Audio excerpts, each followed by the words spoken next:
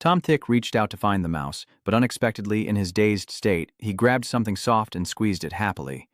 Tom Thick slowly woke up, only to realize that what he had touched was the chest of his young disciple. Not only did he not feel embarrassed and stop, but he shamelessly squeezed even more, making Shang Wuling twist in embarrassment.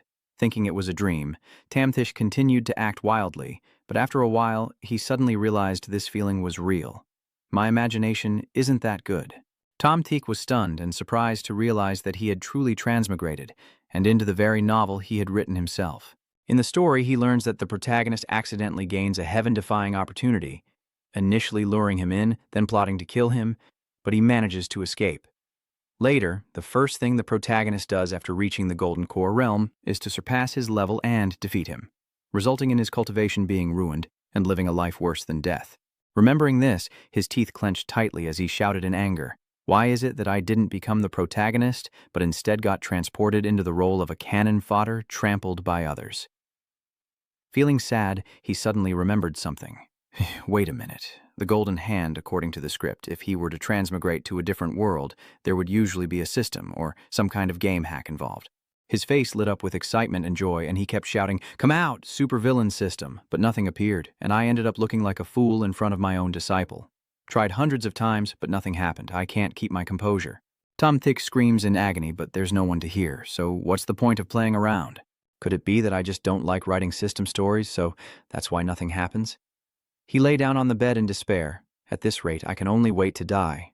Seeing the master's dejected expression, Wuling didn't hesitate and jumped onto the bed, hugging him. Looking at her innocent face, Tom Thick thought to himself, "Thuong Vu Lin is the youngest disciple I have, and only when the protagonist joins the sect will she become the little senior sister." At this point, Tom Thick finally remembered, wait a minute. Based on the current timeline, the protagonist hasn't yet joined the Supreme Peak Immortal Sect, let alone become a disciple of the three sects, nor has he formed a bond with me. The protagonist is destined for greatness and is extremely biased towards his family. As long as he clings to this powerful support, he can dominate without fear. He put on a shameless look. In the immortal world, there are surely many beauties, all of whom are mine. Tom Thick silently pondered. I've always been rough. Now I must change to gain a better impression with the disciples. This is extremely important, because those disciples later became either powerful figures or famous in the immortal world, and they all followed the main character. Lost in thought, someone outside came to request an audience. "Master, disciple Huyen Ngok has something to report." Huyen Ngok looked worried and said, "Little senior sister has been bringing spiritual tea to the master for so long, she won't accidentally fumble and anger the master and get punished, right?" Mentioning the name Huyen Ngok, he also had some impression. She is the second disciple of Tom Thick, a character in his story who is careful, gentle, sentimental, and emotional, but unfortunately of average talent, and her fate is even more tragic. She was killed by Tom Thick for protecting the main character, which was one of the main reasons he returned to seek revenge. Remembering the second disciple, tears of Tom Thick kept falling uncontrollably. Huyen Ngok is described as aggressively attacking the defenseless. Now let me see how the beauty stepping out from the story looks. He hurriedly opened the door. Is there something to discuss with Master Vi? Unexpectedly, he saw Huyen Ngok kneeling on the ground as soon as he stepped out, looking extremely confused. What the hell is that? Why did it appear like this? Shamthish ordered. Stand up. Hearing that, she dared to lift her face, her eyes unable to look straight, stammering, Master! Huang Chin Duong sent out the invitation cards, regardless of the major matter. What Tam Thick cares about is that full round belly, since when has her nose bled non-stop? Meanwhile, Huyen Ngok felt relieved, thinking everything was fine with the young disciple sister. Returning to the main matter, Huang Chin Duong is the administrative center of the Thuong Din Tien Tong. Sham Shi quickly said, "Show me the invitation card." Just one word from her was enough to make Huyen Ngok turn pale and tremble uncontrollably, unable to speak. Reporting to the master, the invitation is still on its way and has not been teleported here yet. She closed her eyes tightly, afraid to look, her heart filled with worry. It's over. I was so worried about the little junior sister just now that I lied casually, and a disciple with such extremely low talent like me, my master will execute me. Looking at her expression below, Tom Thick also guessed that this invitation is mostly a lie out of concern for the little junior sister. How could I have such a foolish disciple? He waved his hand and ordered, "All right, you and Vu Lin go back first. I'll forgive you this once, but only this once." Tam Thick did that on purpose to give her an escape route. As soon as he finished speaking, Huyen Nagach immediately brightened again and lifted her up, saying from now on there's no need to kneel, just use normal etiquette. Master, what do you mean by that? It's nothing. Just seeing you kneel and speak was really annoying. Just do as I say. Both of them quickly left, leaving Shenshur with a bunch of different thoughts. It's really hard. Tom Thich, who was originally very strict, seems to have spent quite some effort trying to change these disciples' thoughts. He sighed and decided to first guide them in their cultivation. From a different perspective, Huyen Ngok has always looked at her master with a tender gaze, and her recent actions made her cheeks flush with embarrassment. Vu Lin beside her gently reminded her, "Sister, why is your face so red? Are you just saying that because you think your master is handsome?" Huyen Ngach quickly denied, "No way. Can I also comment on my master?" Transitioning scenes, Tom Thich returns to his den, where the spiritual energy is intense, second only to the Sect Master and Deputy Sect Master's training grounds. All of Qibao belongs to him, many covet it, but dare not speak up because Tom Thich's cultivation level is unmatched here. As he walked away, Tom Thich thought to himself that there is a mutated plant in my snow lotus garden, which is also the first head of the protagonist, and no one has discovered it yet. I must quickly take it back to prevent any future accidents. His face showed a look of joy. But the main plot is all written by me, so what kind of accident could happen? Yet his gaze suddenly changed, and without knowing where the Dan hack appeared from, it tore apart Tam Thich's land. Unable to contain his anger, he immediately charged forward.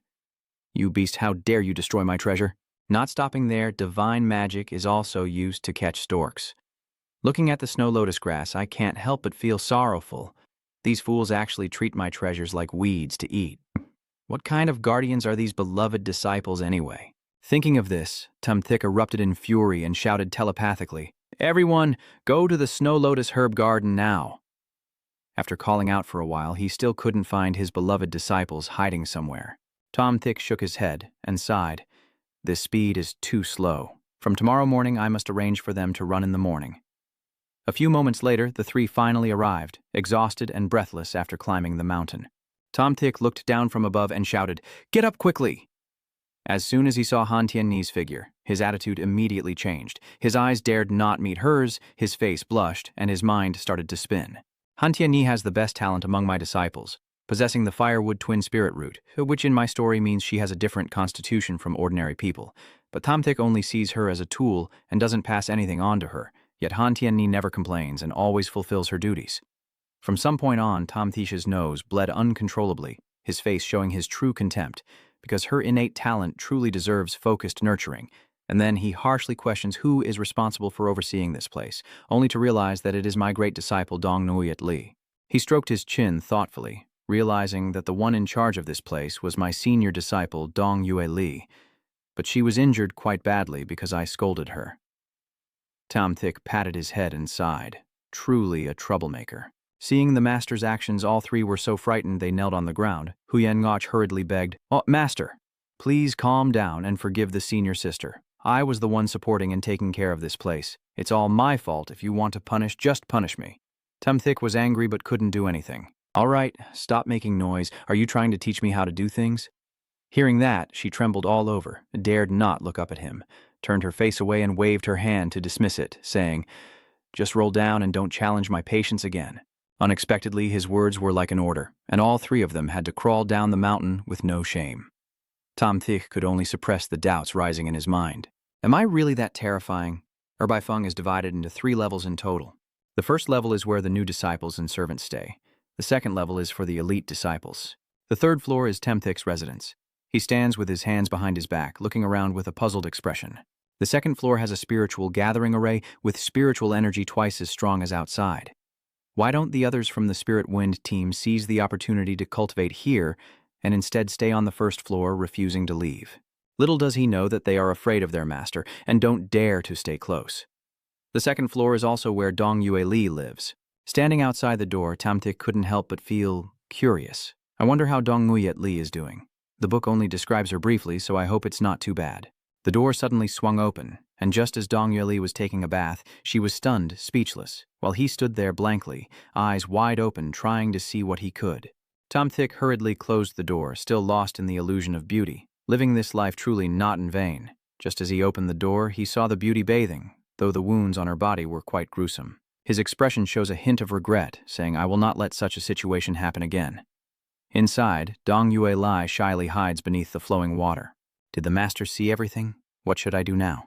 Master won't suddenly lose control and do something bad, right? She glanced outside. It's been so long with no response. Did the master leave?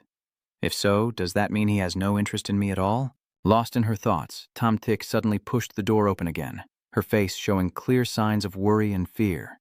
He kept approaching, shouting loudly, and opened his mouth. This made Dong Yue Li blush all over, stammering, "Master, please don't. I am your disciple. My mind keeps wandering, and with my injured body, if the master were to torment me now, I would surely die." Dong Yue Li looked confused and didn't understand, he explained. "This is Yuan Lingdan, a 4th-grade elixir worth a fortune. I only have about 20 pills in total. Quickly refine the medicinal power and don't let it go to waste." The elixir was then refined by Dong Yue Li, and Tam Thich avoided her to ease her embarrassment. He secretly looked and calculated, if I have suffered so much loss, Dong Yue Li should be able to break through to the Trucco stage. The sky is getting dark outside. Shang Wuling and Huyan Ngach are sneaking around. Both of us went upstairs to deliver the medicine to the senior sister because we knew that the master was training and wouldn't be free to be here. Huyan Ngach knocked on the door softly and said, "Senior sister, we're here to bring the medicine. Please open the door." But there was no response, and Huyan Ngach's face turned anxious. Did the senior sister faint from the punishment of the master?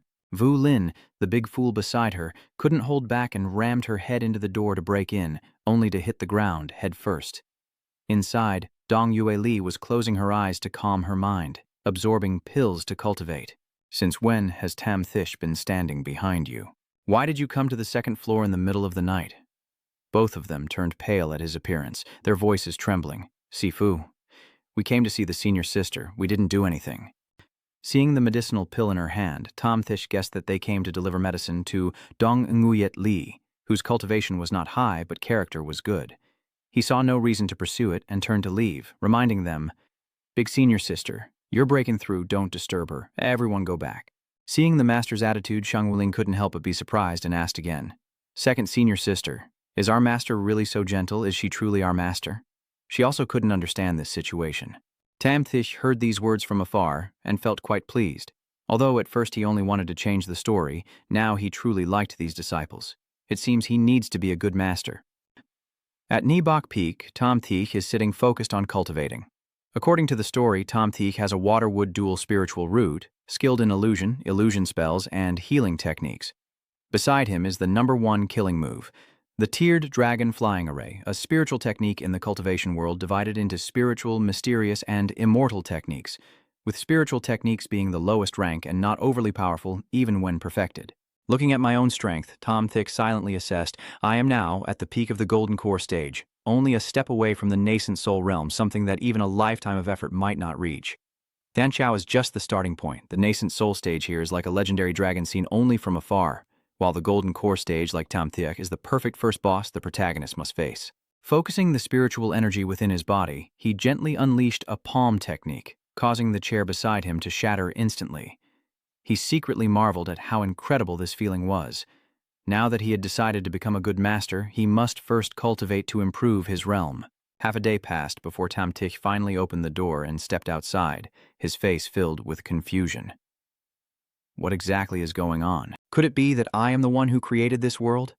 That's why I only need to cultivate a little to suddenly break through to the nascent soul stage. Tom Thick closed his eyes and enjoyed it. This world is responding to me, fulfilling all my needs, not only allowing me to break through to a higher realm without obstacles, but also making the heaven and earth's rules support me in battle, weakening any attacks directed at me while I become stronger. Tom Thick smirked and couldn't help but jump with joy. Is this what it means to be powerful? As long as I disregard the Great Barrier, and even if I become a divine transformation, I can crush and fight. But Tom Thick still respects this world, so he will suppress his realm to the core formation stage. With this kind of aura, even the main character being pampered would just be pushed around. The grand scene of the protagonist relaxing is not far off, and it's quite strange. Even with his arrogance, he never thought he would be the protagonist in this story. The next day, Thuong Vu Lin stepped out drowsily. At the same time, Huyen Ngoch and Han Tien Ni were already waiting outside, with Vu Lin complaining with her eyes half closed. Yesterday, I heard our master's terrifying laughter echoing down from the mountaintop, which made me so scared I couldn't sleep. No time to complain. Huyen Ngok reminded us to wash our faces quickly. Our master is calling us to gather at the mountaintop. Upon hearing the summons, all three hurried up to the top of the mountain. Up here, Shenshu yawned deeply, telling this little treasure to sit comfortably and get ready for a good sleep. Next to Dong Yue Li, she whispered in his ear, "Master, all the junior sisters have arrived." Seeing the body of the senior disciple, Tam Tik froze completely. Dong Yue Li had successfully broken through to the Jindan stage yesterday. Looking over here, he couldn't be bothered to speak and had only run a little before he was already out of breath.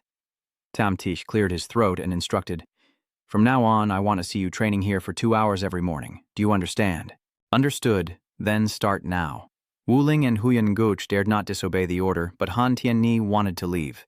"Master, then I will go do other things and not trouble my sisters here, as I haven't received any cultivation techniques yet. I'm just a useless person who hasn't even started practicing. Maybe I'll spend my whole life as a servant and won't be able to save my mother." Tam Tik now realizes that Han Tianni's identity is somewhat sensitive and fears trouble. So he didn't teach her the cultivation method, but now that I have power, there's nothing to fear. Now she is 14 years old, no longer young for starting her cultivation. The golden age for beginning cultivation is from 9 to 12 years old, and by 14 the meridians in the body are almost formed, even though she is just starting her practice now. Seeing Han Jenny about to cry, Shen gently patted her head to comfort her. "It's nothing serious. You are a fire and wood dual spirit root. Your starting point is already much better than many others. Today, I will teach you the cultivation technique. As long as you work hard, nothing is impossible." Hearing this, she was moved and couldn't help but cry.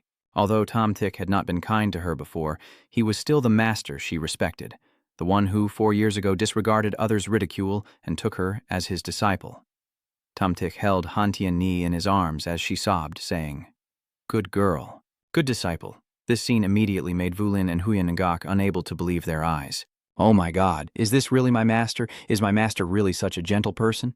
Dong Guyat Lai also has to admit that her master was indeed a gentle person in the past, and now she has finally returned. A voice complaining could be heard outside the house. "I'm so tired," Vu Lin complains as she wiggles her toes. "Every morning I have to crawl up the mountain to train and then go back down. My legs hurt so much." Huyan Gok scoops a bucket of water and pours it over herself, explaining that the master does this for our own good. "Little junior sister, don't be angry anymore," Tianni said from beside. "I'm going down the mountain to buy food. Wait for me to come back and cook for everyone." Vu Lin runs up and hugs her from behind. "Third senior sister, can you tell me, has the master been too strict lately?" Tianni asked shyly. "Little junior sister, don't cause trouble," she softly instructs. The master not only spent mental energy using the spiritual pond to pass on the cultivation technique to me, but also let me train at the White Jade Cloud Pavilion. Master treats me that way. I must work hard to cultivate so I won't disappoint master's expectations. Vu Lin asked Huyan Ngok, "Do you think the second senior sister, master, really is like the eldest senior sister said?" "Actually, our master is a very gentle person." Huyan Ngok patted her head and said, "You don't know. But we are only second-generation disciples of the Second White Peak, originally rejected by the Sect. Tianni was rejected because of her status, and I was rejected because of my weak spiritual root." Huyan Ngok pinned her cheek and said, "You're just missing a few seconds of brain function." Vu Lin puffed her cheeks and argued back, "I'm not mentally deficient, I'm very smart. Only our master is willing to accept us as disciples, so our master must be a gentle person." Now, Tianni is descending each step with a smile on her face. She stopped and saw a figure in the distance, then asked, "Who are you? Do you have a token to come to Erbai Peak?" "Sister Tianni, how come you no longer recognize me? I realize now it's Brother Zhao Huangming." "What is Senior Brother Zhao here for?" This time I remember he just came not long ago to take a piece of snow lotus grass. He explained, "Sister Tianni, this time I am not here to take the snow for grass. Actually, recently we lost 7 medicinal fairy cranes from Hakach Peak, so our master sent us to search other mountain peaks." Tianni was shocked and covered her mouth. "Poison fairy hawk?" He replied, "Yes, the medicine fairy hawk is extremely precious. Its blood and feathers are invaluable treasures, and it is the most important product of Hakbach Peak. I don't know if junior sister Tianni saw it or not. She avoided it and had never seen one before." Tianni recalled the meal earlier. Tam Tik praised her. Her cooking skills are really good. And this immortal crane dish was very delicious. Thinking quickly, she felt guilty.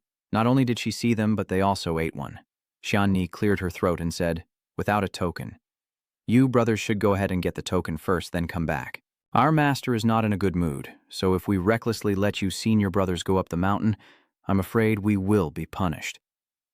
At this moment, she tried to steady her mind and calmly think of a way to deceive and get through this. Huang Min, with sweet words, said, "Junior sister Tian Ni, there's no need to trouble yourself. We just want to go up the mountain to take a look." She refused. "Sorry, senior brother. I don't have the token. I dare not recklessly let you go up the mountain." He got angry. "Han Tianyi, calling you a junior sister, do you really think you're that important? You don't even know the cultivation methods, yet you dare to stop us here. You're really asking for trouble." He pushed her away. "Someone is stopping Huang Min. Senior brother, don't get emotional. The second White Peak Lord is actually Master Shen Shi." After hearing that, he became even more arrogant. Master Tam Thick doesn't care about his disciples and often beats them. But Han Tian Ni has not even been granted the divine cultivation method by the true person, and if you hit her, Master Tam Thich would turn against us Hak Bak Fong for a useless girl. "Fairy Nai, put away your magic. Respectfully, senior brother Zhao, do you really want to fight here?" He thought crazily. "Why is this happening? I am already at the 3rd level of Qi refining, although I didn't use my full strength just now. How could someone like Han Tian Ni, who hasn't even entered the sect, stop me?" he said. "Your master. You haven't been taught the cultivation method, yet you secretly practice. You must be stealing. Today, I will teach you a lesson from Master Tam Thich," Huang Min said as he charged forward, tense. "I just started my training and am not yet his match, but even if I have to sacrifice myself here, I won't let you disgrace my master's reputation."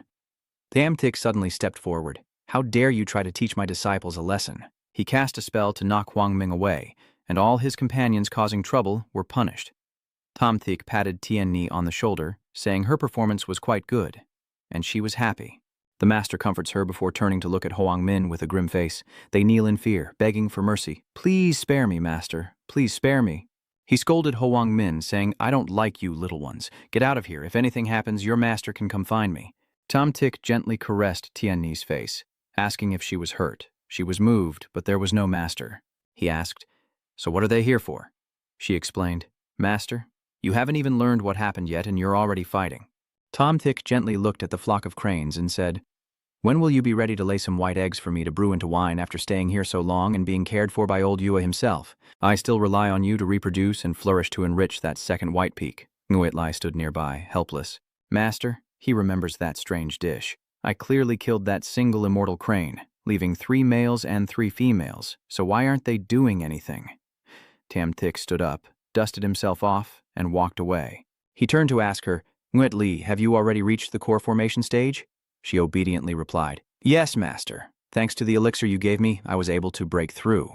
Tam Thich took out a book and said, "If you have reached the core formation stage, you can learn the spell techniques. You have a mutated ice spiritual root that is very close to the water attribute. I have a spiritual grade water technique called Chinu.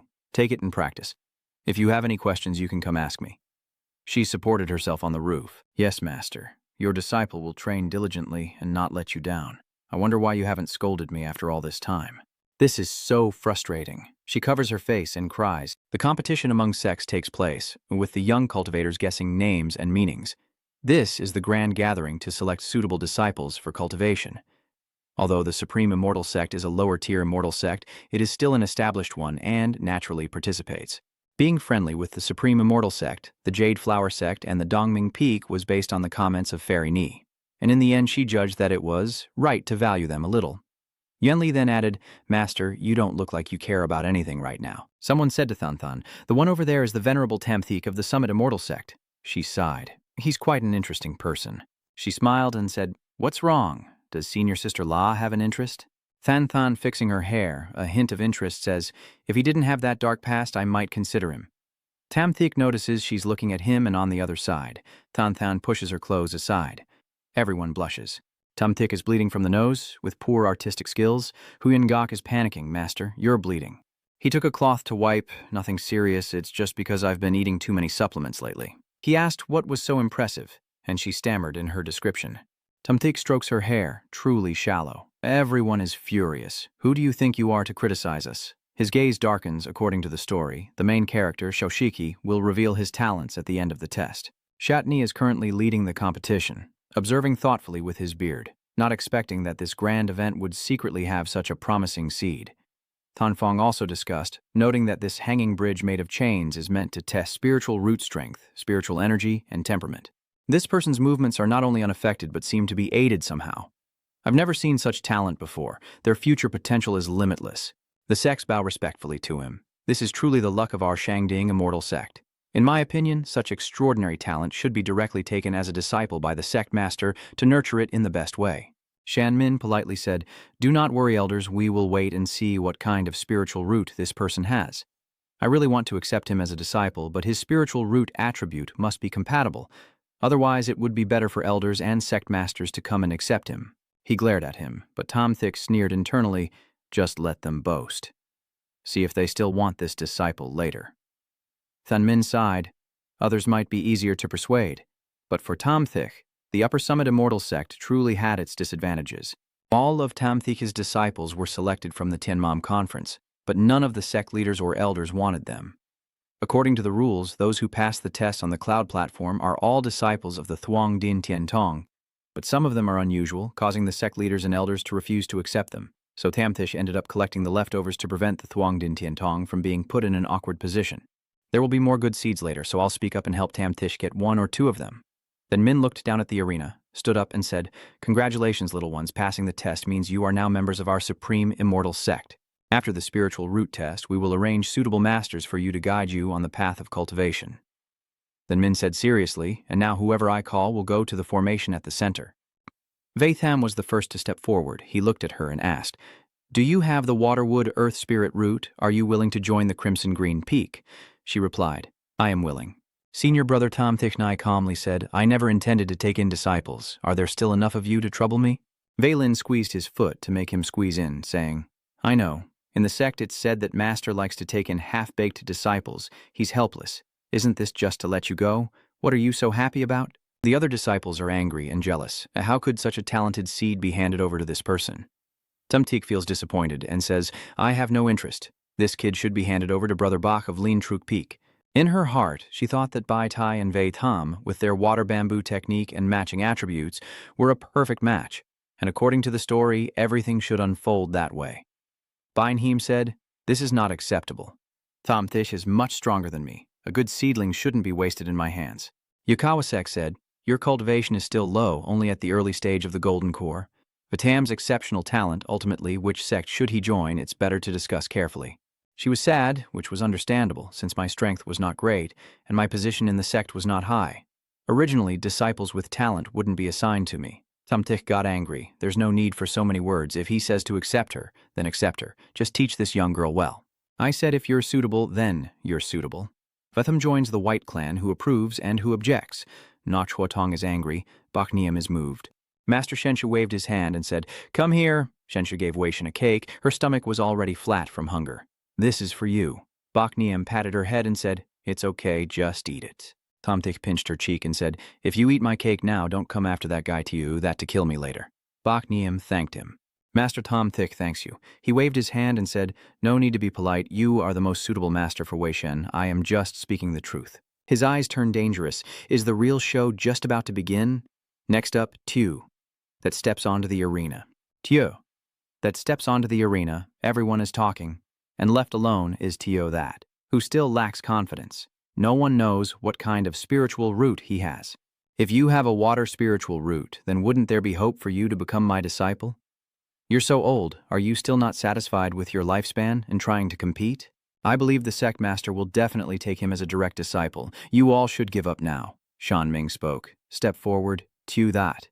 He clasped his hands respectfully and said, "I, Xiao Shiqi, bow to the venerable masters. You are pleased. Good. Your talent is exceptional and your temperament steady. No matter which sect you join later, your future will be limitless."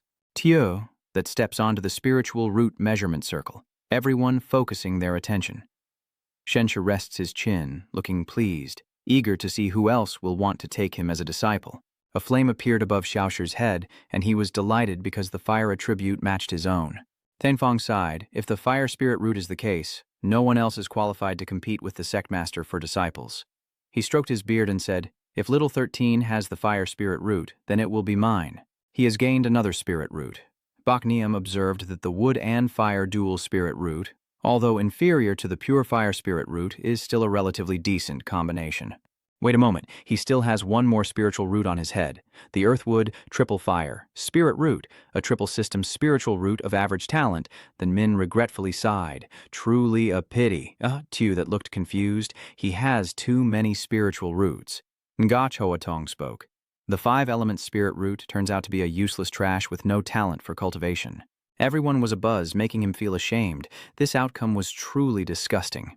He had looked confident before, but now, how could he possibly step down from the stage? Shanming coughs softly and says, "To you that.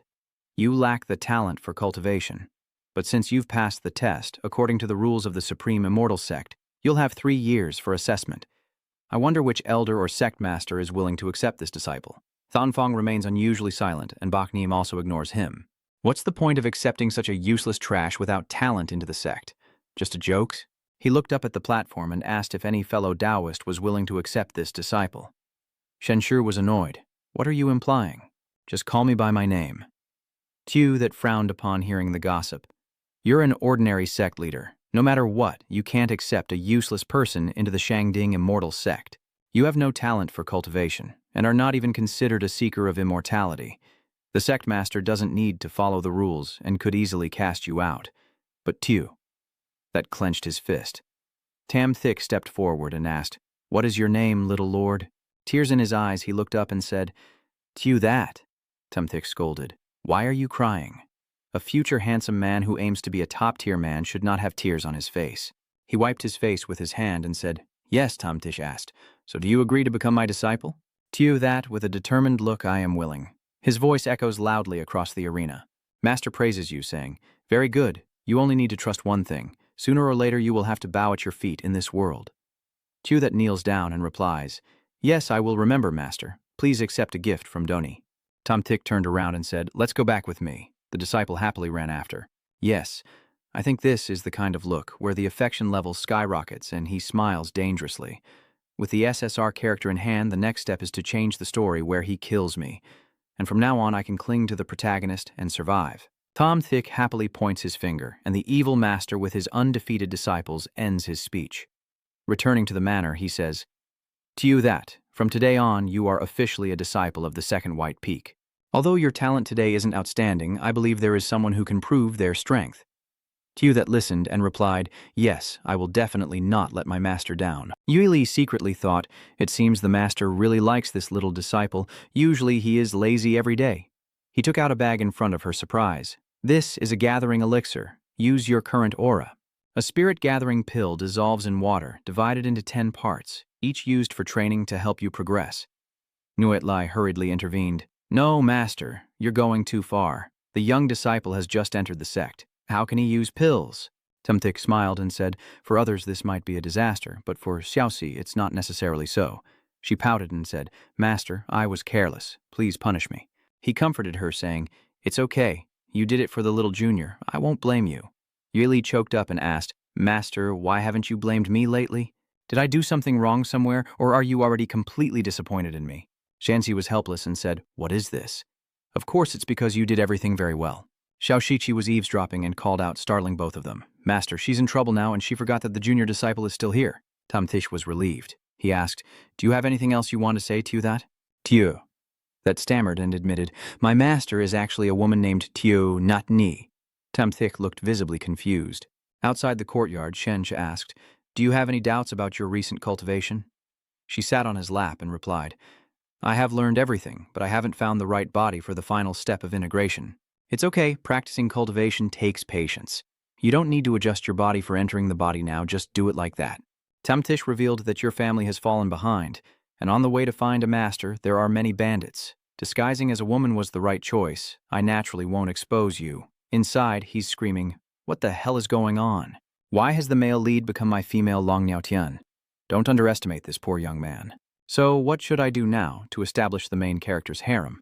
Could it be that I have to take her place?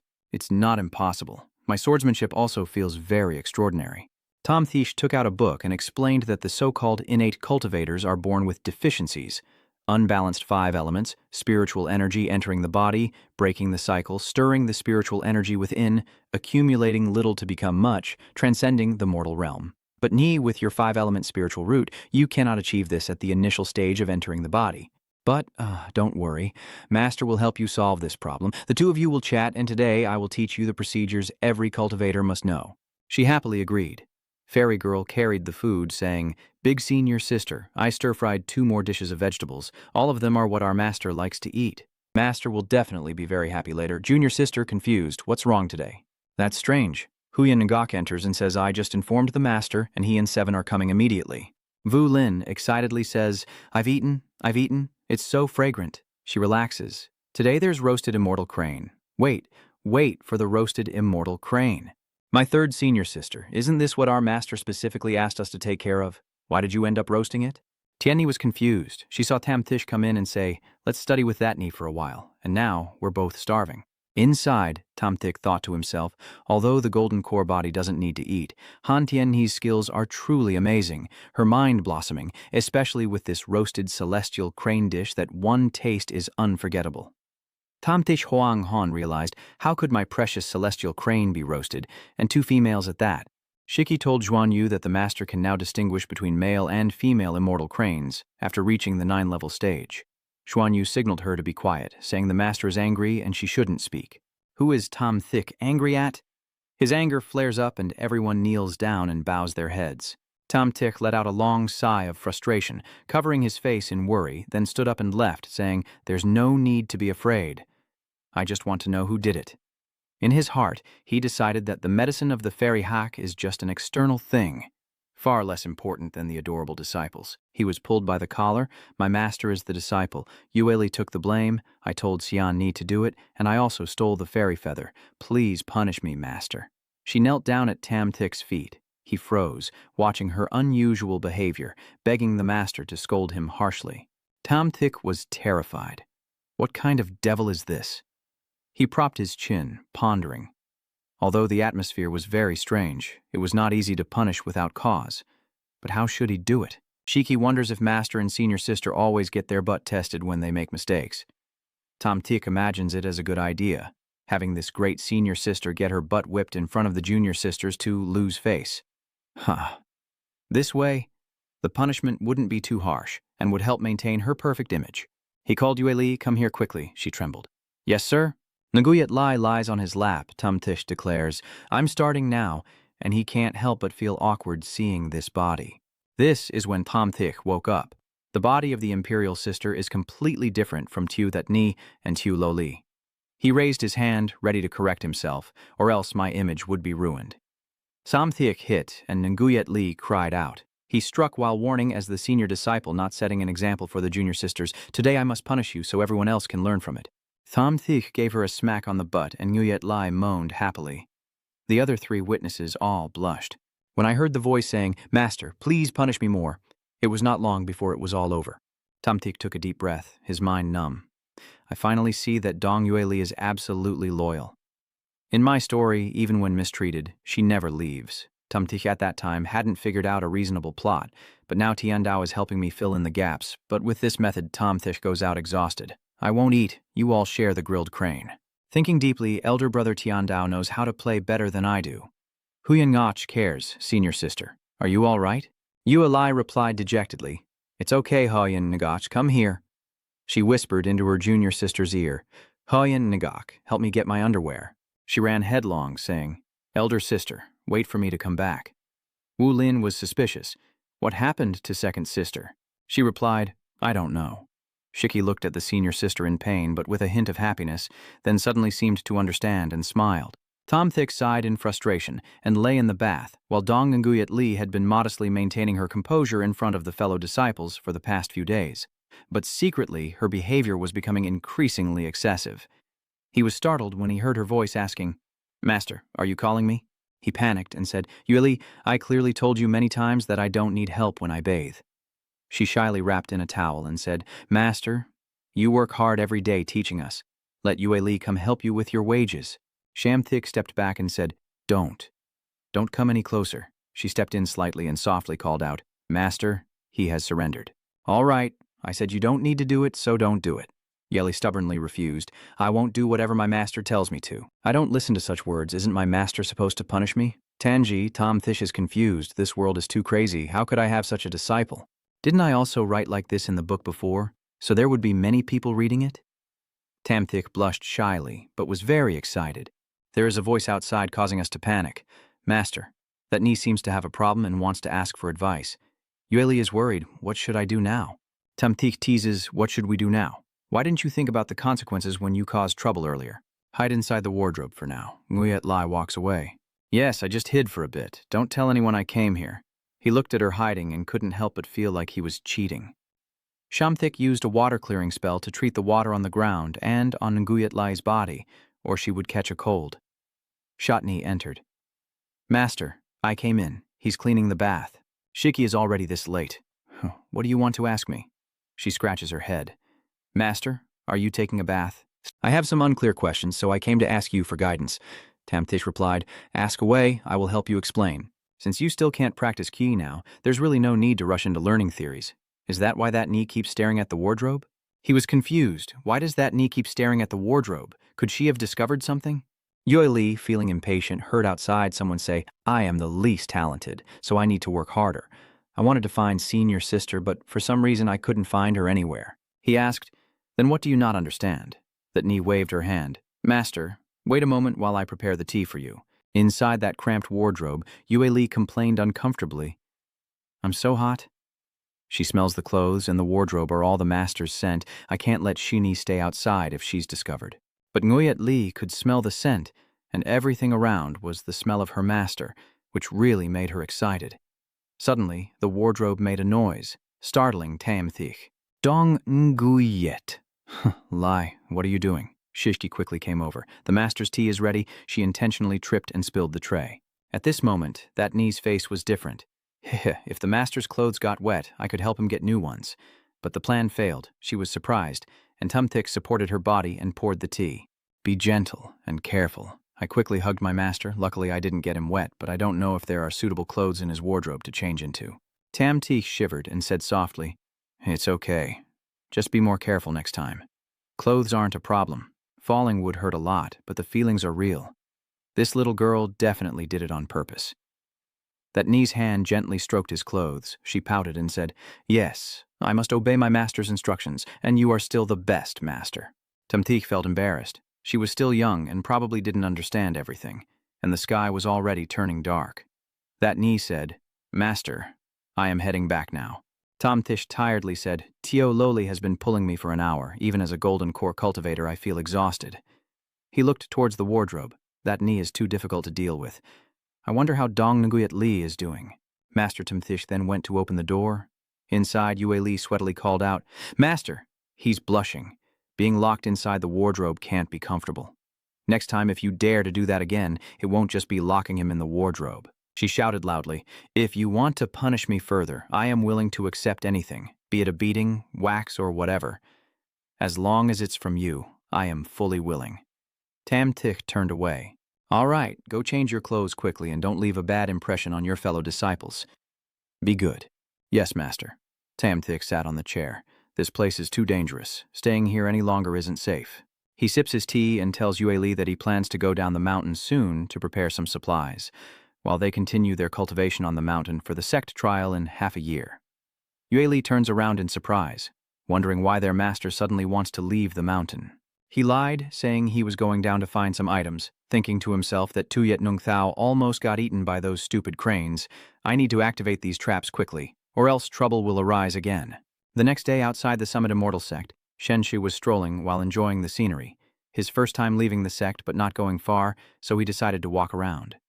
A group of people moved around the mountain. Gaoxiang said to the person in the carriage, Madam, there is a place ahead for rest and regrouping. Shall we stop here?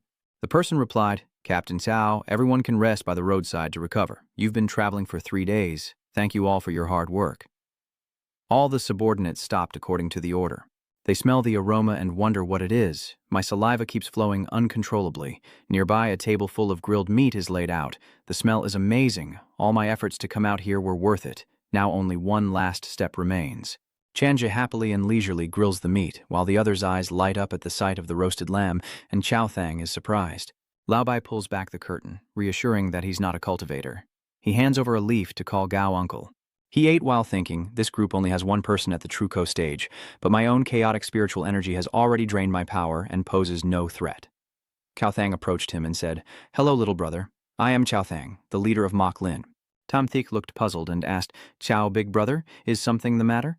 He took out the leaf from earlier and smiled. "I want to buy a few skewers of grilled meat with you. Just 3 skewers are enough. 1 piece of gold leaf, is that okay?" He was courteous. Cao Ca laughed and joked, trading a piece of gold leaf for 3 skewers of grilled meat. "Too generous. I won't eat that much meat. Take it for yourself." Cao Thang happily thanked the young brother, saying that he could still give each of the brothers a little to satisfy their cravings. The sky was clear and the flames flickered brightly. Tom Thick stretched himself. "All right, let's continue on our journey." Sam approached this young brother, and he blushed. "Are these 2 beautiful women the legendary flower maidens?" Gensha twitched his ear and asked, "Wait, who did you say is small?" Wu Din chuckled softly at the silly look. "Thank you, Sam. Little brother, your grilled meat is really delicious. Meeting by chance means we are destined to cross paths. The young girl is Mok Lin from Baolak Sam. This is my daughter Wu Din. May I ask how you address the young brother?" He closed his eyes, and the cultivators do not mention the name of the young Taoist Khan Trak. She blushed and realized she had been rude to the young female cultivator, but then thought differently. Cultivators don't usually use the character for scene in their names. It's obvious they were just speaking casually. This young man is also quite cautious. Sam asked, "May I ask, young female cultivator, are you about to set out?" Shenshu clasped his hands and said, "Yes, I will take my leave now." Wu Din laughed out loud and turned back to say, "That's right, I want to go to Duanli Mountain. If it's on the way, why not take me along?" The 2 women blushed and said, "If junior brother doesn't mind, everyone will set up tents by the riverbank." Wu Din, fixing his hair, asked, "Why do you want the young Taoist to come with us?" "Old man Bai said he was not a cultivator, right?" Sam gently explained. "I can't see through this young man at all. Whether he is a cultivator or not, he is definitely an extraordinary person. Asking for his help won't do any harm. Moreover, he even said he wanted to go to Duanli Mountain, which is a cursed mountain occupied by demonic beasts where no ordinary person can enter without the skills to come out. If he truly is an extraordinary figure, then if we form an alliance with him, I won't need to join the Jade Flower Sect. I don't want to be separated from Mother." Sam comforted her, saying, "Silly child, I don't want you to leave either, but this world isn't always as we wish." Wu Din closed his eyes, feeling the warmth. If he truly was a cultivator, I would marry him so that the water spirit treasure wouldn't be bullied anymore. Over there, Tom Thick quietly sneezed. Cao Thang reached out his hand and said, "Little Taoist, this is a wilderness camping area with no resting place, so you can sleep in my tent to avoid catching a cold. I will stay outside for the night." He waved his hand and added, "No need, Brother Gao. I can't sleep." "Why do you want to go to Jade Flower Mountain, Mok Lin Bao? Sit down and tell me what's on your mind." Mok Lin Bao used to be a major sect in the martial world, supported by immortal masters. Although the imperial court also respected us after the unexpected death of the elder, Mok Lin Bao lost its advantage. For the past few years, the lady has managed all of Mok Lin Bao alone. Without her clever mind, I'm afraid Mok Lin Bao would have been completely taken over by rival forces long ago. This time, we are going to Ngok Hoa Sun, because we've heard there is a legendary immortal sect outside the mortal realm, and the lady wants to follow the young lady to enter the immortal sect. Thamthish propped his chin. What about Ngok Hoa sect? He thought of Thanthan, that very big sect. Tom Thick pointed and asked, "Where are your sect leaders?" Cao Thang closed his eyes and sighed. The sect leaders were lost early, before the lady even married into the family, and they never even met once before being separated forever. The young lady is a child the lady found. Everyone in the martial world knows this. Tom Thick stroked his hair and thought, a noble lady and a talented family girl are still virgins. It would be hard not to bring her to Sai Ling. "This is me stepping into the muddy waters," he said. "Big Brother Cow, tell everyone to run quickly and get ready to stand up and fight." After hearing that, he was stunned and asked, "What did you say?" Tam Thick Bin calmly said, "There are enemies approaching from 300 steps away, and their numbers are not small, including some practitioners." Everyone hurriedly stood up. Tam Thish Ung Dung. "If fate has brought us together, I will help you all." The assassins charged forward wildly, kill the brothers, and charge ahead. Lak Sam and her group alertly said, "Everyone don't panic. The enemy chose to ambush, so their strength is naturally not as good as ours." She turned back to remind Tam Thick, "Little Taoist, you stay behind us. Wu Din doesn't need to be afraid." Hearing her say that, he chuckled softly in amusement and thought to himself, "They still think of protecting someone they just met like me." He looked at Wu Din behind him, who was scared but trying to stay calm. He turned away and thought, "Meeting is fate, so I should stay and protect these 2 beautiful women." He looked at the assassins fighting continuously with her subordinates and silently thought, if the attackers are cultivators, then human combat is meaningless. They just don't know when the enemy plans to strike. Suddenly, an arrow shot through the air, blazing and rushing toward him and Vu Din. He thought to himself, "It's here." Old Master Bai said grimly, "So it's a bunch of wild cultivators without inheritance." Sitting in the carriage, he used his technique, causing each arrow to be cut in half. Laksam smiled and said to him, "Thank you, Elder Bai, for your help." Then thousands of arrows shot out again, heading towards them. Immediately, Elder Bai cast a spell to form a barrier. He pointed at the archers and shouted, "Stop!" But the old man's sword aimed at the assassins and struck. The masked man standing on the large sword looked down from above, snorted, and said, "You were so boastful just now. I thought you were some big shot. Turns out you're just a mid-stage core formation old cultivator." Old Man Bai retracted his move, glanced at him and asked, "Who are you?" The arrogant man crossed his arms and said, "It doesn't matter who I am, you're just a hired wandering cultivator and won't risk your life to protect these people. Next, as long as you don't make a move, I will spare your life." A man stepped out from the shadows, his expression dangerous. "Madam Lack, it's been a long time. You are becoming more and more charming. I heard that Leitai is indeed your grand plan. Is it because of the Moklin treasure?" He looked at her with a lecherous smile and said, "Not entirely true. Besides the business, I also want you. Did you ever think there would be a day like this when you rejected me before?" She turned to look at Elder Bai and asked, "Bach kochua noihet, Bach lauda hiro, laknedao ong noitham ta kong faila doithu." Tam Thiek looked at the situation ahead, frowning as he thought, it seems he could no longer remain indifferent.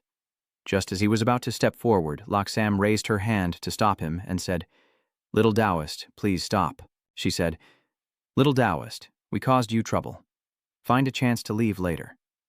She turned to face Leitai. "All right. Whether it's Moklin Bao or me, this time I, Laksam, admit defeat. But I want you to agree to one condition.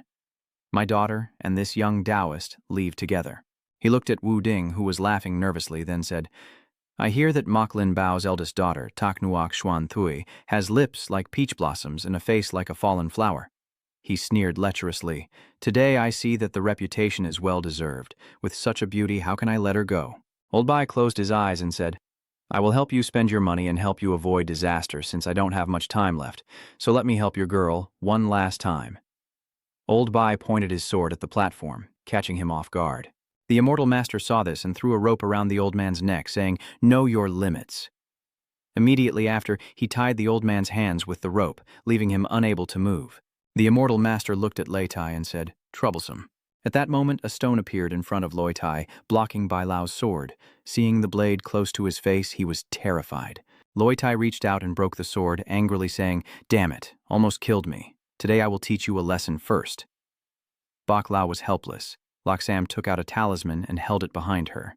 "Young Taoist." Tumthish gently pushes her back and takes back the talisman. "I am here now." He walks over and embraces her. "Lady Lak, actually, I am not as small as you think." He took Vu Din's hand with one hand, making her let out a cry, while the other arm embraced Laksam casually as he stepped forward, the fighting platform intrigued. And who was this little devil? The Immortal Master watched him cautiously, frowning and observing. Tam Thich, with a dark expression, looked at them with a terrifying gaze, and at that moment a fierce storm of wind suddenly erupted. Leitai immediately trembled with fear. "Kneel down, or even my senior is unable to stand. What kind of cultivation is this? That aura is even stronger than that of a master. Senior, have mercy." Tam Thich's face darkened, and the oppressive feeling made it hard for others to breathe. Fu Din thought to himself, "I've faced many dangers and schemes since I was young, but I've never felt as safe as I do right now. He truly is a master from beyond the world." Laksam Sa, exhausted, leans on him and says, "I carry too many burdens on my back. Let me rest against you for a moment, and I should be able to go on." The group bowed their heads in gratitude to Tam Thich. Laksam said, "Thank you, sir, for your assistance."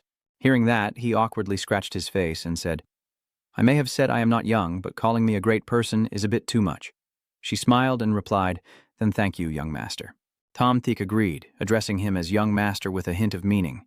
Then the senior priest, blindfolded, pleaded for mercy. "Senior, please spare me. I am Fang Daji, the elder of Diji Kang Sect. I beg you to forgive me. Wait until I return to the Earth Kinetic Sect. I will definitely offer the treasure tower and spirit stones. I and this fellow are only doing this for profit. I don't really know him. I hope Senior understands. Loi Tai, hearing this, panicked. Master, you collected the spirit connecting chain. How can you abandon me? The elder was annoyed.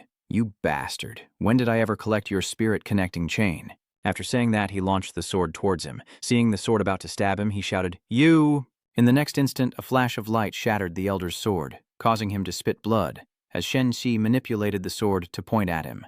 Do I allow you to attack me? He asked, looking up at him and begging. Senior, please don't be angry. What kind of sword is this? It cut my life Dao sword in half with just one strike. Tom Thiek is pleased and says, The Zhu Truck sword is currently not suitable as my main attack. This bitch ho sword is just right for concealment. Even though it's only a mystical grade, it's still usable on this map. Back then in the novel, if it weren't for a bunch of people jumping out to challenge the Sword of the Nine Heavens, he wouldn't have been my opponent at all. Tom Thiek glanced and thought, This time I'll just take it out for a walk and see if you're afraid. The senior brother clasped his hands and said, I really didn't accept any of the spiritual talents from him. He just wanted to frame me. Tom Thiek didn't care. Let me try experiencing the thrill of playing the villain. He thought for a moment and then said, No problem. Within 20 seconds, either of you can give me the spirit-gathering celestial child. The immortal priest was pleased and continued. That person will then be able to survive. He charged at Loi Tai to hit him, and Loi Tai also shot arrows toward him. A second later, 3 arrows pierced his chest, causing him to stand motionless.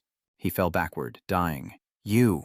Loi Tai raised both hands and presented the spirit-gathering heavenly lotus to Tam Thiek, saying, I found him, this venerable master who only smiled and reminded him, 5 seconds. Immediately after, he was pierced through the heart by a sword, and blood gushed from his mouth. His bloodshot eyes glared at the smug fairy master behind him. You're naive to think that the Foundation establishment stage still needs to rely on blood and chi to sustain the body. After killing Loi Tai, he handed that item to Tom Thiek, who happily accepted it. Very well, according to our agreement, I won't kill you. Loksam took the initiative to admit fault and said, I crossed the line. Please punish me, young master. He hurriedly caught her, saying, It's fine. I only said I didn't kill him. His death has nothing to do with me or you. I helped you out, so I naturally won't fuss over small matters.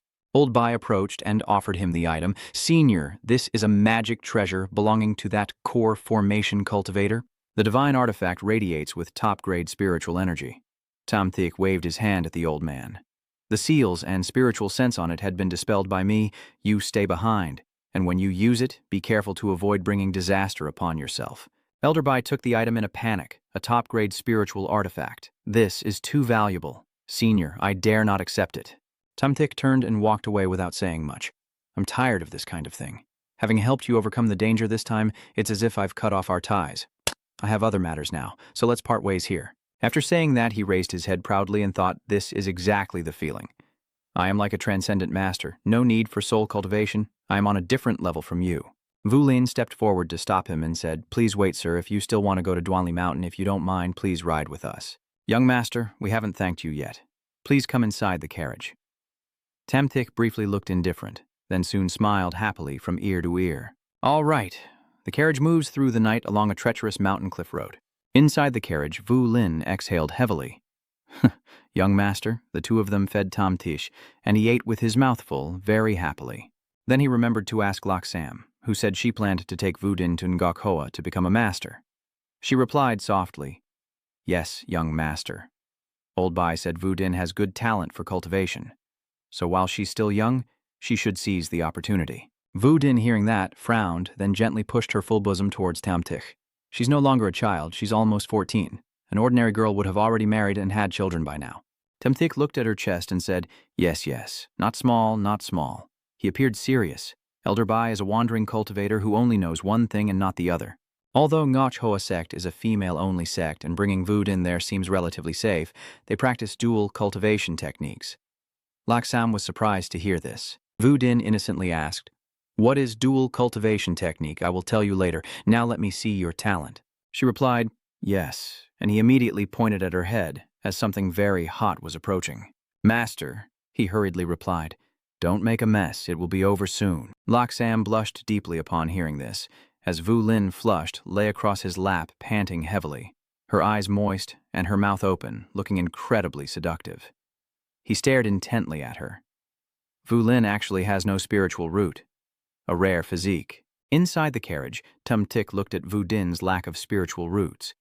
If the five-element spiritual root is considered mortal, then the no spiritual root is a divine spiritual physique.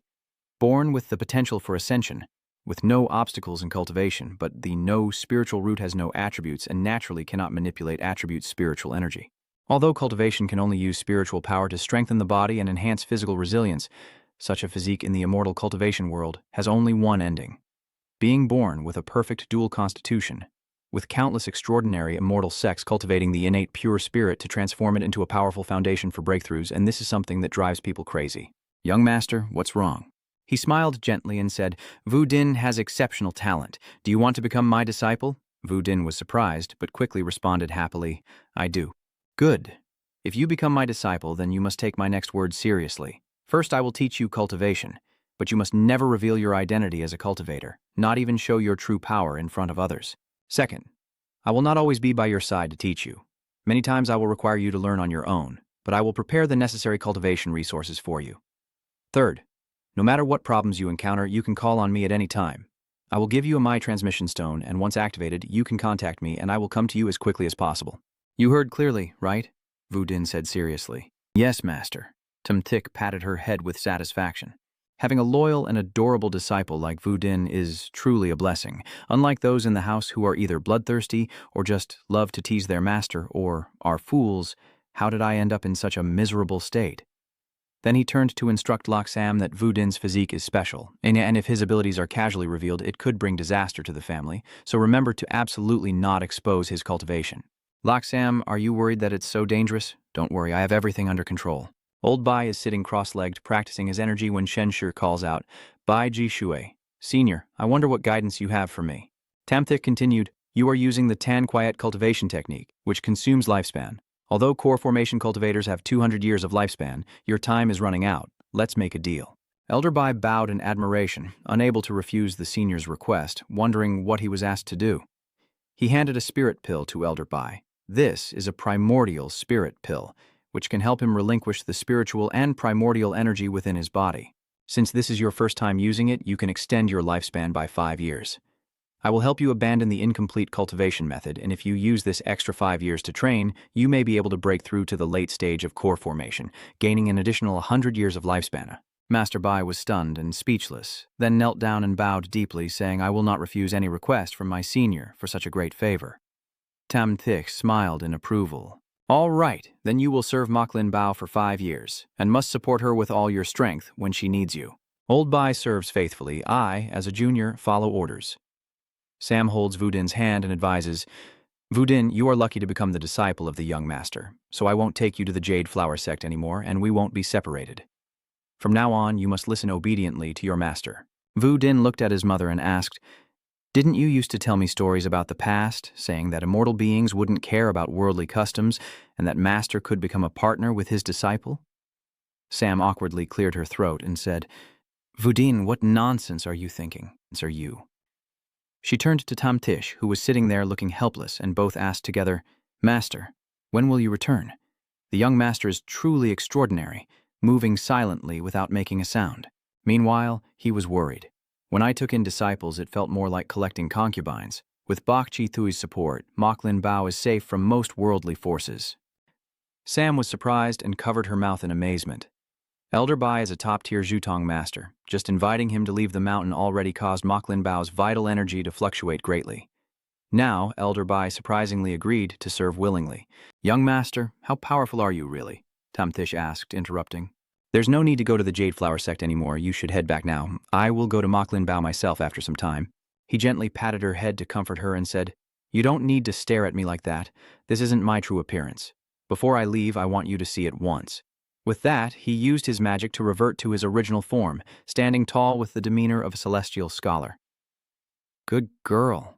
I have passed on my cultivation method to you. Remember to train hard and wait for your master to find you. Sam and Vu Din looked at him in surprise and embarrassment. Then he suddenly flew away without leaving a trace.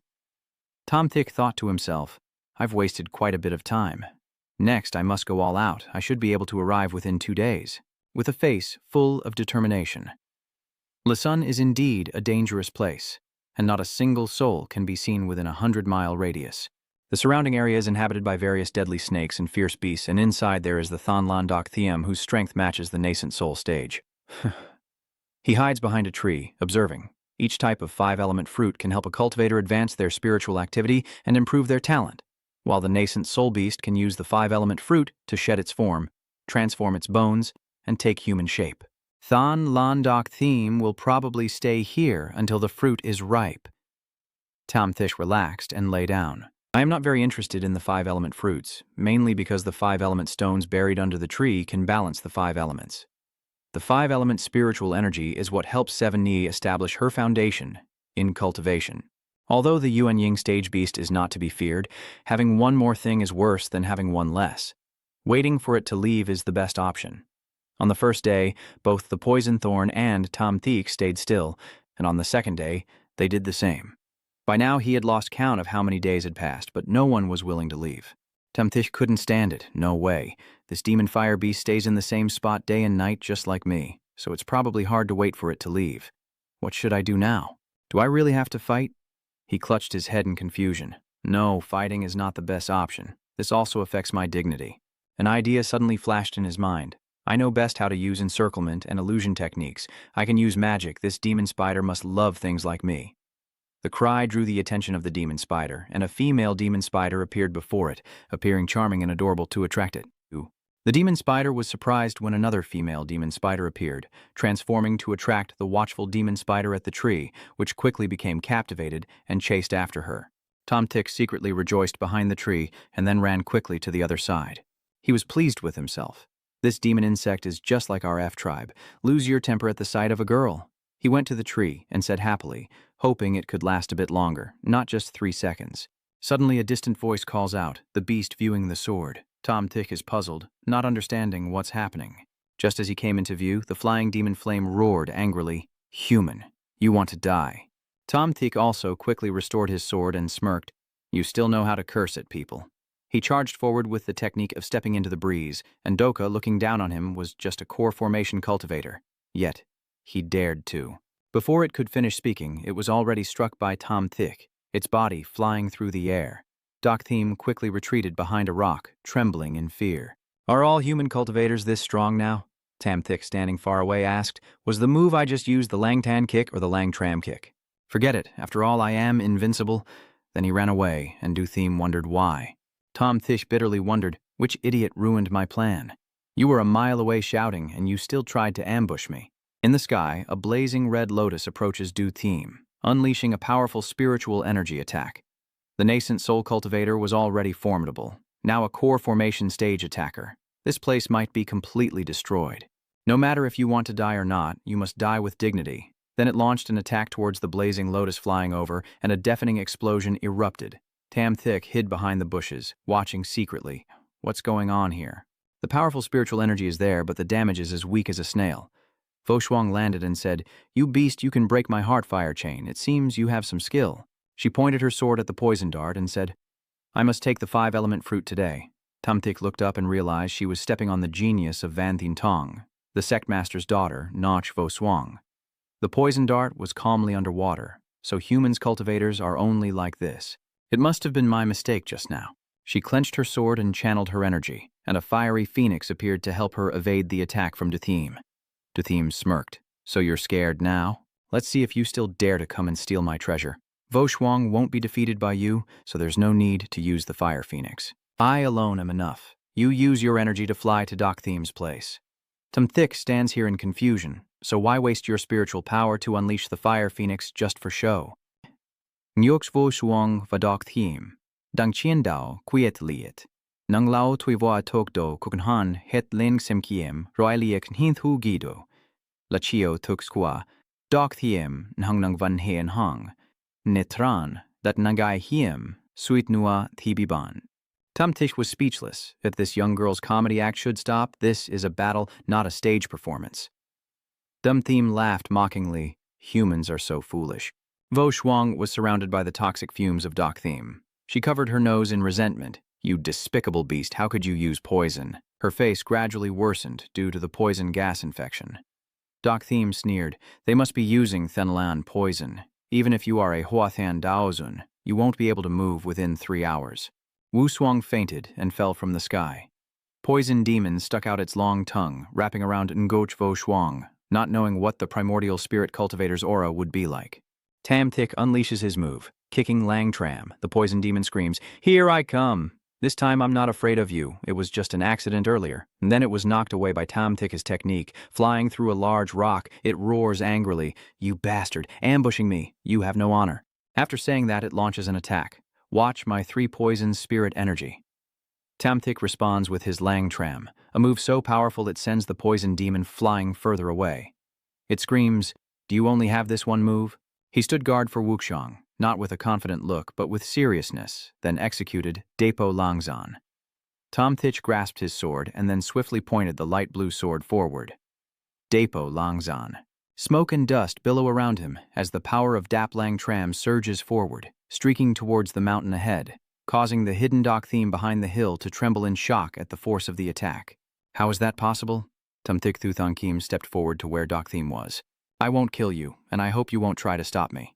He looked at the 5 colorful gems on the tree and thought to himself, if it weren't for Voshuang Jade breaking it, I wouldn't have to resort to such rough methods to get what I want.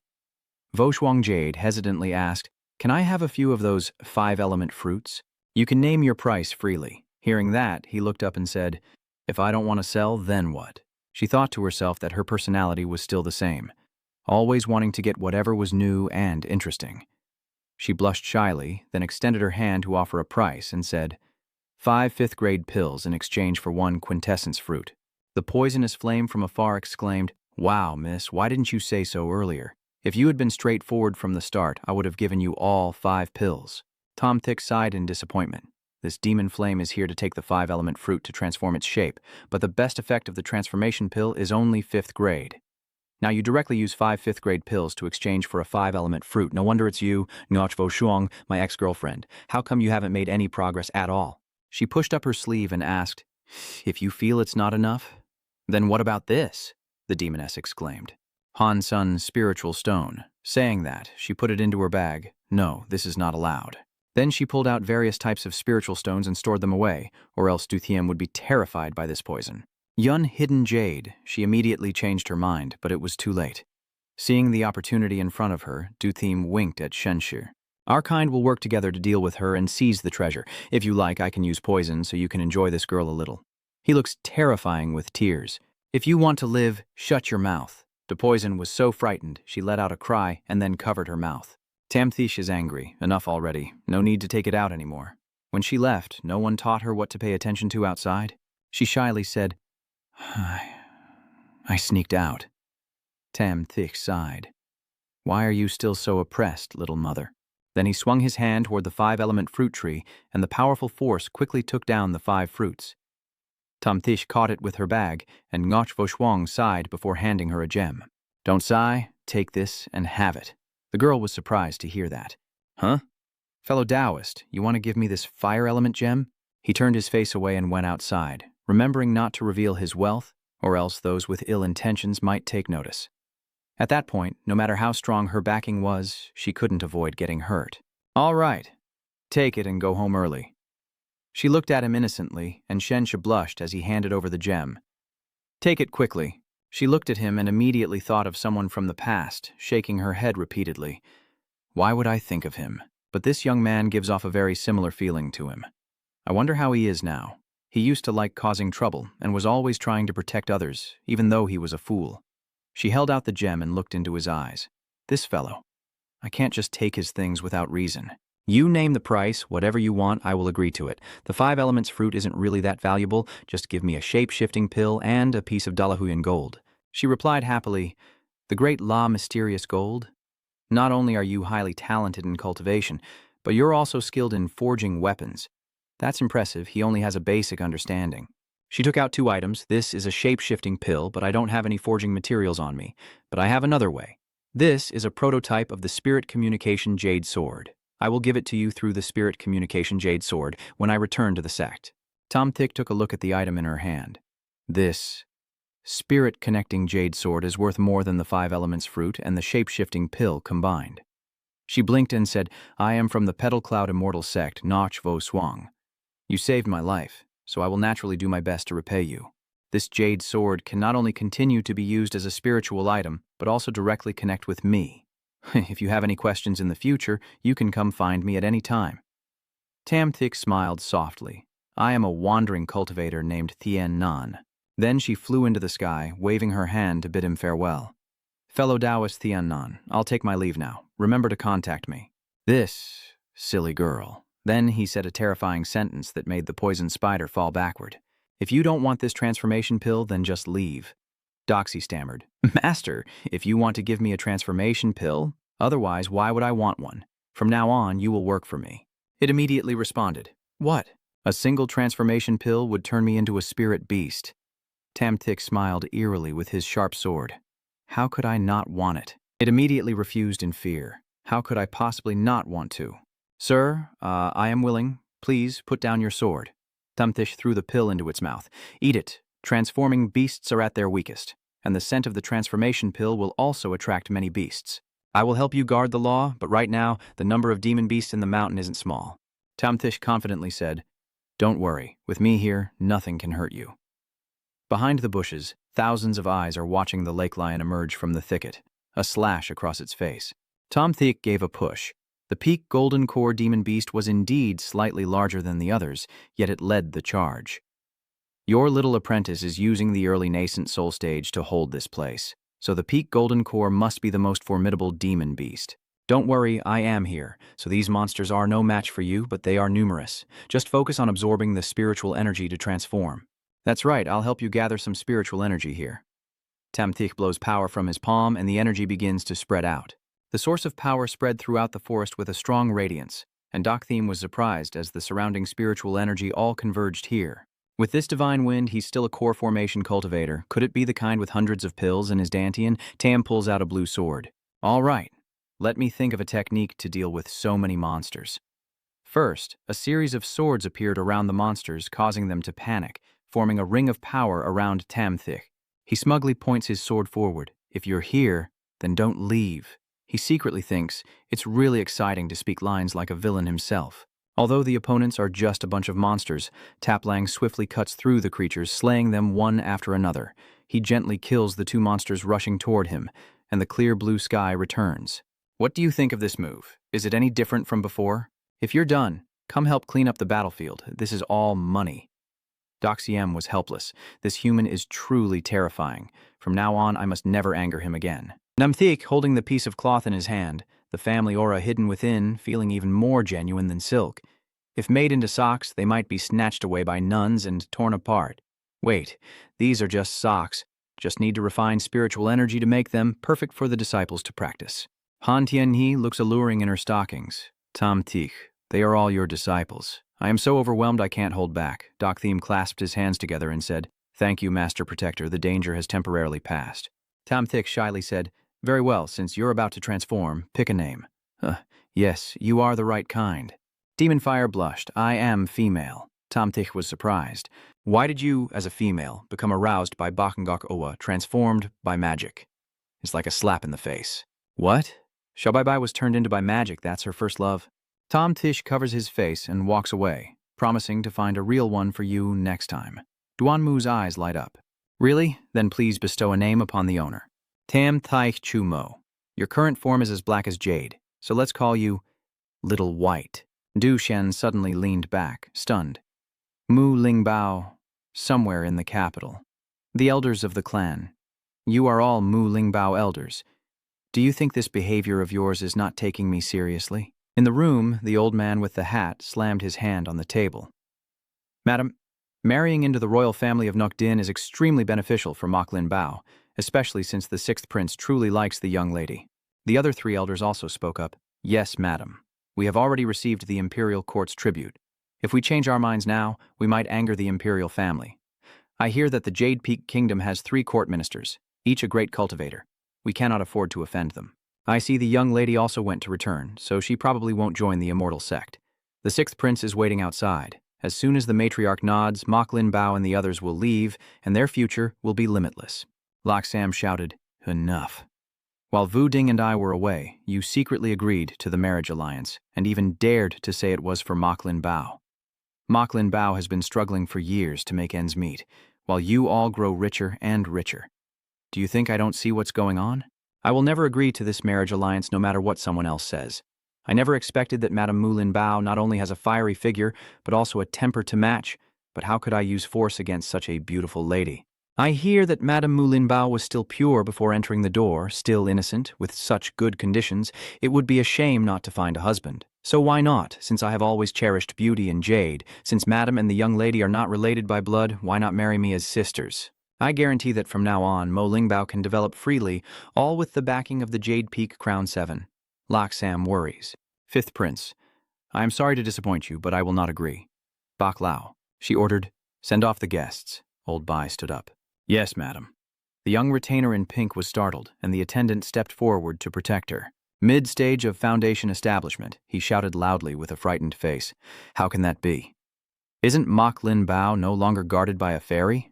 The young retainer continued, and was Bak Chi Thui, who was also not as feeble as he appeared, with sharper sword intent. The man in purple clasped his hands and said, I am the sixth prince of the Jade Peak Kingdom Guangdong. No matter how much Lin Bao paid to invite you, I am willing to pay the price. Master Bai still responded with a powerful golden aura. Sorry, Crown Prince. I serve Lin Bao, so of course I will do whatever it takes for Lin Bao. Please return, Your Highness. Duong Donghong raised his sword to defend himself. I am no match for Elder Vuong Duong's fear. Duong Kong Pong. Let's go. Du Tiam asked, this aggressive fellow just leaves like that, with no backbone at all. Tumthich is self-satisfied. Little White, you don't understand that the hardest people to deal with are those who can adapt and change.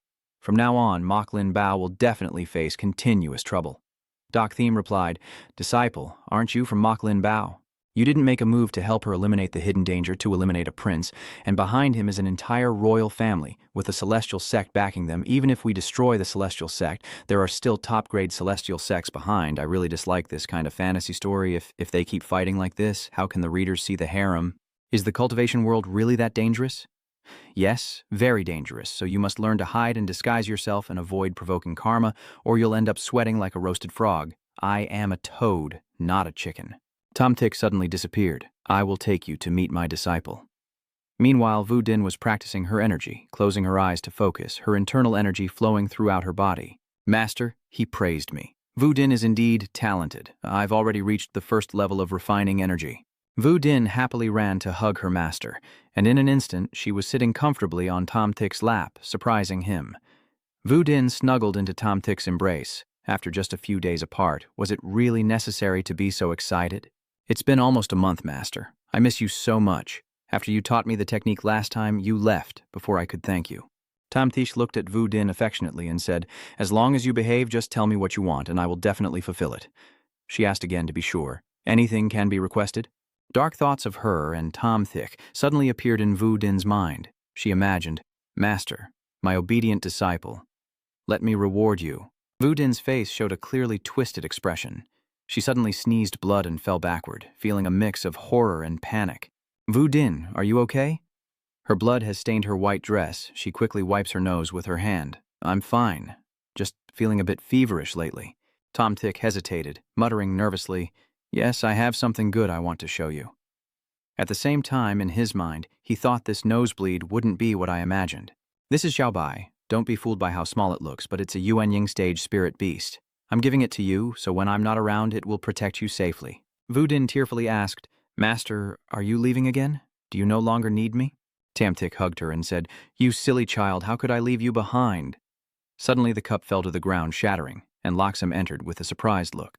Laksam's eyes narrowed at the scene before her as Vu Din pressed her head into Tumthich's chest and cried. Seeing the bloodstain on Vu Din's dress, Laksam misunderstood. Tumthich hurriedly explained, Can you listen to my explanation?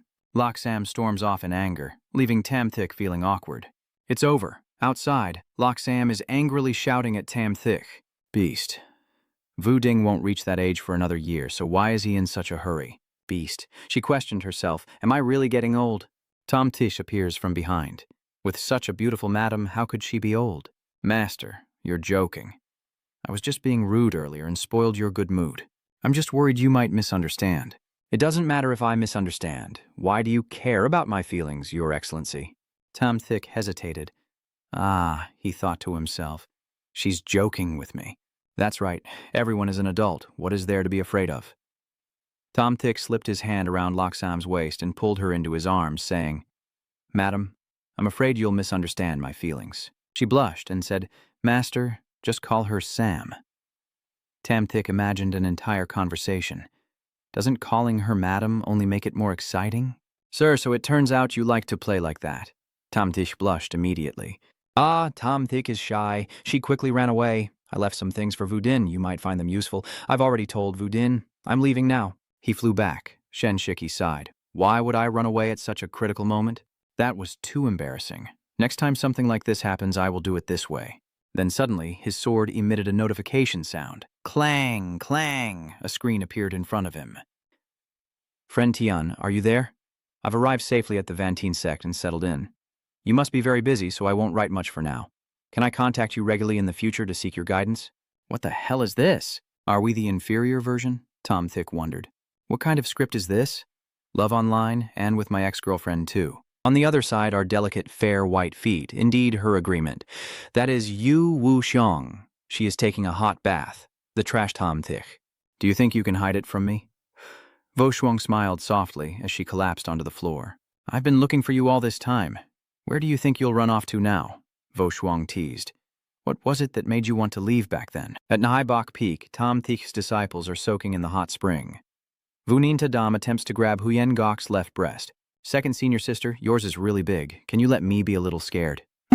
Huyen Gok blushes and hates it. Go find third senior sister. She's not small either. Fairy girl shyly, little junior sister. What do you want to do?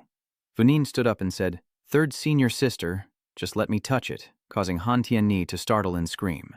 Yu and I, standing behind, squeezed Vu Lin's left breast, startling her. Senior sister, what are you doing? Yu and I teased. Do you hear that Vu Lin was also touched here by the master? Are we alike? Vu Nin shouted. No, big senior sister. I was wrong. At this moment, a bird suddenly flew into Tam Thick's face. Since when did Bai Feng have a bamboo forest and hot spring? What is really going on here? Vu Lin delicately says, Master, you have returned and this hot spring was prepared just for you. Really? I'll wait until Yu Li and the others finish bathing. Then I'll soak and relax a bit too. Suddenly, Vu Lin jumped in and hugged Tom Thick, saying, No, Master. I prepared this place for you so you can easily admire the bodies of the senior sisters. Master, do you like what I did? Oh, he was startled. Tam Thick turned her face and placed Vu Lin on his lap, patting her buttocks and said, You're quite something. Daring to use such crude techniques on your master. Not learning the good stuff, but sticking to basic tricks. Master, I was wrong. I just couldn't find a way to cultivate energy, so I had no choice but to use some items for self-defense, since the Sect's trial is about to start. Tam Thick patted her head. You also shouldn't use beauty techniques on me. Just focus on your cultivation. I am going down the mountain this time to find a way to help you resolve it. If you're late, come to my room, Vu Lin obediently said. Yes, Tam Thick said. Next, Tam Thick calls on Master Bak's son. Bak Nim bowed and said, Senior, I have the honor to meet Master Shenshi. I apologize for my ignorance. Tam Thick turned back and said, It's fine, we can talk again later. Bak Niem, with a red face, thought that he had heard that Master Tam Thick was often wrathful and unpredictable, relying on his profound cultivation to be arrogant and even more ruthless to his disciples. Currently, although he still appeared calm and elegant as before, he did not make people uncomfortable. Instead, he gave a sense of ease. There are many people who like him, you know. Oh dear, what am I thinking? Bak Niem's face remained red as she asked Tam Thick, I'm sorry, but I don't have anything here to entertain you. Tom Thick raised the teapot and said, I previously dried some snow moss using it as tea leaves works well. Sit for a moment. Bak Niem came this time to recommend Wei Shen to me from the day at the Immortal Seed Festival. Just a small matter. I told her you are more suitable than me to teach her. I am not highly ranked in the sect, and although I have many disciples, they are all of average talent and cannot access good resources. Master Shenshi, with his profound cultivation and the rare dual spiritual root of water and wood, generously shared it with me, and I know it is his care for me. Bak Nim will naturally remember this in her heart. After speaking, Bain Hiem handed Tom Thick a wooden box and said, Lin Truk Peak, I am not as talented as the second Bai Peak and have no valuable items, but I was fortunate enough to obtain a piece of bamboo jade. This time, I want to give it to the true person, hoping they will accept it graciously. Tom Thick was surprised and reached out to refuse. This precious item, I might need it even more than fellow Taoist Bain Hiem. Bain Hiem frowned and said, Please, Tom Thick, The Channan, accept it. Bakengia will forever remember the guidance of the true master, An Tin. Tom Thick wiped his nose with his hand and lowered his eyes in thought. Bakniem appears gentle and approachable, but inside she is a strong woman who will not waver once she makes a decision, even if it costs her her life. Understanding her intentions, he took her gift. All right, I'll take the item so that in the future, if anything can't be resolved, you can come find me. Bakniem's face turned red as she stammered, Thamthish Dainhan, Bak Duong. I mean, if you need my help, just come and ask. There's no need to be shy. Bakniem solemnly said, I want to help Shenni forge a magic weapon for the upcoming Sect trial. I heard that Tam Thick is skilled in refining tools, so I would like to ask for your help in creating a suitable immortal sword. I have also prepared various materials. Please feel free to use them. Tom Tish was surprised by the many items Bakniem brought him, and thought to himself, she prepared so much, clearly putting a lot of effort into helping her disciple. He directly told Bakniem, you might as well prepare some magic tools for my disciples as well. Bakniem bowed her head and said, thank you, venerable sir. If you have any requests in the future, I will not hesitate. Tamthik replied, no need to be so polite. Let's continue drinking tea. The two of them each raised their teacups to look at each other and drink, with Bakniem's face flushing red. Tamthik thought, enjoying tea quietly with a beauty like Bakniem. This feeling isn't too bad. Suddenly, he was startled, sensing that his spiritual energy was too abundant, which was not good. The excess almost caused him to break into the nascent soul stage, so he had to quickly retract the aura around him. After drinking tea, Bakniem was surprised. Tamthik, the tea master, she was amazed to see the spiritual energy surging around Bakniem. Tamthik looked at Bynhiem and thought to himself, the heavenly Tao senior brother really pushes too hard, almost giving him enlightenment and insight into the Tao. But I dissipated mine without reason, and yet you can still absorb it around you. If that's the case, I might be able to help others break through in the future. The Tao advancement and enlightenment happen every 10 days, more often than the Great Dumu, so if I dissipate mine regularly, I should be able to assist some of my disciples in their cultivation. At this moment, Bynhiem gradually opened her eyes, surprised to find herself having broken through. Tamthik smiled and said, congratulations, Baishan Master. Your residual spiritual energy has been exhausted. You directly surpassed the mid-stage of Golden Core in one insight and became a late-stage Golden Core. From now on, I will call you Bynhiem True Person. Bynhiem politely replied, thank you, Tamthish True Person. Tamthik waved his hand with a smile and said, what am I thanking for? Fellow Taoist, this is his future potential, he muttered to himself. I also cannot admit that just now I dissipated my Tao energy and spiritual essence to suppress his cultivation level. Master Tamthik, may I come here often in the future? You make tea very well, Tamthik snorted. If you want to come, I welcome you any time. Master called his disciple, Shiki, come here. Shiki approached, holding 2 round bells with a doubtful look, and said, Master really doesn't make things any easier. His charm is so strong that how could he train with his disciple's hand? The Nai looked away. I've tried many methods, but after entering the body, the spiritual energy disperses through the 5 elements circulation and vanishes without leaving a trace, wasting the elixir the master carefully prepared for Tamthik. You silly child, how could your master let the spirit-gathering pill hurt you?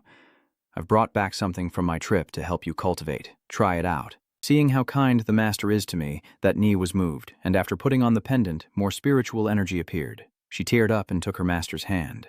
That knee places her hand on her master's chest and says, I am fine. Tumtich, seeing her hand on Duni's chest, stammers and notices Duni looking happier and healthier than before, and I even prepared a mutated snow wool grass in case she encounters a bottleneck during her cultivation.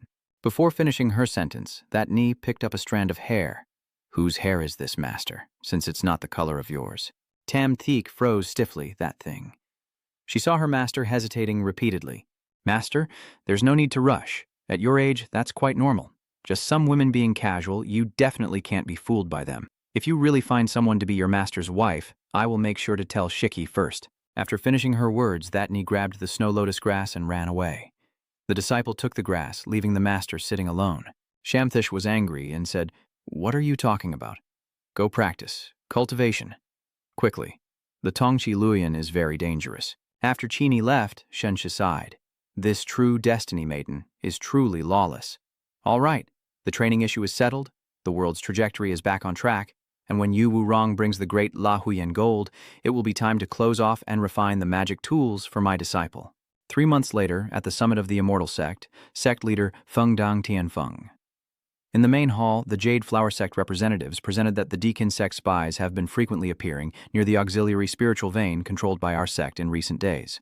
Old Hu stood beside Nin Than Min. The Earth Power Sect has been very aggressive lately, continuously taking over two small immortal sects nearby. Do they still want to come provoke us?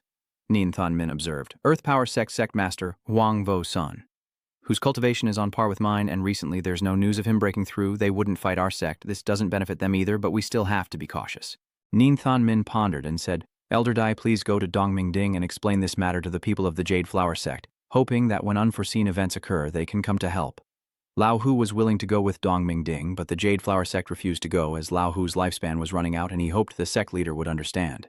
Nin Than Gok recalled that 5 years ago, a messenger came to the Jade Flower Sect with important news, but for some unknown reason stayed there for a long time, and when he returned he looked much thinner and his cultivation had regressed. Nin Than Quan sighed. It's fine. Dongming Ding expressed that going to the Jade Flower Sect requires someone with enough strength to show sincerity. Bak Nhiem, who just entered the late core formation stage, should be capable of handling this task. Ning Than Min frowned. Bak Nhiem just recently broke through, so sending only her is a bit insufficient. Dongming Ding smiled proudly. Better to invite Tom Thick to go along, believing that a fully matured Golden Core Master is enough to earn the respect of the Jade Flower Sect. Nin Than Min realized that his true goal was to cause trouble for Tom Thick, but he made an excuse while Tom Thick was still in seclusion. What's going on? Is a divine treasure appearing? Dongming Ding immediately replied, it's toward the second white peak. The Jade Flower Sect then calmed down upon hearing this. Nin Than Min lowered his voice and said, it's not a divine treasure, which scared me to death, but there is still a strand of fate, probably a relatively high-quality mysterious treasure. That also reassured Nin Than Min as he looked outside. Tam Thish felt disappointed. He almost turned the divine treasure into a real one just now. If the divine treasure truly appeared, it would cause trouble. Yueli Huyen Ngoch and the other disciples went out to greet and welcome their master's return from seclusion. He looked pleased. So, how has your training been lately? All the junior sisters have been working very hard in their cultivation, especially Shixi and Shanair, who have made the fastest progress and reached the 5th level of Qi refining. Tam Thish patted Shiki's head. 5th level is not bad. Considered an intermediate Qi refining cultivator. Suddenly, Yueli placed her hand on Shuni's shoulder, startling her, saying that the master just came out of seclusion and she shouldn't get too close. Shuni clung to her senior sister and joked that her greatest skill in cultivation is calming chaotic spiritual energy, so there's nothing to worry about, leaving Tamtish feeling utterly helpless. Nguyet Li and that Ni faced each other fiercely. Sensing the tension, Tamtish quickly changed the subject. Nguyet Li is also quite good, already at the 2nd stage of foundation establishment. That Ni was angry. Nguyet Li was happy to see her master praise her, as it was the technique taught by the master to help Nguyet Li break through the barrier. Humph, Niu Qinu already has it. She raised her hand and smiled. Yes, master. Doi has mastered it, and Doi also understands the meaning of the technique you taught, finally making changes based on his own spiritual power, researching a more powerful and suitable method for himself. He thought to himself, I only teach martial arts to increase favor. It has no deeper meaning. Seeing that Yueli had spoken like that, Shensha nodded along and said, not bad. You can come up with your own cultivation method. Show me a bit. Yueli obeyed. Yes, I will demonstrate, but I'll need my junior sister to cooperate since she understands spiritual force more than I do. That Nai crossed her arms and thought for a moment, then responded, all right, and I also ask the senior sister to go easy on me. Of course, this is just a demonstration of the spell technique. Tom Thick helplessly watched his 2 disciples banter, clearly about cultivation, yet it felt like a palace intrigue. Nguyet Li and Thatni entering the fight and begging the senior sister for mercy. It's all natural. Tom Thick helplessly thought to himself. Then suddenly an idea came to him. That's right. He points his finger at that Ni, who turns around in confusion. Master, I have forged a sword for you, and this time it's just right for you to see if it feels comfortable in your hand. That Ni happily said, thank you, master, for the sword. Master, this fairy sword looks a bit strange. Isn't it just a simple tool for chopping wood? He said happily. This is the feeling. You have to trust your master's craftsmanship. That NHI gradually sensed the spiritual energy, feeling a powerful flow of aura within the immortal sword, truly a top-grade magic weapon. She then tested her swordsmanship with great strength. Okay, Vu Lin shouted out loud. Tam. That then turned back and asked, what's wrong with Vu Lin, and pointed towards the senior sister and junior sister. Vu Lin panicked. Master. The senior sister and junior sister seem ready to fight. Tam Thick sighed. I already know, thank you. Huyen Ngoch reminds Vulin, let's go to the other side. This place is very dangerous. Tam Thick stands far away watching. Now is the time to see the results of the disciples' training. Nguyet Li channels her energy strongly, clenching her fist as a blue aura approaches That Ni. That Ni lowers her sword and strikes, breaking the ice spear formed, while many large chains envelop That Ni. Huyen Ngok's eyes widened. Spirit power turning into a relic. This is a ability only those at the core formation stage can have. How could little junior sister do this? Nguyet Lai also realized it was due to that young, inexperienced sword. That Ni's move blocked her attack, then leapt up to break the ice spear. Nguyet Lai smiled, relying on her magic artifact to shatter the ice spear, but she's still too inexperienced. The created magic spell, Shiki rushed toward Nguyet Li. Shen whispered that this spell clearly has many complex transformations. Its power has reached the upper-grade spiritual level, and if it advances one more step, it will become a super-grade spiritual spell. It's hard to believe that a super-grade spiritual technique, combined with talent and effort, could be so extraordinary. Seeing how Nguyet Lia casts her spells, I wonder why in the novel she doesn't have such strong comprehension, and her cultivation isn't even active. How did she suddenly become a genius striving so hard? Being lazy isn't comfortable, right? Yeli saw the figure of the master watching her, and only by constantly becoming stronger could she get closer and closer to her master. Waiting until you're stronger than your master to see if you can still refuse my father's attack. That Ni seized the opportunity as Nguyet Li ignored her. Senior sister. That Ni jumps up, slashing down with her sword. Tam Thish is surprised. This is That Ni's ultimate skill, but in novels such techniques are only understood at the golden core stage. And now, why can someone at the 5th level of Qi refining comprehend the rotation? Even if Nguyet Li has a mutated spiritual root, she cannot transcend the 5 elements. Under the power of the Tramlin Luan, her spiritual energy will instantly disintegrate. That Ni quickly moved towards Nguyet Li. That Ni jumped up and shouted, Sudi, watch this! Nguyet Li's sharp eyes said, little junior sister's strength is actually beyond expectations, but you still lose. My Misty Needle technique is not finished yet. That Ni was frozen as she approached, and Nguyet Li crossed her arms with a smile. She snapped her fingers, and the misty thread disappeared. That Ni knelt down. I admit defeat. Tom Thish came over to pat Shiki's head and warm her with spiritual power so she wouldn't catch a cold. Yueli's ice control technique had reached a top-tier spiritual spell level, so she called for the ice-shattering formation.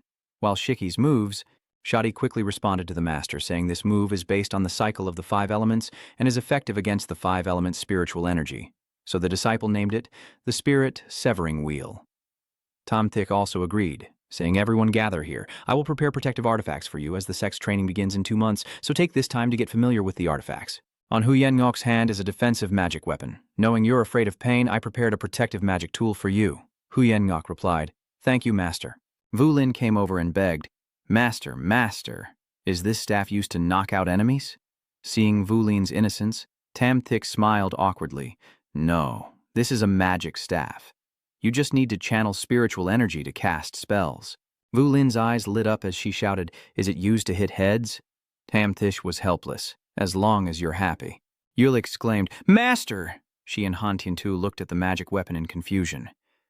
Master, the magic weapon that Tom Thick is bleeding from the nose is meant to be worn.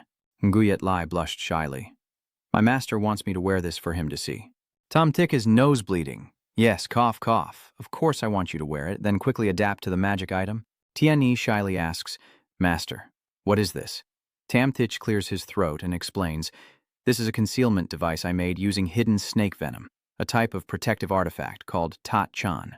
Tian Ni was surprised at how powerful the combined defense was, but how was she supposed to wear it? Tam Thish whispered, Put your foot through the hole in the middle. Tian Ni looked at Shinshi and said, I understand, Master. She sat on a clamshell, gazing at her tightly wrapped long legs, smiling happily. Tom Thich was so happy he was bleeding from his nose. Tian Ni truly is a pure spirit, perfectly suited for Tat Chan. Huyen Gok saw the master keep looking at Tian Ni and exclaimed, Master, Huyen Gok is looking at Nguyet Li, the senior sister. Do you really want to put it on her? Of course. This is the magic weapon my master made for me. Master, hearing Yue Li call out to him, he turned around and she shyly asked, Master, does Yue Li look good in this? He looked at the crowd and said, "Very beautiful." That Ni was jealous. The master's magic tool isn't for beauty. Senior sister, do you need my little junior sister to help test her defensive abilities? Seventh sister, stop causing trouble. All of you go and familiarize yourselves with the magic treasures. I need to make a trip to the main peak. He entered the sleeping hall, unaware of what the sect master wanted to discuss with me. Master Tam, recently the earthquake sect has been frequently active near our spiritual vein sect, and we have discussed informing other immortal sects so we can respond promptly if any crises occur in the future. Seeing that a difficult journey is ahead, Master Tam predicted. Master Ninthan Min replied, "We want Master Tam to represent us in uniting nearby sects to form a united front." Shamelessly crossing his arms behind his back, Tom Thick carefully questioned, "This kind of matter is probably more suitable for the three elders than for me." His face was calculating, and it seemed that this was the turning point in the story, indicating that the crisis at the Summit Immortal Sect was imminent. This is probably also the moment when Tom Thick in the story intends to kill the protagonist. The Great Elder goes to Yuhua Sect, the Second Elder to Dongming Pavilion, and in the end, both of them die unjustly. The Grand Elder has gone to Dongming Pavilion himself, while Master Bai Nian will go to the Jade Flower Sect. But we are worried. He opened his eyes wider, and Tam Thick loudly confirmed again that Bai Nian wants to go to the Jade Flower Sect. Ninthan Min leaned back in his chair and nodded. This was the outcome of everyone's recent discussion. Although White True Person has already reached the late stage of the Golden Core, his breakthrough was brief, so we hope that Master Shenshai can accompany him. He pondered for a long time, the plot thickening, and he wondered how much of the story he could still control in the future. Ninthan Min persuaded him, saying that we at Shangding Immortal Sect share both honor and hardship. And in the end, Tam Thick is indeed one of us. Hearing the elder's words, Tam Thick smiled and said, "The sect master is right, I agree." Ninthan Min was also quite surprised by Tam Thick's agreement. Mindin turned to look at Tam Thick with a puzzled expression. And from then on, there were rumors that Tam Thick Shan Han agreed because of Bakneum. They must have a deep connection, of course. Have you forgotten how Bakneum broke through? She broke through at Tam Thick's place, so they must be practicing together. Haha, I really envy that. I also want to practice dual cultivation with Master Shenshi. Beinheim was angry. Fine, if it's possible, I'll go first. Master Shenshi turned around in surprise. If the decision has been made, I will take my leave now. Bakneum, come to my room in a little while. Bakneum's cheeks flush red. Master Tam Thick, I am not yet fully prepared. The two young ladies are startled. Tom Thick explains, "It's nothing. I've prepared everything, just came to get some magic tools for self-defense. What else do I need to prepare?" Then Bakneum follows her home, sees the master in the distance, and that knee greets with open arms. "Master, you have returned." Tam Thick hugged that knee, ruffling her hair, and said, "Be good. Go find the senior sisters. I still have things to do." That Nai asked upon seeing Bakneum, "Are you Master Bakneum?" Bakneum replied, "Are you that knee?" "No, it's Xiaoving Ni. I didn't expect you to be a girl," that Ni said to Tam Thick. "So you're here at Second White Peak to visit my master?" Bakneum hesitated, unsure of what to say. "Master, you want to invite me to practice dual cultivation?" Bakneum stammered. "I came to practice dual cultivation." Before she finished speaking, Shenshi spoke up. "In a few days, the master and Bakneum will make a trip to the Jade Flower Sect, so there are some matters to discuss." Bakneum covers her mouth with her hand and asks, "What about this?" Tam Thick turns and says, "Then what else can it be? What did she just do just now?" Bakneum waved her hand and said, No, nothing." Shiki holds the sword in front of him, and Shameth is startled. "Master, I told you, you can find the master, but bringing her home without a word is too much." Shiki angered Shenshi, saying, "What are you causing trouble for? Be careful or I'll spank you." Shiki laughed loudly as she ran away. "Master Bai, this time the terrain and the sect's actions are too strange, so I feel that things are not as simple as they seem." Bakneum shyly touched her hair. Did Shiki just say she wanted to find her master? "Master?" Bakneum was surprised. "Master Shen." "Sure, this is Shenshi explaining. This sword is called Hanju. I made it from Bingshan jade bamboo you gave me to craft. Although its attributes are mixed, it is perfectly suited for Wei Shen. Its special feature is that the more spiritual energy poured into it, the stronger the sword aura becomes." She secretly exclaimed that this spiritual energy is a mid-grade mysterious artifact. He looked at Bai Nian, saying, "Vatham holding this sword now is indeed a bit dangerous, but I added a seal. As long as she doesn't use the full power of the artifact, others won't detect it easily."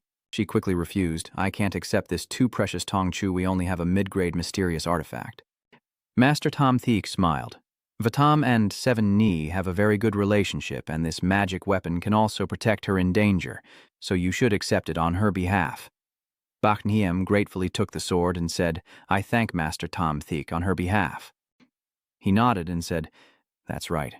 You mentioned earlier that this time the Earthquake Sect's actions aren't simple, but if the Earthquake Sect really is doing something shady, she would ignore it and just feel embarrassed, wondering, Tamthish Chanhan is so good to me, I must repay him. But Tamthish Chanhan has everything he needs, high cultivation, and many magical artifacts. I don't know what Master Shensha thinks of me, but if he looked at us and spoke, he would seriously warn us not to make a fuss like this, and we might even get caught. This time, the two of us are going to Jade Flower Sect. We can't just go straight through. Brother Bai, you go ahead openly and I will hide behind. We will work together in secret and in the open, so no matter what happens, we can handle it. Brother Bai, what do you think of this idea? Only then did Bainheem realize she was taken aback. She only caught a few words and blushed. Huh? What? In the dark and the light, I feel like being in the dark is enough.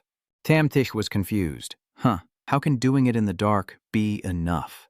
Bakhniem held her face and shouted, But I don't have enough strength, and I've never experienced it before. I heard the first time is very painful. He was confused and didn't quite understand. Then a moment later, she covered her face and ran out. I understand now. I will definitely prepare well. Shamthik loudly said, Wait, clarify first before leaving, then give her a detailed plan later. Seventh sister, hiding in a corner feeling uncomfortable, muttered to herself, Bainheem, this immortal, looks innocent and gentle, but turns out she's also a master of flirting. I need to be more careful. Master, this time going to places like Jade Flower Sect makes me uneasy. My current cultivation level is low, so I would only hold you back. Master definitely won't take me along. If your master can't resist the temptation of beauty and ends up in a forbidden union, then I have no hope left. Tom Thick stood behind her and slowly said, Your courage is growing. Daring to eavesdrop. Shiki forced a smile and said, Master, when I'm not around, you have to focus on your cultivation and get familiar with the magic tools too. Shiki smiled and replied, Yes, Master. Based on the original ending, when Shiki returned to the sect, the entire sect was impoverished. The sect master is seriously injured, the elders are dead or wounded, and the entire sect is heading towards Vong Mountain. I am also caught in this chaos, and a murderous intent arises towards Xiao That Ni. Everything started from the envoy's trip to the Jade Flower Sect and Dong Mingding. But now there are many details that no longer match. Suddenly a small sword appeared on his chest. Tam Thick was surprised. A spirit communication jade sword. Are you dead? Why wouldn't you reply? He snapped angrily. Damn it, are you trying to pick a fight? Looking at the long string of messages above, he realized that I had been giving her too much sweet talk before. Shenshur leaned back on the bed and started typing a reply. He only said he was closed-door training for 3 wins in refining qi, and Vosong immediately changed his attitude. I misunderstood you. Don't be angry. Is that so? Sorry. Actually, you don't need to reply much either. Just a simple, each time is enough. As long as you say it, I'll be happy. Tom Thick didn't answer, only frowning and wondering to himself, even in a different world, he hasn't responded to the licking dog. Vo Shuang secretly worries that this trash Tom Thish won't really get angry. I just got a little harsh, not enough to make him mad. She whispered, Don't be angry. Little Lak asked with a smile. Why don't you just be honest with Master Tamthik directly? Vo Shuang was embarrassed. What do you know? Luolin's understanding was too deep, and I still didn't know how to face him. Tom Thish felt annoyed and angry inside, thinking about Khan Ngoch Vo Zhuang and that close friend of the Heavenly Way, and wondered if he was upset today and didn't want to reply to me. What's wrong? Did something happen? He replied, No problem. I have an appointment with a fairy to explore a secret realm outside. I won't contact you for now. Just send a message. Shamelessly, Shensha sneered. I'll make you die of anger. Wu Shuang's eyes welled up with tears, but he still asked with concern, What kind of secret realm is it? Is it dangerous? After reading the message, he grew even angrier and thought to himself, If you're with the fairy girl and not angry, then Tam Thick, the dog-licking, just sends a message saying nothing's wrong, no danger. She replied with a frown, Be careful and let me know immediately if anything happens. Then he called out, Xiaolak, bring all the news about the nearby secret realms of the Summit Immortal Sect here. I want to see which despicable person dares to seduce my man. Xiaolak forced a smile. Young master, Hasn't Senior Tamthik already cut ties with you? Vo Zhuang angrily kept hitting her and said, "No, we're just arguing and temporarily breaking up." Xiaolak laughed. All right, all right." The next morning, Beinheim waited outside Shenshir's room, and when he saw her, he praised Beinheim Zhenren, saying she looked worthy of being called a white fairy today. She shyly asked, "Do you think Shenshir Zhenren likes it or not?" He smiled. "Of course I like it. Let's go, we shouldn't be late." Than Chaovuk and Van Lai Van Vu Mountain have treacherous terrain. At the center of Van Li Van Son is the legendary Tian Mon guarding Van Tien Tong, and the surrounding areas are so remote that fierce conflicts between sects are common, and the destruction of major sects is a normal occurrence. Ngoch Hoa Tong, Dongmin Din, and Thuong Din Tien Tong are neighboring sects, so forming fragile alliances is also quite common. When someone faces a disadvantage, they will form an interest group to unite and overcome difficulties. 2 streaks of light suddenly streak across the mountain range. Tom Thish calmly said, "The closest Dai Kin sect is rising rapidly because they have a special forging technique that can produce large quantities of spiritual-grade magic tools, giving them a significant advantage in single combat when everyone is equipped with spiritual-grade magic tools." Bak Niem was surprised. Would such a method not attract the attention of major forces? Of course I know. The information I just told you is something everyone already knows. Bak Niem was curious about how Master Tam Thich knew about this. Tam Thich chuckled mockingly. Bak Niem, stop asking. She's the one who should apologize. Releasing a powerful spiritual treasure requires a huge amount of resources to support. Big sects are wary, small sects lack the strength. That's the real issue. So, the Earthquake sect can expand so quickly because they fight to grow and definitely won't offend too many opponents at once. This time our chances of being stopped by them are very high. The Earthkin sect will not allow us to contact the Jade Flower sect. Bak Niem looked on with admiration. Master Tam Thich's concealment is too deep. His entire plan has deceived everyone. His emotions are unpredictable and his boldness and quick temper are signs of a true sage. He became more serious and a bit sharp, making Bak Niem truly admire Tam Thich, who was calm, clever, and intimidating. Yet his demeanor also made others feel extremely safe. Bak Niem blushed and lowered her head. Then Tam Thich's voice sounded again, saying everything was entrusted to him, and she only needed to stay on the right path to Nohuatong. Now only the green streak of light from Bak Niem can be seen, followed by 3 streaks of light chasing after her. These are the 3 fairy disciples from the Earthkin sect. Bak Niem speeds up. My water bamboo attack is powerful with its extended spiritual energy. They can't catch up to me. Tam Thich looked up at Bak Niem being chased by 3 members of the Dayakin Tong. Bak Niem indeed still lacks experience. The 3 mid-stage core formation cultivators had no intention of family loyalty, clearly aiming to drain Bak Niem's spiritual energy, and he stood up with his divine weapon to pursue her. Only turning around to defeat the pursuers now was the right strategy before facing the real deadly attack. Suddenly, 2 more people joined the chase, and she turned her head to see late-stage core formation cultivators. While Bak Niem was still confused by their appearance, a sword suddenly shot toward her. Fortunately, Bak Niem's agility was not to be underestimated. She swung her hand, and the Tui Truk Kong that was just beneath her feet soared up, intercepting the path of the sword. At the same time, she used another magical artifact to weave a net, and Bak Niem fell onto it. The water bamboo fought fiercely with the sword, neither willing to give way. After a moment, Bak Niem's water bamboo technique was knocked away, and she suffered quite a few injuries, her face grim with pain.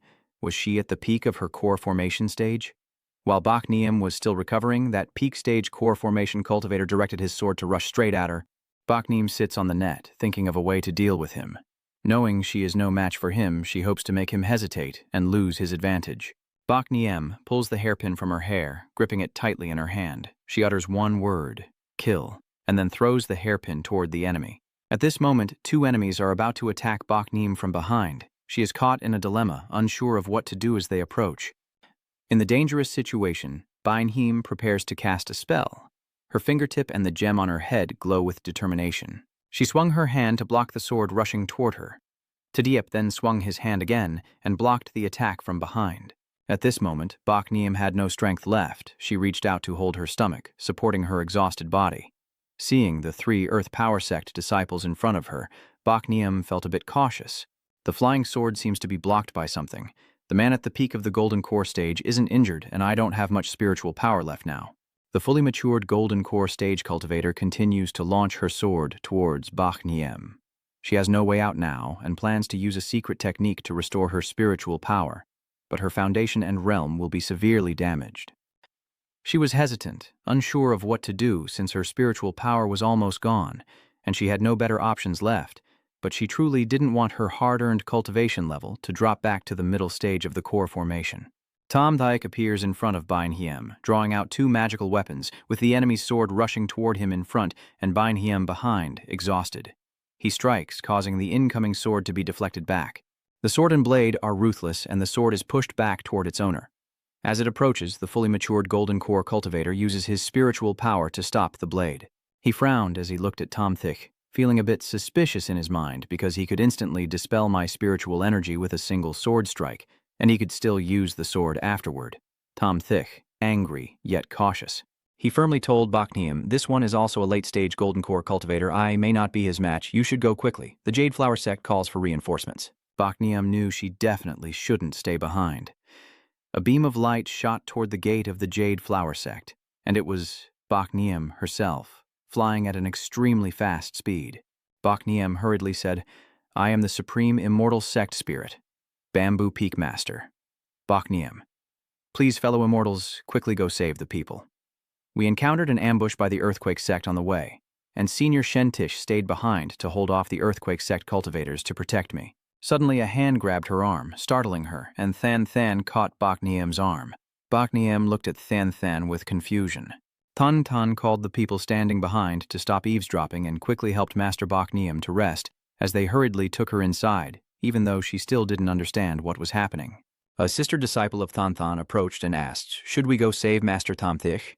Surprisingly, Than Than refused this time, saying, "Let's go back and ask the sect leader for instructions first."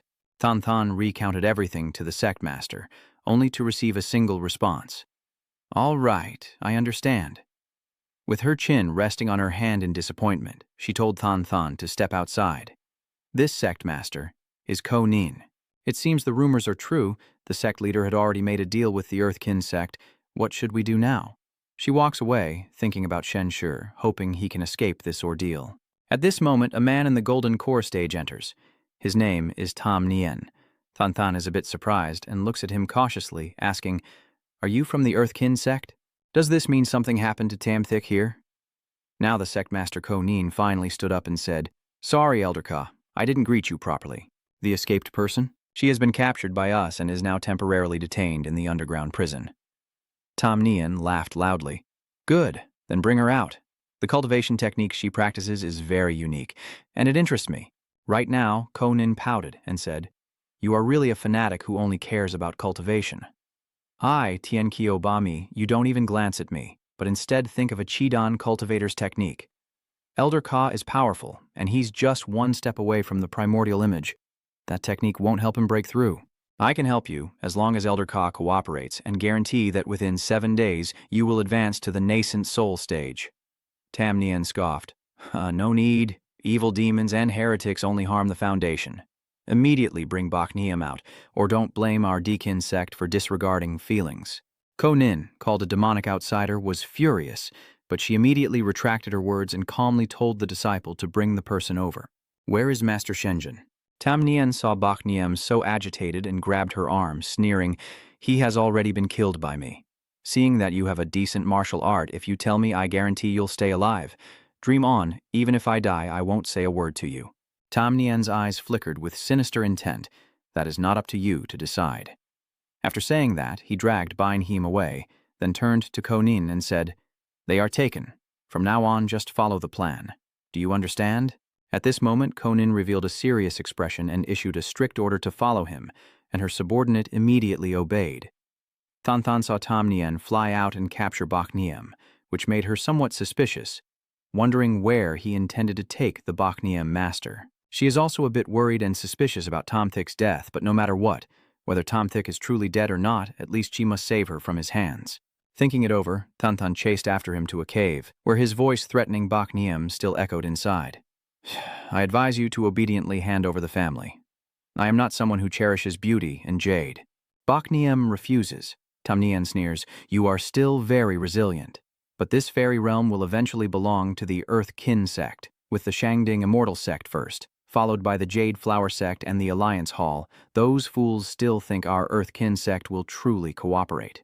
Bakniem sat on the ground, glaring angrily at Tomnin. The Earth Power Sect, you do many unrighteous deeds. You will definitely be punished by heaven. He leaned in to probe and said, Bakniem, true person, is truly gentle and kind, even scolding others with such elegance. I too have developed some primal instincts towards you. Somewhere outside in the bushes, a pair of eyes are still watching every move inside the cave. I didn't expect the Earth Power Sect to have such plans. I must report this to the sect leader immediately. The shadow swiftly flies away without hesitation.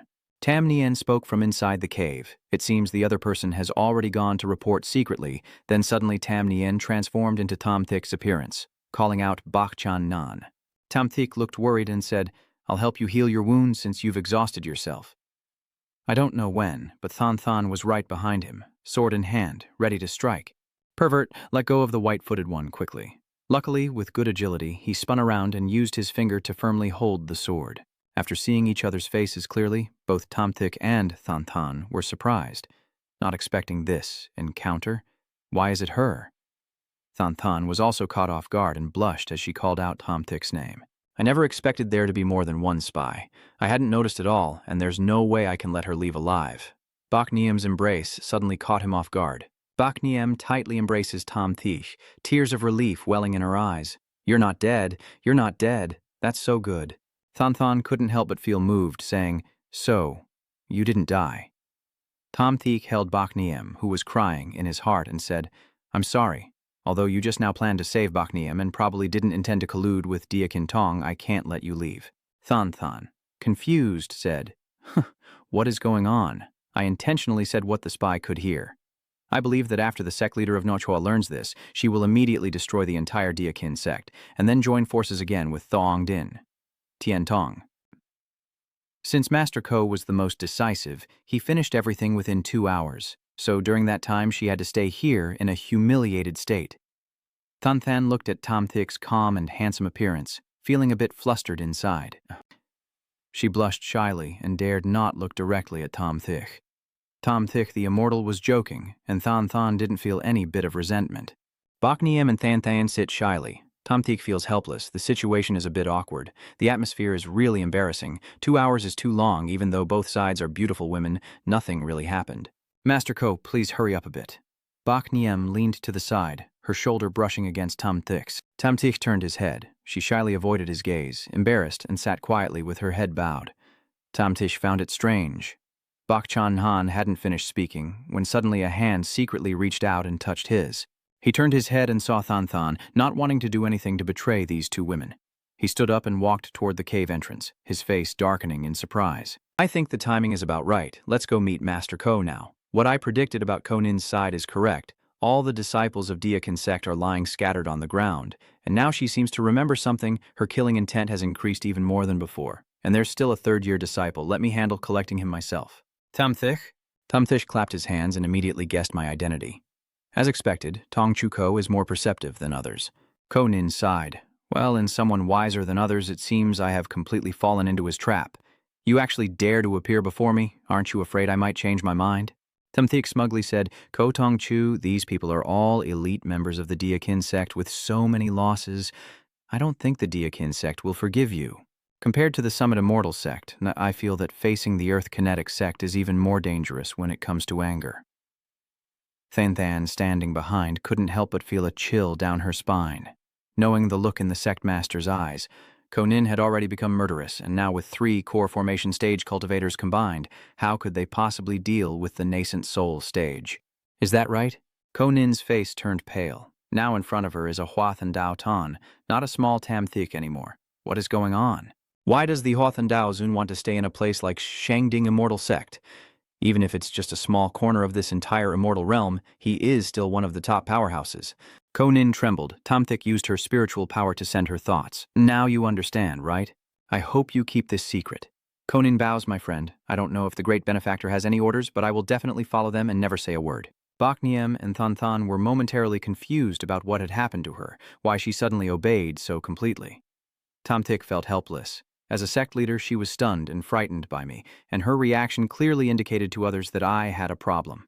Shamthish regained his composure. How could Master Kuo, the sect leader, have the right to give orders? The Jade Flower sect has decided to remain under your control.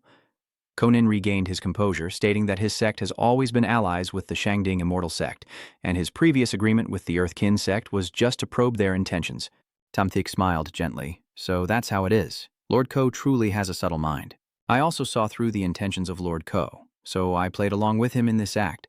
Whether his subtle words truly refer to Konin or are just a reflection of himself, I cannot tell. When did Master Ko start flattering others? Is this the legendary big chest and small brain? Tamthik continued. If Master Ko has a plan, then I, Tem, have also achieved my goal this time. Konin felt a bit embarrassed and said, take your time. When we arrive at the gate of Jade Blossom Sect, Tamthish and Bakhnim bid farewell to Than Than. As immortals, the two of us will take our leave now. Master Tamthich, since parting at the Fairy Seed Festival, I have thought of you for a long time. Today at last I can meet you again. Truly, can the Master not stay just one more day? Tamthish turns around and says, if fate allows, we will surely meet again someday. Then he and Bakhniam fly away. Than stood there, the wind blowing her hair and falling petals, her mind still lingering on the words of Nat Diep Hu Bin Kui. Life's fate not necessarily meeting. Tamthich and Bakhniam flew above. She leaned forward. Master Shenshi, did you write that poem? Master Shenshi replied briefly, I haven't been in contact with Lord Ko since when, and yet you plotted such a scheme together. I really don't know how to respond appropriately. Bakhniam was puzzled, wondering why Master Tamthich sighed. Suddenly he pressed his face close to hers, saying it was nothing, just that the pure innocence of Bakhlai Tian Tu was truly rare. Bakhnim blushes and says, I'm not simple. I just feel everything is too coincidental. Tamthich pouts and says, being not simple means you're quite experienced. Bakhnim tried to explain, are you talking nonsense? Tamthich kept flying, smirking proudly. Turns out it's not that I can't handle it, but that the disciples are truly too perverted. The disciples looked up and cheered when they saw him. Master Tamthich and Master Bakhnim had returned. He and Bakhnim descended, asking what had happened. The disciples looked pale as they said, Master Tamthich, a major event has occurred. The jade token of the Great Elder was shattered, and the Great Elder is still alive, which immediately surprised him with those words. Bakhniam looked up and said, if it weren't for Tamthish, I'm afraid I wouldn't have been able to return either. Thuongdin Tiantong has two nascent soul cultivators at the peak. One is the senior elder, and the other is Tamthish. Where did Shenming come from? Master Tamthich, Master Bakhnim, it's good that you returned safely. Did you encounter any danger on the way back? Bakhnim sighed and said, we were attacked by cultivators from the Earthkin sect, but luckily Master Tamthish protected me, so I was able to return safely. He is angry. Of course, it's also the Earthkin sect. That damn bunch. My sect and you are now enemies, along with Dong Ming Ting and the Jade Flower sect. Tamthich chuckled softly. The sect master of the Jade Flower sect is doing everything to uphold the Shangding Zhen sect. He was surprised, Konin said that. Only after you left did I get the information. The Jade Flower sect has colluded with the Earth Kinetic sect, and it was too late for me to call you back. Tamthich was proud, and Master Ko even personally killed the elite of the Diakin sect, claiming everything was arranged according to our plan. Thenmin felt relieved, certain that Tamthich would have used some method to stabilize the Ngok Hoa sect. This time you two have achieved great merit. Whatever elixirs or magical treasures you want, I will personally oversee their distribution. Bakhnim bowed. Sect leader, this time Tamthich True Person was mainly responsible, so I will leave the opportunity to Tamthich True Person. Tamthich said, I don't want anything either. If the sect leader allows me to open the library of books, I also want to learn some new techniques recently. The storage pavilion? If that small house holding around 100 books can be called a storage pavilion, then inside are all low-grade spiritual techniques for foundation-building disciples to lay their groundwork, so you could have entered it casually and it wouldn't be considered a reward. He asked again, so the sect disciple just now, the direct disciple of the senior brother, has he returned? Shenming smiled. Yes, he has returned. By a fortunate coincidence, he discovered a relic and gained some opportunities to form a core. Tamthich thought the story was developing faster than expected. The next generation of the Tong of Shangding Xiantong had already returned. Yen Yen, a direct disciple of the sect, spent 3 years cultivating qi and 3 years forming a core, completing her basic cultivation in just 6 years to refine her golden elixir and seek her destiny outside. Adia. In the relic of the core demon, a piece of dried bone from a primordial golden core stage was found, which later helped the protagonist escape danger multiple times. but currently Chi-Ni is still at the refining stage, so we must quickly find a way to help her advance her cultivation to catch up with this opportunity. This time we formed an alliance with Jade Flower Sect. While Earth Kinetic Sect and East Ming Kinetic Sect are colluding, so a major war is unlikely to erupt in the short term. I think we should seize this opportunity to carry out a real combat training session and quickly improve the combat skills of our disciples. He replied, right now it's a 2-on-2 situation, so having disciples fight becomes especially important. Do you have any ideas? Tamthik explained. Kodong Triu Trok is full of demon beasts, especially the Sangu. These creatures are strongest at the Trucko stage, and as long as the disciples form small teams, they can handle them. And the Golden Core stage monsters will be dealt with by the senior elders accompanying them. So it was decided to start in 7 days. I will now send several Golden Core elders to investigate the Kodong Trio Trok. Master Tamthik and Master Bokniam, you have worked hard earlier, go back and rest now tomorrow at the second White Pavilion.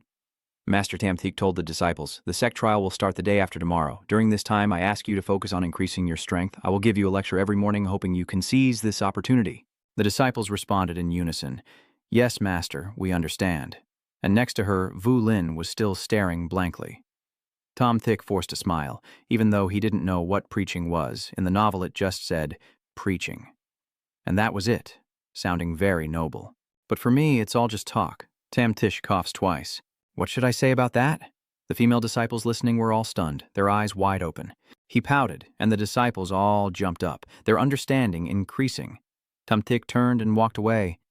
I haven't even started yet, and all of you are already in a state of enlightenment. The way of heaven is too powerful. Wuling's mind is spinning, Master. It's amazing. I'm gradually becoming a bit smarter. Tamtish dismisses it. No, actually the opposite. He spread his hand and a huge force burst out. If they have already reached the stage of absorbing spiritual energy to increase their strength, then I will help them condense some of the heaven and earth spiritual energy. His power is so immense, it covers the entire hill. Immediately after, Shensha closed his eyes tightly. This effect. The spirit gathering array was caught by my divine momentum with a snap. So what if I used my divine momentum to modify those low-level spells? Holding a fireball spell from the treasure house to see how it works, using golden pill spiritual power to imitate fire attribute spiritual power, then releasing the fireball spell remains very simple. He kept the flame on his palm, very weak, but still normal. After all, fire attribute is almost opposite to me. Now I will add more Tao energy, and the flames burst out fiercely. He was surprised, as if he understood the principle, and Tamthik spoke even more confidently. In the next second, the flames turned into a large sphere. His face slightly changed. It's over, making it too powerful. If I loosen my grip and let it fall, then the 2 peaks on the mountaintop will be gone. I don't have fire attribute spiritual power, so I can't absorb spiritual energy. I need to find a place to throw it quickly, or else I can only keep holding it up. From afar, Tamthish hurriedly reached out to catch it. Standing at the bottom of the deep abyss, he looked at the round object in front of him, but the problem was, where to throw it now. No matter where he threw it, it would turn that place into a lightning strike. A sword appears from his sleeve. Use the Tanglone Diep Truong to trap the fireball. If the Tanglone Diep Truong surrounds the fireball and consumes the fire, it won't work. Otherwise, let the Tanglone Diep Truong increase its Daovan a bit more. The fireball keeps shrinking in Tamthik's hand. It seems that the Dao energy is like oil and the spell is the fire. The more oil there is, the stronger the fire burns. Using divine energy to enhance the spell is not feasible. Still, it's a discovery. If I add more divine energy to the Daplang Tram, even a Taoist Lord of Transformation can't stop it. And here, the highest realm is only nascent soul. I can now continue to seek freedom in the core formation stage. Tamthik surveys the surroundings, going to see how the disciples are practicing. Huyen Ngok was surprised. Then a stream of energy surrounded her body. Huyen Ngok's eyes welled with tears.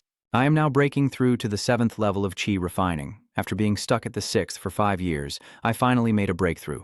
Tamthik saw from afar, Huyen Ngok, you did well. I believe that in your future cultivation path, you will become stronger and stronger. Huyen Ngok happily said, Master, Huyen Ngok, thank you. Tamthik blushed. I told you, I don't want to see you kowtow to me like that anymore. He glanced at her with a dark thought in his mind. If someone approached from behind, Chi-Ni would see it from afar and pucker her lips, then run over to grab a corner of the master's robe. I sense an opportunity to break through. Tonight I might be able to advance to the 6th level of Qi refining. Shamthik stroked his head with a commanding aura. Not bad. After the level increases, it's just the process of absorbing spiritual energy during cultivation. The master here has a treasure. You can take it to cultivate, using spiritual energy to guide and draw out the fire spiritual energy inside. That Nai reached out to accept it. This is a thank you to the master. The master is the best. Nguyet Lai saw her puffed up with anger, clearly favored by the master over the others. Tamtik noticed her displeasure, feeling somewhat unfair, and thought the other disciples should get something too. But before he could do anything, Fu Lin rushed over to him from afar. Master, I want to too. She hugged him tightly, and he was surprised. How did she jump so high? Fu Lin, do you still need to learn how to control your spiritual power? Nguyet Li ran over, using a handkerchief to wipe the blood from his nose. Master, are you bleeding? That's right, Master. If you like, Yue Li can too. Tamtik spitted blood. How could anyone endure this? Beinheim led Vatum from behind, shouting out loud, drawing Tamtik's attention. I heard that the elders will teach the disciples about the Tao, so I want Vatum to go and listen. Vatum looks confused, and right now it seems a bit inconvenient, so I'll go first. Tamtik raised his hand and shouted loudly, It's all a misunderstanding. Please let Vatum stay. The disciples in front of the notice board immediately headed to the Sect trial. The rewards have been announced. First place in the trial receives a top-grade spiritual artifact. The top 3 each get a mid-grade spiritual artifact. The top 5 each receive a spirit-gathering pill, and the top 10 each get 100 spirit stones. This time the Sect is really investing heavily. Even if you don't make the top 10, you can exchange herbs and inner cores for spirit stones. It's a rare opportunity for all disciples. But what is this secondary rule about 100-year-old Zai Yang being rewarded once when Thamthik Shenren teaches Tao one-on-one if someone finds out? Yen Yen sneaked behind and overheard their conversation. She stepped forward in front of the statue, and he sat on a tall chair, loudly saying, What? Do you want to participate in the trial yourself? Yes, I am a core disciple of the Sect, so I naturally want to join. He closed his eyes in resignation and said, But you are now at the golden core stage, no longer an ordinary disciple. The girl immediately retorted, Master, this time it's very important to me. Please don't ask further. All right, I will go register you now. Suddenly she called out twice, Master Yen Yen, what's wrong? She remained silent, her eyes gazing into the sky where Vo Din was, then clasped her hands and said, No problem, Master. Yen Yen will take her leave first. Turning away and stepping outside, she let out a faint, disappointed cry, quickly restoring her usual demeanor, unable to speak out for now. After all, the Supreme Summit Immortal Sect was her master's lifelong dream, and she would find an opportunity later. For now, she must complete the task assigned by her owner and not compete for the ranking, or else she would waste her master's painstaking calculations. She needed to find a way for the other disciples to know that her participation this time was not for vying for first place. 7 days later, Shensha stood in the competition area and announced loudly to all the disciples that this trial would last half a month. A few disciples kept pointing and saying, Look over there, it's so beautiful. Who is this immortal girl? Sister Yen Yen naturally has an extraordinary aura. After all, she is the direct disciple of the Sect leader. The Sect master's direct disciple, the legendary genius who spent 3 years refining his spirit, 3 years of the Foundation establishment stage. Yet Yen Yen Su Tai has already trained back. Could it be that she has broken through to the core formation stage? Hearing that, another person shouted, Kim Dan stage? Tom Tick paid attention to her. Nin Yen Yen, the genius senior sister with rich combat experience, about to make a decisive move, straightforward personality, capable of fighting above her level. Her first appearance in the story was at the middle stage of Kim Dan, but now it seems she is still at the early stage of Kim Dan. Later, she invited Xiaoshi to the Demon Bone Ruins, where he heroically saved the beauty, and from then on she was completely immersed. Because of her innate talent, she always helped the protagonist on his cultivation path. But the problem is that this character appears too early now, and to that has already become to that ni. Forget it. Love is love. While Nin Yen Yen receives the spiritual token from Thamthik, everyone around is in an uproar. What is it? Senior Sister Yen Yen also wants to participate in the trial. Oh my God, isn't Senior Sister Yen Yen already at the core formation stage? Why do you still want to participate in the trial? We are already fighting for first place. What else is there to compete for? How did Senior Sister Yen Yen end up at Second White Peak? She bowed respectfully and greeted Master Shen. Thamtish replied, No need for such formalities. We are both Golden Core cultivators. It's best to leave a good impression. After all, she is the female lead's woman. Having a good relationship is definitely important. Far away, that Ni and Nguyet Lai looked disgusted. Her crimson robes fluttered, her beauty unmatched, her figure graceful, and her competitive edge was very strong. Senior sister, it seems there are other matters that need to be dealt with first today. Nguyet Lai looked sharply and said, Yen Yen, little junior sister is right. The matter of Nibichong is not yet your turn to interfere. Tamthich was terrified when he saw them glaring at him fiercely. What's wrong with that Ni and Dong Guet Lai? Why does she suddenly have such a strong rivalry with this young lady?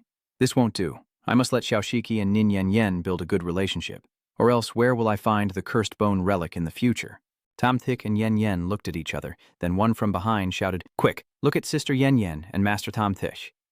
Tamthich stood proudly, gazing at her, and Nin Yen Yen truly is as beautiful as an angel. Yen Yen shyly, Master Tamthich indeed looks like the rumors say, with a peerless innate beauty. That Ni walks over to stand beside Tamthich with an unhappy expression. Senior Sister Yen Yen, our master will take us to receive the spirit token later. If you have anything to say, please speak frankly. Shani, do not be rude. You should try to learn from Senior Sister Yen Yen and build more rapport. Shatney snorted in annoyance. How could the master be rude to her just because of her? What is this Tian Kim? As soon as she saw the master, she couldn't keep her legs together, probably longing for his beauty. Yen Yen understood now. Tam Thish Chan Han. Yen Yen participated in the trial just to hear him preach once, and she would even beg him not to reject her, so she was too distracted earlier. Suddenly, cries of despair echoed around, saying, "Oh my God, everyone come closer. This is too much, Tamthich. True person clearly belongs to someone else. My heart is breaking." Sister Yen Yen, are you confessing? You still have no shame in saying that. Senior Sister Yen Yen and Master Shen, you are truly a perfect match. Yen Yen is full of worry. Why is it like this? I only wanted everyone to know that I am not competing for first place and that I completed the master's entrusted task. Although Tien-Tu Track Tu Yet is handsome and elegant with a jade-like demeanor, I don't know you at all. You're the leading man's lover, but not my lover, and the leading man's rivals for women all die quickly. I've tried to hide, so why do you still want to frame me? Wait, my explanation might be a bit misleading. I mean, I just need you to give the lecture. I don't care about anything else, first place or whatever. I don't need it. Everyone became even more agitated. Suddenly, Xiaoshani stepped forward to stand in front of Shenshi with a serious expression. Enough, Senior Sister. Don't be too confident. The opportunity to teach the Dharma might not belong to you, so don't act so assured. Yen Yen provoked. You mean you want to compete with me for this position? That Nai refuses to be passive. Even if I am confident, I wouldn't act like the Senior Sister spreading rumors everywhere.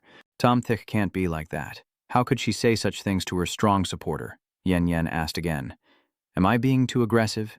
That Ni smirked and said, So isn't it true that my senior sister is beautiful but behaves badly while Tamthich is anxious?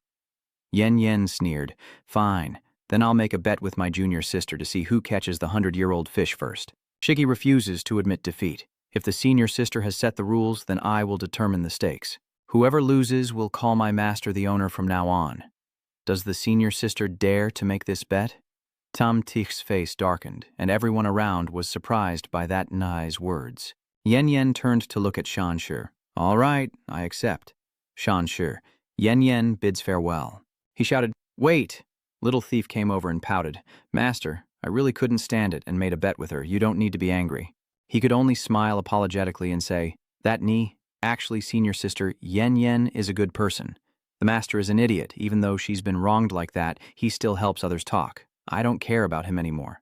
Tamthich panicked. I didn't mean it that way. I just hope you won't misunderstand Nin Yen Yen. Master, Nin Yen Yen looks a bit pretty growing up, but Nguyet Li also doesn't understand why you help her talk. Huyen Ngoch, Tien He, and Vu Lin stand watching. Tamthich turns and says, Huyen Ngoch, you and Vu Lin and Tien He go and get the spirit tokens. Kodang Triotra is located in the northern part of Thanchao, where there are many swamps. Kodang Cheotra is one of the largest among them because the area is occupied by sea monster Sa Nu, so there are very few human footprints around. Cultivator at the Chi. Refining stage can channel spiritual energy into their legs to avoid being swallowed by the swamp, allowing them to move normally. But this place is also filled with hidden pitfalls, with muddy ground on the surface but water pits underneath, making escape difficult even for cultivators. Something is about to surface, and usually below the dark swamp are snakefish dens, which, although not very strong, can still cause many difficulties for the disciples. Shikshi confidently said, Senior sister, this time we must win. We absolutely cannot let outsiders interfere with our Urbai Peak. Sister, Nguyet Lai is using ice magic to freeze the water surface, preventing the Xa Engjiu from moving. Then, that Ni slashed the group of Xa Engjiu into several pieces, landing gracefully on the ground. Without an internal core, the chances of cultivating a spirit beast with an internal core are too low. It seems we still need to go deeper inside. Huyen Ngosh was worried, but the truck co-stage Senongyu is too dangerous. As long as we are careful, the 5 of us can still fight. Vulin looked at that knee. I am so hungry. That knee is helpless. How come we are already hungry right after setting out? Yue Li spoke. We rushed ahead earlier, leaving other teams behind. Now I've frozen the water surface so everyone can rest and regroup. That now you don't need to be too anxious. The trial lasts for half a month. We still need to fight for the long haul. Katamnu rides his sword through the air, and all the disciples of Shangding Immortal Sect have entered the palace to attack. Go and kill them before they can react. Vunin sits on a rock feeling uncomfortable. I'm so hungry. This smell is so tempting. She turned her head toward the source of the fragrance and saw a glowing spiritual herb within her sight. She ran over and grabbed the one spiritual herb there. Nat Ni stepped in to stop Vulin, paused, and said, "This herb can't be eaten. It's just a decoration." Then she snatched the flower from Vulin's hand. Suddenly, Vulin runs away. That Ni shouts, "Little senior sister, where are you going? Vulin, don't run around."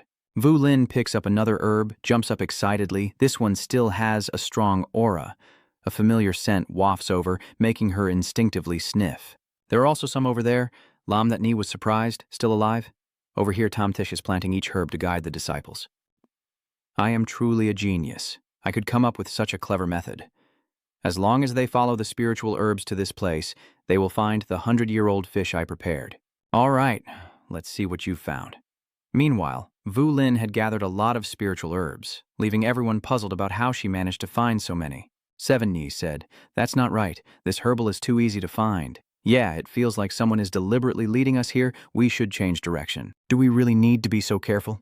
Just follow my plan. Isn't that okay? Without the 100-year-old snakefish, how could we find the Yuan Spirit Cave?" Then he sensed something with a fighting aura. Yen Yen froze in place. Above her were Katam News people.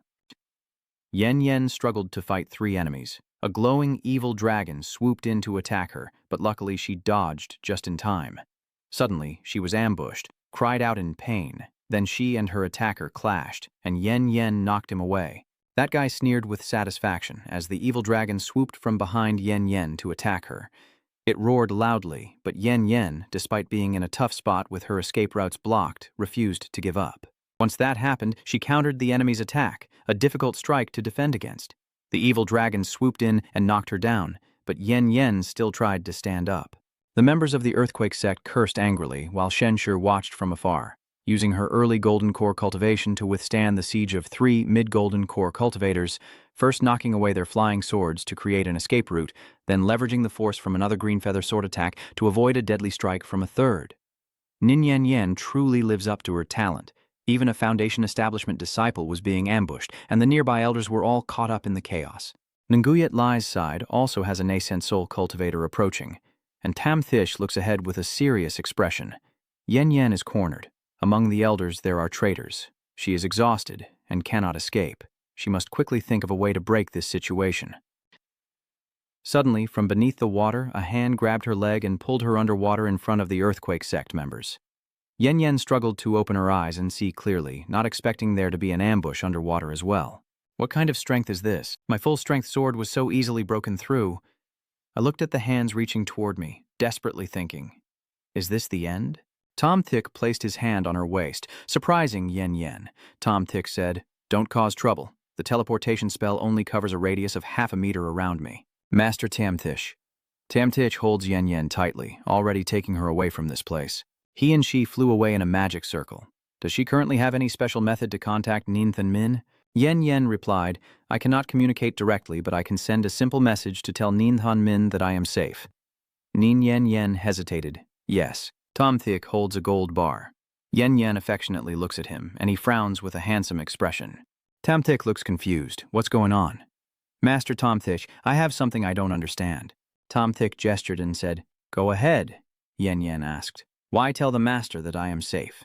If I'm not mistaken, their goal in surrounding and killing you is aimed at the sect leader. Yen Yen asked further, "Why do you feel that way?" Tom Thick replied, "If I'm not mistaken, you must have already sent out a distress signal, but no other elders came to help." Yen Yen agreed. That means the surrounding core formation elders are all being held back by others, and despite the effort, they only managed to kill an immature disciple. Though he is a prodigy, it's still not enough. Yen Yen suddenly understood, so the master meant that they wanted to lure the master off the mountain by attacking me, then ambush him. Tam Tishna smiled. Very likely. Yen Yen looked ahead and said, "Thank you for your help. Where should we go? Now I also need to check on my fellow disciples who were attacked." Nguyat Li, Thatni, and Huyan Gotch all retreated backwards at the same time. Everyone was on alert. Someone was coming. Katam Nungyu swooped down from above, a group of young Qi practitioners, as he gathered spiritual energy into a large sphere, and a second later countless huge spheres rained down with a powerful friction. Huyan Ingok shielded herself with her shield and said, "Senior sister, junior sister, retreat to the back, let me block it." Katam Ngu sneers, unaware of his limits. A Qi refining stage dares to face my attack. Huyan Ingok's shield is extremely sturdy and strong. She braces her feet firmly to block the explosion. A loud sound echoes. Yen Yen frowns, using her Qi cultivation stage to block the attack from the core formation stage. Tom Theek replied that his spiritual root and talent for cultivation were very poor, but he could use various spiritual roots through the cycle of the 5 elements to nullify spiritual energy. Huyan Ngoch finally found a fighting method suitable for his own physique. Katam Nu sneered cunningly. "I didn't expect you to have a decent magic treasure. Hand it over obediently and serve me well. I might spare your life." Shiki raised her knife, waiting for my master to arrive. "Then you won't have a chance to escape. If you know what's good for you, maybe you can still save your life." Katamngu sneered mockingly. "What are you guys even worth, master? Let me see what else you can do." Huyan Ngok sneered. Katamngu was terrified, the iron chains surrounding him. "Not good. The pressure is too overwhelming. Who is this person?" He suddenly fell down. It's over. His body no longer moves.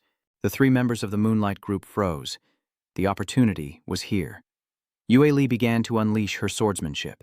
Tianni leaps down from above, kicking to chase after him. The battle between Tianni and Katamngu, Tianni kicks, without hesitation. Katamngu angrily cursed, "Damn little devil. Your strength is incredible. I can't underestimate this little devil anymore. First I must defend against this siege, wait for the aura to pass, then I will kill all of you." That Nai cast a spell, cutting spirit wheel. Katamngu turned pale with fear. What kind of move is this? My instincts also tell me to dodge, or I will be in danger of being killed. That NHI quickly strikes at Katamnu's chest, causing him to scream in pain. "Today, I will not let you go. I will play with you until you're completely broken." Just a second later, a sudden spear pierces through, and he stares in shock. That Ni coldly said, "I told you, once my master arrives, there will be no chance to escape." Yen Yen was surprised. I only knew that Master Shensha was a sword cultivator, but I didn't expect him to also practice the sword control technique, and this divine sword is much more powerful than the water bamboo. How many more secrets is he hiding? Footsteps sound. Shenshi's disciples are coming. He smiled and asked Han, "Are you all okay?" Nguyat Lai awkwardly said, "We are all fine. Why is senior sister Yen Yen with the master?" At first glance, her condition doesn't look very good. Yen Yen coughed a few times, turned her face away, and it's not just because your master is too rough, only caring about his own happiness without saying a word before doing this to me. Both Tomtich and Thatni are stunned, while Nguyat Li and Huyan Ngach are both shocked. Tianni is gaping in surprise. Thuong Vu Lin opened his mouth in surprise, rough and unrefined, as the master slapped senior sister Yen Yen on the butt. That Nai's eyes were filled with murderous intent as she pressed her sword against Tam Thik's neck. "Master." Tam Thik was so scared his face turned pale. "Wait a moment. The situation is too urgent, so I could only break the ice and rush out with her from below. There was no other way." "So that's how it is." Yen Yen asked further, "Why did the Venerable say he didn't feel too bad when he was downstairs?" Tom Thik stiffened. "Young lady, have you ever taken a literature class?" Shiki, still scowling and raising her knife like a demon, made Tom Thish break out in a cold sweat, and he immediately praised her to ease the tension. "You all worked together against that golden core cultivator, and seeing how much you've improved, I feel quite pleased." Vu Lin proudly raises her staff. "That's right, Master is right. I said I have improved, but the senior sisters still don't believe it. The other sisters all look speechless, and clearly you didn't do anything just now." Shamsha pats Vu Lin's head. "Yes, I see your progress. Master has noticed." Yen Yen secretly sighed. "Master, you really know how to spoil children." Vu Lin suddenly looked confused. "Master, why did someone suddenly attack? Could there be a conspiracy? No, this is not simple. But there's no need to worry. I will take care of everything." He sighed again. "I don't know how far the main story has progressed. How can I bring everyone back on the right track now?" Suddenly a hand touched his back. Yen Yen stammered. It must be the 100-year-old Zhang looking like it was already dead, and Tom Thick choked on his saliva. Maybe so, she thought to herself, after going in circles. I still end up back where I started, so I might as well call it a good ending. Yen Yen blinked and thought, I noticed first, I win. Immediately after, that knee dashed away, leaving Yen Yen and Tom Thick bewildered. She grabbed the tail of the 100-year snakefish and confidently said, Yen Yen seen your sister. The bet was about who caught the 100-year snakefish before, so I am the winner. Yen Yen was stunned. You cheated. That Nai grinned mischievously. Senior sister, if you bet you have to accept losing. Tom Thick scratched his head and said, Are you all elementary school students arguing? The Sa Nu suddenly opened its eyes bloodshot and filled with malice. That Nai was stunned as she saw her tail thrashing in her hand, and just seconds later she was pulled away by it. The remaining sisters and disciples were all panic-stricken. Shanti, little junior sister. Tamthik is serious, no need to panic. Thitni has the ability to protect herself. He uses magic to crawl into the hole where Thitni just fell to search. Yen Yen is worried. Sanu is a 100-year-old with a high cultivation level, and her strength is even greater in water. Are you sure Thitni will be safe? Nothing is wrong. Everything is under my control. That's great. Even random attacks have led us right to the main target. Sun Yu, who has been around for 100 years, probably took that knee to the Yuan spirit residence, and opening the residence also takes some time. Everyone quietly observes. Yen Yen thought to herself, just now, Master Shensha moved me through the water with great freedom. He could easily rescue Sai Ni from the water. Does he have other plans? Master Shenshu's eyes suddenly widened. The water in the hole boils and bubbles. A rainbow light surrounds it. Yen Yen is surprised, with 5-colored spiritual glow, sensing the immortal aura of the cave. The space shattered, and Shani was pulled into a floating area by the Zayu. Shani gritted her teeth in anger and slashed the spirit wheel, immediately knocking the Zayu's head. The Za-Nu painfully leapt out of her body. Shattered and wounded, that knee lay on the ground. Before her master arrives, how can I die now? The Zhangyu opens its mouth and says, that knee, your master will definitely come to save you. It breaks the surrounding objects with a cackling laugh. The snow mutation, but the herbal master still has some remaining, and now is not the time to hold back. That NHI bites the leaf in her hand, and after eating it, she feels as if her strength has multiplied several times. She leaps into the monster's mouth, frightening the creature. She grimaced in pain, clutching her stomach and kneeling as the power gap was too great, yet the Zhanyu still looked as cruel as ever. Just as the face of the Zhanyu was close to hers, Duong Kiem's voice rang out, and the Zhanyu threw back its head, spitting blood. That NHI was so happy she almost cried. I knew my master had always been by my side. A step closer, it was Shen Shi and his team. This formation must be an ancient relic of the prehistoric immortals. If this is an ancient nascent soul cultivator, then we are incredibly lucky. Huyan Yash turned and said, even a nascent soul cultivator isn't necessarily that powerful. Ning Yen Yen replied, if they are ordinary golden core cultivators, then it would be the same. But ancient cultivators were rare, so even golden core cultivators possessed many rare cultivation resources. Moreover, ancient immortals had not yet studied formations and secret techniques to the extent they do now, so their dwellings were relatively less dangerous. This is truly a treasure for those seeking to find rare items. Huyan Gok suddenly realized, so that's how it is.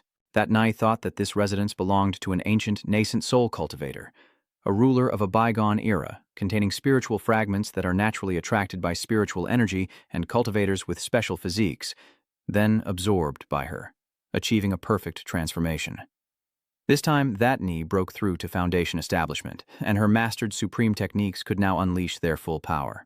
I finally have big thighs to hug, Vu Lin asked curiously. What is that? This is the scattered spiritual remnants taken from the ancient spiritual vein by the ancient immortal. Naturally, these remnants will gravitate toward places with spiritual energy or cultivators with special physiques. Vu Lin's eyes lit up, so it turns out the highest spiritual energy here is my master. Shamthik was startled and asked what was going on. Why weren't these spiritual bodies searching for 7 Nai? Vu Lin shyly seems to value the spiritual body greatly. Tamtik is confused and says this is also a blessing from the heavenly way for me, but I don't want it to be like that. He looked away in panic. Not good. I sense that knee is seriously injured ahead. Master, is Chi not okay? It's not a big deal. This is also a blessing for that knee. I stayed behind to watch over her, and there are many other opportunities inside the cave for you to discover. According to the story I wrote, after Xiaoshiqi's harvest, he was expelled from the cave dwelling. In other words, there are things inside the cave that I don't know about, and not knowing means danger. Mystic Jade suddenly pointed behind him and asked, Master, what's behind you? Why don't I feel any danger? Jiangxi looked up. Indeed, an alien planet. That water suddenly took shape, forming this beautiful girl. I want it. Tom Tish was confused, his face turning red. Do something? Kim Lin continued. I want. Wait, what do you want? Can you not speak so simply and plainly like that? Yuan Li frowned. Where did this monster come from? How dare it capture my master? I'll defeat you. Shamsha waved his hand to stop him, saying, wait a moment, that wouldn't be good, as this pure spiritual body is the best spirit. Sword Spirit blushed. Ye Li was surprised, and Master Shenxi frowned. Ye Li, if you don't say a word now, I will punish you when we return. Master, Yanyan observed, what does this mean? What did you just say? I've thought it over, but I still can't figure it out. Tamthik looked at Kim Lin and pondered, if this spiritual body becomes my sword spirit, I can't summon it casually. What should I do to make it right? This mountain is so high, climbing it must be very easy. This water is so deep, this spiritual body seems to be born from a great divine spirit. It must be a fortunate coincidence to have encountered such great luck. As a result of forming a spiritual mind, once that happens, I will give you an additional sword Dao. Tamthish cast a spell to assist the spiritual consciousness, and the sword spirit transformed in an instant, and within a few minutes, the sword spirit had become a beautiful girl, leaving everyone stunned. Vu Lin happily pointed out, just like the second senior sister. Vu Lin, don't talk nonsense. After Bitch Ho gains spiritual energy, her rank can also increase according to her level of spiritual energy. This trip to the nascent Soul Spirit Palace has been a huge harvest. As expected, following the protagonist always pays off. Why are Tam Tikhla and his disciples so slow? And what are they standing around dazed for? Hurry up and go find the treasure. Vu Lin and Huyan Gotch immediately split up. After some time, the door to the space-time portal opened again, revealing many new discoveries. He carried Shiki and moved forward. When that knee's injuries nearly healed, the sect expelled us. This matches what I predicted. It seems that knee is about to wake up too. She opened her eyes and gently said, Master, I know you will definitely come to save that knee, but that knee is still afraid. You know, but this place has a connection with you and only you can go and get it. That knee asked, I am afraid I might have left a psychological shadow behind. Can I sleep in my master's room from now on? Tamtik thought, I would find that strange. Do you want to sleep in my room or sleep with me? Yen Yen regretfully said, sorry, I lost this time and even caused my junior sister to be in danger. If my junior sister needs help in the future, she can always come to me. Shamthich thought, very good. Yen Yen and that knee have a good relationship, which truly shows respect for the story. I really value both of you. That night, do you have anything you want to say to your senior sister? The girl turned and said, thank you, senior sister. That's right, what about the bet between us? Yen Yen suddenly froze. That Nai saw this and said again, of course. If elder sister doesn't want to, I have nothing to say. Cough cough, after all, elder sister is so powerful, she can't do anything to her. Then she saw that knee looking back at her with a confused expression saying, Yen Yen has something important to deal with and can't stay any longer. Master, master. As soon as she finished speaking, her cheeks flushed red. I'll go ahead. That knee nervously replied, it's so exhausting. Then she smiled as she was draped with Tomthik's arm. Tomthish announced, I believe everyone has gained something from this trial. From now on, I will stay on the mountain. You all continue to practice diligently. Half a year later at Muling Baovu. Ding stands in the courtyard with an old man clasping his hands and a woman on the balcony looking very heroic and powerful. Lao Bak looked on with a proud smile, amazed that in just half a year he had become a successful core formation master under Master Wu Dai. What kind of divine being could he be? From afar, Xiaobai observed that Tam Thich, whose intentions were unclear, was raising a young disciple with no spiritual roots. I don't believe it's because of dual cultivation, but because I, a young girl, have already become someone else's spiritual pet. Vu Din smiled and said, Little White, is the golden stage really that powerful? I heard that your master is at the golden core stage, so have I been close to using the auxiliary technique for a long time? On the other hand, you have the void spirit root, so even if you reach the golden core stage, you won't be able to learn techniques like ordinary cultivators. Don't talk about your master, even a random core formation cultivator. You're no match for him. Fu Din sighed. Is there no other way? Xiaobai whispered to Vu Ding, if you complete a cultivation session with your master and break your void spirit root, you can cultivate normally. Vu Ding realized this and blushed as he ran away. Xiaobai, what nonsense are you talking about again? How could the master agree to such a request? Vu Din, you're so beautiful, there's no man who would refuse you. Old woman. I'm not bad at matchmaking either. Next time we meet, I must ask Tom Thick for a better spot. Vu-Din sat up straight on the bed. So it turns out that to cultivate, as long as I practice dual cultivation with the master, I can do it. She blushed at the thought, imagining herself holding hands with Tam Thich, then curled up with a pillow on the bed. No, I don't want to practice together. I'm doing this for cultivation, not for that. My master will surely understand. Master, please don't. That place is not allowed. Tam Thich kept blowing raspberries, saying, "Who says cultivators can't get sick? I'm still sneezing constantly." Looking at the elders, Shensha thought that during this period, the disciples had all broken through to the core formation stage, and their sword spirits had also grown significantly. Even the least talented Huyen Nagash had independently comprehended a cultivation technique suitable for their immortal grade. The upcoming time is also approaching the great calamity for the sect. At this moment, Thonmin just received news that many disciples of the Earth Kinetic Sect are heading straight towards us. But everyone doesn't need to worry too much. I have sent a distress signal to the Ngakhoa sect, and I believe it won't be long before they arrive to help. Someone asked anxiously, will the Ngakhoa sect really come? It's uncertain whether the Jade Flower sect needs to offend the Earth Power sect for us, especially since Dongmingding has already joined the Earth Power sect, and this time our Shangding Immortal sect is probably doomed. If anyone still disturbs the soldiers' minds, don't blame me for being ruthless. That person glanced over with disdain, boasting about their disciples' great prestige.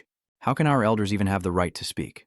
Or are you now aiming to take the position of sect master, because even the sect master himself wouldn't act like that? We are all thinking about the sect.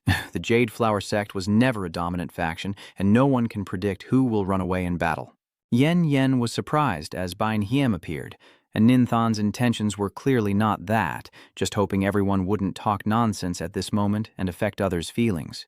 One of the elders sneered and said, Bach Chan Nan, you are the one responsible for accompanying the alliance with Ngakhoa sect. If Ngakhoa sect fails to honor their promise to support, can you bear this responsibility? Tam Thich listened uncomfortably. If you say one more word, I will send you to reincarnation right now. All three elders were surprised, and Yen Yen looked at Tam Thich speechless. Tam Thich asked, why not submit? No, it's just that I don't understand. Tam Thich explained, if you want to deal with this kind of person, talking too much is useless. Just threaten first and then see. Even if you can't do it, at least he will know you are fierce. Yen Yen admired. Tam Thich, if we can get through this difficult hurdle, could you teach me the way? Fine, then call me master. Yet Yen Yen, fierce as she was now, called him master, which made Bak Niem startle. Bak Niem approached and asked if the people from Ngakhoa sect would really come. He replied, they have arrived. Konin stepped in through the gate, followed by many others. Master Ko, I apologize for not being able to greet you in person. They entered, and a woman turned back to smile at Tam Thich, who also smiled in response. Yen Yen thought that although there is Master Shenshur and the Jade Flower sect truly came to support us, the Earth Kinetic sect's strength is still very powerful. Should I ask the sect leader for help? I have something to report. The Earth Kinetic sect wants to swallow the Ascending Peak Immortal sect, and right now the Shangding Immortal sect is in danger. I hope the sect leader can help me this once. What? Someone dared to attack Shangding Immortal sect. Why wasn't I informed about this earlier? How is Tam Thich? Is he injured or not? I want you to monitor Tam Thich. Why didn't you report anything to me? Yen Yen stammered about that. They haven't fought yet, and Shen Shigenren isn't injured, just recently seems a bit weakened. The person on the other side asked if he had brought a woman back. Yen Yen answered honestly. I heard that recently you've been frequently visiting the peak of the Supreme Immortal sect with the second Elder Bai. Why didn't you tell me earlier that you were unhappy? No, I will go now. Wait for me. After reporting back, Yen Yen sighed. Only Tam Thich can make the owner pay attention. With the strength and status of the owner, they should be able to resolve this crisis. Shenshur appeared from behind and said, why did Master Nin run so far away? Are you hiding from me? The voice made Yen Yen a little startled. No, I was just worried about the sect and feeling a bit troubled. Are you teasing me again? Nothing's hiding from me, right? After saying that, Tam Thich walked forward. If you have free time, remember to visit Airbach Peak. Shiki also misses her senior sister like you. In his heart, he thinks it's better to match Yen Yen with Shiki, hoping she can spend time with him. Yen Yen thought to herself after hearing that, what does she mean by missing me? If I want her to die, I can make it happen. That Nai clearly harbors hostility towards me, as why does Tam Thich Chanan still want to deceive me? Could it be that he's just looking for an excuse to have me come to him? Although I don't have much contact with Tam Thich Chanan, he has always protected me. Tam Thich Chanan wouldn't truly have feelings for me, so I should stay calm. Even if Tam Thich Chanan truly had feelings for me, he is the master of his beloved, a proud man whom women admire. How could I possibly compete? Tom Tick was still sneezing repeatedly at this moment. Yuli holding the flag. Master, where should I put this? Tom Tick points to the northeast corner. A little further east. All right, right there. Yuli thought to herself, if my master doesn't study formations, this formation will be useless. Temshur stepped forward. Good. Next is to set the eye formation. She wondered if the master could make a protective eye formation. Magic tool, a type of magic item that can channel spiritual energy for formations, like for defense or creating a barrier. Shameless threw the clear jade sword into the ground and said, I understand your idea. Cut the bitch hoe sword here. This formation is mainly for attack. Nguyat Lai replied, Is that really too careless of you, master? Then Tom Thick activated the formation. Even though I didn't understand the array, throwing in a few spiritual runes should work somehow. The ground suddenly lit up. The sword spirit appeared. So is this considered a success or a failure? Yuli looked surprised, as if she had succeeded. She never expected it would work this way. Shenshur turned back and said, Good. All of you stay in my small courtyard. I won't come, and no one is allowed to go outside. Xian Yi, Huyen Gotch, Nguyet Lai, and that Nia all spoke together. Master, Tom Thick looked ahead. The great formation at the mountain gate has been activated. It seems the Deacon Sect has arrived. The Sect's great battle often means life or death. You are still too young and weak. Just do your best to protect yourselves. That Ni suddenly ran over, hugging Tom Thick tightly, catching him off guard. Huyen Ngok worries. Please come back safely, Master. Vu Lin tears up. Master, I will behave well. Master, you said last time you wanted to spank me but haven't done it yet. Tam Thick gently stroked Shiki's face and said, There are disciples waiting here for you. I will definitely return. Then he gathered his strength and soared forward on his sword spirit. On this side, Huang Woshan spoke. Venerable Lord Wang, after today's matter is settled, I will definitely fulfill my promise, so I hope Venerable Lord Wang will do his best. Venerable Lord Wang replied, Thank you, Venerable Wang. Suddenly, a person in a yellow cloak approached. The Vuong Tongchu thought to himself, Indeed, that person has come. Where did the Daikin sect find such a powerful expert to assist in the battle? I saw with my own eyes how you, this mysterious person, instantly drained a peak-stage gold core cultivator into a mummified corpse. This is too much. Shenmin approaches Huang Vo-sun. Our two sects have never interfered with each other before, so why are you risking your life against Shangding Tian sect? Vo-sun sneered, You haven't seen the big picture. Our earthquake sect only wants your spiritual veins and resources, and I don't believe it. It's definitely Shen Ming secretly betraying the earthquake sect's leader. That's why he's come to seek revenge. He was furious. Impossible. Vo-sun is full of murderous intent, saying, Look, I offered a peaceful solution, but you refused, so I have no choice but to use another method to make you agree. Then Min was surprised. Late, nascent soul stage. And you actually broke through. He hesitated. Master Ko, Ko Nin said, Lord Nin, no need for words. I will help you stop Wong Hankit, and in return, forgive the powerless young lady. Then Min clasped his hands and said, Thank you, Master Ko. Wong Tong Chu Tien Tuegan Voson, Ko Nin de Tadue Po. Tin Tong Vao Huang Tong Chu Tukluk, Nin Tan Min Trong Tang I Kong Chu Noime. But Ngo So Nin Song Tuay Tan Kong, Tiunu Tu Da Som Mua, Tusuk Voi Dong Min Din Tan Shatuat. Hom Nai Mong Duok Wong Tong Chu Chigiao.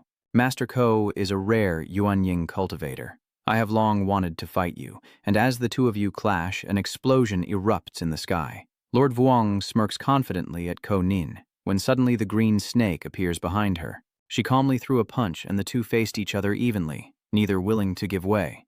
The Vuong Tongchu ordered the green serpent to attack. Vo-san said, They've already started. Then he looked at Than Min and said, Let's go too.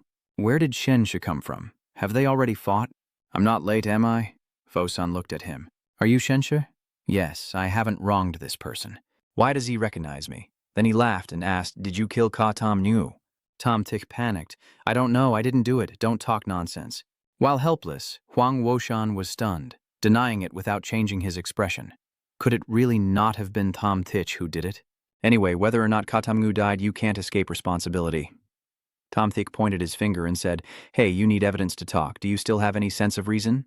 Huang Vo-sun laughed loudly and asked, Who holds the big hand is the truth? Tom Thick replied with a smirk. Is that so? Tom Thick smirked. A big hand equals the truth.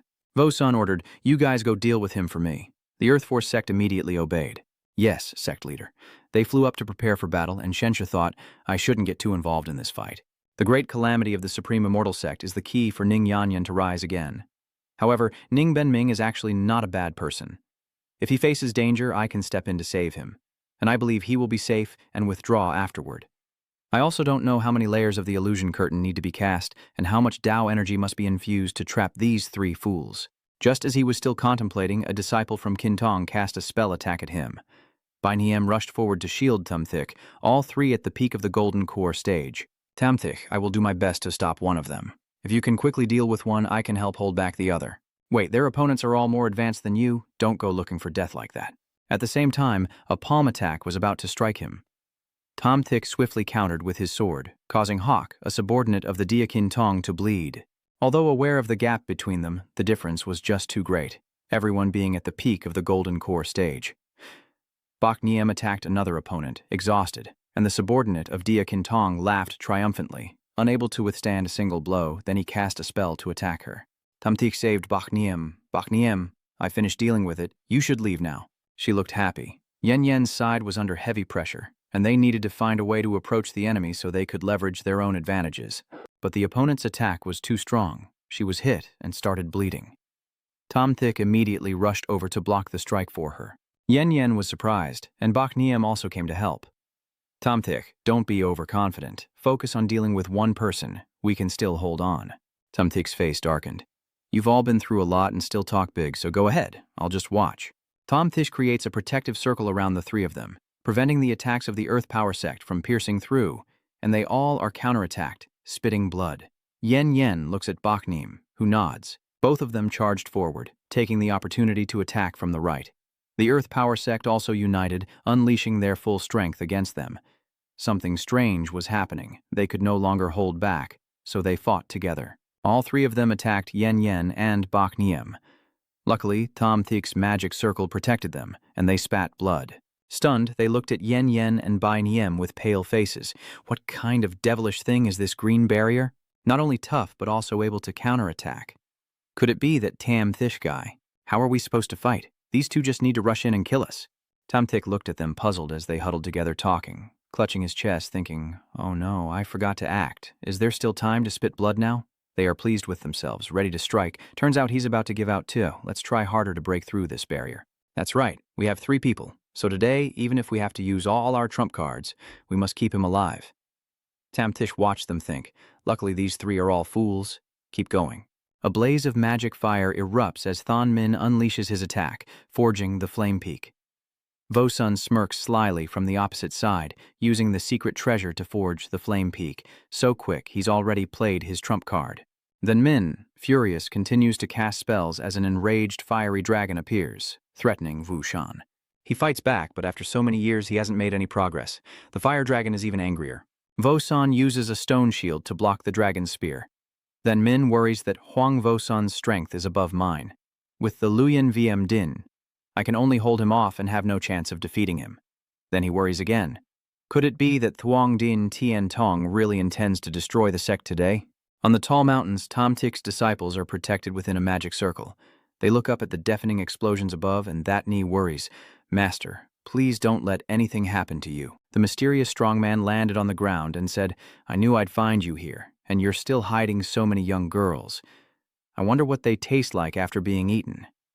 Kiem Nin appeared within the magic circle, opened her eyes, and immediately pointed her sword at the enemy. The powerful cultivator chuckled. Kim Dan stage sword spirit. There's actually a mysterious treasure here. Quite impressive, you look quite capable too. Yue Li, annoyed, activated her spiritual energy. Who are you? He smugly said, Little girl, there's no need to waste your effort. This formation is indeed miraculous, but you should know that everyone here is just an ant in front of me. Sword Spirit stomped her foot down hard and immediately thrust her sword at the powerful man.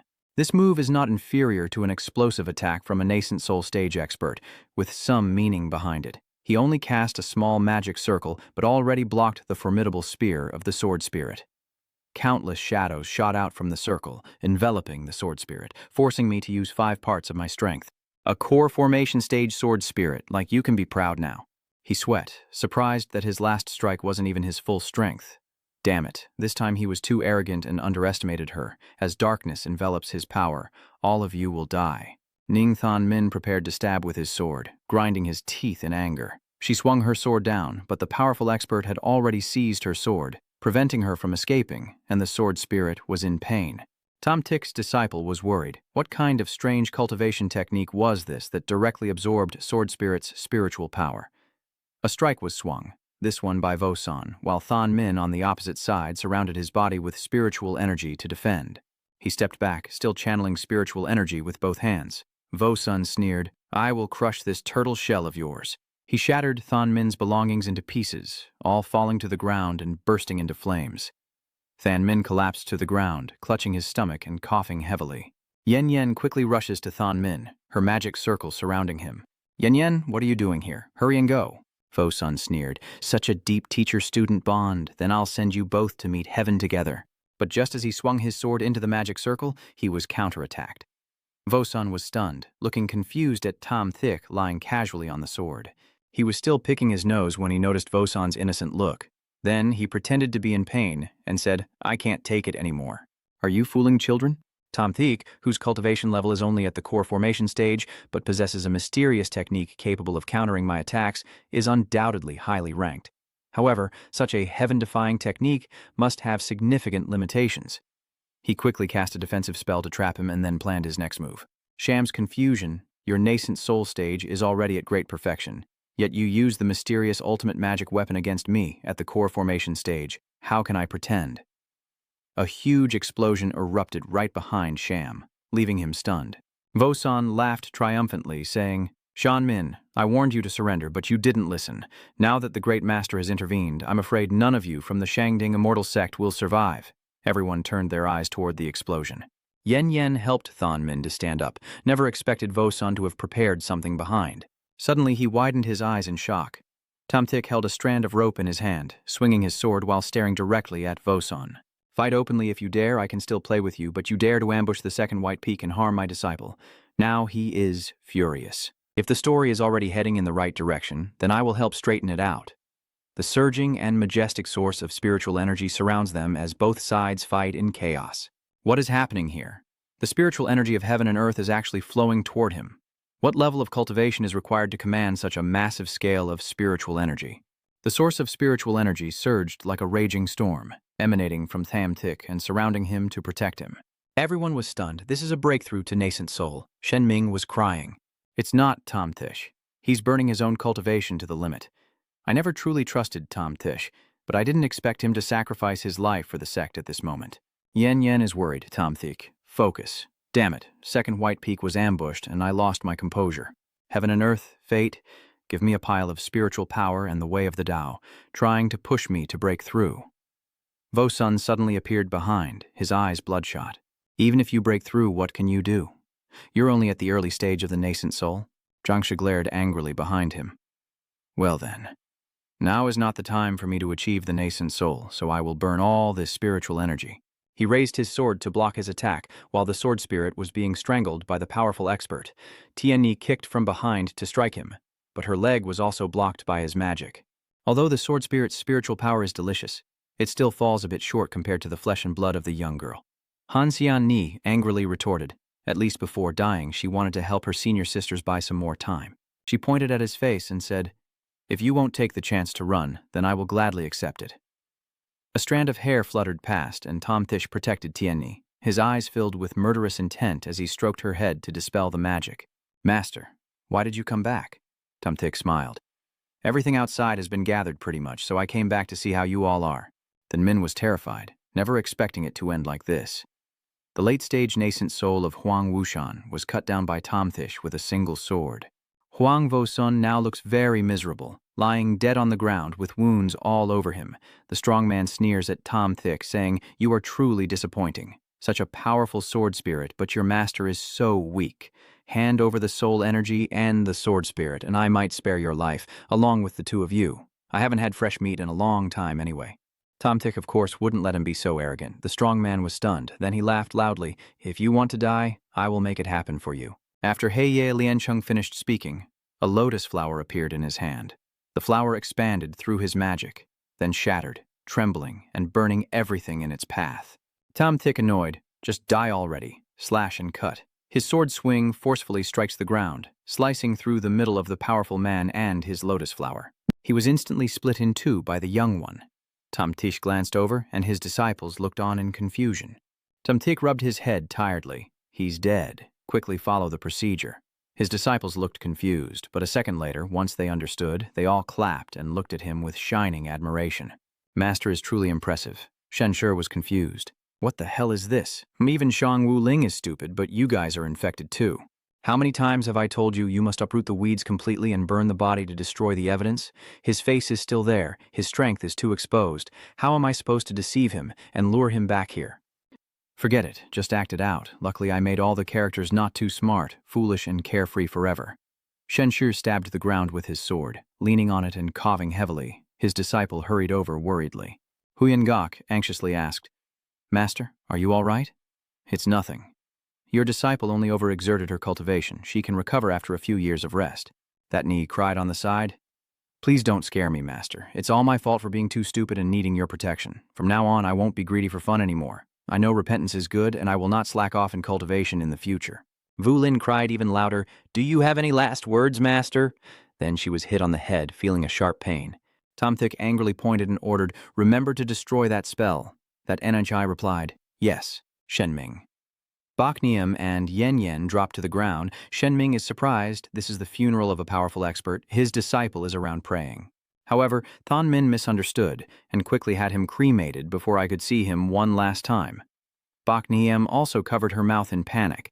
Yen Yen was so shocked she sank to the ground. How could this be? Nguyet Lai replied, This is the Master's will. The sect leader doesn't need to mind it. Then Min sighed, suppressing his sorrow, and said, If you don't mind, you can join my sect as disciples, and I will do my best to comfort you. Both Tian Ni and Nguyet Li looked confused, making it hard for him to understand their reactions. He coughs. Don't you want to? Then does Tamthich have any last words? Vu Lin hit his head hard, causing that knee to panic. Little senior sister, what are you doing? Why did you suddenly attack the sect leader? Vu Lin innocently said, I was just saying those words and got hit. But why didn't this senior brother get up after being patted on the head by Thon Min? It should be me who dies as the sect leader. But Tam Doa Hu took on this responsibility for me, so it's normal for you to be angry and hit me. Vu Lin Chu looked at Shen Min and continued, Yen. I no longer deserve to be the sect leader from now on. I will retreat and never interfere in sect matters. The sect leader position will be passed to you. Yen was stunned. She hurriedly tried to stop him. Master Yen. Yen does not have the right. He turned away and waved his hand. Do you have the right?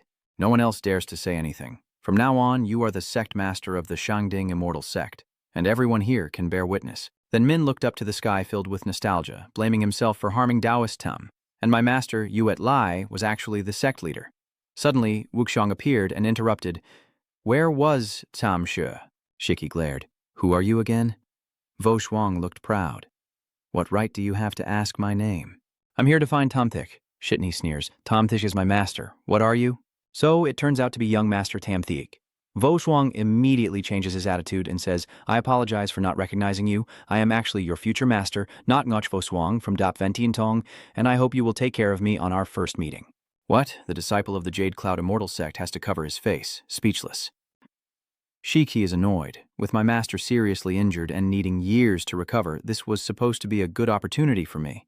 But suddenly a woman with an extraordinary appearance and background appears. My master really picks flowers and plucks weeds everywhere. Vo Shuang looked around searching. Luckily, she had just spoken carelessly earlier and the trashy father didn't find out. She asked Thon Min where he was. Actually, Yue Li immediately interjected. Our master is seriously injured and resting in his room, not wanting to see visitors. Please forgive us, young clan leader. Then Min only now realizes, so the person burned to death was who? An enemy killed by the master. Yen Yen and Bain Hiem both shouted, Tamsha not dead. Tamsha seriously injured. Can I go take a look? Tian He bowed her head and said, Sorry, young master. My master is unconscious and can't meet visitors. Vo Shuang held up a bottle of medicine and said, I just want to take a quick look. I won't disturb him. And I also brought healing pills. Although I was in a hurry, I only brought a 6th grade Yuan Qi pill, but it should be able to treat most injuries. Shanming was stunned, and Shikini wondered if a single Kuai Nguyen Dan could heal the master. Even in the Hwathan stage, any external injury could recover quickly with one pill, its value not inferior to a mystical treasure. That Niai immediately took the medicine bottle and said, Then take it here. Wu Shuang replied, There's only one bottle, with 10 pills inside. I didn't prepare too many of these. Shan Ni frowned and said, My master said he needs 2 or 3 years to cultivate. 10 pills are probably not enough. Go back and prepare more. Voswang smiled and promised, next time for sure. That NHI turned around and said, take a look at this medicinal pill, then you can go see the master, but only to look. Voswang awkwardly replied, thank you, little fairy. Yili glanced over and thought this young sect master was hopeless. He couldn't even win a basic duel, so there's no way he'd compete for the right to mate. Wutuang reassured him, don't worry, don't worry. It's just a quick look. After all, he's unconscious now. Sneaking a peek won't be noticed. She reached out and opened the door. Voswang stepped inside and saw Tom Thish chompingly eating inside. You're awake, so you didn't die after all. Tom Thick snapped. Does it matter if I live or die? And you dare to come see me? Weren't you just chatting happily with Tian Ren Taoist friend? Voswang, what are you doing? Isn't this supposed to be reconciliation? Why are you pretending to be so aloof?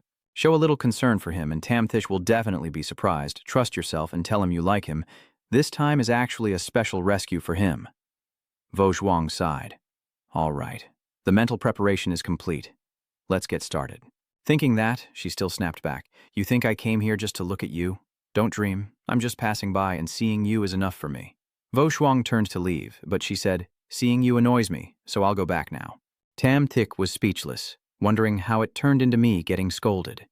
Gotch Voswang frowned deeply. Everyone looked at her, and she thought, who do they think I am? Where is this? What did I just say? Everyone asked anxiously, young master, are you so nervous that you said something wrong? Gotch Voswang turned around, burst into tears, and threw herself into Ning Yen Yen's arms, saying, little Yen, I don't want to live anymore. Ning Thon Min said. This made others sigh. One of them cast a spell, and a small hut appeared. All right, young master, don't cry anymore. It's just one failure after all. You've failed enough times anyway. Yen replied, there will be many more chances in the future. We will stay together. Ngoch Voswang asked further, if I am so indifferent, is there any way to turn things around? Yes, from now on we can arrange a beautiful woman to save the hero, which will definitely change the image of the young master. Really? Of course it's true. Young master, I've tried my best. I just need one more step. Ngoch Voswang said, you said the same thing last time, little Yen, you're lying. Nin Yen Yen grew more and more worried. This time it's the truth. I have already begged for a sermon from Master Shen Ren-shen. Ngoch Voswang left the tent and turned to walk away. She left a sentence behind. Forget it. I trust you one more time. If there is any news later, you must inform me immediately. Nin Yen Yen accepted the order. Yes, young master, rest assured. Ngoch Voswang also added, I entrust you with recruiting Shun Thich. Help me watch over him, and don't let other women get close to him. Yen Yen looked at Ngoch Voswang and his subordinates leaving. Then Nin Thun Min asked, Yen Yen, what is your relationship with the young master of Dap Van Tin Tong? Yen Yen replied, Sir, the young master is my benefactor and savior. I have a close relationship with him, please. Forgive me, master. The position of sect leader, I hope my master will find someone else. Nin Thun Min hesitated over that. He sighed and placed his hand on Nin Yen Yen's shoulder. All right. I will still give you the position of sect leader. I just hope you can handle the Shangding immortal sect well.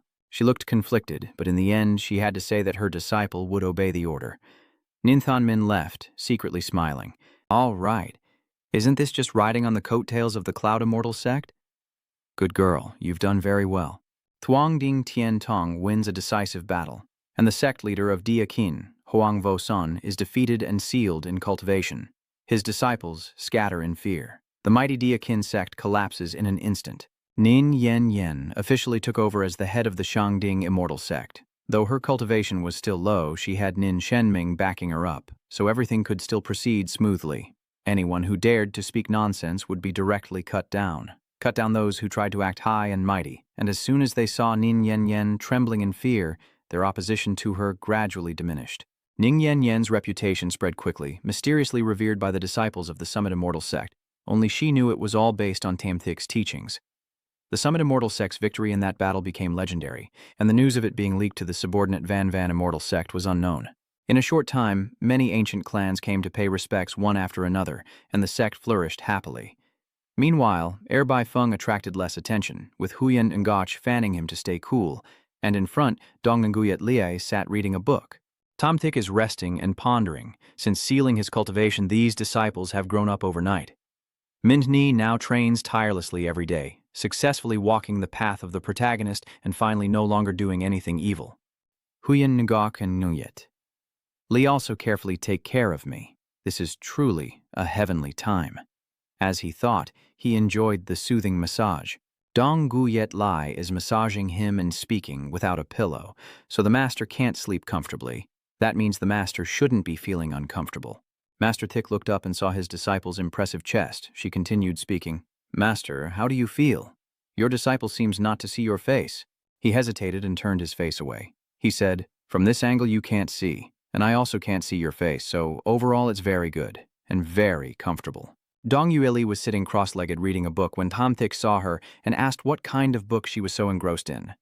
Recently, I noticed you've borrowed quite a few formation technique books. My apologies, but I can't assist with that request. Not our sect, but a fairy from the White River Sword Sect. Her books are famous throughout the entire Thanchao region. I didn't expect Yui Li to still enjoy reading this kind of topic. She shyly said, because the protagonist in the book looks very similar to her master. Shen Shiqi turned around without asking anything further. Half a year later, the situation had changed, and a villager said, this is the Shangding Immortal Sect, even more imposing than in the legends. The person next to him replied, of course. Currently, Shangding Xiantian Sect is no longer what it used to be, as a branch of the Duyan Xiantian Sect with considerable potential for growth. The villager turned around and continued, do you think you could tell me a little about what you know? So that young brother is actually Tom Thick. He replied, fine, since you are also a person with fate, one spiritual stone, I will tell you more details. The villager was at a loss for words and stammered, is one spiritual stone really too expensive? Tam Thick indifferently replied, if you don't listen, then forget it. Do you really think the top wandering cultivators of the Supreme Immortal Sect will accept anyone? The villager immediately held on to Tam Thick, agreeing to the deal. 1 spirit stone, but this time Tam Thick changed his mind and raised the price. 3 spirit stones, leaving the villager speechless. In the end, I guess I have to pay up now. Tam Thick sat on a stone slab and recounted the story. Over the past half year, the Supreme Immortal Sect had developed rapidly and explored 3 spirit mountain locations. Previously, there were 12 mountains recruiting disciples, now there are 14. Because one sect master lost all cultivation and became like an ordinary person, they no longer accept disciples. As for why someone without cultivation can still become the top master, it's a story from the past worth praising and crying over. If you want to hear more, please kindly continue supporting with some spirit stones. Do you think it's not good that the sect master lets Tam Thick roll around like that? That really is tempting, but wouldn't it ruin the reputation of our sect? That Tam guy has spat out more than a dozen sheep's wool tufts.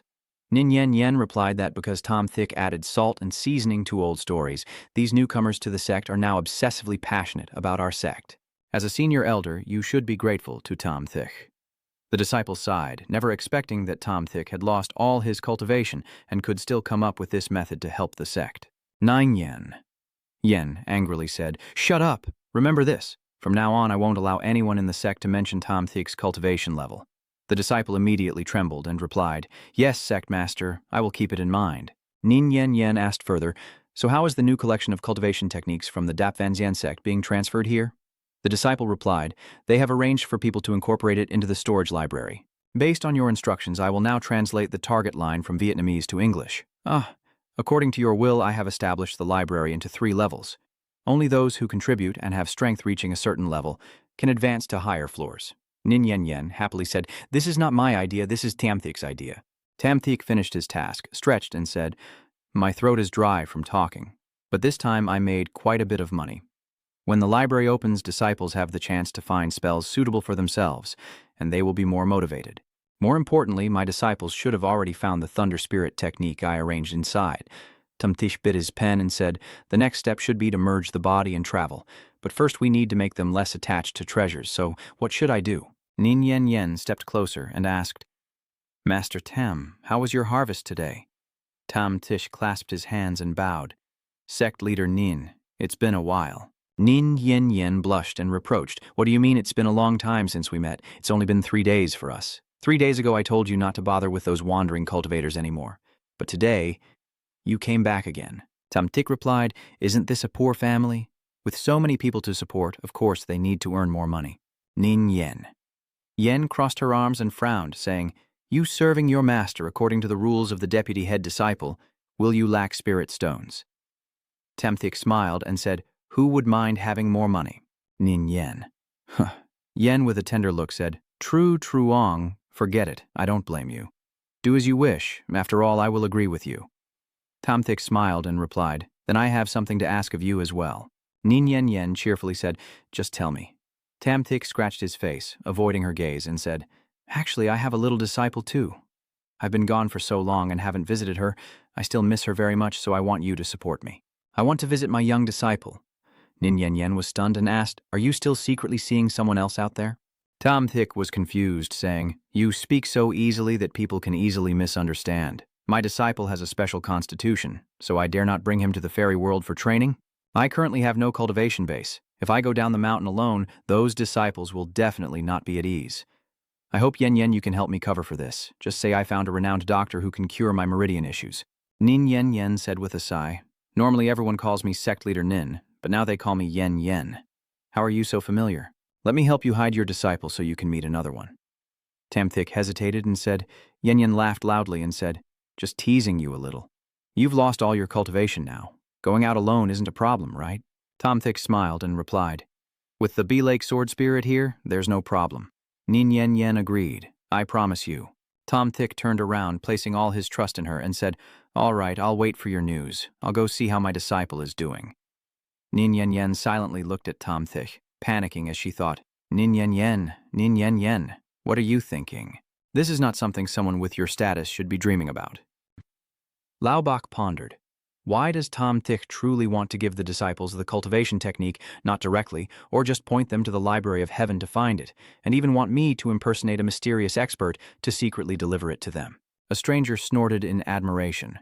"I see why she's the second-ranked fairy, with perfect curves, a celestial appearance, outstanding aura, and a touch of arrogance. I'd love to see her trample someone." The person beside him sneered, "A pervert. The world is ending. But if it were Fairy Yue Li, I think I could accept it." Chutat Ni looked at the crowd and said, "That's really noisy. Once senior sister Haiyan and Goch and the others come out, we'll leave." Zhao Dianti approached to greet Dong Yue Li. "This immortal girl is Zhao Dianti, the eldest son of the Zhao family from Tanthu Sun. I wonder if I might be lucky enough to become friends with her." Dong Yue Li glanced at him and coldly replied, "Sorry, I'm not interested." Trio Dianti does not give up and says, "I have long heard of the fame of the immortal lady, and today meeting her is truly extraordinary. I have always admired the immortal lady, and this third-grade blood pill is also prepared for her." He then handed a bottle of medicine to Dong Yue Li. She refused and said, "I don't need it." Trio Dianti smirked outwardly, but felt bitter inside, thinking that her pride and arrogance still remained. However, he had heard rumors that Dong Nyet Li's master was extremely ruthless, and she, along with her fellow disciples, had endured a lot of suffering. If I start from this perspective and completely lift the bonds for this immortal lady, I'm afraid her attitude towards me wouldn't be like this anymore. The woman I want to play with, no one has been able to escape from her yet. Xiao Shani asked, "Why are you still standing here?" Zhao Diantian covered his mouth and said, "I heard some old stories about Yue Li's master after I joined the sect." Both Xiaoshiki and Dong Yue Li looked at him with furious eyes. Zhao Diantian rambled on. Originally, Yue Li Yentu might have had no other choice, but now that I am here, I plan to propose to the elders to find a new master for Yue Li Yentu and her fellow disciples. I believe that out of respect for her father, the elders will agree. After all, a talented person like Yue Li Yentu cannot be bound to a useless person. As he spoke, he glanced behind to show contempt, then was surprised to see everyone around him whispering and sharing rumors. It's over. These words are forbidden in the Summit Immortal Sect. It seems this younger brother's intelligence was probably obtained from the enemy. Dong Nguyen Lai was furious and filled with hatred. She gritted her teeth and said, "Fallen. Then I invite you to go and die." She stepped closer to him, healing him quickly, his legs frozen stiff with ice, and he shouted in fear, "What are you trying to do?" Dong Guyet. Li used her ice magic and said loudly, "If you dare say that my master is a cripple, I think you also want to experience what it's like to become a cripple." Her ice pierced straight into Zhao Dianyi's leg, causing him to scream in pain, while those around silently hoped he would survive. They said, "Big brother, you should just pray for good fortune. We want to save you, but we don't have the ability."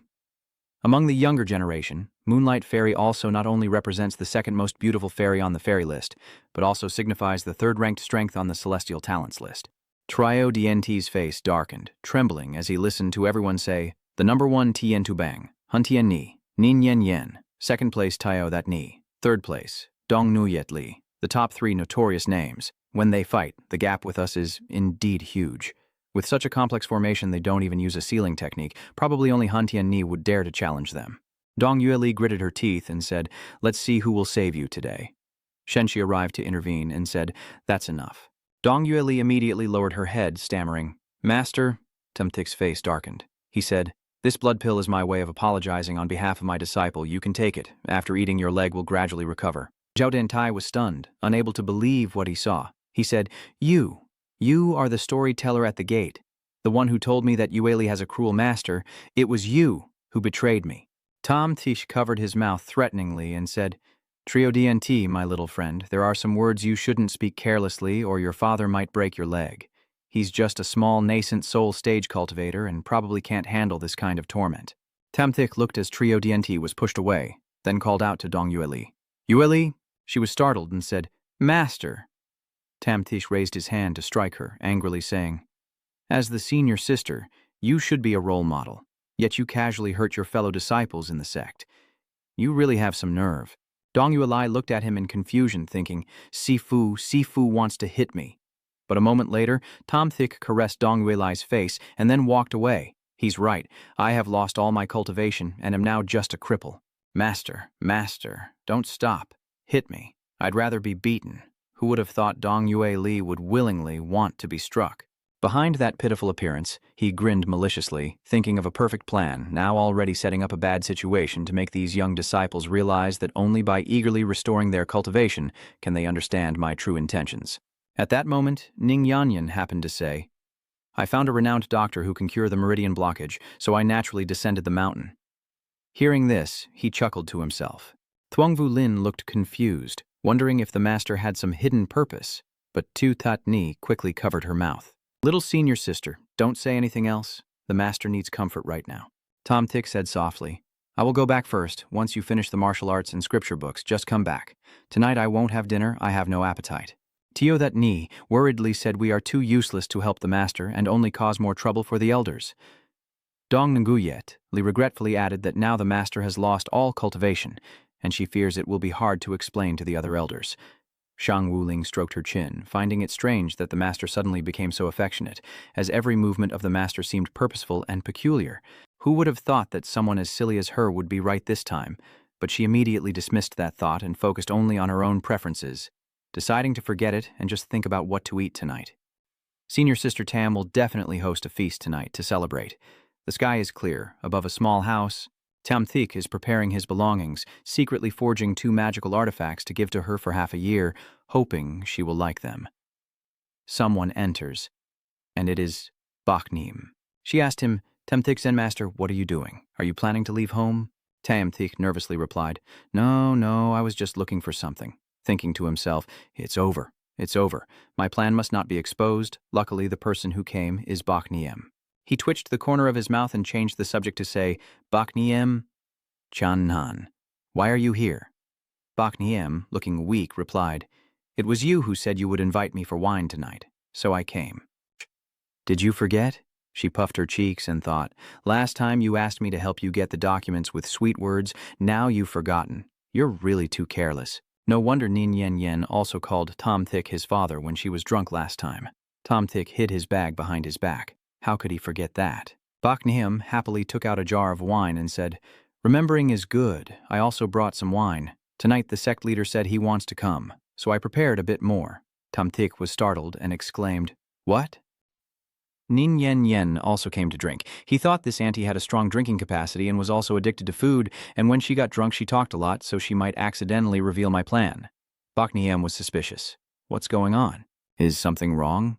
Tam Thik scratched his face awkwardly and said, "I just feel that as the head of a sect, it's not very good to always come to my place to drink." Baknim smiled brightly and said, "Then go tell Nin Yen Yen."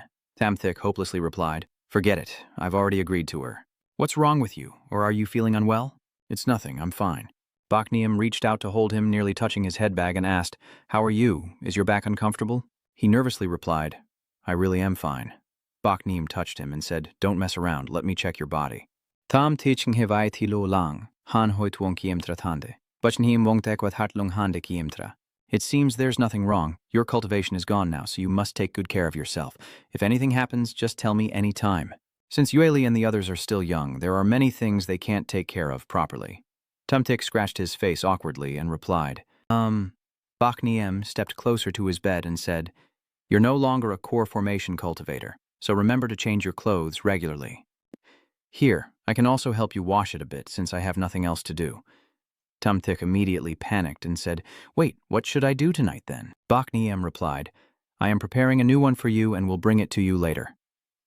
Tumthik silently looked at Bakniem. He sighed and thought, Damn it, I actually had a moment of weakness just now. Master Bynhiem obviously treats me like a younger brother. I really shouldn't have done that. Master Bynhiem, holding Tumthik's blanket, felt embarrassed and thought about the scent of Master Tumthik. Although I truly want to take care of Master Shen, I feel this way about him. Bakniem happily thought, maybe he would like me because of this. Tumthik lay on the large stone slab when a woman approached him. Tumthik recognized her, opened his eyes to look at her, as if realizing something, and sat up. Nin Yen Yen leaned down, her hand brushing through her hair as she asked, Are you awake now? Tumthik, hearing this, closed his eyes and replied, You arrived so early. You sat beside him chatting. Being the sect leader is exhausting, always something to deal with. Your bed looks really comfortable. I didn't realize you knew how to enjoy yourself. Tumthik sat up and reminded you to watch your image. She pouted and said, That's not important, and besides, there are no other people here, so is that really an issue? He replied, She lay down and said, I secretly came to see you just to relax a bit with Shu Ran, so don't be so strict with me. Seeing that, he didn't blame her and said, Don't drink too much tonight, and don't forget what you promised me. Tumthik, you're really too much. I've worked hard to find you, isn't it just because of drinking? She pouted and said, He smiled and replied, You who have such poor drinking skills say you came here to drink, but at Irbai Peak you caught a locust and drank even more than you. Do you remember how many nonsense things you said last time you got drunk? Even when drunk, I am not foolish. What I say is sincere, or do you also consider my words meaningless? She replied. Tumthik said casually, You really don't have the demeanor of a clan leader. Go to sleep first. I will call you when dinner is ready. Then he turned and left. Nin Yen Yen stood up suddenly, quietly watching his back, then sighed and said, Why didn't I meet him sooner? It's time to eat. Everyone is here. Han Jian carried the bowl of soup over and said, The chicken soup is ready. Move aside for me. Seeing everything was settled, Shen Shi said, Today, everyone should drink a little less and eat freely. Bai Nian Mian then scooped a piece of meat into his bowl and said kindly, Shenshi, eat more chicken. Seeing that, he raised his bowl to accept it and replied, All right. Nin Yen Yen snorted in annoyance. Master, you should eat more mutton. Huh? Why does it feel like this piece of meat has already been bitten? Seeing that, she urged him, Eat quickly, it's very tasty. He had no choice but to eat a piece of meat and then turned to say, All right. That knee is very good. She heard that, then laughed and glared at Dong Yueli with contempt. Seeing herself being looked down upon, she was furious and clenched her chopsticks tightly. Seeing that, Teodatni immediately teased her with a kiss, not willing to give up. Dong Yueli immediately took out the wine to attack him. Master, I toast you a glass. Tumthik looked at the cup in her hand and said, Yueli, this cup seems to be yours. Without letting him finish, she immediately poured the wine straight into his mouth. Master, please drink this. I apologize for everything that happened today, Tumthik called out, not willing to give up. Huyan Gach and Han Tuyani also compete to serve food to Tumthik. Master, try my signature braised meat. Here. They also say, Master, can you try this bamboo shoot? It's very delicious. Seeing everyone taking turns to care for Shenshi, Shang Wulin could only chew and snort in annoyance. Seeing her annoyed expression, he asked with concern, What's wrong, Wu Lin? Hearing him call her, she suddenly had an idea and called him master, then picked a kidney for him and smiled, saying, This place only has you as a man. Eat this kidney to nourish yourself a bit. Tumthik frowned upon hearing this.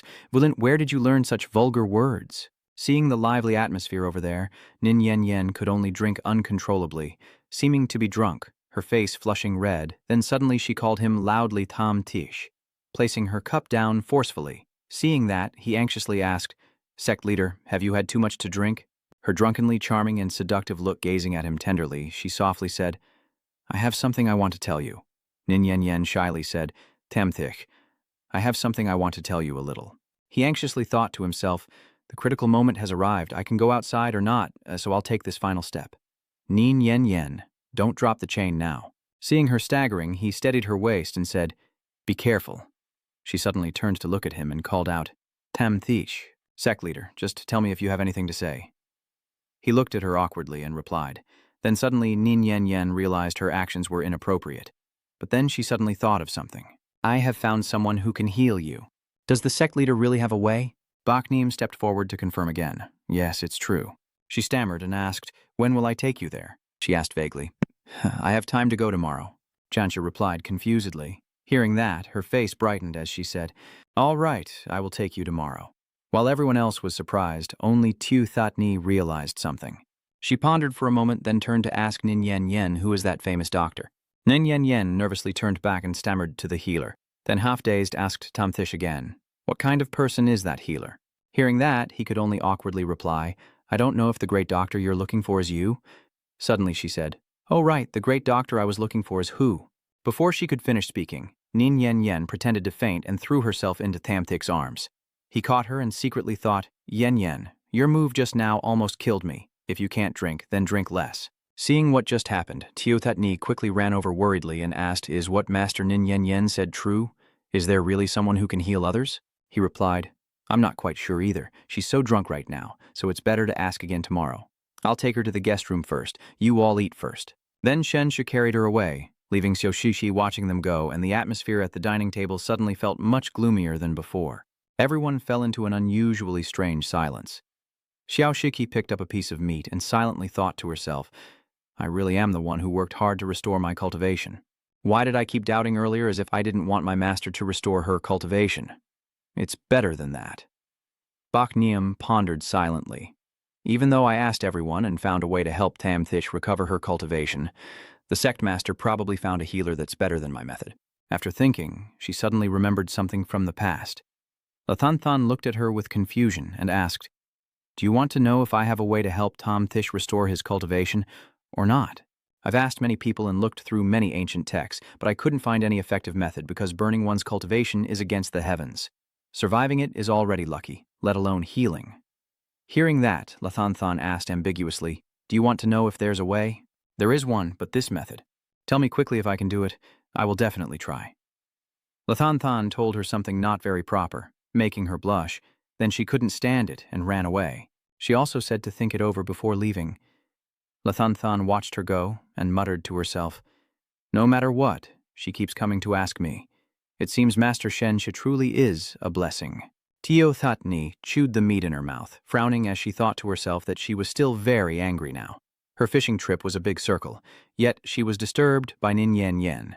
Beinheim and Lathanthan had studied and cultivated for so long, but she didn't expect Nin Yen Yen to find a real treatment method for her, and even risked her life to increase her cultivation level. After thinking, she blushed and covered her face. Don't be angry, Xiaoshiki. There are many other opportunities. You must turn rice into a meal. Tom Thick stood before his disciples and said, I will go see the healer the sect master mentioned. Whether or not he can cure my injuries, I will return quickly. They worry as they see him off, wishing their master a quick return. He gently pats Xiaoshiki's head to comfort her, saying, don't worry so much. With the bitch-ho sword spirit here, even if I lack cultivation, I can still ride the sword to fly safely. I'll be on my way now. After saying that, Tamthish jumped onto the sword, transformed by the sword spirit, and flew away. Below, they called out, Master is doing well. He looked at his disciples, feeling a bit nostalgic about spending time with these good girls. Although their parting now is brief, he still feels some attachment. As long as he works hard to raise them to the golden core stage, then find a fairy maiden to marry and settle down, that will be perfect. After thinking this, his face became full of determination. Woding tu ni, Master's coming. He laughed loudly and suddenly disappeared. On this side, a robbery is happening. Die now, a robber with a sword shouted loudly. Chowthang anxiously ordered his teammates to quickly abandon the goods. Everyone disperse and run away. The team leader go ahead, we will cover the rear. Stop being stupid. Everyone disperse and run away. Only then will there be a way to survive. There is a cultivator on the enemy's side. He then took his sword and attacked a thief. But the thief sneered and blocked his strike with a loud laugh, saying, struggling is useless. Go to hell. He said then clenched his fist, a surge of purple magic emanating powerfully, when suddenly a sword pierced through his chest, quickly passing through the thief, causing him to spurt blood and collapse instantly. So it turns out that Tamthik's sword spirit saved his life. Tamthik stepped forward to greet him.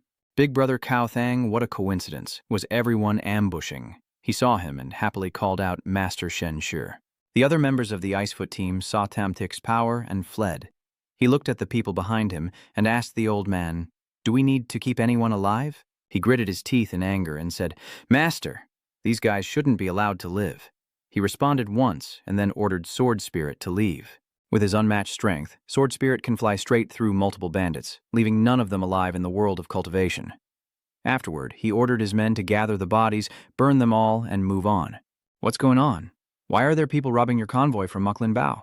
Lord Liu is from the Liu Wang clan, and recently they have officially declared war on Muling Bao, ambushing trade caravans and causing trouble for us. I've never heard of it before. He explained it's a suddenly rising martial world force with strong power and monks stationed there, but their methods are a bit brutal, mostly relying on conquest for their assets. Tam Tichenge Zonglin Dap, a bit interesting. Just in time, I was planning to visit Moklin Bao and gather some information about the morning's situation. At Moklin Bao, a hand clenched into a fist and swung forward. It turned out that Vu Din was practicing, and her punch emitted a faint glow. Little White sat calmly munching on watermelon and said, "This Vu Din girl is really reckless. Reckless enough that I don't even enjoy my watermelon." Suddenly, a punch came down on her head, accompanied by a scolding voice. "After so long, you haven't made any progress at all." Xiaobai, angry from Samthik's recent hit, shouted, "Who dares to hit me? I guess I'll have to feed you a sledgehammer then." As soon as she realized it was him, she changed her tone, and her face became innocent. "Is that Master Tam Thik? Long time no see. You look much healthier. Let me give you a foot massage." Hearing that, he teased, "So what? I just heard someone say they want to hit me with a hammer or something."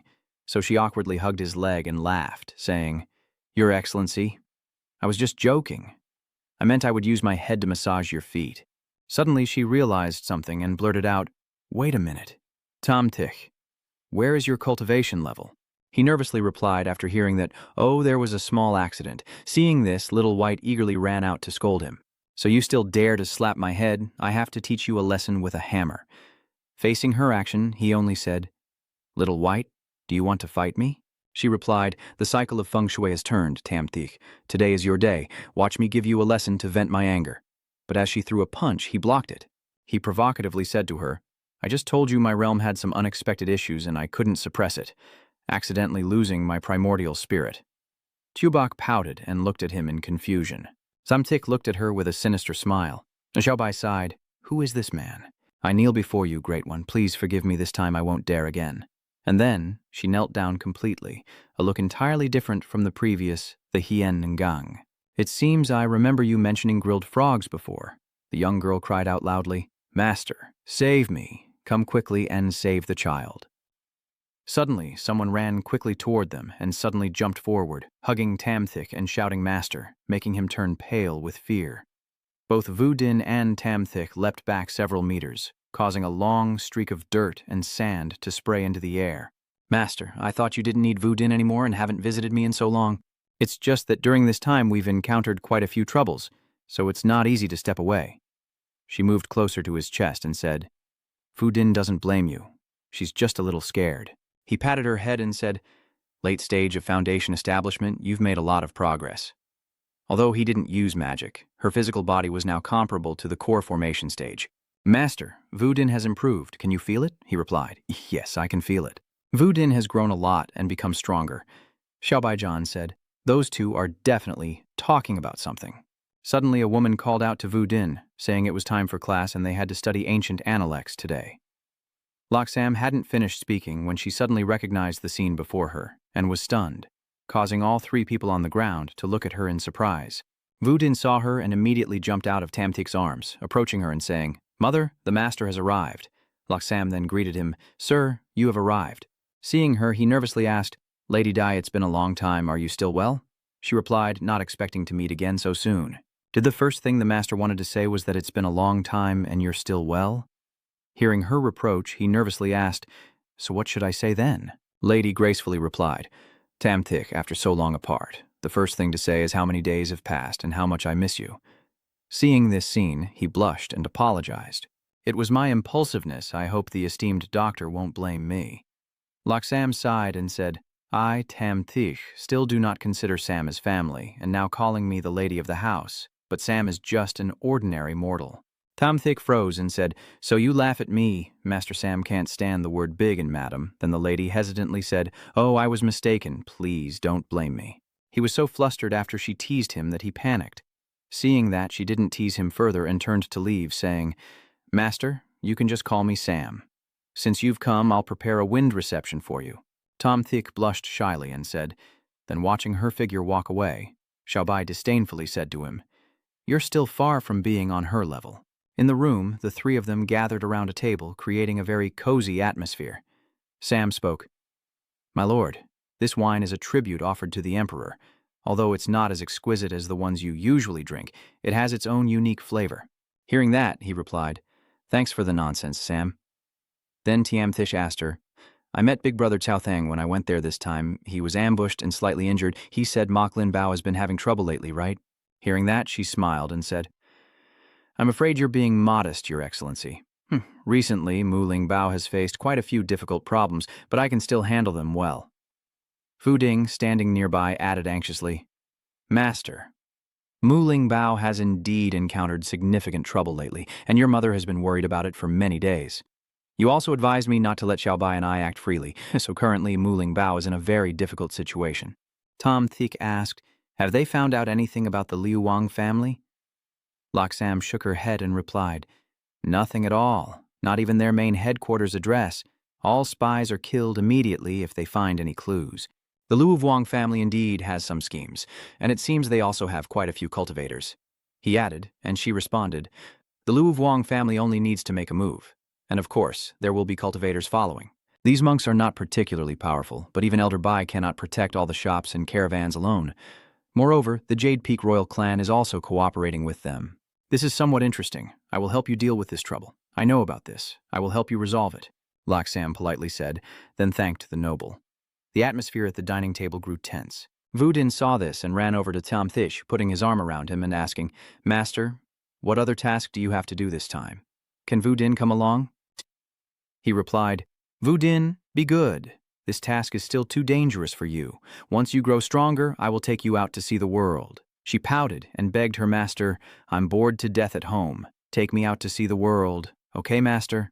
You just have to agree to me. She pouted and pressed her two breasts against his arm. Tamthish coughed and reluctantly agreed. All right, you can go with me, but don't run around wildly. Vu Din kissed his cheek and said, Master, you're the best. A little confused, but he still calmly said, You're mischievous, but it's also right to take you out to learn some knowledge about the world of cultivators. Loxam observed and quietly chuckled. Good girl, wanting to approach a man isn't the same as you. Thinking, she finished the cup of wine in one gulp. Inside the cozy room, the sounds of two women moaning could be heard as they embraced each other naked. Loxam grimaced and told Vu Din to slow down, reassuring her mother that she could endure a little longer, and it would be fine soon. But it seems that Loxam has reached a new realm, her face flushed and panting heavily as they looked at each other affectionately, their breath blending together. Vu Din tiredly said, Mother, today you endured half an hour longer than before. She gently stroked her daughter and replied, This spiritual power is truly a good thing, but unfortunately, Mother cannot enjoy it. In the end, my beauty will still fade. Vu Din bowed her head and pressed her face against her mother's chest, saying, Mother, these spiritual energies can be transferred to you each time they move through my body. As long as I am here for a day, I will never let you grow old. Hearing that, she gently stroked her head and said, Little girl, Vu Din is so spoiled. Only when I indulge her do I truly feel admired. Suddenly, Vu Din realized something was wrong and quickly got up. She hurriedly dressed again, went outside to check, and before leaving, she gave some instructions. Wait, Mother, don't go out yet. Someone has broken into Mu Lin Bao. Over here on the roof, a group of assassins kept jumping continuously. It turns out they are cultivators from the Liu Wang family. The target is in the backyard. You've all seen Loxam's face, right? The other guy eagerly said, This is a great beauty. She must taste good. Let's deal with that Bok Chi Thui first, then catch Loxam and enjoy her properly. The guy on this side replied firmly, Not bad, but the mission still comes first. If the senior brother complains, it will be hard to explain. The other nodded and said, Third brother, don't overthink it. Women like her didn't exist in the immortal sect before. If we get the chance, there's no need to waste it, and I heard Loxam is still very young. The Mid-Stage Foundation establishment cultivators guarding the wooden spirit treasure have already thoroughly investigated. As long as we kill him, the others will just be at our mercy to tear apart, the man said with a sinister smile. Hearing that, he replied, Lao Luke, this guy, still dreaming and talking without knowing something is coming up behind him. In this world, we are invincible. What is there to fear? Just take her daughter away now. Lao Tam, sensing danger, quickly warned, Watch out for the white needle water sword. Lao Lu turned around arrogantly to block the attack and said, "It's just selling spiritual treasures, not even considered true spiritual treasures, so it's not worth mentioning." But the Thanlin sword not only remains unharmed but also continues rushing toward Lao Lu, making him startle. Old Bai here is in a room casting a spell to chase away the cultivators, but he thinks to himself that he's too slow. These people are far inferior to the young master. Old Luke looked at the Thanlin sword in confusion and said, "His swordsmanship is too powerful. How is that possible?" As soon as the fourth elder finished speaking, he quickly appeared behind him, casting a protective bronze bell talisman to keep everyone inside safe. The sixth elder stared at the spirit's silver sword in front of him, gasping in fear. A moment later, he suddenly struck it hard with his bare hand and shouted, "I didn't expect a casual cultivator to have such strength. I'll stop him. You guys go catch the person." Just as he was about to leave, Old Bai appeared out of nowhere, blocking him and saying, "Wanna go?" The fourth and third old men land on the ground, angrily saying, "This Bak Chi Thui is even more difficult to deal with than expected. Are these wandering cultivators all so powerful in combat?" The third old man added, "The fourth old man has taken hold of Bak Chi Thui's magic weapon, but at the moment he is only a superficial strongman with a brave heart." Old Bai, after hearing this, angrily shouted at them to get lost, but it seemed that did not make them wary. In fact, they arrogantly charged forward, saying, "We are in the mid-stage of Foundation establishment. We won't lose fairly. Let's fight." He snorted loudly and then launched a magical attack against them. The third elder cautiously warned, "Lao Liu, be careful with the chains. Do they recognize the chains?" Elder Bai frowned with displeasure, and immediately the two monks counterattacked, throwing something at him. Lao Bai cast a protective spell against their ranged attack and shouted angrily, "With me here, don't even think about entering the backyard." But his protective spell was quickly broken by their long-range weapon, causing him to be thrown back. He quickly turned around and landed on the ground, facing them. It seems he has been poisoned, his face is pale, and a streak of blood is running from the corner of his mouth. Just as they attacked him, someone appeared behind him. She nervously calls out to Elder Bai. Vuding, with disheveled but confident clothes, says, "Watch out and don't let them escape." The two monks secretly cursed in their hearts upon seeing her. "Damn it, this is Laksam's daughter, the legendary beauty from the rumors. We must quickly kill Bak Chi Thui." Seeing their attack, she quickly stepped forward to fight back. Vuding used her two powerful fists to knock the shabby weapon away instantly, causing the two monks on this side to suffer a backlash and spit blood. The old man turned to look at his teammate, and as if they shared a telepathic connection, both of them shouted "run" at the same time, each heading in different directions. Bai Lao quickly used a spell to bind the old man to prevent him from chasing. The old sixth man, witnessing the scene, called out to the old third with concern, unaware that something was appearing behind him. The frog opened its wide mouth to attack the distracted monk, and quickly swallowed him with a gulp.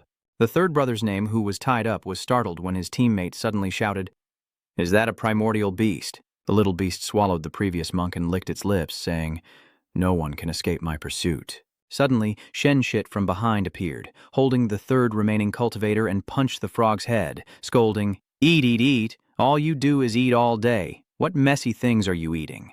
Turns out the frog earlier was transformed by Little White. She pouted and said, "I won't eat if I don't want to, don't hit me." Laksam, just out of the room with a still blushing face and body, asked, "Are you all right, sir?" He and Old Bai, holding several monks, broke in and asked, "Is this the Lu Vuong clan's monk?" She replied, "I don't know either. They claim to be from the Lu Vuong clan. Actually, I don't know what their organization is called, but it probably is the Lu Vuong family because it closely matches their style of doing things." He then asked with a puzzled look, "Their style of doing things?" She explained, "Yes, after the rise of the Lu Vuong family, many people who tried to cause trouble for them were mysteriously assassinated. The Lu Vuong family also used threats and tactics like this to control many resources in Nonok Dingquak." Tamtik nodded and said, "Yes, this matter probably needs further discussion since the Lu Vuong family is currently in the dark while we are in the light.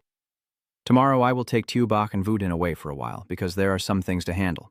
First, lock up these three. I have sealed their cultivation." As soon as he finished speaking, he waved his hand and cast a spell. The cultivators were quickly dragged away and imprisoned in the prison. "Master, are we leaving tomorrow and bringing Little White along?" He calmly replied, "No. So what did you say just now?" Vu Din asked seriously. He could only reply, "I was just telling those three guys." Laksam beside her also added, "You want to cast a long line to catch a big fish." Vu Din then said, "I see, but how did your mother know?" He also said it right. How would the lady know? Laksam calmly replied, I naturally understand what the senior is thinking. Tamthik explained, I gave them some difficulty, sealed their spiritual power, but left them a way out this way. It's not so easy to escape, and it naturally raises suspicion. Laksam nodded in agreement and said, You're still cautious, Your Excellency. Suddenly, he remembered something and asked, By the way, what is the current strength of the Moklin Bao forces? After speaking, he thought to himself that this trip down the mountain was mainly to visit the World Lake and to gather some intelligence. Laksam opened the door and said, Your Excellency, please follow me to the room so I can show you the map. After hearing that, he gently stroked Yuding's head and said, Go rest now. I will discuss some official matters with your mother. She pouted and replied, All right then. He followed Laksam into the room filled with documents and then held up a roll of cloth for him to see. This is a map of the Jade Court. Seeing her struggling, he stepped closer to support her and, holding the map in his other hand, asked with concern, Is it heavy? Let me get it for you. Then he blushed shyly and said, I'm really sorry, sir. He replied, It's okay, be careful. Then both of them returned to their normal states. Tamthik looked at the map on the table with a commanding gaze, and she explained, Master, Moklin Bao has developed quite rapidly over the past year. Despite the pressure from the forces within Gokdin Kwak, they still hold some influence outside. He silently pondered. From the map, it seemed that the north of the Jade Peak Kingdom only had a few lakes. It must be one of these. Laksam watched his thoughtful expression, and also quietly calculated. That reaction from Lord Tamthik wasn't without meaning towards Sam. Maybe I should intensify my efforts. Thinking it over, she tightly held his arm and asked, Which places do you want me to investigate, Lord? She silently thought that even if she couldn't win Tamthik's heart, at least she wanted him to remember and long for her image, so everything would be worth it. He shyly looked at her 2 round breasts and felt awkward. Seeing that, she immediately attacked. Are you uncomfortable, Your Excellency? Tamthik blushed and replied, Not very comfortable, madam. Sam has made you laugh? She placed her hand on her chest and said even more charmingly, Master, after you saved me, my life is already yours, especially since you've done so much for Vudin and helped Moklin so much. Sam knows that the Lord is high above and lacks nothing, and Sam has nothing to repay him with. If the Lord wishes, Sam is willing to do it in his place. Sam's body is absolutely pure, and she does not ask for any promises from him. Sam, that's not very good. If it continues, you might lose your innocence. She didn't give up, saying that although she didn't understand what the noble person was saying, since he was so mighty, he would definitely have a way. Her current appearance clearly shows she doesn't desire a man. All right, you can also understand what happened downstairs. To find out the details, remember to subscribe to the channel. The next morning, when the sun was at its peak, Tamthik lazily stepped out of Moklin Bao. As a result, even though they didn't catch the beast all night before he could finish speaking, Vudin ran over and hugged him tightly, shouting, Master, good morning. Tamthik, exhausted, first freed himself from the adult. Now it was the child's turn. Master Vudin, you're a young lady now. You should pay attention to your image.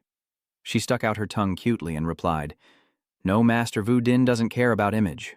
Only in front of Master, so I don't need to act like a delicate young lady. Strange.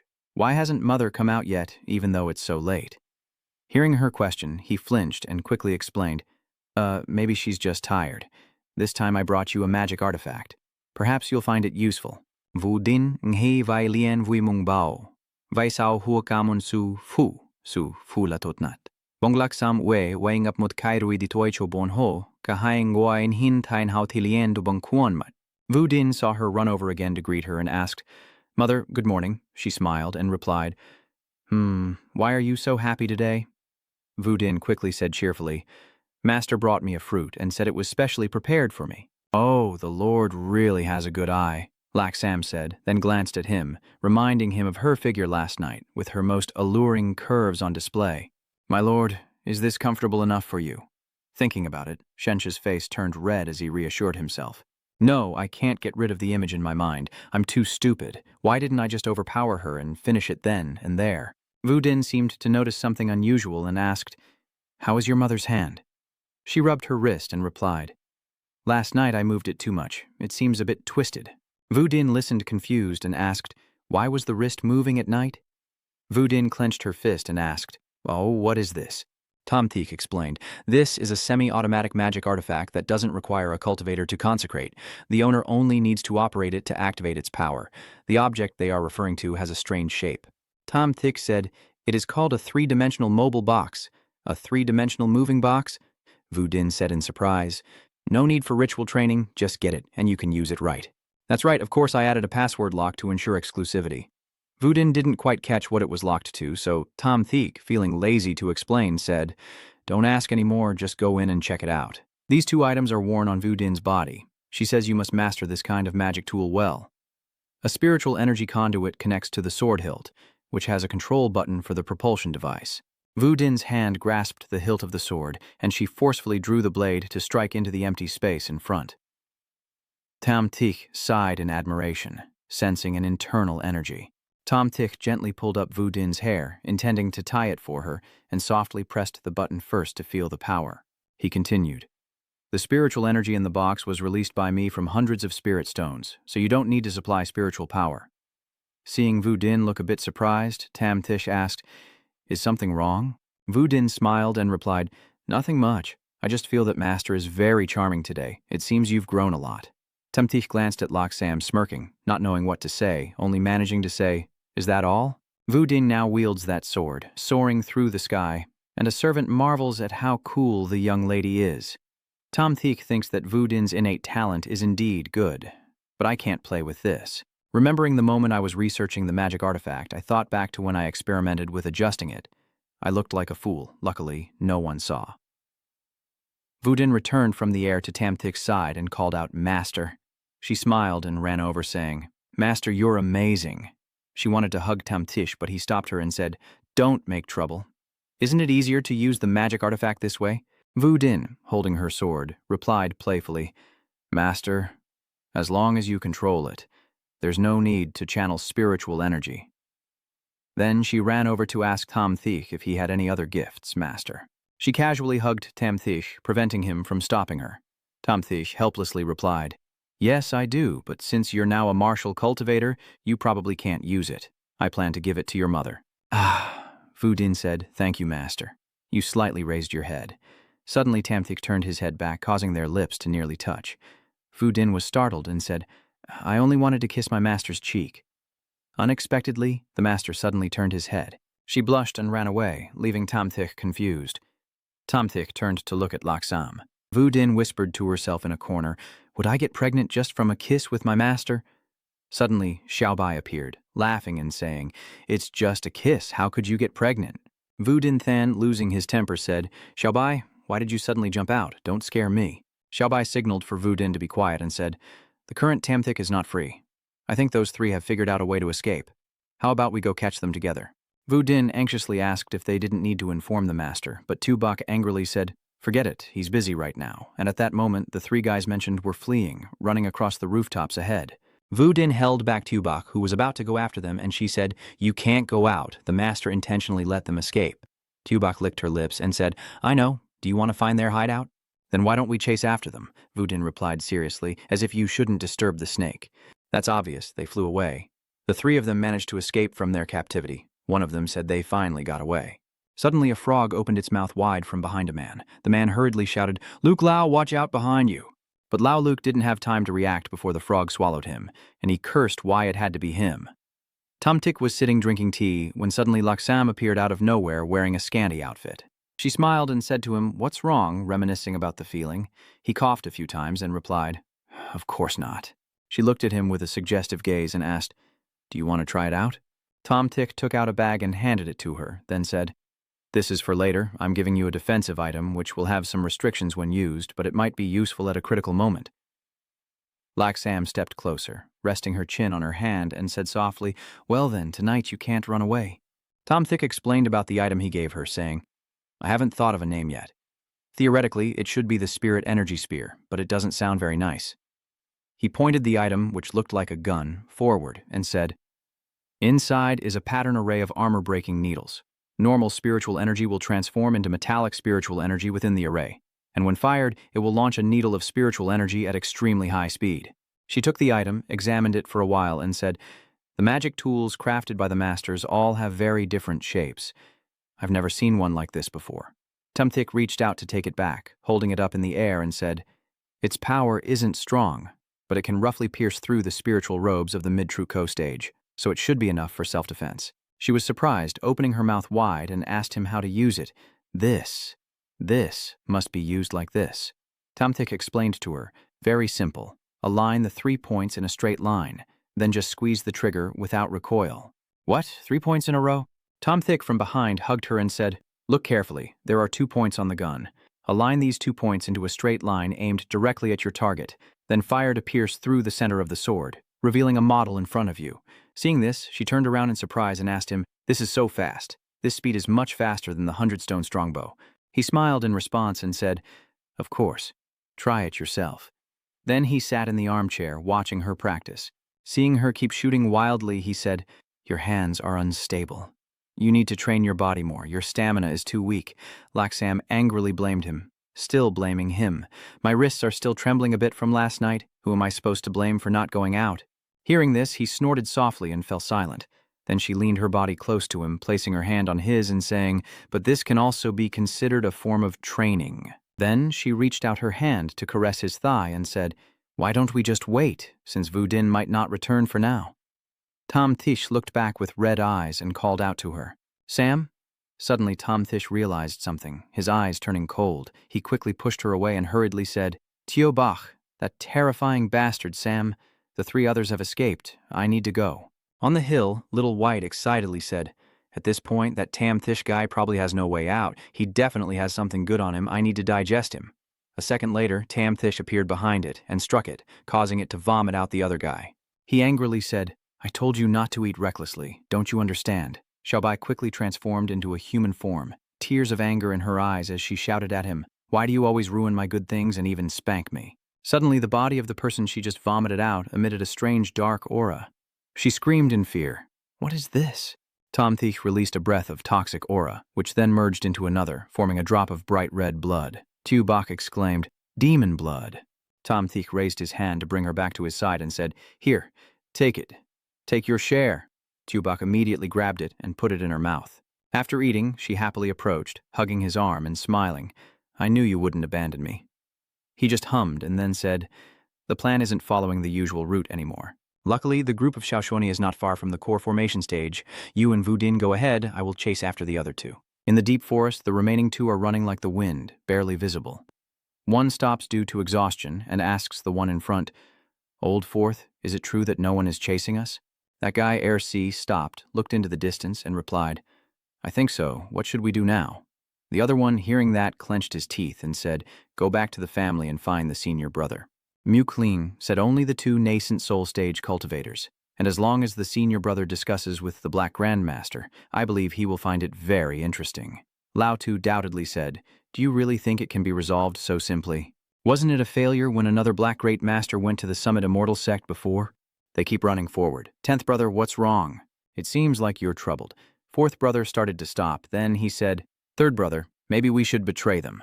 Old 3rd turned back to him and shouted, do you know what you're saying? Old 4th stood upright and said, I said we should run and send signals to Old 7th. Let's go together. Why wouldn't I know? But Tu Lao and Tom Lao unbuttoned their shirts and said we can never turn back.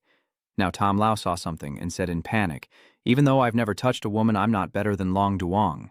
He stepped back and nervously said, don't do this, 3rd brother. 3rd brother looked at his ridiculous expression and coldly said, damn it, I'll show you my chest. What about the black seal before? He looked at the mark and hesitated before saying, this is what 3rd brother answered, given by Lord Hei. Among us brothers, you're the only true talent. The rest of us only saw our cultivation suddenly improve because of this black mark. Then the 3rd brother also turned half of his face and said to the 4th brother, if we betray, this black mark will take my life. I don't want to die yet. The 4th brother seemed to understand the situation and replied, I get it, 3rd brother. Let's set out quickly. Shamthik, hiding in the back, overheard everything and smirked to himself. So it turns out that the cultivators of the Liu Vuong family are all placed at Dia Qinthu Mountain, and the mysterious man in yellow attacked the Shangding Immortal Sect. Seeing them run, he immediately chased after them, thinking to himself, what about setting up some teleportation points along the way? Could these 2 have discovered my trail and are deliberately leading me in circles? As I pass through here, I see a large house appear in the scenery. Tom Thik stands before the abyss and looks down, saying, this is the wind spirit formation. He then says, no wonder I didn't remember. This is a new world boss that appeared when Xiaoshuani advanced to the Fusion Saint stage, with a visitor from another realm hiding within the immortal cultivation world. He quietly glanced at the two old men, Lao Tam and Lao Tu, walking up the distant stairs, thinking to himself that when the man in yellow appeared, he thought he was caught off guard. It turned out that opening my map view wider made it easier. As long as nothing outside the setup appears, everything else is just trash. As they were walking, Tu Lao suddenly noticed something from Tam Lao and asked, "Third brother, what's going on?" Moments later, they approached him, and Tam Lao knelt and begged, "Your Excellency, this is the stronghold of the Liu Vuong family. As long as we destroy this place, the Liu Vuong family will cease to exist." Tam Thich looked at the person kneeling before him and thought, "How did he find out about me?" Lao Tam still knelt with his face pressed to the ground and earnestly said, "Master, I know you are here. If you are reluctant to make a move, I am willing to sacrifice my life to lure the senior brother out." Tam Thich Noi, "Well, if you get caught, just raise your hands and cast a spell to free yourself." Lao Tu also knelt on the ground and said, "Master." Old Third, not hearing anyone respond, stood up and said, "Looks like there's nothing wrong. Old Fourth doesn't need to be nervous. I was just acting out of habit." Then Old Third looked up and saw Tam Thich standing there watching him, and they both stared at each other in surprise before Old Third immediately bowed and said, "Master, you really came out. I knew you were here." Tam Thich crossed his arms and smiled, saying, "I never thought I would be deceived one day. Are you a transmigrator, kid?" Then he looked down at the formation in front of him, secretly thinking that the life-spirit formation is an extremely vicious array, distorting the rules of the heavenly way, imposing the spirit concentration effect on the cultivator, continuously absorbing the spiritual energy and vitality from the cultivator's body into the life-spirit array, thereby increasing the cultivator's strength. Moreover, the 7 great generals, Cam, Vang, Zan, Luke, Tram, Tim, are a bit troublesome. Seeing that he didn't respond, Old Third asked another question. "What is your Excellency thinking?" Tam Thich raised his hand to his mouth and softly said, "I am thinking if killing him like this might cause some disturbance." Old Third didn't understand and asked, "What kind of disturbance?" Tam Thich calmly replied, "Of course I will affect her. Yes, the boss of this other world and his subordinate do not have deep communication. In other words, they only recognize each other through fate, so I can infiltrate." Old Third smiled and said, "I can help with that." Before he finished speaking, Tam Thich grabbed his collar and said, "No need, I can do it myself." Then he pulled him into the air and his screams echoed in the remaining space. "Hey, Your Excellency, please don't take me along. Aren't you trying to sneak in? If we just keep flying like this, how can we infiltrate?" The subordinates inside the house heard strange voices and immediately flew out to chase. "An intruder has been detected. The cultivator in the primordial spirit stage is dead. Call the senior brother immediately." A monk sneered, saying it's just a nascent soul stage, and yet you dare to risk rushing into the battle. He laughed and said, "Lao Tam, you're doing well." Old Third nervously said, "I really regret it. I didn't lie to you. Do you believe me?" Tam Thich replied, "I believe your damn ass. Why don't you go be the author yourself?" The monk didn't pay attention to their conversation and said, "Since you're already in the formation, just obediently become nourishment." He shouted loudly, "Life Spirit Array," and a circular magic circle appeared. The third brother, seeing this, nervously said, "Master, this life form array is very powerful. It contains the rules of heaven and earth and will drain the spiritual power of everyone inside." Tam Thich threw him down and said, "It's none of your business. Go down first." Old Third nervously said, "If you want to throw me down, you should have told me first." Tam Thich looked at the formation carefully, and the monk was very proud of his own formation, confident in controlling it. Suddenly he was startled. Master Tam Thich touched those faint ghostly figures without any effect. He thought it seemed useless. The monk wondered, "Impossible. My hand movements are correct. Absorb for me." Suddenly, Tam Thich launched an attack directly at the monk. A loud explosion sounded, and the monk was knocked flying backwards. Tam Thich brushed off his hands and said, "What are you trying to suck? Quickly call your master out here." A masked man appears, saying he's just a small Yuan Chi Ying. Tam Thich twitches his ear and says, "This villain is on stage delivering lines. Quite professional." Suddenly, flames surrounded the man, and he screamed as the flames rushed toward Tam Thich.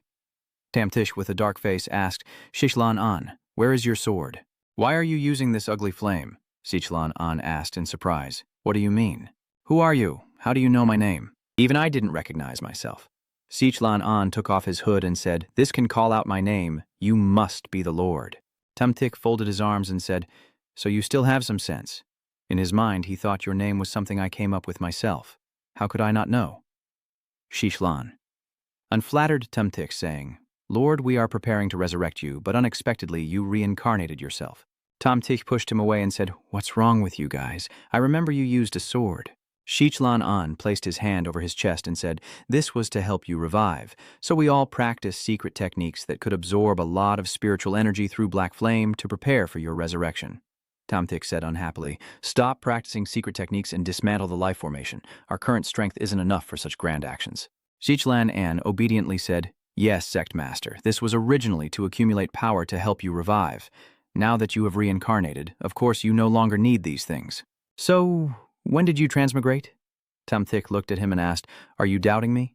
I have my own methods, but now I am also a fragment of a soul rebirth, and many things I no longer remember, only the names of you all.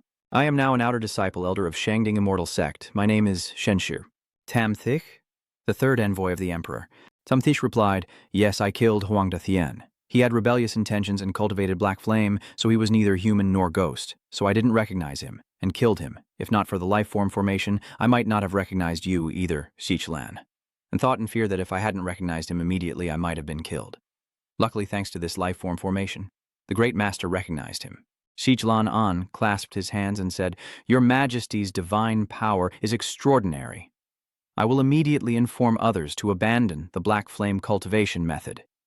He thought that Tam Thich, as the Lord, would easily cut down Huang Yatian in the late Yuan Ying stage with the Golden Core stage, and not only was he unscathed, but his cultivation also continued to advance.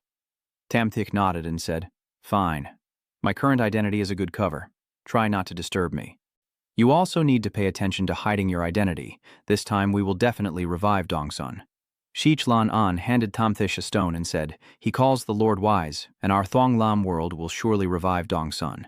These are the spirit pearls we have collected over the past years, originally to resurrect you, but now that you have reincarnated, this is the best supplement for the Lord to restore his strength. Tam Thich clenched the stone in his hand as if a surge of power was entering his body. Shichlan An said, Congratulations on breaking through to the middle stage of nascent soul. He thought that advancing from the early nascent soul stage to the mid-nascent soul stage without any bottleneck was unusual. Only a super-tier expert like the Sect Master who reincarnates could do such a thing.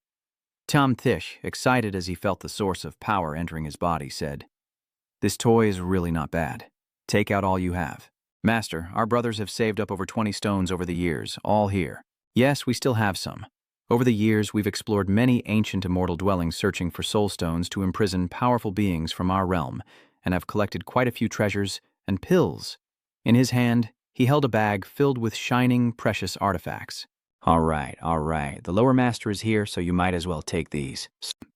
Holding a bag full of supplies, he thought to himself that this trip was truly worthwhile, finally saying goodbye to a life of poverty and hardship. Hovering above the courtyard with the yin-yang symbol, he looked at the dilapidated house, and Shichlan An probably really had nothing left. These people are innocent and naive, with no other hobbies. The character creator for the main character is truly a brainless idiot of an otherworldly boss. This spirit beast array doesn't need to be used anymore. Your forces are a mess with so many cultivators and yet so disorganized. Master Ji is wise and mighty. We truly do not know how to develop our power, only relying on the strong black seal to control and tarnish your eyes, Master Ji. We are truly damned. Ziyu has entered the Jade Peak Kingdom to study, and I believe soon she can help you manage the forces. All right. I suppose there's some enlightenment, but I will find a more suitable person to manage you. Long and Dao, your wise eyes and talent are evident. We will follow the arrangements of the Lord. Tam Thich nodded and smiled, saying, All right. Inform the others of my current identity, and also, from now on, if you meet me in front of outsiders, absolutely pretend you didn't see me. We still need to accumulate strength and must not reveal ourselves easily. Lanan clasped his hands together, forming a powerful energy. He continued, Yes, Lord Master, you have reincarnated. The mark originally belonged to you, and now I hand it over to you.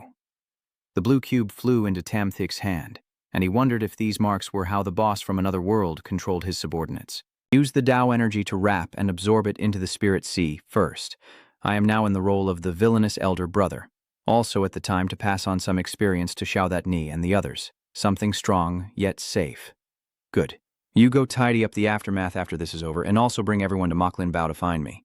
Remember, don't cause trouble, Tam Thich said, and then flew away. Lao Tam turned around happily and said, Master, you're joking. So you're the boss behind the curtain? Your disguise is truly impressive. As long as it's within my power, I will never hesitate to help. Tam Thick happily pointed and said, Then you and your brothers should find a way to join the Summit Immortal Sect. I will have many tasks for you to do. He happily patted Lao Tam on the shoulder and said, Don't worry, you are a very talented actor. I value you highly. In the moonlit forest, Laksam sat at the table with her chin resting on her hand, sighing. Why does Master Tam Thick, with his profound cultivation, have to chase after those two core formation cultivators for so long? Could he have encountered some mishap? She took out a piece of paper and stepped outside the room, saying, Moreover, this Prince Luke must be connected to the Liu Vuong family. Sending an invitation now to invite me to the banquet surely isn't with good intentions. Could it be that he found a solid backing, and even Tam Thick was captured by them? She asked anxiously.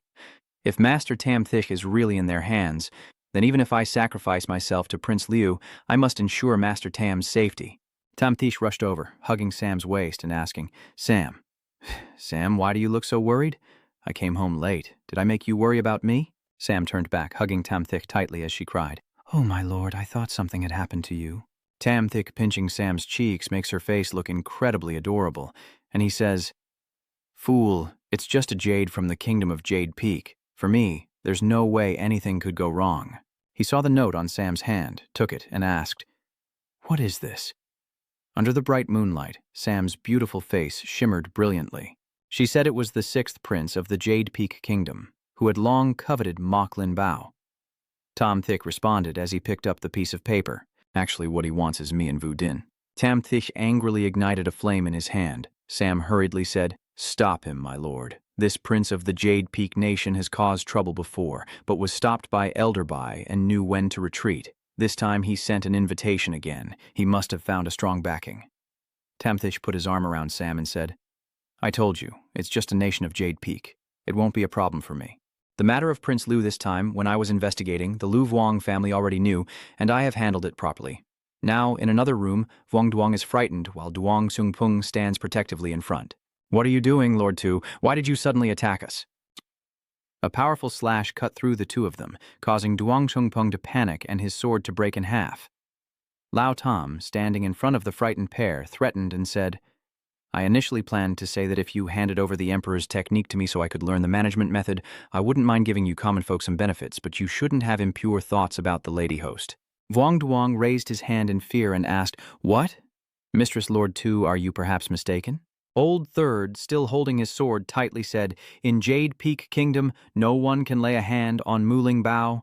A piercing scream echoed out, blood splattering everywhere. At this moment, Shenshe is holding Sam in his arms. Sam says, Shenshe, Your Excellency. He replied, Sam, wait a moment. I still have something important to say. Isn't now the time for important matters? Just like when we discussed important matters last time. Sam's words made Tam Thick blush all over. Tam Thick lay flat and stared at the ceiling with wide eyes. Master, why are you staring blankly like that? He quickly sat up, not lost in thought, but honoring the time of the wise one.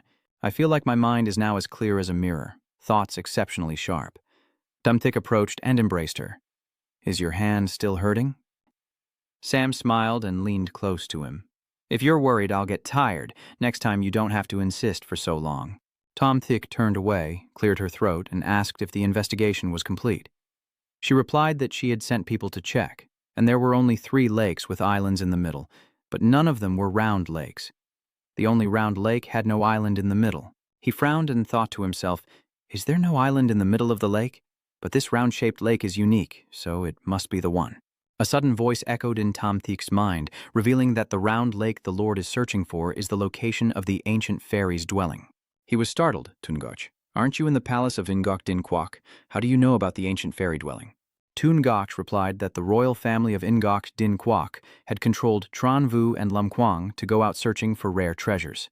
Someone had detected the whereabouts of Dap Van Tien and seemed to be looking for something, and after monitoring, they discovered an ancient immortal residence. The sect masters have long known about the existence of the ancient dwelling. Rest assured, now that Tran Vu and Lam Quang have leaked the news, the Summit Immortal Sect, Nochua Sect, Thong Tien Cave, and the Northern Vuk Sect have all sent people to station nearby, waiting for the ancient dwelling to open so they can seize the chaos and profit from it. The great slaughter across the 4 directions. What? How dare you decide on your own? You're really causing trouble. Sam was surprised. Master, what's going on? He calmed down and said, The matter I originally planned to descend the mountain for has encountered an incident, so now I want to take Vu Din and leave for a while. Moklin said she would leave Tu Bak here, and she also took this black seal. In a few days someone will contact her, so she will just arrange everything properly. Tamthich, my lord, wait a moment. It's getting dark. Why don't you stay another night and leave tomorrow morning? I believe everything will be fine. He stared at Sam's chest and nodded. Sam is right. Then I will stay another night. A few days later, the pond in Baekhyang Garden was crowded with many people. What the hell is this? I thought I would eat peacefully alone, but now it's turned into a once-in-a-century big gathering of Northern Kang cultivators, and his eyes caught sight of two familiar figures. Huh? Are they coming too? Sect leader, I didn't expect there to be so many cultivators here. Should we bring more people with us? She frowned. I only learned about this secret realm through the intelligence of the Dap Vanjen sect, hoping to find some immortal pills to heal Tam Thich. I wonder if anyone else received this news and deliberately spread it out there. This time, it seems it's not that simple. She smiled. No matter what, this secret residence must be stormed once. The girls from that knee miss Master Tam Thich, so they have been training desperately, risking everything to improve my cultivation. I promised I would find a medicinal pill to heal Master Shen Shi. Over there, Beishan kept his eyes on them, chuckling, just casually came to take a look, and ended up discovering two beauties. Ko Nin, walking beside him, softly said, "It's them." Beishan immediately lifted her chin and asked, "Do you know those two fairies?" Ko Nin annoyedly pushed him away and said, "Duan Lang, is it that I'm not pretty enough or my skills are not good enough to satisfy you that you want to look at other women?" He sneered and said, "What's wrong? Are you worried I will eat them and forget about you?" She frowned. "What do you mean, Duan Lang?" "These two immortal maidens are from the Shangding Immortal Sect, a direct disciple of the Dap Van Immortal Sect, so it's better not to provoke them." Beishan strides forward confidently. After all, they are just disciples of the Dap Van Immortal Sect. I, the young master of Thongtin Cave, can consider it a blessing for you to be valued by them. Conan crossed his arms and warned arrogantly, "Watch out for your young master, and if you offend the wrong person, don't drag Thongtin Cave into it." He snorted coldly and said, "You can't understand the power of Tongtian Cave. Just take care of yourself." She smirked and thought to herself, "Not bothering you to mess with them is me saving you. You truly are a reckless fool. That sneaky old man, I'm afraid his cultivation is fake. A pig eating a tiger is the real deal." Next to Tam Thich, Vu Din stands worriedly pointing in one direction. "Master, are those people over there friends of yours? It seems like a person in a blue outfit with a hostile look is approaching them. Do you not want to go support?" "Young master, your Shangding Immortal Sect has arrived." She happily exclaimed, "Xiaolak is here. Take me to her quickly." Behind Beishan, two people in purple cloaks whispered to each other. "Did the Lord of the Realm mention that you secretly took care of the people from Shangding Immortal Sect before coming? I think that's the case." Tam Thich smiled and said, "No need to withdraw. Maybe soon he will be so scared he will pee his pants." Bakson approached Bak Niam's group, and the young deputy head of Thong Tien Kok, Duan Bakson, bowed to the two immortal women, hoping for a chance to accompany them. Next to him, someone was surprised to see that it was Thong Tien Kok, the leading power in the Northern Realm, not expecting them to also arrive. The old man accompanying the young master's group has an unfathomable cultivation, probably a nascent-souled true monarch.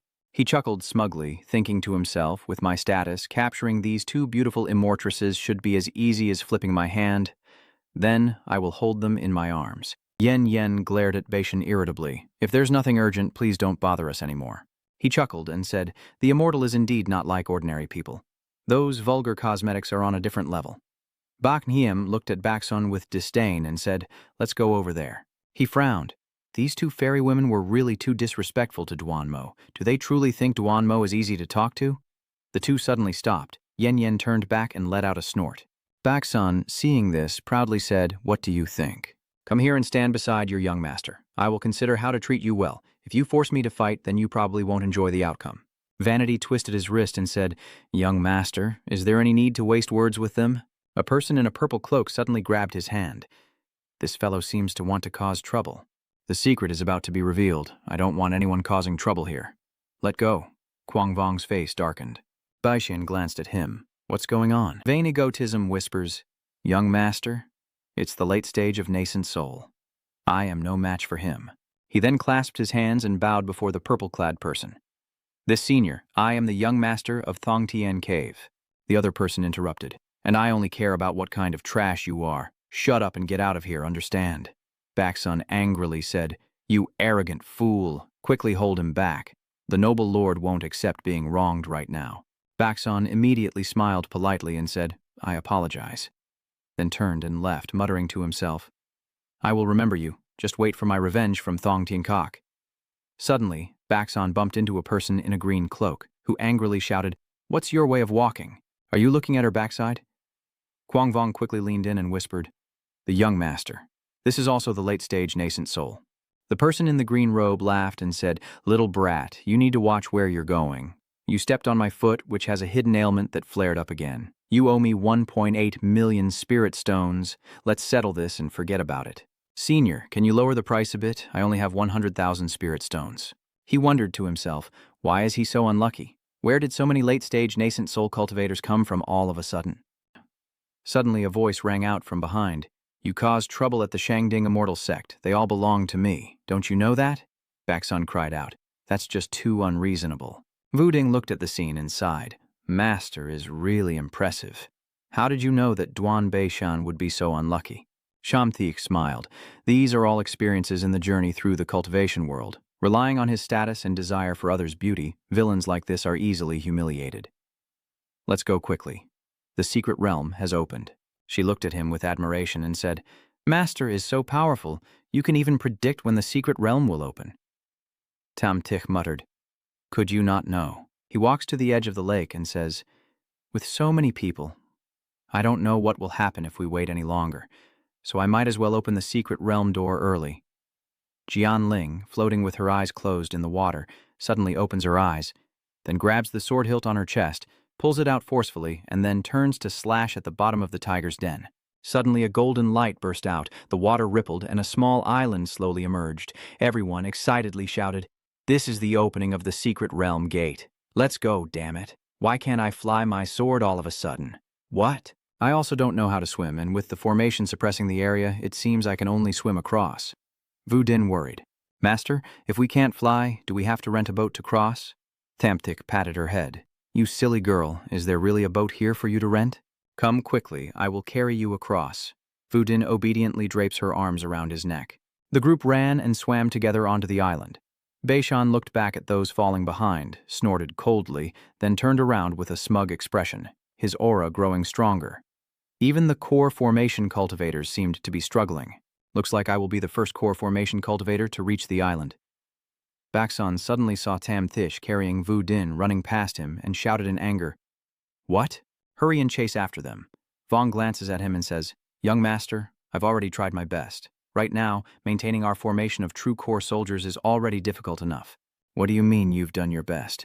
Even a little kid at the core formation stage can surpass me, so what's the point of trying your best? I've already been humiliated enough today. Why are you still here blocking my way? My teen temple is not a place to raise you. Today, everything is your fault for eating and not working, and you still dare to tell me you tried your best. Why don't you just go and die? Tumthik looked back at him and shouted, Hey, you damn weak dog. I don't know how you're still alive. Beishan gritted his teeth and said, I think you're tired of living and dare to talk to me like that. He smiled and said, Everyone here except the prodigies of the Dapvan Tintong family relied on their own strength to pass the first barrier. All of you are just parasites relying on others. Where do you get the courage to talk to my grandfather like that? Wudin whispered. Sufu, he's turning pale. Just wait and see. I will make him pay a heavy price. The goddess on your back, I will also let you see firsthand how I tease her. Tumthik smirked. Let's wait and see, Wudin. Let's go ahead.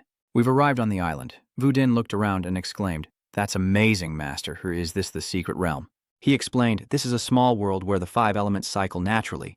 Time flows slowly inside. 1 day inside equals 7 days outside, and spiritual energy is even more abundant than outside. These 8 tall towers are the Bagua Towers, and all the elemental energies of this small world are supplied by these 8 towers. She was amazed and said, Master knows so much, then smiled happily. Let's go. Master will take you to see what's happening. Suddenly, a spiritual ox charged out in front of the yellow tower, with 3 sword-wielding cultivators standing before it. The blue-robed cultivator frowned. There's no way to fly with a sword here, so everyone has to show their true skills. To counter these spiritual attacks, this spirit buffalo is actually at the foundation establishment stage in front of our core formation cultivators. Before he could finish speaking, the spirit buffalo charged forward and knocked all three of them away. The blue-robed cultivator suddenly saw Vu Ding flying by, her whole body covered in golden light, looking relaxed. He exclaimed in surprise, "How can she fly like that?" Could the banishment formation have lost its effectiveness, using the flying sword? The green-robed cultivator tried to fly using the sword but ultimately fell to the ground, shouting loudly, incompletely useless. Shenshur caught him just before he hit the ground and calmly reminded him the restriction formation for flying is still active. She can fly thanks to the properties of her magic tools, so don't overthink it anymore. The blue-robed cultivator gratefully looked at him and said, "Thank you, fellow Taoist. This fellow is no match for us working together." But he paid no mind and stepped forward, facing a herd of rushing spirit cattle, coldly saying, "Trample and cut." A sword strike with immense power immediately sent the spirit cows flying away. Vu Ding cheerfully called from above, "Master." Tamtish leans on his hip and laughs. "It seems I am still faster.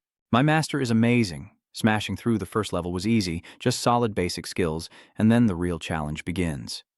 Vu Din stepped down to the ground. Even the master felt it was difficult and asked, "So if I follow, will I hold you back?" He pinched her cheek and said, "You silly girl. I mean, it's relatively difficult for others, but for me, it's not hard." The guardian of the second floor of the Kun Tower is an 18 Earth Sats, each with strength approaching the peak of the Golden Core stage, and they attack simultaneously. Without exceptional speed and strength, not even a nascent Soul True Monarch could withstand their siege. There are two elders meditating ahead. Seeing them approach, one looks surprised, not expecting that the one leading the way is a young core formation cultivator and a girl in the foundation establishment stage. The other advises, "Kid, don't go forward. Listen to me, the area ahead isn't suitable for someone like you to rush into. Wait here for a moment, and when we finish clearing out all the spirit generals, you can follow us through this second floor." Tamtich's eyes lit up. "Do the two seniors have a way to break through?" The two elders stood up, explaining the method to break through. "Well, a young person like you doesn't enter the secret realm very often, and entering isn't about playing chess or just winning or losing.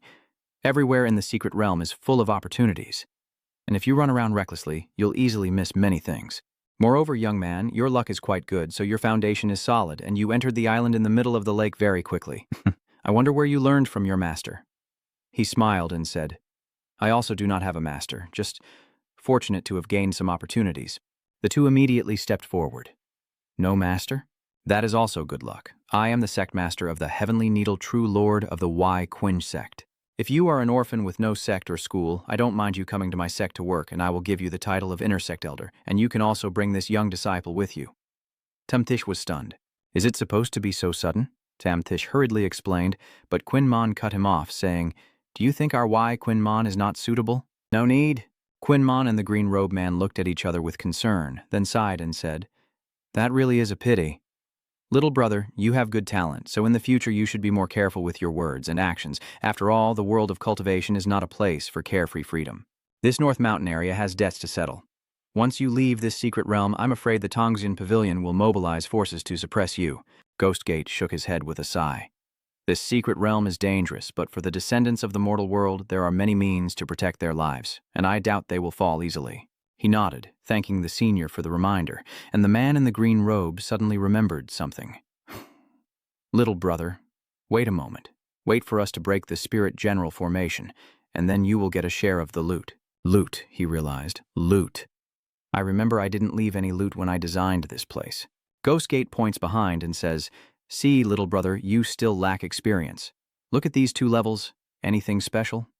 Look closely. These spiritual generals all hold weapons with spiritual energy fluctuations, probably all divine weapons for sale, worth a lot of money. If these things were sold on the black market, they would fetch at least 100 spiritual stones each."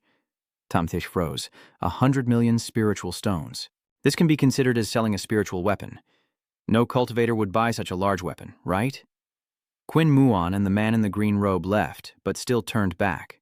"Wait until the two of us rush into the battle later. You can also stop the first spirit general on the left, and the rest will be left to us. Elders, I think the test level is probably just to avoid the attacks of these spirit generals and then directly move to the next level. Do you really want to confront them directly?" Wait a moment. No matter what they say, these two are definitely using treasure tools from the nascent soul stage.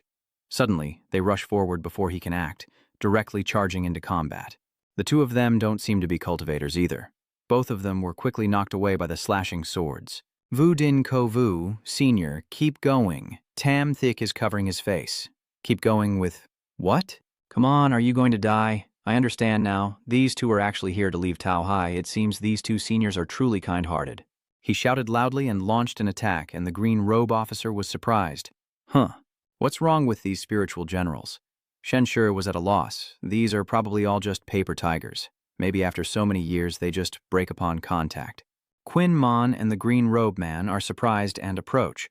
Aren't these half-spirit treasures cut in half by him? Can they be taken at will? At the same time, in the lower levels of Cancun, Kang Ye and the others have defeated everyone and captured them. So report to the Sect Master now. Yes, this girl's 3 mysterious treasures almost made me lose everything, and we also have items to give to the Sect Master. Vu Din innocently asked, where should I put this? Quinn Mon praised, the young girl is very strong. Master, we have captured the young master of the Dead Cloud Immortal Sect. He is now unconscious, and you can come and enjoy him directly. Thamshi teased, these subordinates are too attentive, tying up my ex-girlfriend as well. Vu Din quickly ran over. Master, what's wrong? He calmly replied, there are some matters that need to be dealt with. Let's go. She happily ran after him, saying, Master, I'll follow you wherever you go. Tom Thish grabbed Vu Din, sensing the urgency of the situation, and said, I'll go all out. Hold on tight. Don't let go. She nodded politely. He recited a spell, a divine-level incantation, the spirit lightning technique, boosting the spiritual energy around him, causing an explosion of earth and stone that sent Quinn Mon flying away. Immediately afterward, both Shen Shi and Wu Ding soared into the sky. They quickly descended to the ground. Shen Shi rushed forward, and from somewhere a glittering mass of gold and silver appeared, a hand reaching up, saying, the Tao energy. I still need more Tao energy to recover a bit, so use as much Tao energy as possible. As soon as he landed, Tom Thick realized something and looked up at the red magic circle above. Curious, he asked, why is this spiritual dog activating the killing formation? Forget it, I'll deal with it later. The strong and their allies are scared. What is this? What is going on? The Lord of the World didn't mention that this person was connected to the Dead Cloud Immortal Sect before, right? Damn it, I wasn't knocked out. Luckily, I still have my composure. The powerful warriors and their companions discussed, should we knock her out again, or just knock her out first? Vo Shuang warned firmly, do not come any closer, I am the young sect leader of the Davantine sect. If you hurt me, my father won't let you go. Quang Da sneered, what is your father? If it weren't for our strength being drained, I would beat your father like a chicken. Vo Shuang comforted himself, am I really going to die here? We haven't resolved our issues, we haven't gotten married, and I haven't done that with Tom Thick yet. Suddenly a voice shouted, you too? The strongmen and their companions looked terrified upon hearing that voice, ready to take a beating. Huang Min remained calm and said, you're finished, and they immediately knelt down. The master of the sect spared you on the road, Shen Shi instructed. You must fight back and show me your progress. I am also in the nascent soul stage, and you two are nascent souls too. Fight with all your might or don't blame me if you die. Huang Min smirked. Saying I get it. You two better team up with the master to put on a heroic rescue show. Cunning experts gritted their teeth in annoyance. What do you even understand? You've been guessing the master's thoughts all along and got beaten for it. Now you're still probing. Are you trying to get us killed? The master speaks. Why? Do you believe it or not? They commented that this was the first time the Lord Master turned around and made a move. I wonder how the master of the nascent soul stage will handle 2 late-stage nascent souls. A woman's voice echoes curiously. That hero saving a beauty, who are they saving? The powerful and their companions are stunned. Damn it, I forgot the Lady Master is still in the group. Vo Shuang interrupted them, saying, you all stay back, whatever you want I can give it to you. Shamthish immediately flew over. Friend Vo Shuang, don't be afraid, I'm here to save you. Vo Shuang was overjoyed, saying, you, indeed in my moments of despair, you are the one who will always come forward to save me. Be careful.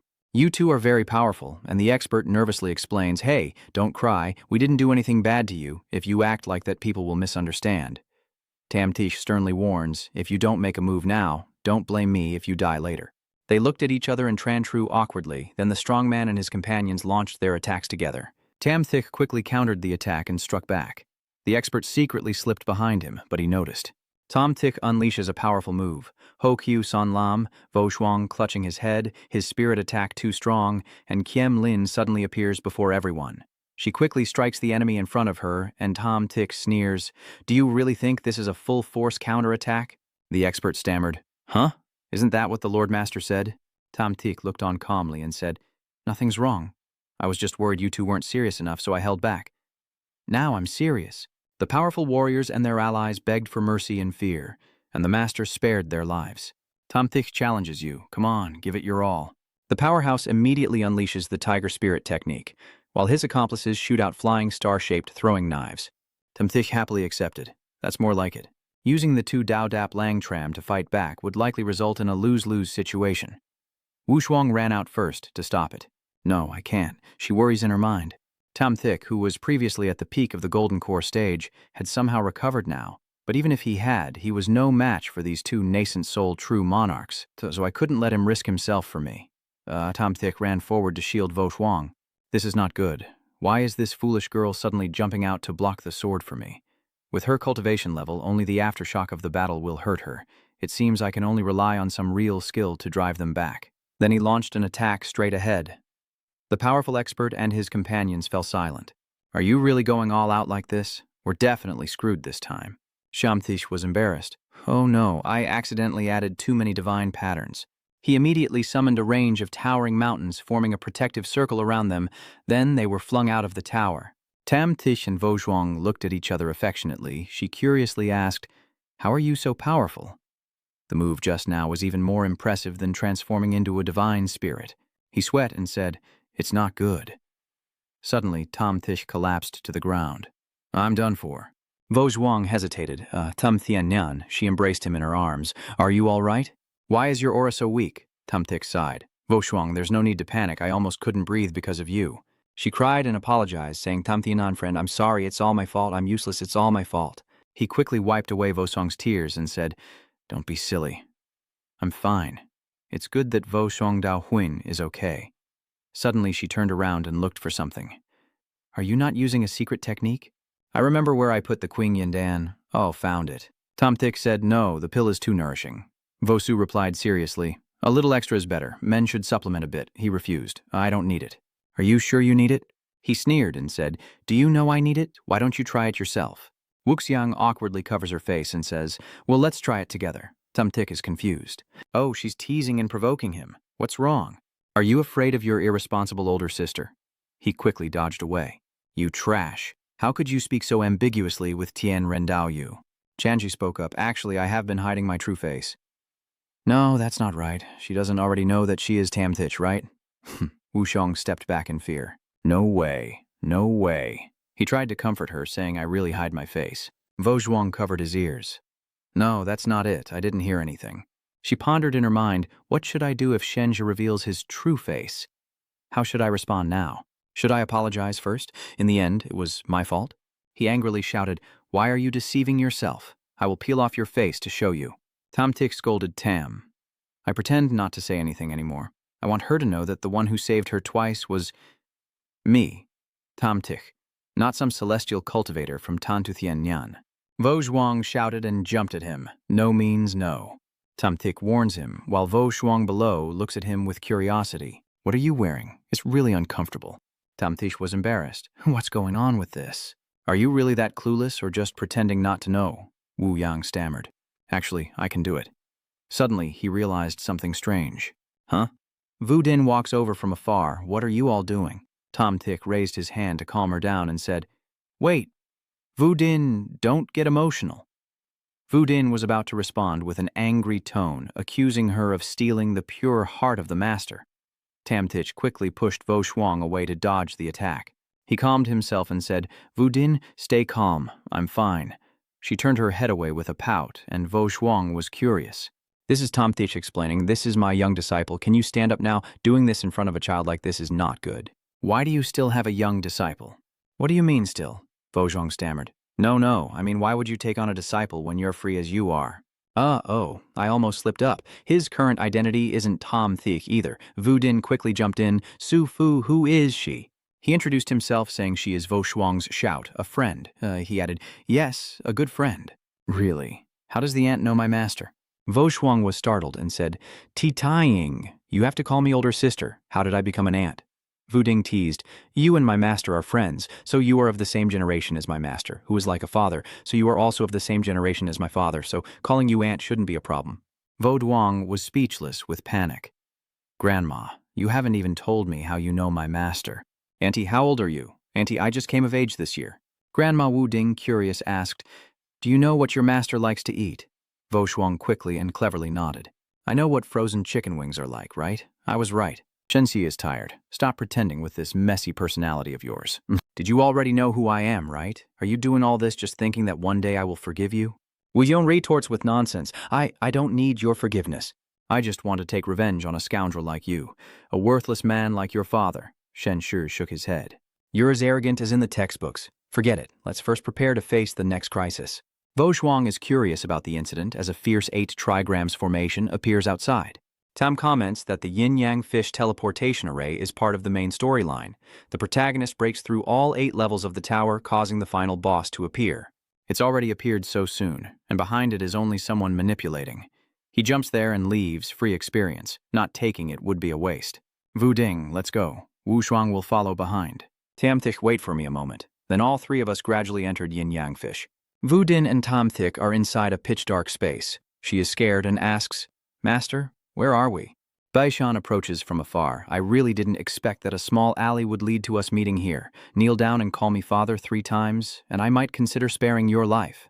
Tamthich smiled at Wu Din. "Do you really hate this guy that much?"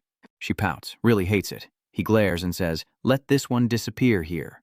Baishan orders, "Arrogant one, who do you think you are? Just a petty chi refining cultivator? Go capture him, seal his spiritual veins." Arrogant one nods, obeying the order. "Young master, he makes his move, kid. Obediently surrender and endure the pain of being cut." Tom Thi coldly looked at the arrogant one and said, "You who consort with criminals and commit crimes, you don't know how much blood you've already spilled. I'll kill you first so someone can guide your young master later." A sudden flash of light pierced through the arrogant one, catching him off guard. "What?" Tamthich looked at Kong Vong collapsing and said, "This is a personal grudge between me and him. It has nothing to do with you. Get out of the way. Wait, you also go up. Don't let him come back here. You know who I am, so if I make a mistake, none of you will escape." The short-haired youth stood up, calming the situation. The inheritance test is about to begin, and it won't be easy. The more people, the more strength we have. See, we shouldn't waste our strength. The inheritance process is definitely happening elsewhere too. We need to hurry up. The other disciples also cheered. That's right. And besides, the young master of Tongshan Sect isn't of a low status. Even the senior officials should pay attention, right? If they don't retaliate by then, wouldn't it be difficult to handle? Young man, don't be too stingy. The young master of Tongshan Pavilion is just saying a few harsh words, but in reality, they won't do anything. And you haven't suffered any loss either. Wu Ding nervously cowered away. "Master," Shenxi reassures her, "don't be afraid." He turns and smiles. "You are right. As long as no one speaks out, no one will avenge me." "I've changed my mind. All of you must die." Baksan's disciples trembled in fear. "Do you even know what you're saying?" Tamthich sneered. "It seems you all misunderstood something from the very beginning." "I was never really a righteous character," Duan Baksan shouted in panic, pointing angrily as he gave the order. "Why are you all just standing there in shock? Don't you understand what he means yet? He wants to kill all of us. Everyone attack now." All 3 charged in fiercely to attack.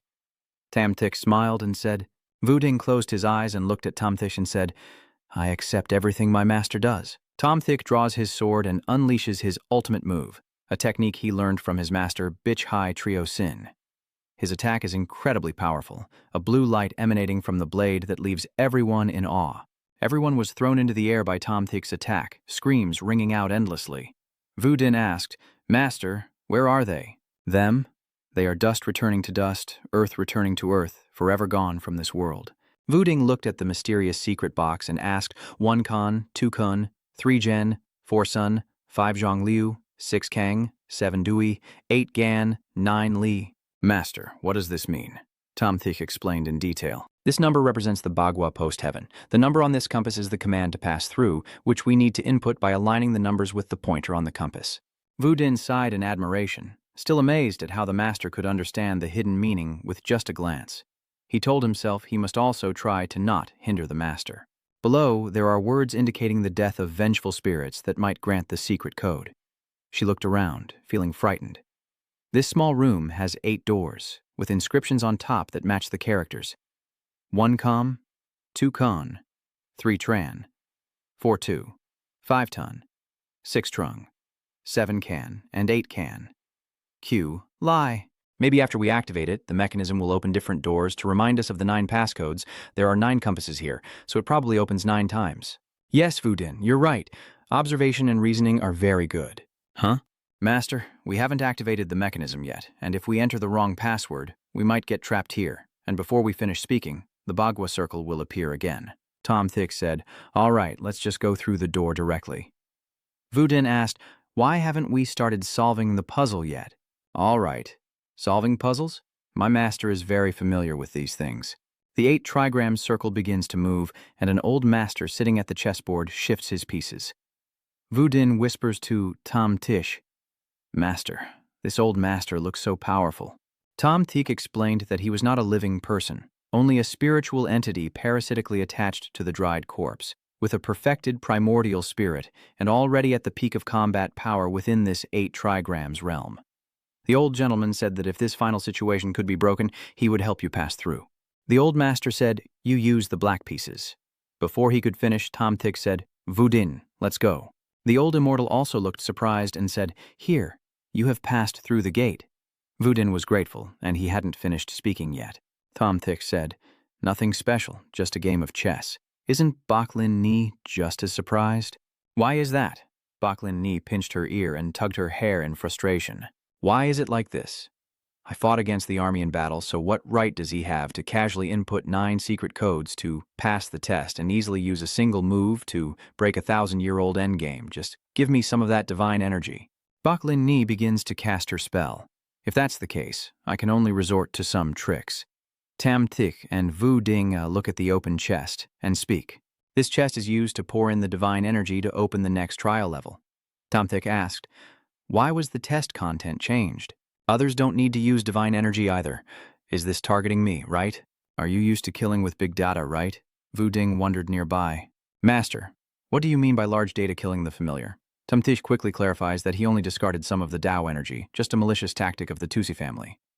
The 6th barrier, Tom Thick said, even the 3 subsequent barriers are the same. Clearly angry. Aren't you after the Tao Van? Tom Thick cast a spell forming a golden lotus, and he said, I will give you the essence of the lotus Tao Van, super condensed within this limit, come and take it. Baklin Ni happily said, So much spiritual energy, you want to give it to me for free? Baklin Ni rummaged through everything. I don't have a physical form now. I need a tangible entity in reality. I keep searching. I keep searching. Tam Thick said, What kind of divine body is this? Such good fortune. No one wants it even if I give it away, so I'll take it back. Master Wudin hurriedly asked, What is my teacher doing? Tam Thick Tay, holding a yellow lotus flower, said, Then I will take it back. A hand stretched out in panic and said, Wait a moment. Baklin Ni quickly wiped her tears and said, I'll take it for myself. What do you want? Then I'll give you this. Baklin Ni was stunned for a moment and exclaimed, Baklin Ni's tears seemed ready to fall. Tom Thick raised a golden lotus emitting light. Tom Thick angrily said, Don't pretend anymore. You're the mischievous spirit of the magic mirror, right? Baklin Ni replied, That's right. I've answered your question. So can you give it to me now? Tam Thick raised his hand, holding the golden lotus, and said, This secret realm was all your trick to make me waste my money, wasn't it? Baklin Ni raised her hand with the lotus and quickly said, It's all an exchange. If you channel your Tao energy in, I'll let you pass through a gate. Tom Thick held the lotus flower in front of Baklin Ni and asked, Do you want this that badly? Baklin Ni's eyes widened and said, Yes, I can trade anything with you. Tom Thick chuckled slyly. Oh, any of them. Baklin Ni, with a seductive look, said, Of course, including my body. She held her head and looked pitiful, saying, You already hit my head, so can you give it to me in exchange? Wudin couldn't hold back and quickly hugged Baklin Ni, who said, So cute, what's your name? Tam Thick told her to say her name. Baklin Ni replied, Baklin Ni. Tom Thick tapped her on the head a few times and said, You're the spirit of this 8 trigrams table, right? Why does it look so unintelligent? Wudin intervened. Master, if you keep hitting like that, even if they are smart, you'll turn them into fools. Tom Thick grabbed Baklin Ni by the hair, lifted her up and asked, You're not the spirit number 102, are you? Don't you remember anything at all? Baklin Ni cried out in pain and said, I don't understand what you're saying. Is Tom Thick turning a flower into something? He said, Here, take this flower. Baklin Ni's eyes lit up brightly as she eagerly ate the flower Tam Thick gave her. Tom Thick silently thought that Baklin Ni was a meddlesome spirit, one of the ancient celestial alchemy test subjects, a master of alchemy, resourceful and cunning. After the protagonist Xiao That Ni subdued her, she became his strongest supporter behind Xiao That Ni. He looked at Baklin Ni and thought to himself that Aside from her white fur and lychee-like hand claws which fit the design, everything else was completely incompatible. And with her resourcefulness and cunning, even a random knife could kill her easily. Tom Thick said, "All right then, I actually have a lot of luck. As long as you acknowledge me as your master, I will definitely make sure you eat your fill and never go hungry." Baklin Ni happily and excitedly said, "Really? All right." Tam Thick thought to himself, "Forget it. Just consider it as buying a simple spicy chip pack. No matter how you look at it, the 8 trigrams mirror and the 8 trigrams treasure plate are not at a disadvantage." Holding them tightly, Tom Thick secretly thought that after Baklin Ni accepted him as the master, he would be equivalent to the ruler of this small world. He continued to think, as long as I want, I can see images from anywhere in this small world. I can freely choose my perspective, zoom in or out without losing clarity in full HD. What could be more exciting than this kind of game? He thought about his nose bleeding profusely, and his heart felt like it was about to explode. Vu Ding shouted in panic, "Master, why are you bleeding from your nose?"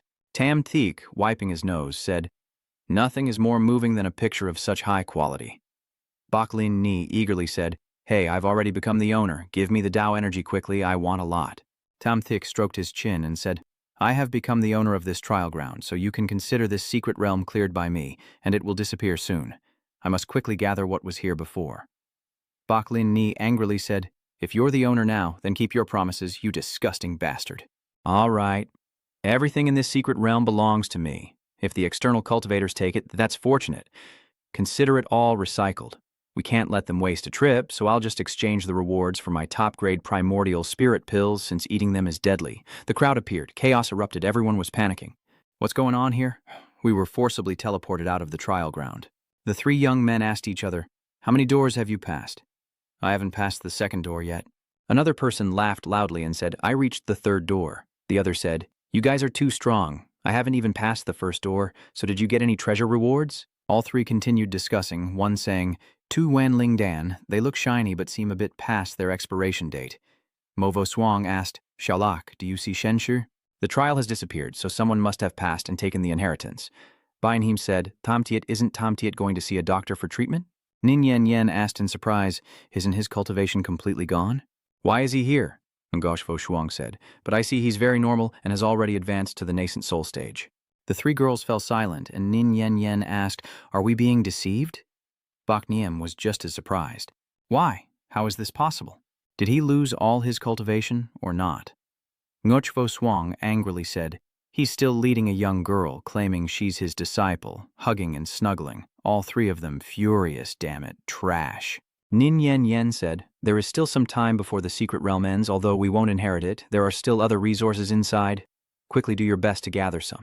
Bak Niem continued, "We 3 working together can definitely reach the top of the tower easily." Ngochvo Swang said, "There are certainly many treasures in this secret realm. After all, with such a high difficulty level, at the very least, the rewards will include high-grade treasures."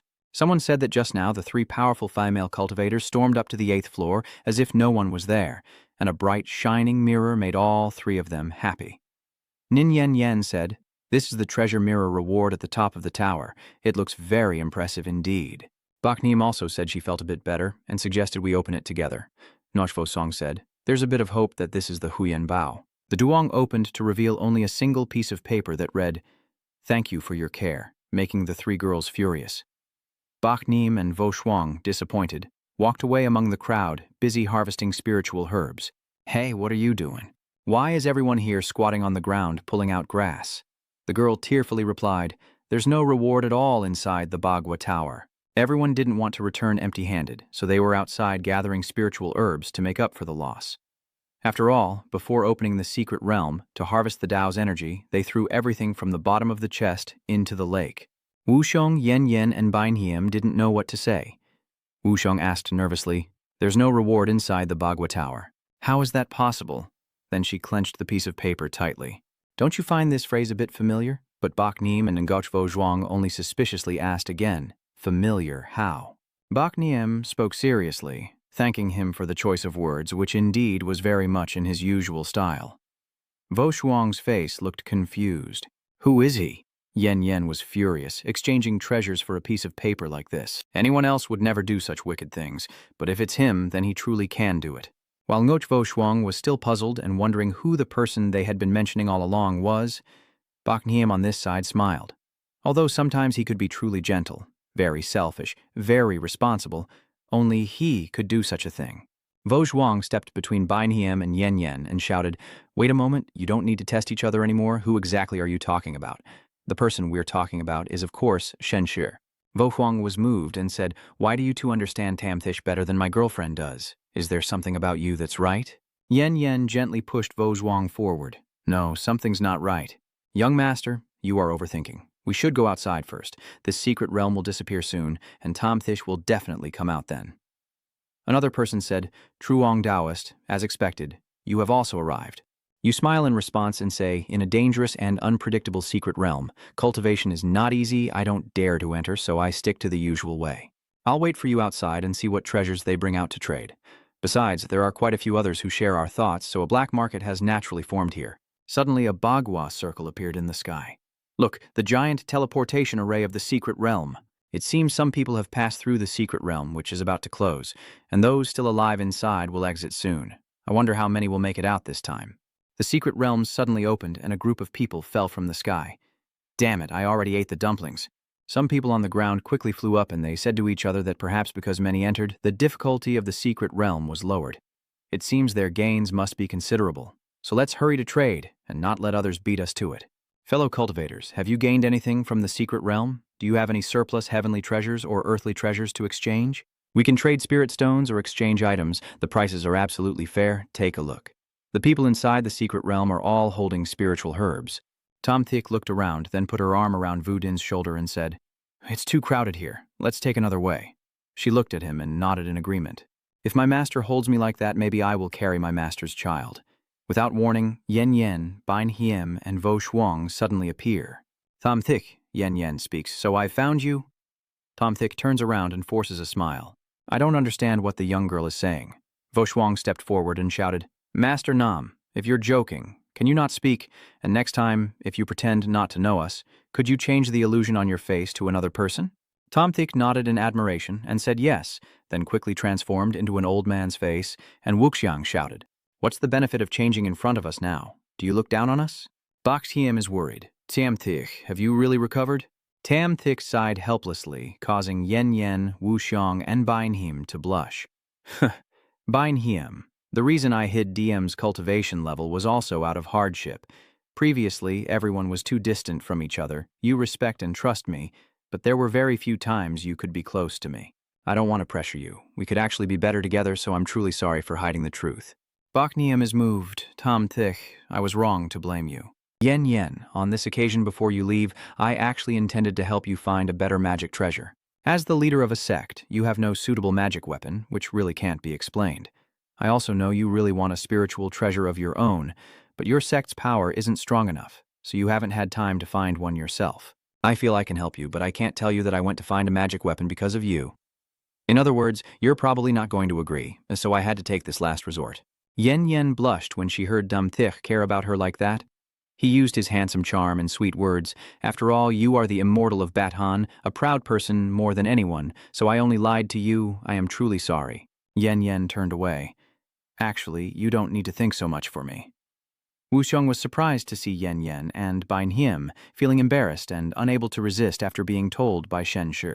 Shamthik turned to Vo Zhuang and gently touched her lips, saying, "Don't say any more. Don't you still not understand why I came to this world? If you weren't here, how could I come? It's been a tough time lately. Running through so many secret realms, she was driven crazy by him. I just didn't want to find medicine to treat your wounds. I only came to the secret realm to train myself. It's not what you think. You don't need to fall for yourself." Tamthik held Vo Zhuang in his arms, showing understanding. I know already." Then he revealed a sinister expression, secretly thinking, "Heaven does not cut off people's paths. I am most skilled at these forced trap setups." Then he suddenly wondered to himself, "Wait a minute, did I just dig myself an even bigger hole?" The sunlight gently filtered through the clouds as Tom Thich led Vu Din forward. "Master, we are now in front of Moklin Bao, finally back. It feels like a long time has passed." Vu Din looked ahead and couldn't help but feel uneasy, as if something was amiss. How can there be so many cultivator auras inside Moklin Bao? She and Tamthik approached the main gate of Moklin Bao, standing guard in front, and bowed when they saw him. Vu Din was surprised. A core formation cultivator? Guarding the door? Everyone inside is busy. Someone calls out, "Madam, we've cut the firewood." Another responds, "Just pile it up in the south. The wood needs to dry before it can be used." Vu Din looked back at Tamtish with a puzzled expression and asked, "Are the core formation cultivators helping with chopping wood?" "Master, what exactly is going on? Do you know?" Tamthik smiled and said, "Everything is arranged by me, don't panic." Sichlan An approached respectfully and reported the situation to Master Tam. "Master of the guild, everyone has gathered at Moklin Bao and is now following your orders." Tamthik looked pleased and nodded. "All right, you all focus on your tasks first. I will go look for Laksam. The people from Sichlan An are here, but they're either guarding the door or chopping wood." Although they were very excited to work, it was clear that Laksam had no experience dealing with such situations. Then he summoned Bak Lin Ni, who appeared while still half asleep. "Daoyun, I want to eat Daoyun." "Vu Din, take Bak Lin Ni out to play. I'm going to talk to the lady about important matters." She accepted. Tamtik went to Laksam's room and knocked on the door. Sam hurriedly approached, quickly opening the door to reveal her alluring figure. "Sir, you're back." He blushed immediately upon seeing him. Sam, were you sleeping just now? Did I disturb you?" She looked shy and a bit tired, so she took a nap and is still a little sleepy now. He smiled awkwardly and looked away, saying if that's the case, he would leave. As soon as she finished speaking, she took his hand and said, "Master, you came to find me, so there must be something important to discuss with Sam. Why don't you sit down first? Do you want Sam to sit on your left or right thigh, or just clear your throat? I still have official matters to attend to, but Laksam still won't leave him alone." Sam naturally knew, but important matters could not be delayed, and today she might give the noble one something different, or take a step further. Saying that, she slowly moved closer, and he hurriedly said, "That doesn't seem very good." She sat on his lap, smiling smugly. He said it was not good, but his body betrayed him, and Sam's legs felt burning hot. Suddenly, Vu Din burst in through the door. "Master, it's not good. Tubok seems to be locked up by Tubok. What are you two doing?" Sam stood up and cleared his throat. "I just helped him blow away some sand in the eyes of the master." Tamtish could only sigh. Vu Din looked at him questioningly and asked, "Master, is that so?" He hesitated and said yes, just blowing on it, nothing else. "So what do you mean by saying that Little White was locked up by Little White?" "Lin Ni locked Xiaobai up?" Vu Ding replied seriously. "Yes, and I just broke through again, opening the third gate in the 8 gates. Tamthik stood up and said, "Lin Ni and Xiaobai don't need to worry. Let them play. You focus on your cultivation. Once you open the 4th gate, I will arrange a real opponent for you to fight." Vu Din smiled. "All right, master. I'm going to train now." Sam walks out to see Vu Ding off, slowing down a bit, paying attention to safety. "Got it. So are we continuing?" He spoke, saying, "I don't have much time left, and I really need to discuss some important matters with you, so let's leave the other things for next time." Sam sat down on Tamthik and said, "Then let Sam blow for you a little." The sunset light gradually faded as Tamthik lifted his hot tea. Sam, what do you think about Sichlan An?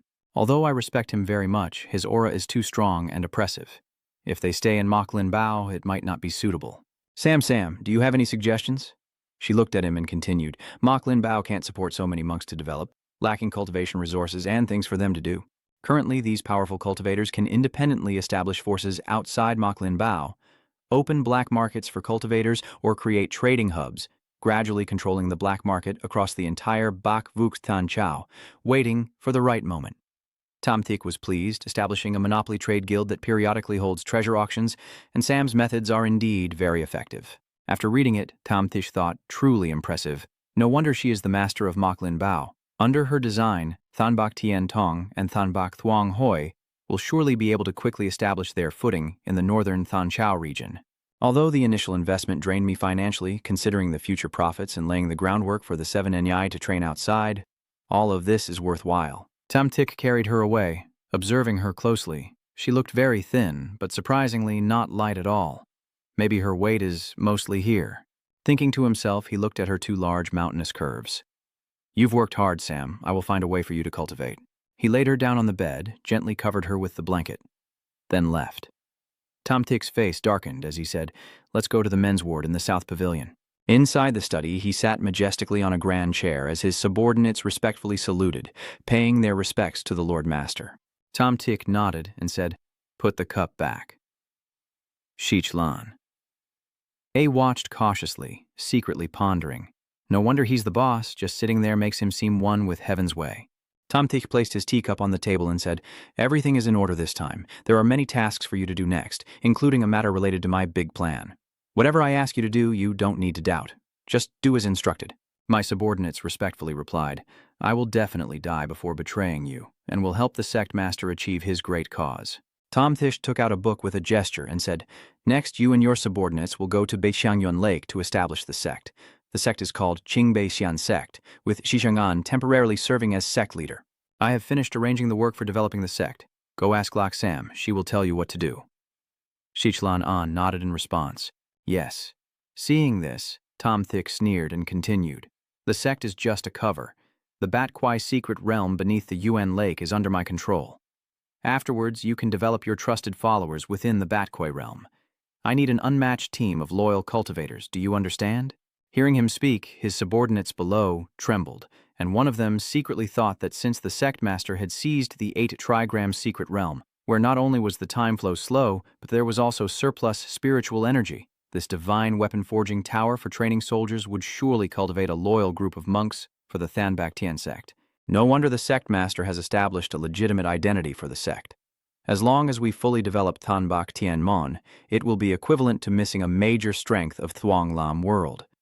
Using locals to oppose other cultivators, they will only think this is a rising sect and won't suspect our plan to invade Thuong Lam world. In the past, we always concealed our identity. Now, we openly reveal ourselves, pretending to be genuine, and genuine to be fake. If we focus on cultivating strong subordinates, we don't even need to take action ourselves. Hearing him say this, those around him looked worried, then all shouted together, "Lord of the realm, you are wise." Tamthich then told them, "All right, go back." He stood up quietly, calculating that it was time to leave. Vu Din should have already gotten up to practice, so he went to say goodbye to her. The sky was just beginning to brighten, and Vu Din was already here diligently training. Tam Tik arrived to see Bak Lin Ni dozing and called her. Upon hearing her name, she immediately opened her eyes and said, "I want the Tao's energy." He stroked her head with one hand, cast a spell with the other to grant her the Tao's energy, and sadly said, "Nothing has changed at all. Giving you the Tao's energy feels like a waste." After finishing her meal, she replied, "I don't think it's a waste. You give me the Tao's aura. Bak Lin Ni listens to everything you say. No matter how perverted it is, Bak Lin Ni won't refuse." Suddenly, a voice of the master called out, and Vu Din immediately ran over, hugging him tightly and whining, "Master, I have condensed the spiritual essence. Can you see it? I can just like an ordinary cultivator gather spiritual clothes." He replied, "I see. From now on, you can show off your strength in front of others whenever you want, but you must be careful not to let others investigate your physical condition." Master Tom had just finished speaking, and she happily took out a fragrant pouch, saying, "Master, this is for you." He eagerly accepted and asked, "For me?" She shyly replied, "Yes, master. Let me put it on you." Then she casually moved closer to him. "All right, master. Vu Din will focus on cultivation, and next time we meet, I will definitely make you see with different eyes." Then Tom Thick quickly sat on the spiritual sword and sped away, disguised as an old man, munching on a melon seed and lost in thought. Earlier, the young man's appearance was too careless, and he had been seen by Ngoch Voshuang and the others, so he decided to just reveal himself as an older uncle. Suddenly, Tom Thick noticed something below and let out a sound, realizing someone was fighting down there. This was just too pathetic. Even two golden core cultivators couldn't catch a Foundation Establishment cultivator, so it seems this Foundation Establishment cultivator still has some skill. The cultivator trying to escape saw the spirit beast approaching from behind, and realizing he couldn't run anymore, drew out a sword to fight back. He only needed to slash a few times, and the spiritual beast was torn into pieces. He seems very powerful. Indeed, you can't judge a book by its cover. Tom Thick, watching from above, wondered why this ancestor had gone out. Could it be that they are doing the main character's destiny? With just a few strikes, Xiaoshani could easily take down the beast.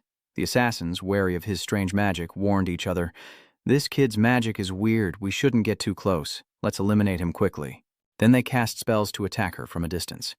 Xiaoshani remained unfazed, standing firm in place. Using her mid-level mystical technique, she instantly nullified their attacks and darted past. Then she struck at an inattentive enemy. As she swung her blade, he quickly dodged. The other guy ambushed from behind, arrogantly casting spells with both hands, and said, "Looks like you're willing to risk your life for one last fight. Let's see how this afternoon turns out." Suddenly, a huge spiritual sword fell from the sky. cutting down the two sneaky assassins.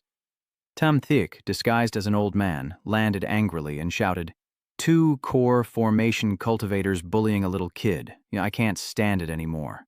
Today, I will uphold justice."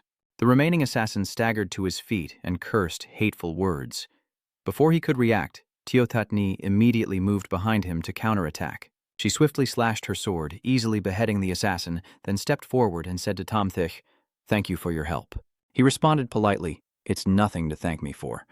I always act righteously among cultivators. Helping each other is normal. First, I need to turn the bodies of these two cultivators into something satisfying." Then he took out two talismans. Huh? Why does this tone sound so familiar? Could it be the master? Tamtik burned the bodies of the two monks with two talismans and asked her, "Why did you provoke these guys, little brother?" "They teased me. While I was gathering spiritual herbs, they secretly rushed at me and demanded I hand over all my treasures. When I refused, they kept chasing me all the way here." After finishing, Tamtik turned to leave and said, "If there's nothing else, I'll take my leave." As soon as he finished, Teotatni pretended to be hurt somewhere and let out a cry, rushing into his arms. Seeing this, he gently comforted her and asked, "Han, little brother, are you okay? Are you hurt?" She pretended to say, "I just suffered a minor internal injury. Could you escort me for a short distance? I mean, no harm. The injury is real. If you don't trust me, you can examine my body a little." Then she pressed his hand against her chest. Tom Thick pulled his hand back and said, "I don't need it. I trust my little brother. If that's the case, let's leave quickly. It's getting late and we might have to camp in the forest tonight to find a safe spot." Then he turned around, and seeing that, she secretly rejoiced inside. Indeed, the master is still so shy, he doesn't dare to touch my chest at all. At night, Tom Thick grilled the chicken, and explained to her that the most important thing in grilled meat is the flavor, which comes from scallions, ginger slices, star anise, cinnamon, and fennel seeds. But these are usually not carried when going out, so we can replace them with ginger and scallions, and star anise and cinnamon are optional because high-quality ingredients often only require the simplest cooking methods. This magical green seed is not very common in nature, but it is an extremely important spice. If you have the chance to encounter it again, you must pick a lot, dry it, and store it carefully. Hearing him speak, she secretly admired him, never expecting her master to have such a mature and charming side. Seeing that she didn't respond, Shensha took the chicken and said, "Remember what I told you? Try it." Teotatni looked at the freshly roasted chicken and rolled her eyes, saying, "Looks so delicious." Tamtik turned around and said, "Watch the fire for me. I'll go get some seasoning." She becomes scheming, a sinister smile on her face.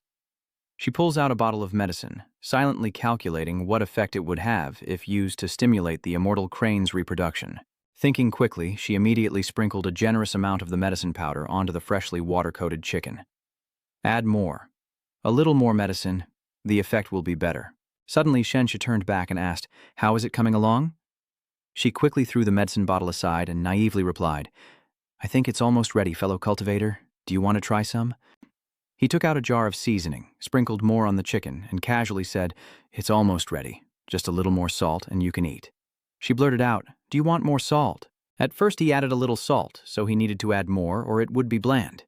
After saying that, he put down the fairy pill bottle. It turns out she was too naive.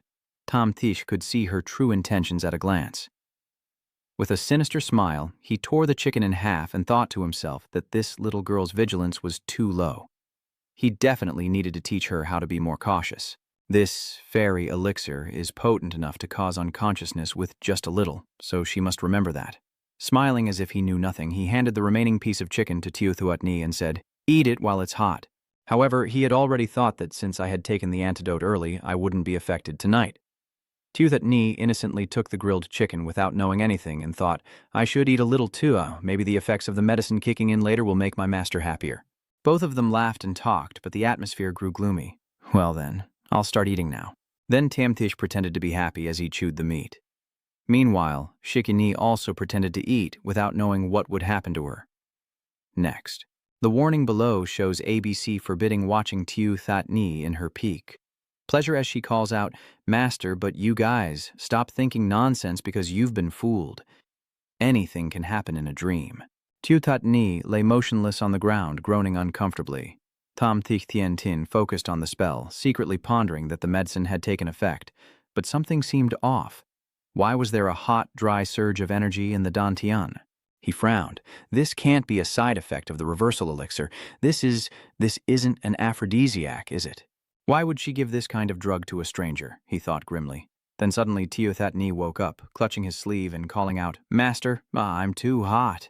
Her graceful appearance and blushing face said, "I am too hot." She approached coquettishly. Seeing that, he suddenly realized there was no reason to have given this kind of drug to a stranger, so she had already figured it out. "Master, come here quickly," then in a moment hit her hard on the head and shout, "You damn monkey! Do you want to sell yourself? And do you want me to detoxify you? Are you awake now?" "Thank you, benefactor. Last night there was a problem with the meat and we both fainted. Luckily, the villains who drugged us were already left behind, so nothing serious happened." "I see. We both fainted, but secretly I was cursing which bastard drugged us last night to ruin my plans." She quickly ran after her and said, "All right." Tomtik smirked, thinking that Thatni didn't know he had seen through her disguise, and soon he would find an opportunity to teach her a lesson. Xiaoshiqi also thought cunningly, "Does the master still want to keep pretending? Then I'll play along with the master a little." The two of them stopped, and Tamthik pointed with her hand, saying, "Little brother, look over there. A small Yu-Min wolf pup living in the wild like this. Let's secretly catch it." She then turned around and asked curiously, "What use is this Yu-Min wolf?"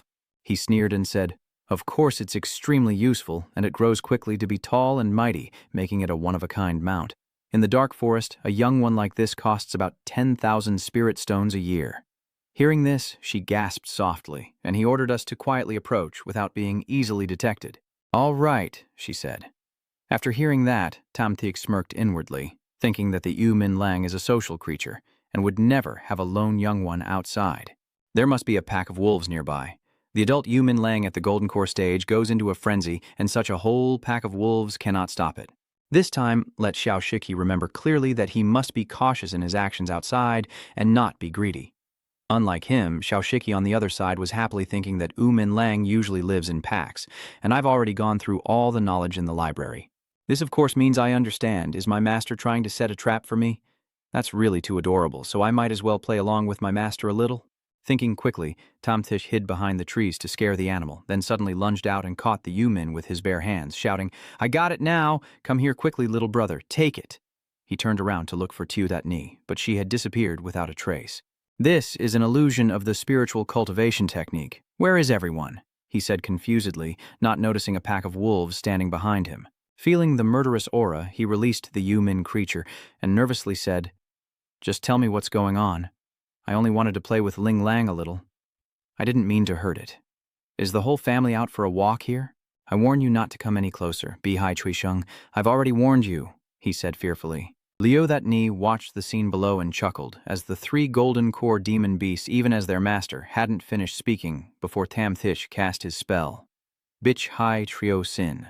The monsters, beaten to a pulp, let out a mournful cry as they all collapsed to the ground. Tamthik quickly picked up the Yu-Min creature in his arms and angrily said, "Who told you not to cooperate? I'm taking your sons away. The house still needs someone to watch the door. All right, Thatni, come down now." She jumped down and asked, "Master, have you fully recovered? And your cultivation level has increased." Tamthik ruffles her hair and scolds her. "Enough causing trouble?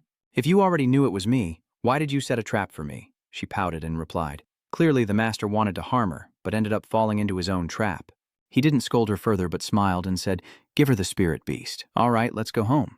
Hearing that, she pouted and said, "Master, since it's rare for us to go out, let's go for a walk together, and you still dare to act spoiled with your disciple?" He replied. She pouted and replied, "If you take me back to the mountain now, I might accidentally let slip that you disguised your appearance for Duni Jachun poison and poison mixing, and you brought Duni into the beast's den, then heartlessly left her behind just to steal the young of the beast." He immediately scolded angrily, "Don't talk nonsense. How could you tarnish someone else's purity like that? Here's the witness." She calmly holds out the small spirit beast in front of her. "All right, where do you want to go then?" She quickly pointed to another place.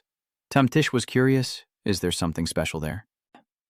Thatni mischievously teases. Secretly dating her master alone means they have to sneak deep into the forest. Tamthik looks scared. Is it really okay to go in there and play big? I only said it was just sightseeing. Shiki, deceive him, go ahead inside. Master, he keeps refusing. Thatni, you can't do this. It's really not allowed. Suddenly a voice spoke saying, I thought it was someone important, but it turns out to be just a core formation cultivator. Elder Core Formation and his two disciples declared their dominance. This is the territory of the Summit Immortal Sect. I am the Elder of the Summit Immortal Sect Core Formation. If you want to keep your lives, you better leave quickly. Tam, Thish, and That Knee looked stunned, saying, Senior Elder Kim Dan, he's furious and using his techniques. Don't blame our Supreme Immortal Sect for being domineering. We have the support of the dispersed Immortal Sect, so that's why we're expanding. Tom Thick muttered irritably, pretending to be obsessed. What are they trying to do? Shiki stands up to protect him. A peak stage golden core cultivator with a dangerous spiritual root, best at defending against all attacks. Master, you just recovered. We should find a chance to escape. Shamtish pats her head and says, Don't worry. Your master is still very strong, at least a little stronger than them. Thitni shyly says, Master, don't always pat my head like a child. If you want a pat, then you can pat other places instead. Tom Thick then turned around and stepped forward.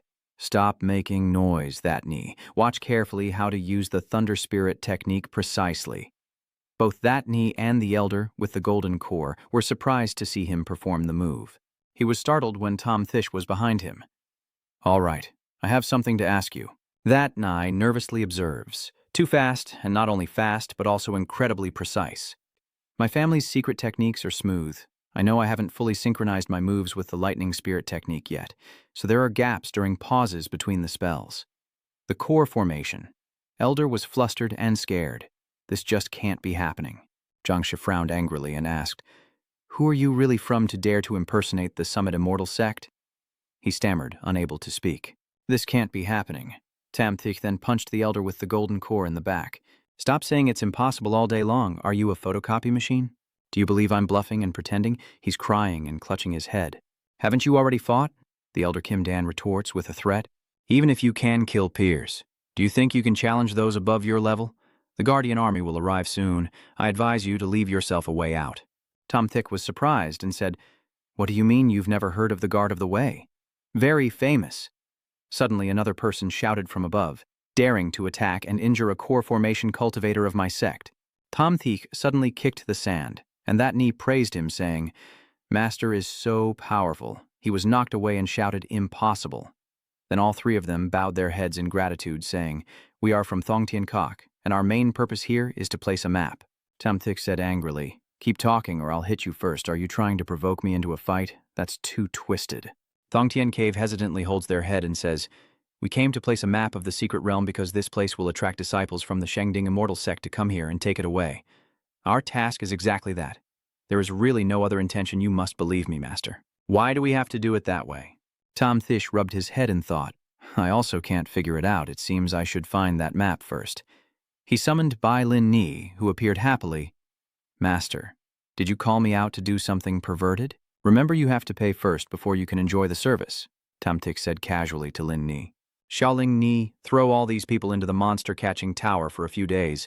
Then let Sichlan An deal with them, she quickly suggested. As long as you feed me well, I'll do anything you ask. Tongxian Cave looked around in shock. This is teleportation formation. No way, no way, no way.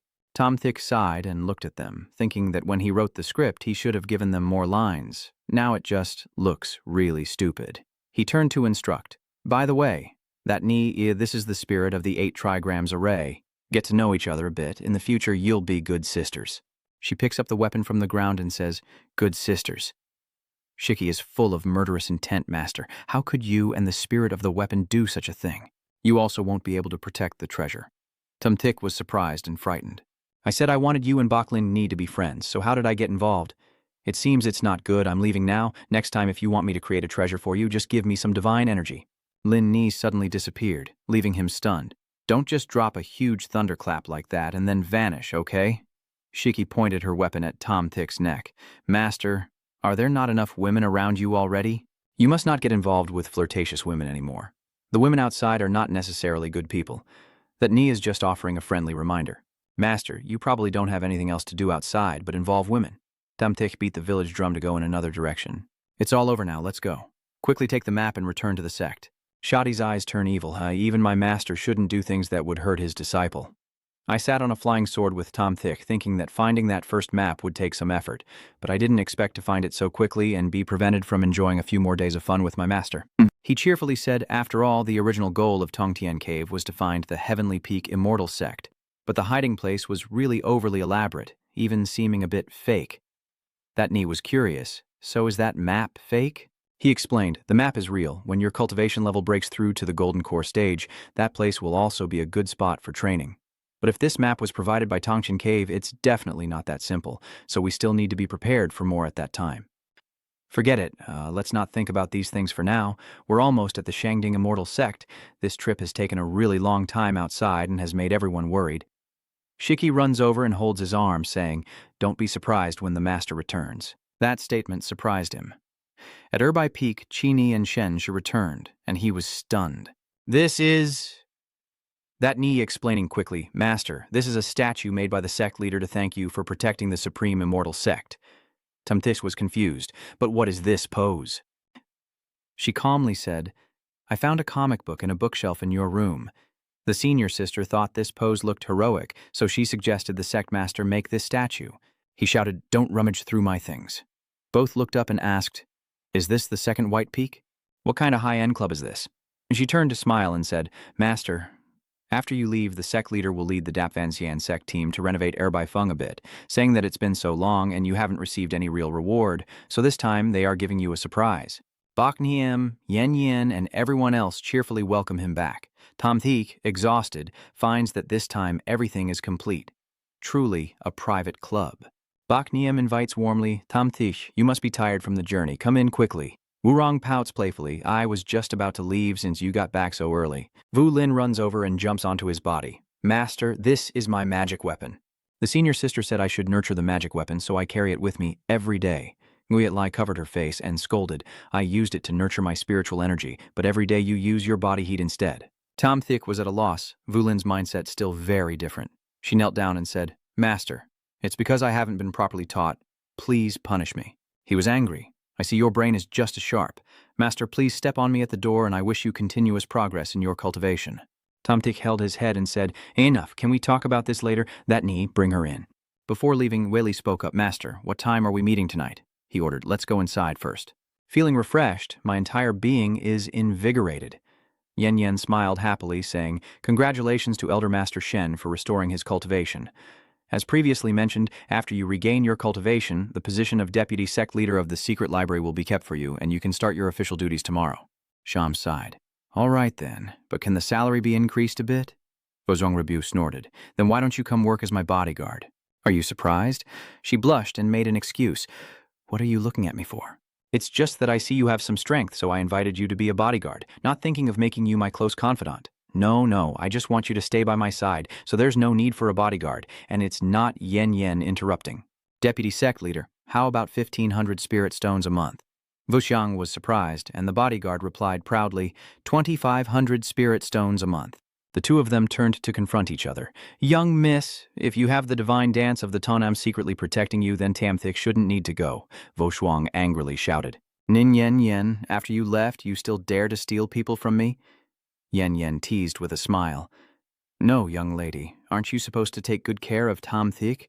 I'm just offering a reasonable price, all for the sake of the young master's mission." She stammered in surprise. "Huh? For me? But isn't this us stealing someone together?"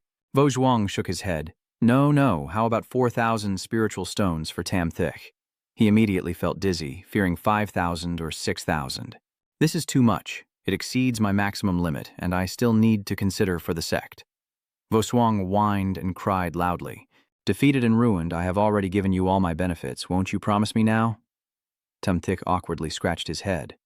"Well, Voswang, although I really want to, I still have many disciples here who need to be cared for and nurtured, so I can't promise you." She cried and turned away, saying, "You evil person, I'm not that rare. I'll spend 10,000 spiritual stones to find a much more handsome cultivator to be my bodyguard." He angrily declared, "Let's see who dares." Voswang pouted and retorted, "You and I, we have no relation. What right do you have to restrict my freedom?" Tamthik moved closer to her. "You can find someone, but if any man dares to be your bodyguard, I will see one kill one," she stammered. You. Voshuang ran away. "Who needs your control?" He sighed. "Sorry, Voshuang. I really have to stay at Erbai Peak." "So you don't even want a parasite leeching off you by your side?" Yen Yen muttered, still very practiced. Voshuang hesitated. "If you've said that, I won't insist. I won't seek others to be my bodyguards. Suddenly she ran away, acting irrationally and taking me by surprise. So you're satisfied now. Baknim behind her looked shy and a bit envious, saying, "When can I also hear Shamthik speak such possessive and domineering words?" Yen Yen responded, "All right, the decision is still 3,000 spiritual stones a month. I will announce it tomorrow. By the way, do you still want to keep your cultivation level a secret?" Shamthik confidently asserted, "No need. That makes it easier to win over. The nascent soul True Lord as deputy sect leader is untouchable." Yen Yen quickly turned away and said, "I'll take my leave now." He sighed. He looked like that, but for someone as talented as Nin Yen Yen, he didn't pose any real threat. She shyly hid her embarrassment inside, that damn Shamthik, so smooth-talking that I almost couldn't hold back. Bakniam scratched his head and said, "Well, I'll take my leave first, Lord Shamthik. I wonder if I can still look after you as usual in the future." He smiled happily and said, "Bakniam, the Venerable is not being polite. Shamthik has long regarded you as a close friend, and friends should naturally look out for each other." She felt happy inside, so Bakniam thanks the Venerable for his support, and Shamthik turned to the disciples. "All right, all the guests have left. I have something to say to you. I didn't come back empty-handed this time and brought some things for you. All of you are in the middle of forming your core." Later stage, Huyen Gok pounded his chest hard. "Master, is this strength appropriate?" He relaxed. "All right, I'll continue. I have a plan for you. Everyone must break through to the golden core stage within half a year, and also master the cultivation techniques and magic tools I pass on to you, reaching at least the stage of minor success." Tianyi was flustered. "I am only at the third layer of foundation establishment now. Achieving the golden core stage in half a year is truly a tall order." Huyen Ngoch hesitated, noticing that after the master left, everyone's cultivation progress clearly slowed, especially since I had been surpassed by a few on the cultivation ranking. Tian Ni nervously swallowed a gold elixir, knowing that once a new golden core formed, she would begin to connect with the heavenly Tao and transcend mortal body. "What do you think?" "Just now, a bunch of proud and arrogant people. Why are they silent now?" Fu Lin shouted loudly. "No problem, Master. Let me handle it." He reproached, "You are the least trustworthy person, isn't that right? Don't worry. As your master, I naturally won't give you tasks you can't complete. I will find suitable cultivation techniques and magic tools for you, and also teach you every day. Half a year is enough to break through to the golden core stage." Shamelessly, Tom Tish laughed evil. The foolish disciples finally set out, and I will finally surpass. Tu That Ni, at the highest stage of Trukko, rose to fame in Bakvuk after becoming the top of the rankings, and after reaching the Kimdan stage in the relics of the Kotma, she single-handedly beheaded thousands of skeletons, saving talents from various sects, greatly increasing her reputation. And soon after, the blood demon caused chaos in Baktuyet Vuk. Little Seven, with his strength, held the pink hole line, keeping the North region's defenses strong and preventing demonic disasters, earning great fame, while Shen Shu was arrogant and proud. "I am Shen Shu of Shangding Immortal Sect. Do you know what that means?" Everyone around cheered. "It turns out you are the master of Tianqiu North Vuk's Little Seven, whom I have admired for a long time. The elder has taken my sect far and wide. Little Seven is excellent in every way, just too respectful to me, always wanting to bring some gifts to show filial piety to the master." Tamtik scratched his head shyly with his thoughts. Now this is life. Soon. Very soon. Vu Lin was curious, wondering if her master's strange expression meant he was thinking about something odd. That Nai remained calm, and her master truly was. As long as he spoke, I would be willing to do anything. A message suddenly appeared, surprising him. "Huh?" "Thong Nin Ngok's sword, urgent matter, quickly go to the main hall of Dang Tien Feng." Tom Thish shook his head. "Nin Yen Yen, when will she know I have the spirit communication jade sword, and that it's a pair? But what urgent matter could there be?" Let me recall the script a bit. He looked surprised and said, "So that's how it is. The ancient demon immortal has revived. We're about to get rich. Tam Tich leaves. I have to go to Dang Thien Fong. You guys gather the magic treasures yourselves." The disciples clasped their hands. Yes. At Dang Tien Fong he approached with a joyful attitude. Shensha quietly entered. "Tam Thich arrived late. Please forgive us." Yen Yen sat confidently and spoke. "If Master Tam Thich, Lord Tam Thich has arrived, then we should begin as well. The title of Chan Quan is not something to be used lightly. Tam Thich has already restored his cultivation level and even broken through to the nascent soul stage, which is truly terrifying. No wonder the sect master suddenly appointed him as deputy sect leader. Currently, all the major sects are arranging their cultivators to support us. As allies of the ancient demon immortal sect and the Jade Flower sect, we naturally cannot be an exception." shamelessly trying to fix his broken reputation while claiming to stand for justice. This guy really has no shame. Elder Ming walks in calmly and says, "The Jade Flower Sect is a solid ally of ours. I can't just sit idly by. I want to go too." Yanyan is surprised. "Elder Sect leader, isn't your master currently meditating in seclusion on the mountain?" He laughed and turned around, saying, "You think you can fool me with such a good thing as the ancient demon immortal? Now that I step in and take charge of this matter, with the Yuan Ying stage, I will lead the team, so the benefits will naturally be mine first. Who in the Summit Immortal Sect dares to challenge me?" Shamthik, here he is, glaring angrily. Then Min was surprised by the old man in the nascent soul stage. Tamthik, wasn't he stripped of all his cultivation during the great battle? How come he's suddenly restored now, and even broke through to the nascent soul stage? He stepped forward to greet him and said, "Fellow Taoist, I have long known of your extraordinary talent and brilliance. Today, upon seeing Feng Yun transform into a dragon, I see that the Thuong Din Tien Tong will also need your dedication and effort." Than Min pondered that during the last great battle, Tamtish had sacrificed his cultivation for the sect. Although his temper was fierce, he was a person who valued loyalty and righteousness, and he should be properly supported as a pillar of the Thuong Din Tien Tong. Tamtish smiled happily. All of this was thanks to the old sect master Qi Ngo's kindness.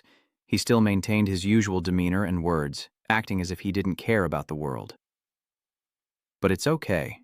My disciples are all in the Supreme Immortal Sect, and Nin Yen Yen is also the sect master, so of course I should still protect them a little. Now that our Supreme Immortal Sect has 2 nascent soul stage elders, I want to remind everyone that when nurturing the next generation, there's no need to hide. The disciples must be trained faster. With the sect developing rapidly, a strong and loyal force is also necessary." Another official voiced a criticism, saying, "Sect leader Min Giam, we have all invested our efforts into teaching, but these little brats are just playing around and not willing to train diligently." Yen Yen smiled and replied, "Oh, all of Tamthik Chan Kwan's disciples have entered the foundation establishment stage. Even Tu That Ni has reached the late foundation establishment, so tell me, why do you think that is? Why don't you learn from the true sect leaders about disciplining disciples?" Tamtish agreed with a smile. Yen Yen has grown up, and even when facing these old folks, she still dares to argue, trying to use my influence to suppress them. The officer stood up and shouted, "Sect leader, what did you say? That useless 5 spiritual root guy is in the middle stage of core formation, and he was provoked by the words. In that case, it's been a while since I last showed the villainous side, and this fool just happened to stumble into my gun barrel." He kept rambling, "Sect leader, did you see it with your own eyes? Could it be that the useless one is pretending?" Another official warned, "Stop talking. That is Tom Thick emanating killing intent. I see you're asking for death." The official in fear remained silent, and the other officials also looked on with trepidation. Tom Thick angrily said loudly, "I won't kill you out of respect for Dongmen, but I don't want anyone sitting here to say similar words. Whether it's Little Seven or my other disciples, our pitiful feelings have been exhausted this time, and there won't be another chance." The official hurriedly apologized. Yes, thank you, Lord Commander, for sparing my life." Tamthik smiled brightly and said, "I understand now. Sorry, Sectmaster Nin, I couldn't help myself." Yen Yen calmly explained, "The North Vuk Than Dam Festival is also held every 2 years at the summit of the Celestial Sect, so we are now carefully training our disciples because if they perform well at the Than Dam Festival, they can gain even more cultivation resources." Everyone was surprised. It's Bakvu Than Dam again. This is the grand gathering of the younger generation of Tan Chao Bak Vush, and we haven't been invited to the summit of the Immortal Sect for a long time. This is also thanks to the Sect Master, and Chan Quan Tamthich helping the sect develop rapidly over the past few years. And of course, the support of Vo Shuang Sect Master was indispensable. Yen finished her court audience. "All right, that's all I wanted to say. Elders, go prepare yourselves. In 2 hours, we will meet at Dang Tien Peak and head to Ngok Hoa Sect together." Tamthik followed curiously. "Sect leader Nin, intentionally keeping me here for some guidance." Yen turned back and smiled. "Tamthik, I find you increasingly hard to read." He chuckled and replied, "Should I be proud that I can make the immortal Lady Bat Han feel confused?" She surprisedly reminded me, "You still owe me a lesson." He hesitated. "Yes, but now Master Nin has already reached the core formation stage, and I have nothing more to teach you." Yen said seriously, "That's not important. What matters is that you still owe me a one-on-one lesson." Tamthich hesitated. "All right, I will do my best to teach any time." After hearing that, Yen ran off. "All right, then I'll wash my face, run a brush through my hair, and put on some makeup on a good day." He reached out. "Huh. It's just a lecture. What other perfect day are you looking for?" Yen Yen pouted shyly as she flew into Tom Thick's arms and asked, "Are you doing this on purpose?" He stammered, "It's because you suddenly stopped." She pouted, "You don't have to do it on purpose. I can still fulfill this request, so what is it that I cannot fulfill?" Tamthish asked back. She beamed with pride. "If you want, can you tell me?" Tam turned away. What could I possibly ask for? Yen Yen turned away, bored. He praised, "Actually, I think a ponytail suits you better," she retorted, "but I feel loose hair looks better." Tam likes to give advice. "Shouldn't this be kept from others to see?" Yen Yen said softly with a smile. "Of course not." "Nin Yen Yen, have I ever paid attention to others' gazes?" She gradually ties her hair up higher. Yen Yen turned to look and said, "So everything is here. Your ponytail hairstyle and my long hair flowing over my shoulders. I like both." Tamtish nodded in praise. "It's very beautiful." He reached out as if summoning something, shouting, "Lin Ni, give me the sword." A tear appeared in the sky as if offering something. Tamtich confidently grabbed it. "This sword is called Drunken Flower Lotus Shadow, a high-grade mystical treasure. I said I wanted to give you a celestial sword before, didn't I? As the leader of a sect, it would be a bit unfair if I only had 2 divine treasures celestial swords. This sword suits you very well." She blushed. "High-grade mystical treasures are so precious I can't accept it. After all, we're just friends." Tamthik smiled happily. "Don't be shy, since you've helped me so much. Just take it or consider it as a loan from me, and you can return it later. I hope you can get along well with that knee in the future." Yen Yen shyly said, "So Tamthik means to reconcile my relationship with Little Seven? Then why is that? Could it be that reducing the relationship between disciple and master will make it not like that? Is this what you call confessing?" Tamthik asked curiously.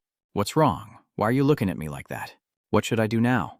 The relationship between the young master and Tamthik has just eased, and I'm stepping on toes again, truly disappointing the young master." Then Yen Yen reached out and took the sword. "Thank you, it's fine. Consider it borrowed for now. I will return it gradually later." "Young master, I apologize." Suddenly Wu Xiong sneezed loudly as she rubbed her nose and teased, "Does that Tom Thick guy secretly miss me again? I dare anyone to try. Vo Huang belongs to me. If anyone else comes near, I'll kill them." Vo Huang keeps rolling around, so domineering. I really like it. I want to marry him right now. Sham Thiek loudly announced on the way back, "I am returning. The spiritual vein of Nachhoa Sect has an ancient demon immortal emerging. This time I plan to take you out to experience life. Go gather some things." Everyone was worried. "All right, master. We won't cause you trouble, right? We still can't fly on swords yet." Tumtish interrupted his thoughts and said, "I will naturally have a way. Gather in an hour." Yali and Huyan Nyuch looked serious. "Yes, master." He extended several swords, taking this hour to turn these 2 great swords into flying weapons. Below are the typical verbose writings of Cultivation novels. If readers find it boring, they can skip it directly. The core of the one-stroke text is the cross-text talisman, which arranges multiple cross-text talismans around the magic weapon to form a combined force of lift and fullness, cooperating with the spiritual control array to supply spiritual energy to the sealed circuit, then adding wind-breaking and stormproof formations around the sword body to prevent wind pressure from affecting the pilot during high-speed flight.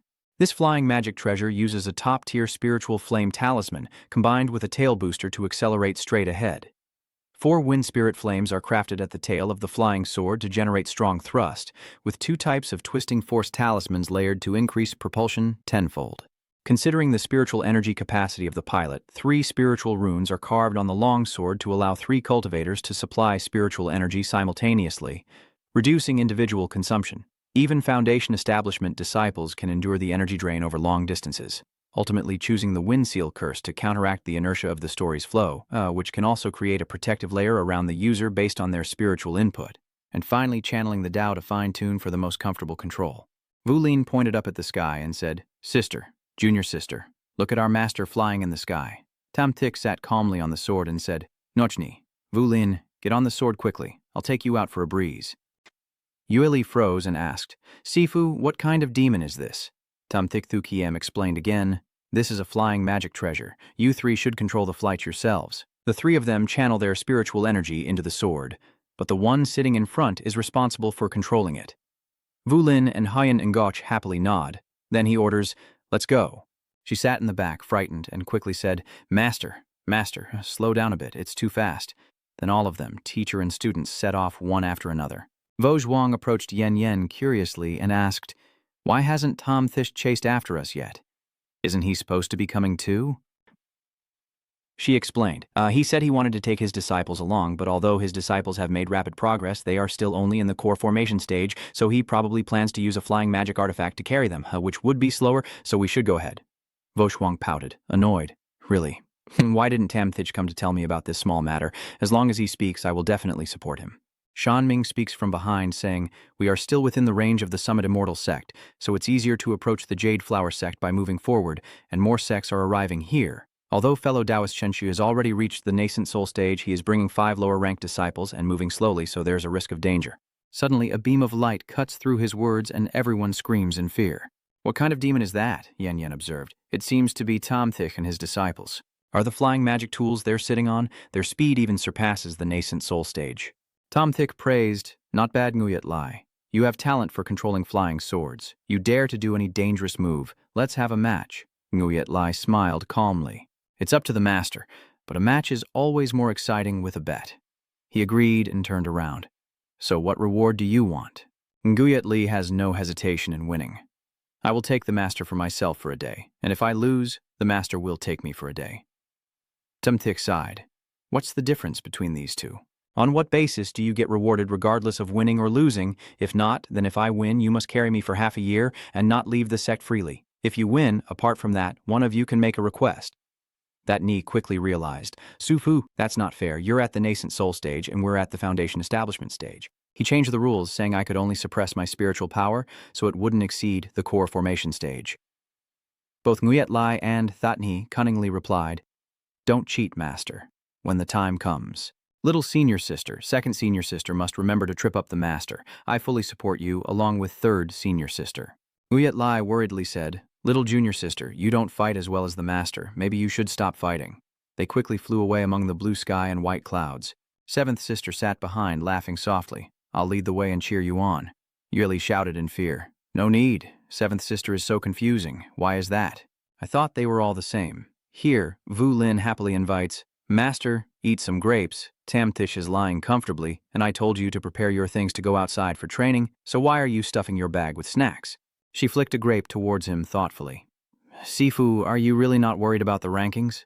Tamthich calmly said, What is there to worry about? Losing nothing if we lose. Huyan Ngach calmly observed that the original master said, I would make you all retreat for half a year and not be allowed to go out freely.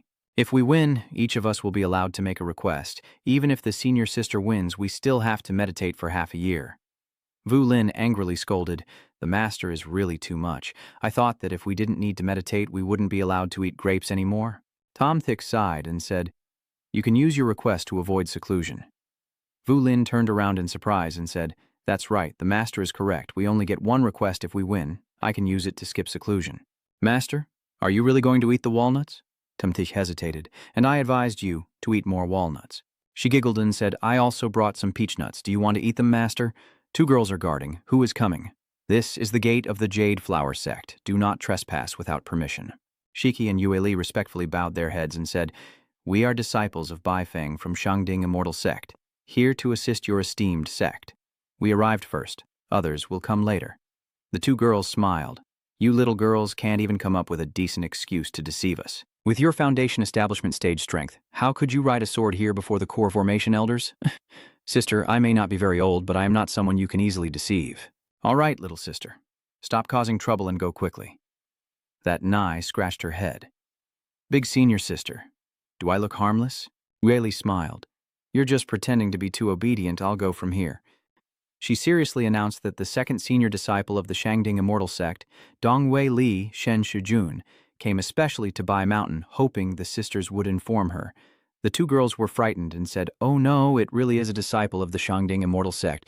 We were rude just now. I will immediately send the news back to the sect and someone will come to pick you up soon. Please wait a moment. 3 sisters. Shiki quickly ran over and asked, Is your sister Lan really beautiful? And how do you usually take care of her? The 2 girls suddenly coquettishly asked, Is your master very handsome?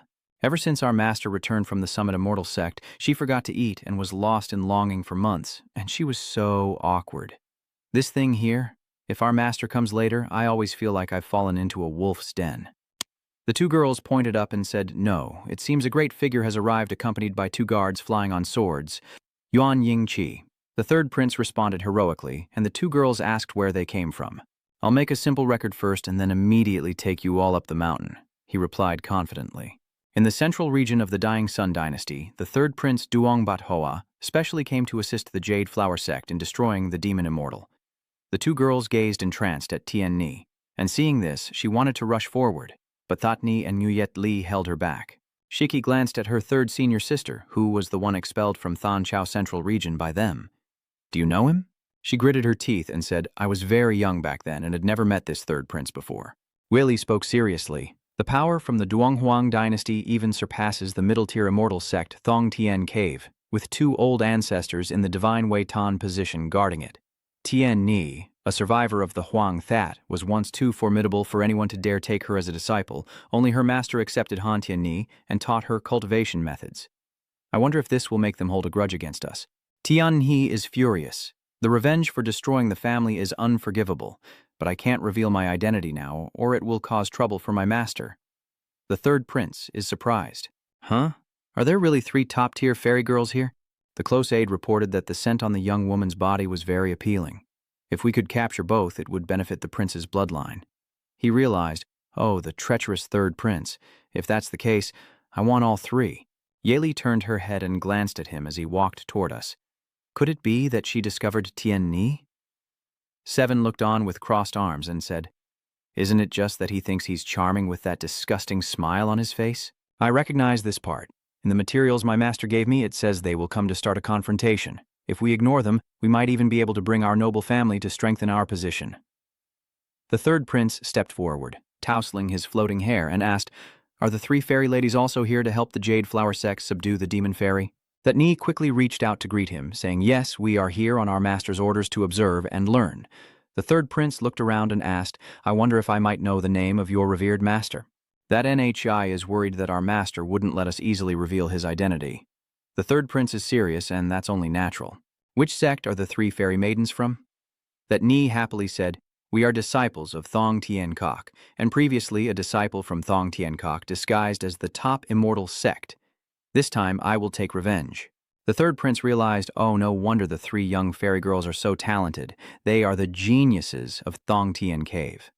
Unfortunately, Thong Tien Cave is also a very powerful force, and the Hoathan Daotan sitting at the sect's gate cannot be easily offended. But that Ni stepped in and asked, You are the third prince of the Tuduang Imperial Court, right? He looked proud. Exactly. So what? The immortal still knows about me, right? That Ni laughed loudly, recalling what his master once said, that if not for the protection of the old ancestor, the Tuduang royal court would have been doomed long ago. The third prince's face darkened with displeasure. What did you say? That Ni teased, saying that her master also said that the current Zhu Yang dynasty is full of rebel factions plotting to overthrow the throne, not worth mentioning. Moreover, the princes are all useless, only relying on their accumulated resources to cultivate, thinking of themselves as geniuses. Prince Tam gritted his teeth and asked what she said. Yueli smiled and said, Your Highness shouldn't mind what the little sister said. She's just a child talking nonsense. She doesn't know anything. He forced a bitter smile and asked, So what? I really want to know who your master is. Shiki is clever. I can't reveal my master's identity, but big brother, you like to smile a lot, so you must be a good person. I can tell you that my master's surname is Duan. The third prince gritted his teeth in anger. I bid farewell first, then he left. That NHI was triumphant. I told you this third prince is really useless. He truly has no basic judgment skills. Little junior sister, you are too careless. It's best not to go up the mountain. Wait for the master to come and explain everything for you to handle. Than Than advised. Little sister, you still better not go up the mountain. The people of the Purple Yang Imperial Court are not so easy to deceive. Thank you, sister, for helping me hide it. She was surprised. That, Nai, Than Than exclaimed in panic. Why did you two come here? That Ni turned around and said, Than Than, sister. This time at Thuong Din Tien Tong, we are here to support Ngoch Hoa Tong. We arrived a step earlier. She felt uneasy. This woman with big breasts still hadn't given up on the idea of the master. Earlier you asked her to teach you dual cultivation techniques, but now you act like she can help restore the master. You're really just messing around. Hurry and follow me up the mountain, that Ni refused. No, Tai Tai Than Than, we still have to wait for our master. She shyly asked, Tam Tish is also here? Has his cultivation recovered? That Ni smiled brightly. Not only has the master recovered his cultivation, but also broken through to the nascent soul stage. so sister should correct her words, and it's not in vain that I've tried so hard. Instead, I thank you for the secret technique you taught me. Thanthan sneered and said, You're joking, little sister. Have you forgotten that I am a cultivator from the Jade Flower Sect? Whether your body is still pure or not, I can tell just by a glance. Yue Li interrupted loudly. What secret technique are you talking about? All three quickly exchanged glances, sparks flying between them. Fairy Nai commented that the fight was truly fierce. This was a breakthrough. She confidently practices the cultivation method her master gave her, and each breakthrough indeed greatly increases her power. That Ni sighed. Tom Sutai truly lives up to her reputation as a martial arts master. Suddenly Tom Thich descended from the sky and asked, Why are you all waiting here instead of entering the mountain gate? That Ni pouted and ran over. Master, that Ni has caused trouble for you. He sighed and said, So? Why do I feel like you don't intend to repent? Tom Thich looked up and asked, Lefairy, are you still well? Do you know what just happened? Thanthan shyly says, Tamthish, this is how it is. He stroked his chin thoughtfully and asked, the Tuduang royal court? Shinu looked frightened. Master, did I perhaps offend you unintentionally? Tamthish patted her head and said, That Ni did well. No need to worry too much. Even if the sky falls, your master will bear it. But since the act has already begun, the second half must continue, so I will distort your appearances a bit. Then a purple flame shoots out from Tamthik's hand, enveloping the three of them. Master really is mean? Doesn't he prefer Yue Li to dress more seductively? Why am I turning pale? Does that feel very strange? That Ni feels unfamiliar. My master is truly perceptive, knowing that Ni has boundless potential as he grows up. Thanthan teases, Sham Thich Chanquan's reputation is really impressive. He feels embarrassed. It's because of the influence of Ngach Hoa Sect's aura. The sect leader, this time all the factions have sent their elites to assist our Jade Flower Sect. Currently, there are more than 10 nascent soul stage experts. The sect leader need not worry so much. Ko Nin, exhausted, went to investigate that spiritual pressure. This kind of spiritual force is definitely not from an ancient demon fairy lingering behind. Relying solely on the nascent soul stage experts, I fear a maidservant would run in shouting, Sect leader. The third prince of the Tzu Yang imperial dynasty has arrived, bringing 2 nascent soul stage experts with him. Kuo Nin waved her hand and said, The Tuduang royal court doesn't have an elder either. We can't just ignore them. Let Elder Lu and Elder Kwai handle the reception. There's no need to report the matter of the primordial spirit lord to me. The 2 maids looked worried, asking what was wrong with the sect leader. Even the Tuduang imperial court is not worth noticing?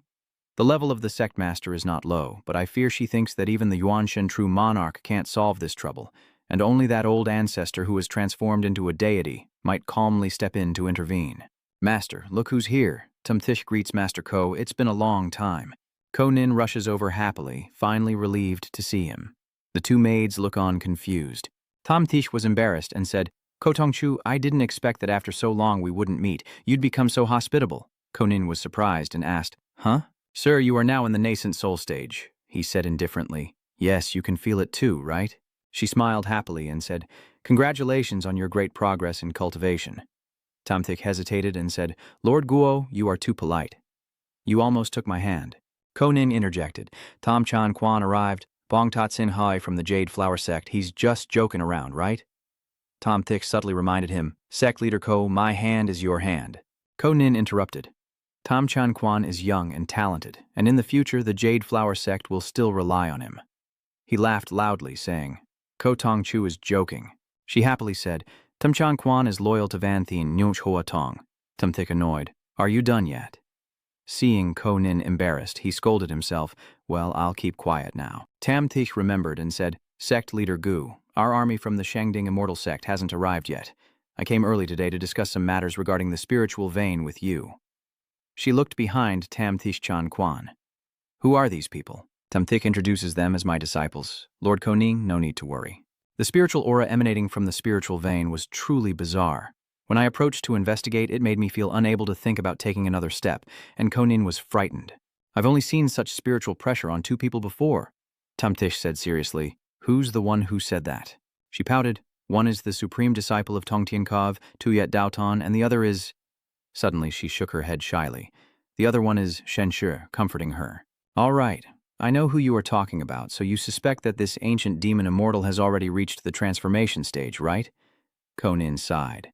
Thom Thish confidently said, Do not worry too much. When the ancient demon immortal appeared with the realm of the divine soul from the previous life, a pure spiritual pressure did not necessarily mean the realm.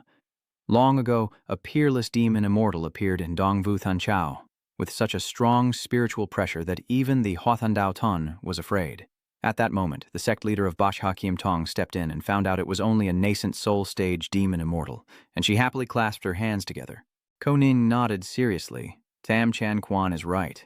Huyen and Gotch worried, Master, maybe we shouldn't go anymore to avoid causing more trouble for you. Tom Thiek turned back and said, It's okay. I didn't originally intend for you to directly enter the spiritual vein. He considered whether others would enter or not unimportant, but that knee cannot miss this rare opportunity.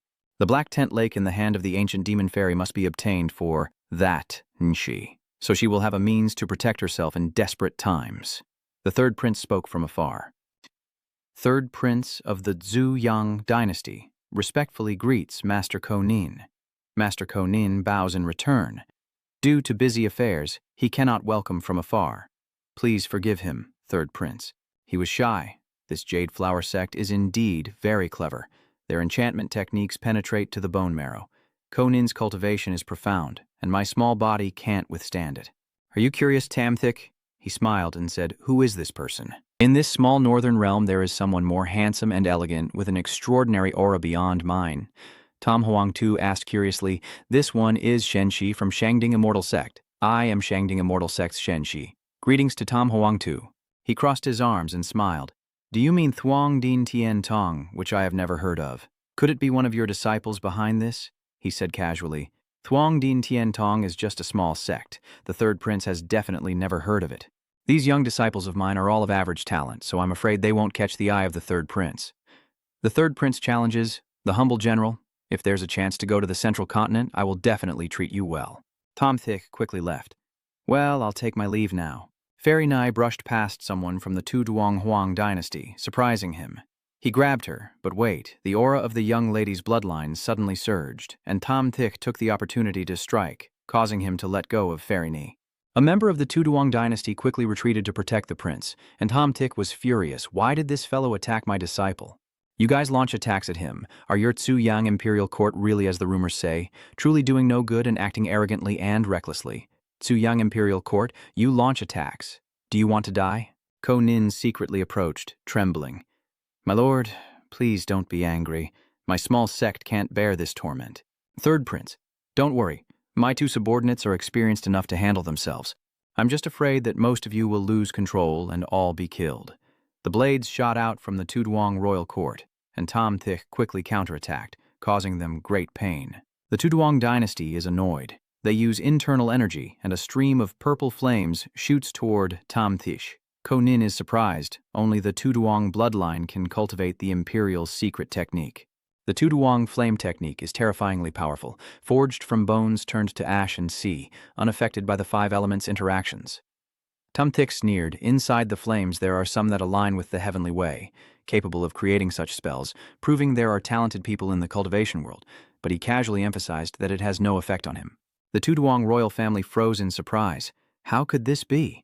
The third prince laughed loudly. You two uncles are really mischievous. All three of them turned to look puzzled. He stepped forward with a sinister look. We came from afar to the North Territory. It's normal for you two uncles to be cautious. It's not like that, Your Highness. The third prince is just feeling proud.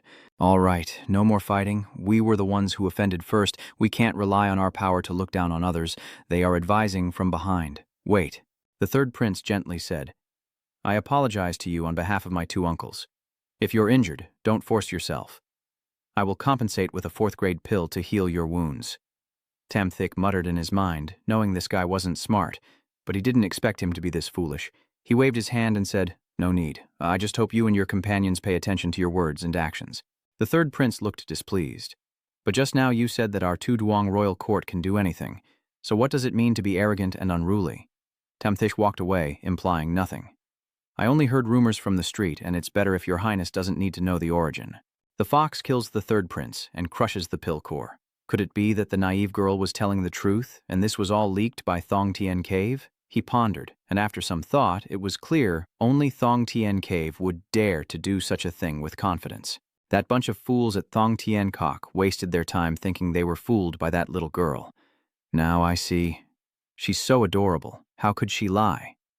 Outside, that knee chuckled teasingly. Master, do you think that stupid prince will believe it? Tom Thiech calmly looked. Whether he believed it or not didn't matter. The real drama is still to come. Yueli observed, little senior sister and the master are really close, but then again, I don't like interacting with outsiders, so I lack confidence in this area compared to her. If you don't like interacting with outsiders, then find ways to spend more time with your master. She asked, Master, can we say whatever we want? Tom Thiech replied, Of course. She shyly said, Since the master has accepted the challenge, what are we waiting for? Hurry up and kiss your master, then cook the rice into a meal. Suddenly, Tam Thiech interrupted. Of course not. Are you confused, Yueli? Can you be more direct next time, master? Tom Thiech teased. Oh, you want to teach me how to do things. She took advantage of the situation and pouted. Nguyet Li wanted to see. Yueli wants to step in and teach the master. Yueli wants to teach the master how to do his work. He awkwardly scolds in a whisper, There are others here. Tantan stands from afar, observing the true soldier. She introduced, We have arranged a room for you, and there is also a feminine room for the disciple to stay. Tam Thiech quickly pushed the two aside. Hurry and go to your rooms to cultivate. Don't delay your time. I also want to rest a bit. Yueli and Shiki were surprised. Oh, is Shiki upset? Tonight, we will have to stay in the meditation room and try to break through early. Nguetli teased with a smile. You're right, we can only stay in the room tonight. Little sister probably won't go out anyway. After all, she's the one the master values most. Shoddy challenges. Of course, the senior sister's cultivation is outdated. She must seize the time to practice diligently. Both are tense, so let's compete together. Who's afraid? Fairy Nai is determined. All right, I also want to try hard. When should we have dinner? Let's ask senior sister Jade Flower where the kitchen is later. Crown Prince Tam wondered. His 13th uncle? What exactly is the special bloodline of that disciple named Shai? I haven't had time to investigate thoroughly before being interrupted by Tam Thiech, but from his aura and appearance, it seems to be a rare bloodline, somewhat similar to the Tuduang bloodline of the Tuduang royal family.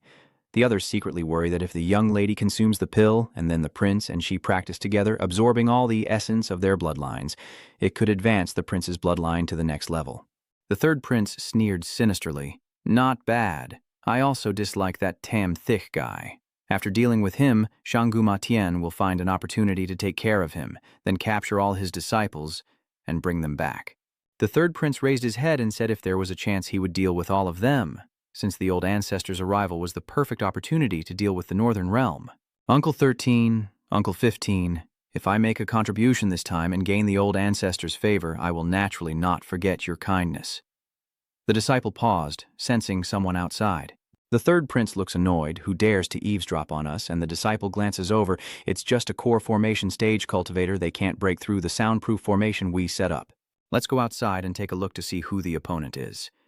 Thongtian Cave quickly departs, with their token from Thongtian Cave in hand. Tam Cook and the disciple observe the Tongtian Kok token. It seems someone from Tongtian Kok is secretly following them, watching to see what they intend to do. Chanquan returns out of curiosity. The disciples of Tongtian Pavilion report to Lord Wei, saying that our unworthy ones went to observe the people of the Tuduang Imperial Court, but dared not approach, fearing they were discussing something. However, outside there is a soundproof formation, so no information was gained. Lord Chan remains calm, saying it's no problem as the Tuduang Imperial Court is just a bunch of weeds, and even if they are discussing something, they won't come up with any major plans. And those old fogies are just like pretend fathers losing their children, relying on brainless fools to be successors. When did these bastards from Thongtian Cave offend our Tuduang royal court and dare to humiliate us? Chan Quan sneered.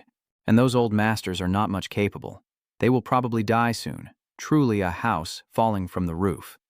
This time, after exterminating the demon immortals, we must find a chance to make them come and not return. Absolutely cannot let such trash forces survive. The disciple told Tam Kush to go back to Thongchai Palace and think of a way to inform the elders. These people from Thongtian Kok are really too arrogant. They quickly retreated. Sham Thiech sighed.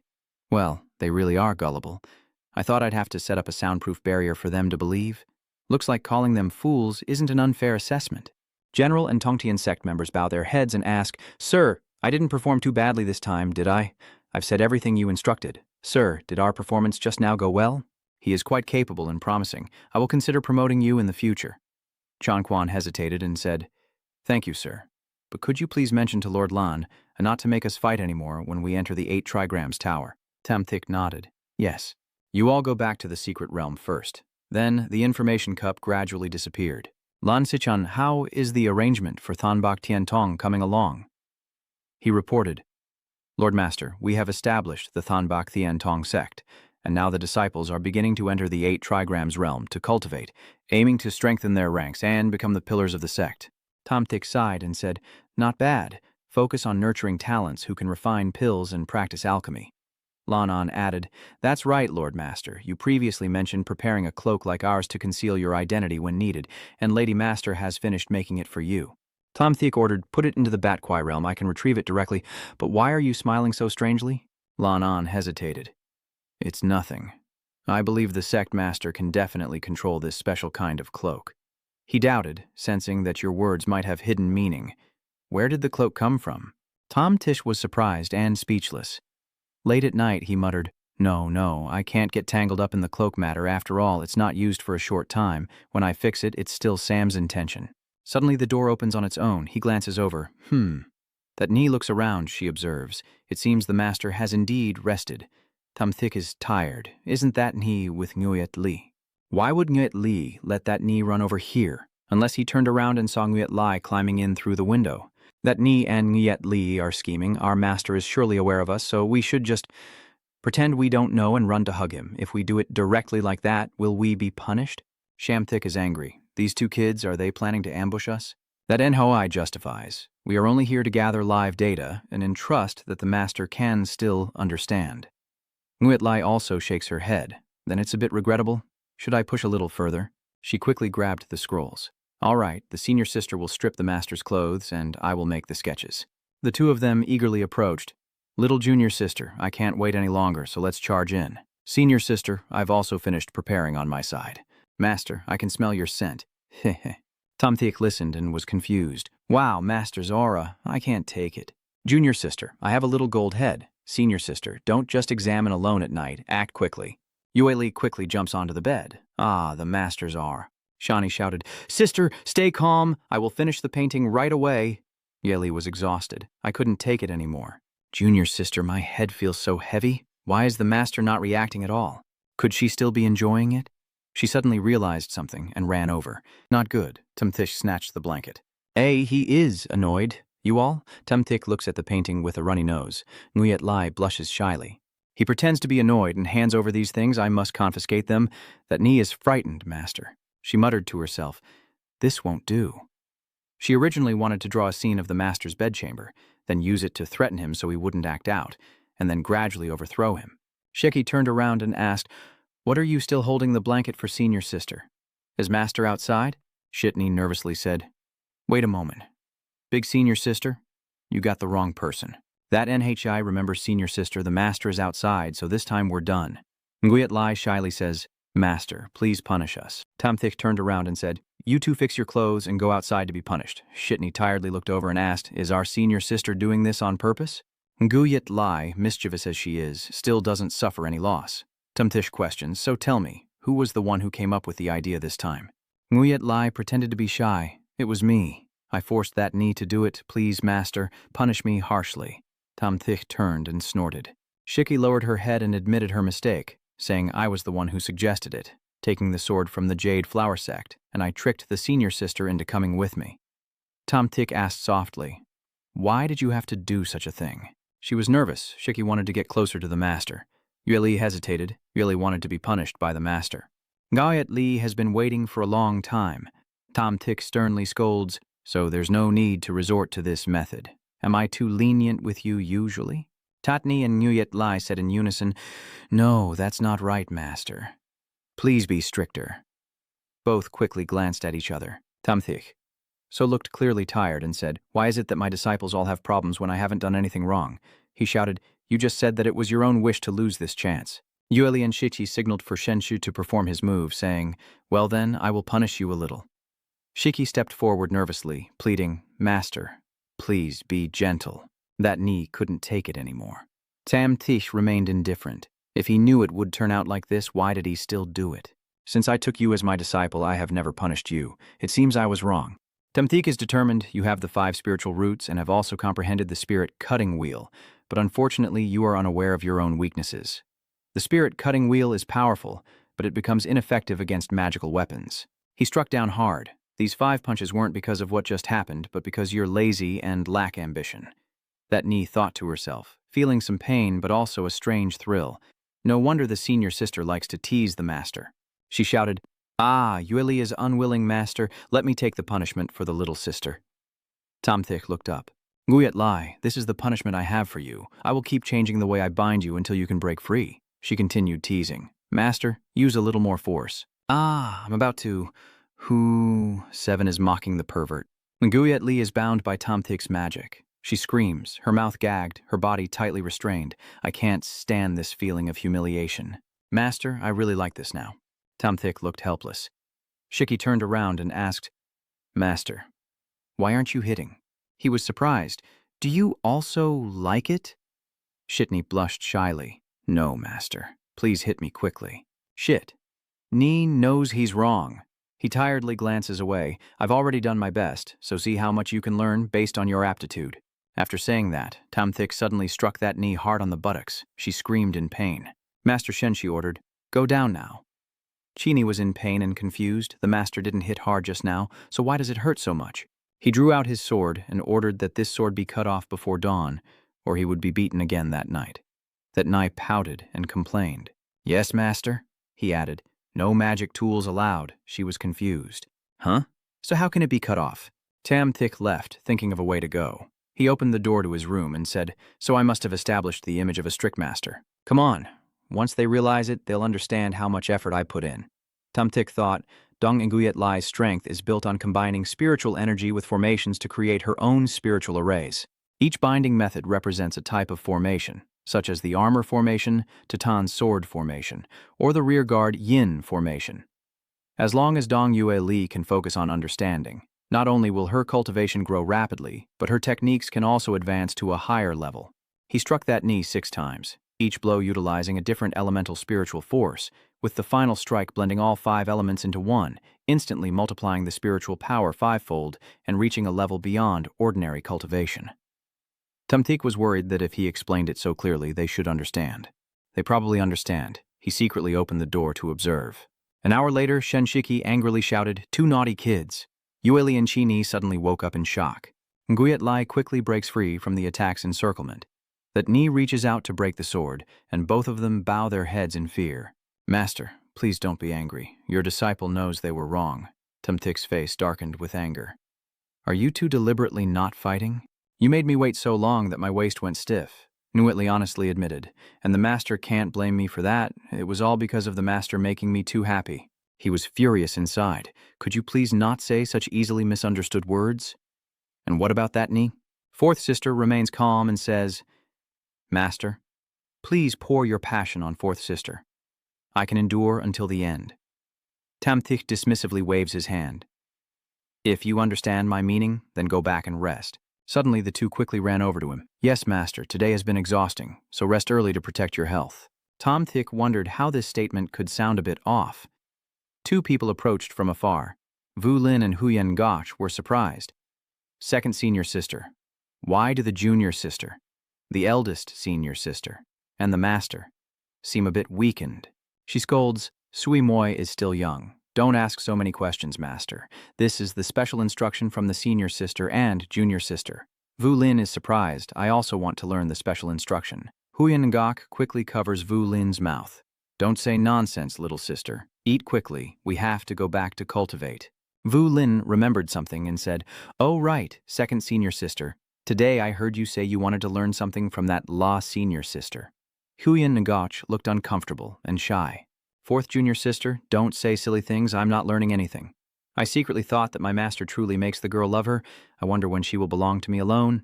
I have always enjoyed the feeling of my master resting his head on my lap." When Tamthik was summoned in the room, where did little Lin Ni suddenly jump out from? "Why did the master summon me? Do you really want me to help you have a child?" Tamthik pushed her away roughly. "I might need your help tomorrow." Lin Ni lowered her head to negotiate. 10 wings of the Tao harmonized together.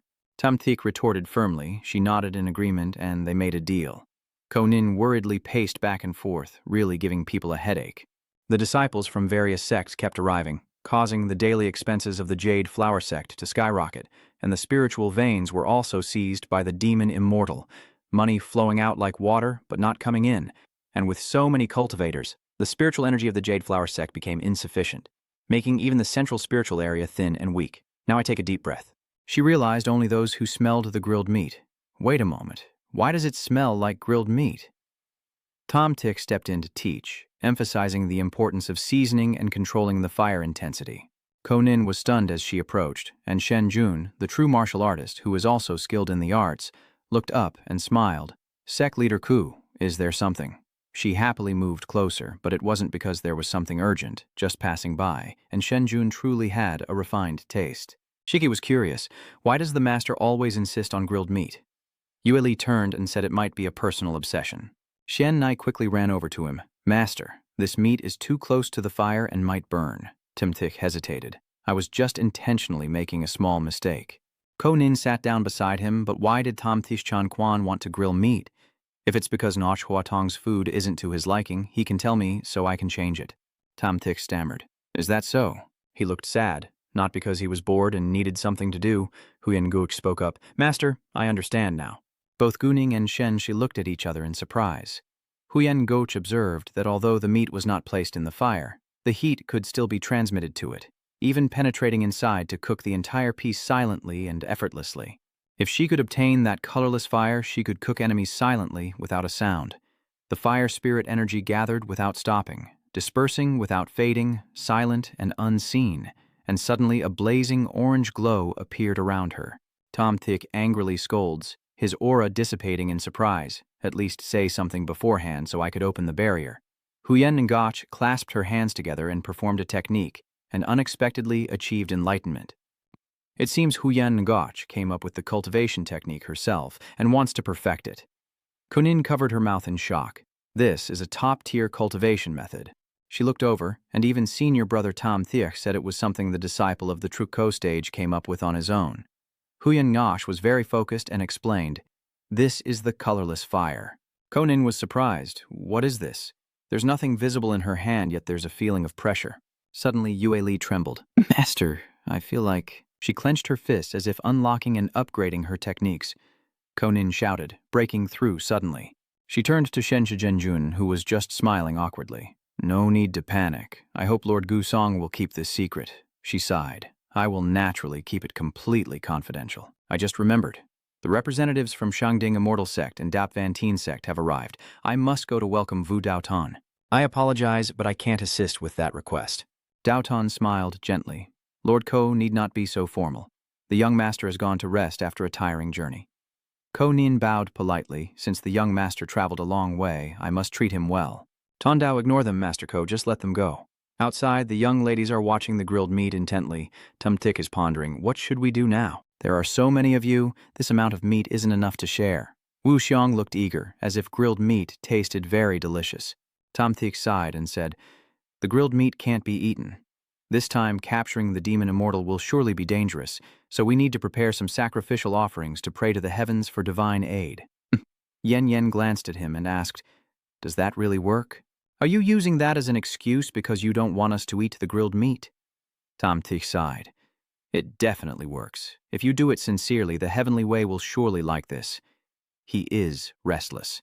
Grilled meat is at its hottest and most delicious right now, but unfortunately I can't eat it. First I'll send them away and then deal with it. Do you doubt that? Vo Shuang looked suspicious. Tom Thich confirmed that it was the truth. Let me go, I'll buy it, he sneered. How come the first half and the second half have nothing to do with each other? How can a divine artifact be judged by money? She interrupted with 5 pills of original spirit elixir, and he nodded in agreement. Do you want to make the deal spicier? Vu Lin quickly runs over to grab the grilled meat. Tam Thish looks embarrassed. Is the remaining piece worth 2 pills? Vo Zhuang cried, I didn't eat the first piece, I don't need it. Vu Lin happily enjoyed the delicious food. Sorry, master, it smells so good I can't resist, Tam Tik said mysteriously. What do you think? The sacrifice must go on, only the offering has been eaten, so a replacement must be found. He danced around Vu Lin, Tian Lin Lin, Dia Lin Lin, Vo Shuang in panic. What is this? Is it an ancient human ritual for dining?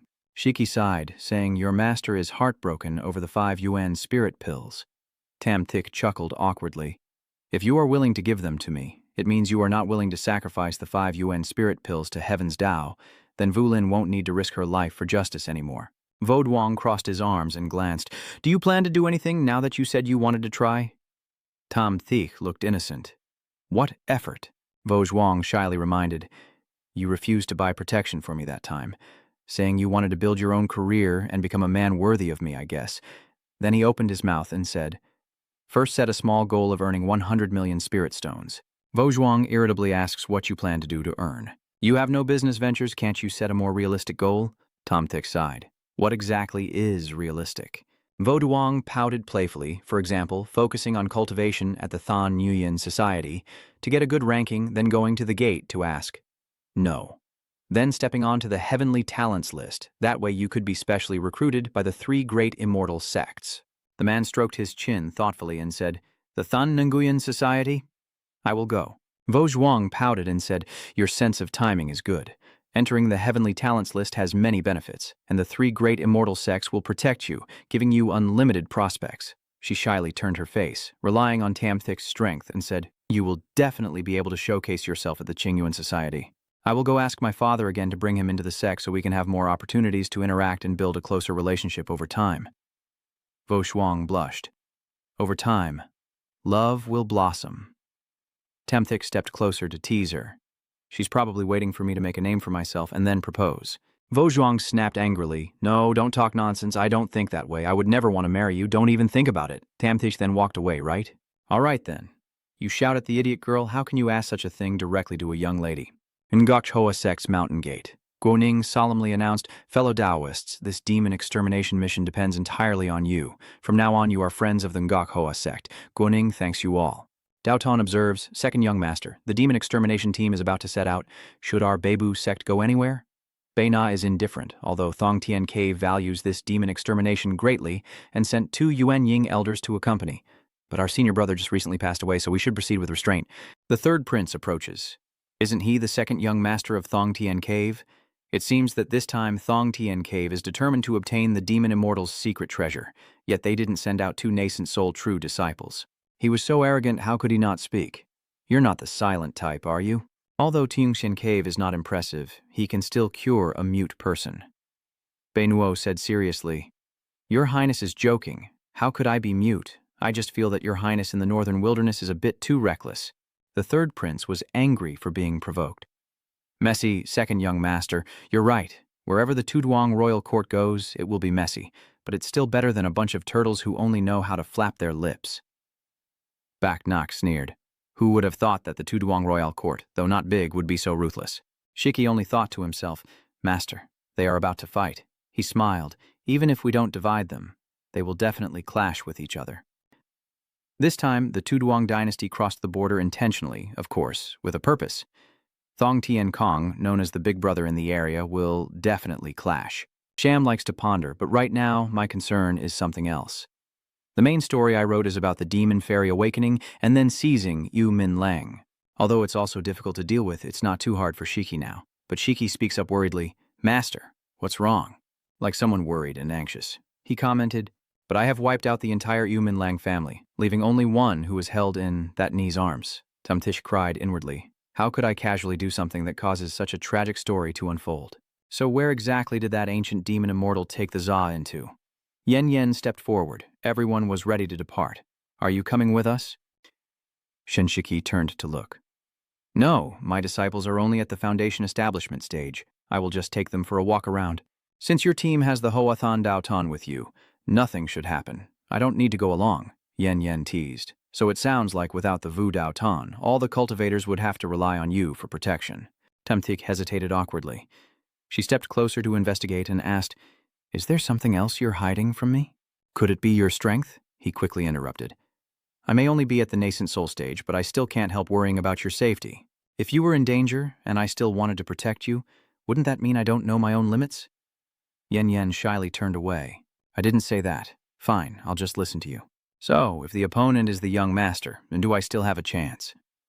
Tam Thiek burst out laughing. Vo Zhuang may be in the nascent soul stage, but his combat ability is a mess. Maybe you really do have a chance to win. Yen Yen turned away. Idiot, I didn't ask about that. The beast steps out and my strength has recovered quite a bit. I didn't expect my luck to be pretty good. Heaven's way is watching over me. Tam Thiek Sung Fong leads the way. This place is good. You all stay here. If a fight with the demon immortal breaks out soon, you can still observe from here. Shiki is worried. Can we see it clearly from so far away? Tam Tish turned to explain that this Ma Tian was indeed somewhat unusual this time, perhaps not weak in strength, and with Vu Dao Ton accompanying the attack team, any large-scale battle would definitely be significant, and fighting inside the spiritual vein was not allowed.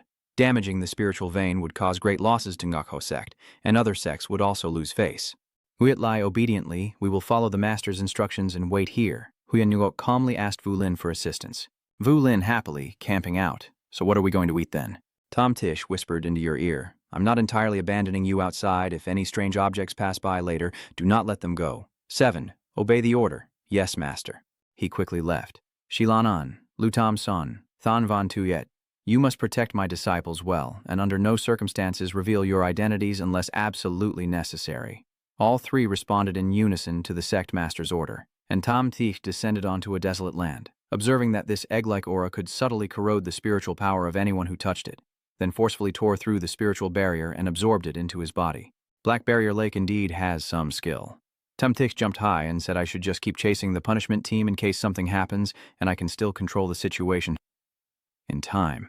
Daoton was surprised. This egg aura seemed harmless but could shield divine sense, so entering it would likely require only relying on his eyes to observe the situation. He turned back and said, Young master, I suggest you not to go in. If you do, I won't be able to protect you completely. Wu Xiong calmly smiled and said, Master Wu is overthinking it. This time I brought the dun not to cover, so I can escape no matter what happens. Daozun just spoke up, saying, Young master? She interrupted. Shamshi waved his hand and stepped forward, within the fog less than 100 meters away. How could you still see me? Wuxiang pouted. Ah, I have a higher cultivation level. Aren't you impressed? Yen Yen asked with a smile, telling the disciples to wait outside and not all enter, so that if the demon fairy tries to escape, someone can stop her. She said seriously, I am not as strong as you, so I will stay outside. Shenming stroked his chin and said, I will go with my junior brother. If anything happens, I can help out a bit. Tam Tik looked at Konin and said, Tong Chuko, please show us the way to the Spirit Stone mine. She wondered, 7 tunnels in total, should we check each one? He was determined, no, let's go to the deepest one. Konin turned to inquire, what does Dao Lord Wai Vu think? Dao Lord looked serious, we need a direction to go, so they followed Tom Thish Chanquan's lead and then entered the mine. Daozun looked around and said, this place is filled with denser fog. Tamthik Chanquan's guess was correct. The demon immortal is likely here, but this place is almost invisible, and our senses are limited. We can't keep advancing like this. Wuzang hugged Shunshu with fear. Shunshu, what should I do? He's overwhelmed, although the thick fog makes it easier to avoid getting lost if everyone stays close, but she doesn't need to cling so tightly. She pouts. What now? You don't like it? Tamthik gently looked at her walking away. Just letting me go a little so I can craft my magic tools. Vo Zhuang held on tighter. Forging treasures really isn't that hard. Isn't it obvious he's exhausted? I just made a little lamp. Spirit gathering formation, golden sun spell, fixed spirit spell, butterfly spirit formation, commanding aura spell. After a few seconds, Shenshur spoke, completing the curiosity of Wu Xiong. It's so fast. This is the divine lamp. He explained, yes, the divine lamp is even more energy efficient. Although the higher-grade lanterns are a bit more advanced, to pierce through the thick fog, you still need to use a celestial energy lantern. The Taoist observes carefully, I've never heard of this divine treasure lantern before. This little thing can really dispel such thick miasma. Suddenly it shines brightly. The demon wolf howls, everyone draws their weapons. It's a demon wolf. Everyone attack. The demon wolf howled in pain. Tamthik clasped his hands together and apologized, forgetting that this was a divine lamp. Everyone curiously approached. Could it be that the demon fairy is also too weak? Definitely not. This black wolf's body does have demonic energy, but not much, probably cultivated by the demon fairy. Then Min Tutan smiled and said, this black wolf is probably at the core formation stage and can hide its aura, so it's better for you to be cautious. He shouted, it's the blood demon pearl, and suddenly used a spell to hand it to Shenshur. She quickly smiled. Seeing you're interested in it, I'll give it to you, but don't overthink it. I was just passing it on. You don't want me to give it to someone else, right? Tumtik awkwardly looked at it and said, I really don't need it. I was just curious. Vo Zhuang was angry. The one you forged with Manhan Huyet Tin is not bad for tempering divine sense and strengthening the body, so he sold it. This is the Mahuyet Chao. Each Goldan cultivator can only use one at a time. It can temper the soul and strengthen the body, a sought-after item for martial and sword cultivators. Now it's only worth 300 spiritual stones, she angrily scolded you. How could you sell the thing I just gave you? One of the brothers happily handed over spiritual stones to Tam Thish and said, Thank you for giving up what you love, Brother Tam. He smiled and replied, No need to thank me. The Ma blood pearl in your hands can definitely be more useful. Vo shuang, tai the lian human, mot ting to gia. Tam Thish sao kiban song huyet machao, buivik lin touch den chia chonang. Sharing these spirit stones with the girl, life can't be spent wasting money all the time. Doesn't it feel good to earn your own money? Vo Duong suddenly got angry, pushed him awkwardly, and scolded, What are you talking about? Don't say nonsense. Who wants to live with you? Tam Thish ignored her and took her hand, pulling her along. Hurry up, the demon immortal definitely wants the earth wolves to be guards. There should still be quite a few demonic blood pearls ahead. Then he and the cultivators headed deeper into the cave to hunt the earth wolves. His powerful attack leaves them no chance to escape, only able to scream as they take the hits. Tam Thish hands over a bag of recently obtained demon blood pearls for sale, with discounts for bulk purchases. Would you like to give some fruit to your fellow disciples? Immediately someone shouted, I want 5. Give me 3. Vo Zhuang crossed his arms and sighed, saying, I didn't expect it to sell so easily. Then he threw the heavy bag in his hand and explained, The efficacy of the demon blood pearl has been officially confirmed by the martial waylord, and 300 spiritual stones is a fair price for most people here since the body and divine sense are extremely important to cultivators. She replied, Just be happy. He put the bag into his chest and with a serious expression, Shensha analyzed, The demon immortal has just awakened, so how could he have so many demon blood pearls? And he even threw them at the earth wolf. Something's not right about this. Not good. This earth wolf at the Foundation establishment stage is just a lure. They want to lead us deeper inside. Vu Daotan finished speaking, and Wu Min Lang didn't expect that his luck was not bad either, managing to seize the 4-stage demon beast's golden core. Konin was shocked to realize that, no, this aura was the primordial spirit. Wu Min Lang, with demonic energy in hand, swung fiercely at her. At that moment, he appeared to shield Konin Quat and retreated. Then Vu Daotan unleashed a move called One Yang Finger to block its attack, and the 2 strikes collided, causing a huge explosion. As the smoke and fire dispersed, she saw that one of Wu Min Lang's legs had been blown off, and it roared in fury, opening its mouth to gather spiritual energy from all directions. He realized it was dangerous and shouted to retreat, but a huge figure blocked the exit, causing everyone to fall to the ground in fear. Someone shouted, Behind us, there's still another one. Vu Daotan, while fighting Wu Min Lang, ordered, Let me handle this side. The remaining nascent souls blocked the way behind. The core formation stage cultivator hid in the middle, receiving orders from the inner disciples and other cultivators, but was encouraged by the additional courage to rush toward the Wu Min Lang blocking the exit. She anxiously urged, Tam Thish, let's also extend our hands to stop him. Wait, it's not over yet. Truongki changed, and as he finished speaking, Tam Thish immediately created a barrier to contain the energy. After slaying the Wu Min Lang, its blood-stained sword gradually turned black and emitted a strong aura. The monks immediately panicked upon noticing. Someone looked at their dark purple hand and said in fear, Truongki is strange. My vitality and spiritual power are being devoured. My protective spiritual energy has also been broken. If we don't fight to the death, everyone will die here. Vo Shuang took out a concealment talisman, trying to appear strong and trembling in his chest. Shamthish, don't be afraid, I will take you out right now. Shamthish stopped her, saying, No need to waste the invisibility talisman, I will handle this place. Wu Shuang nervously pressed against him and asked what to do now. Tam Thish analyzed that first they must stop the chaotic monks, or else they risk being trampled to death by their own people. She looked at him angrily and questioned, Why won't you let me use the void cover? Are you doing it on purpose or not? Tam Thish hurriedly explained, Don't waste such a precious item on that. If you exchange it for spirit stones, it would be enough for Air by Peak to improve some food and drinks. Vo Zhuang scolded, You greedy thing, so stingy, won't anyone become your partner in the future be wronged? He gently stroked her head and asked, So are you willing to endure a little hardship yourself? Vo Zhuang confidently said, I would never accept you. You're just trying to fool me and then laugh at me for being stupid. Tam Thish leaned in and whispered, This is truly your last chance. Does Ngoch Vo Zhuang want to become my partner? She was too shy to speak. Oh. He sighed quietly, thinking to himself, I've already done everything, but she still won't take that final step. All right then. Vo Shuang quietly lowered his head and shed tears. She blamed herself, saying, Why didn't I seize the opportunity and why am I always like this? Tom Thick gently lifts Vo Shuang's chin and softly asks, "Young lady, may I become your partner for life?"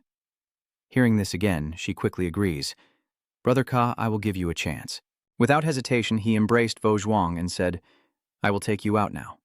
Then Tom Thick called Bitch Ho. After Tom Thick called out, a stream of water flowed from Bitch Ho's hand and quickly transformed into the shape of a girl.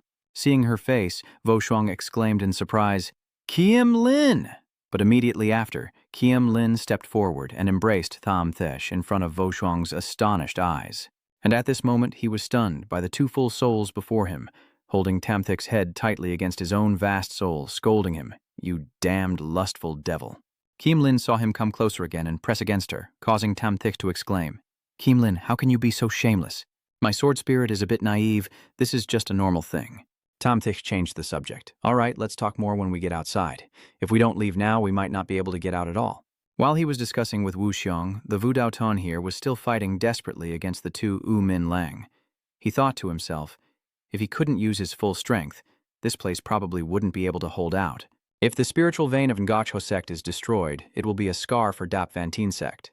Fortunately, the young master is protected by Tom Thick, which is quite good. Previously, the old sect master knew about the young master and Tom Thick.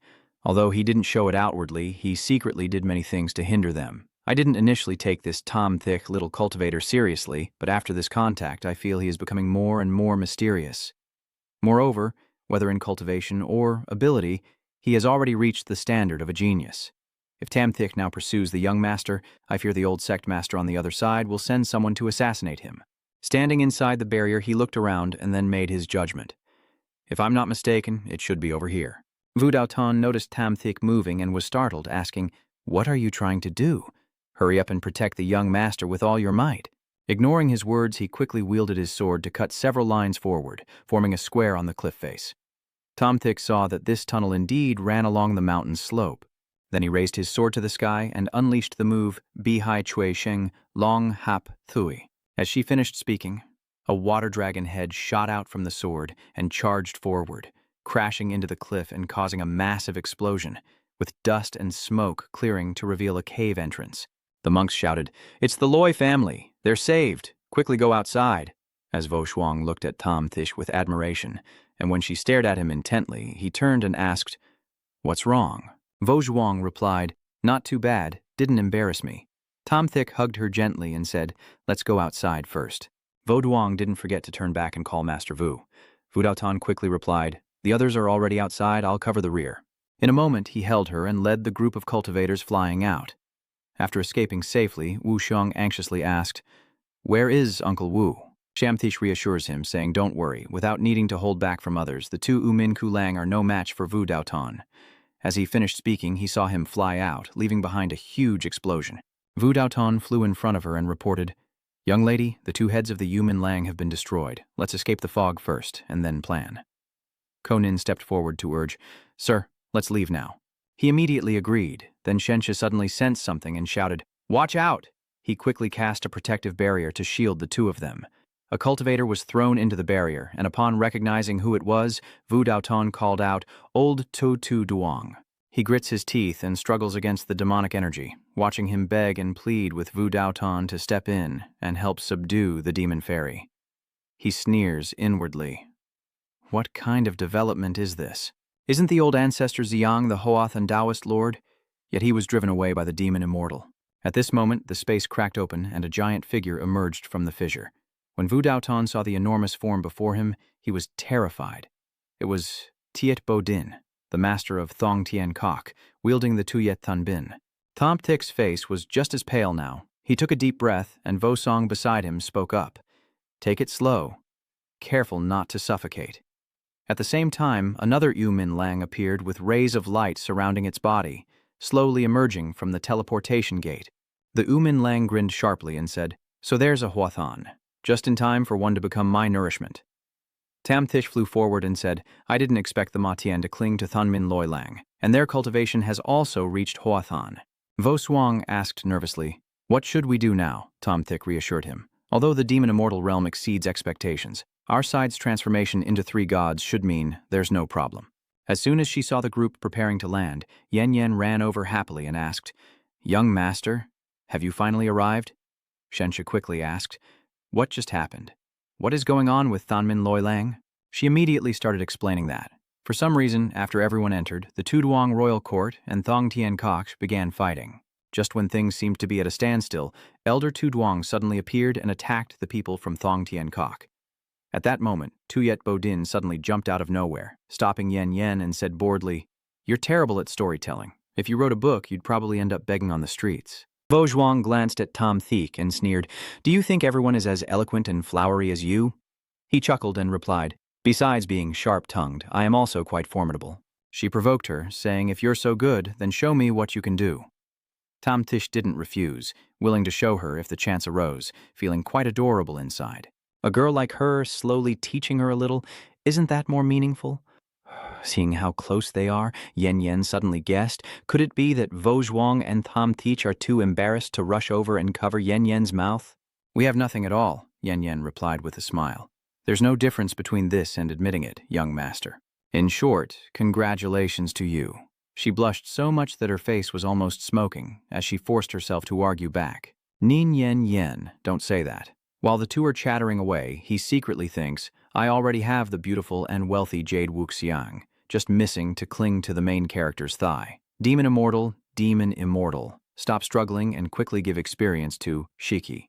Over here, Loi Lang and Tuyet Than Bin are fiercely fighting. At this moment, Tuyet Than Bin throws a punch at it. Loi Lang, unwilling to be defeated, spat out a bolt of lightning at Tuyet Than Bin, causing its arm to corrode gradually. Taking advantage of its distraction, Loi Lang unleashed a lightning strike that knocked Tuyet Than Bin back.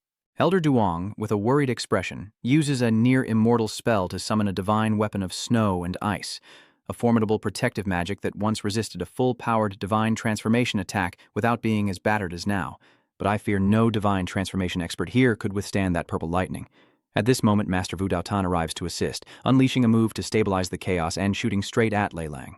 It immediately spat out a stream of deadly air in response, but the defending storm still pierced through the purple smoke, striking directly at Lei Lang's body. It howled in pain as the attack hit. The elder of Thong Tien Cave quickly saw a good opportunity and unleashed a hand of ice to attack from behind Lei Lang. He ordered, "Thickbot Din, throw this demon fairy into my cauldron so I can refine it." Loi Lan cautiously stepped back to defend, spitting out 2 streams of purple fire to form a ring of flames around itself for protection. Tom Tick frowned, thinking, "This is troublesome. This is the black flame of the Thorn Lamb realm. Where did this demon immortal learn this from? Could it be the true lord of the realm? I guess I have to do it myself to avoid arousing suspicion among those people." A cultivator also recognized that it is the Black Taim cultivation method. Only the realm lord and us would know how the ancient demon immortal could possibly know. "Van Tuyet Koi Dap, you've forgotten the development strategy of the Sect leader. We want to break into the cultivation world from within, so we must infiltrate secretly with the Sect leader to pass on the black flame to this Loi Lang, then strike to defeat him. This is a major achievement that will earn the respect of the cultivators, ensuring that whatever we do in the future will be successful." The cultivator first praised, "No wonder you're so cunning. You know so much more than us." He then continued, "That's right. From now on, we still need you, Wan Tu, to help us understand even more. We are all a bunch of fools who completely do not understand the true intentions of the Great Lord." At this moment, Tuyet Than Bin's hand trying to seize Loi Lang is melted by Hakvim. The top of Elder Tuduang's tower was also destroyed. Loi Lang, in a rage, unleashed 3 bolts of lightning toward the 3 of them. Wu Daotan reacted quickly, dodging the attack, while the Elder of Thong Tien Kok also swiftly created an ice sphere to successfully block the lightning. Old Master Tuduang was not so lucky. He used his sword to block the lightning, but the strike shattered his sword. Then the lightning struck him directly, causing him to vomit blood. Wounded and clutching his chest, he thought, "It's over. I'm afraid even the 3 of us combined can't match it."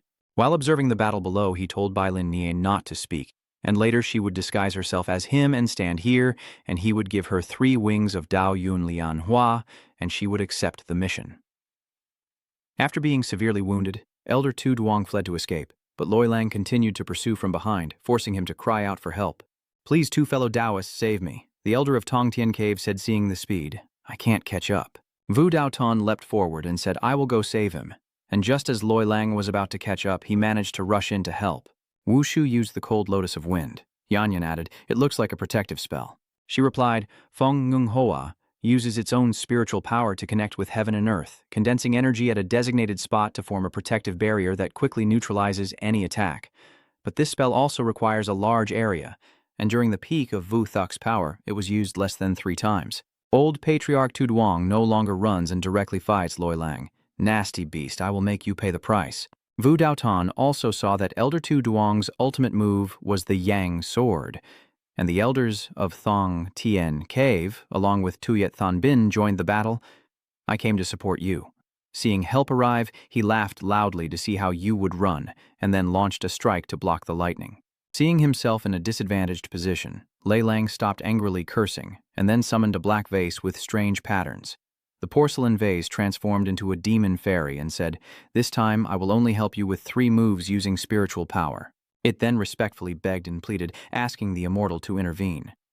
As soon as he finished, the demon immortal shot forward like lightning, leaving only a fleeting shadow. He threw a punch at the divine weapon, smashing it to pieces. He was struck by the backlash, bleeding from the chest as he gasped out a mouthful of blood. Old ancestor Tu Duong, now without support, was quickly clawed by Loi Lang, worsening his internal injuries. Seeing the situation was dire, he turned back and told Vo Zhuang, "Hurry up, we are no match for them." Loi Lang suddenly jumps from behind Wu Daoton Ngao and declares, "Go, today all of you will die here." She pulls his sleeve and urges, "Tam Thich, what are you still doing there, idiot?" "Hurry up," Tam Thich quickly agreed. Suddenly, another Wu Min Lang appeared and attacked him together. Wu Xiong was startled. Yu Min Lang, I didn't expect it to still be alive. Yen Yen charged at the Yu Min Lang from behind the Yu Sword person. She nervously called out for Xiao Lak. Just as Yen Yen approached to confront it, a figure rushed out to block her, directly kicking the Yu Min Lang down to the ground, causing it to cry out in pain. "Whoa, both of you were shocked to see that? What kind of girl?" Tam Thich coldly glanced at the Yu Min Lang in front of him. "Over there, they rushed to surround us, causing the monks to scream in fear. 'Yu Min Lang, we are trapped!'" The core formation cultivator retreated, frustrated that even all the nascent soul cultivators rushing in couldn't match him. He didn't hesitate and charged forward to wipe out the Yu Min Lang. These people witnessing that power stammered, Him, he's really strong." Loi Lang coldly looked at Tam Thich and asked, "Who are you to interfere with my affairs?" "Who am I? You're not even worthy to know that you people here are causing trouble and disturbing the nearby residents' rest. Today I must act in accordance with heaven's will and restore justice for the people." Loi Lang retorted, "You're talking nonsense. There are no humans living within 100 miles around here."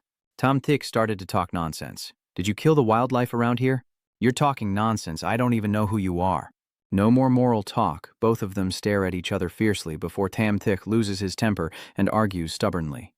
"If you insult me, those who insult me will pay the price." It couldn't believe it and started shouting. If it couldn't fight anymore, it flipped the table.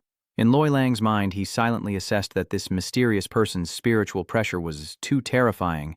I definitely can't handle him. He calls the demon fairy again. He appears and says, "This time, offering spiritual power can only help you with 2 moves. Loi Lang immediately replied, "Please, princess, take action." Watching the cloaked figure rush toward him, he secretly felt pleased. Black Yen Tian can now unleash a peak divine transformation attack. This mysterious person must surrender their life.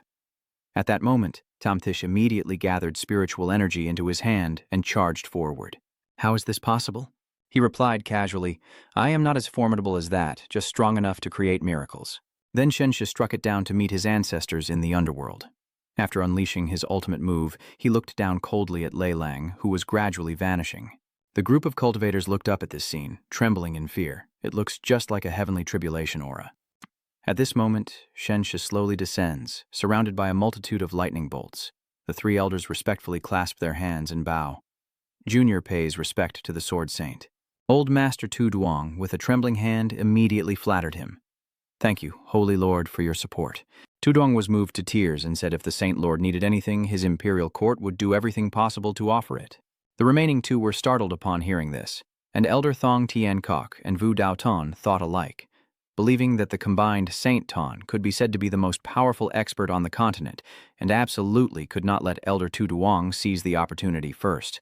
"Master, this is the bag of heaven and earth I seized during the chaos of battle." Then an arm from the clone reached out and quickly grabbed the bag. She was startled.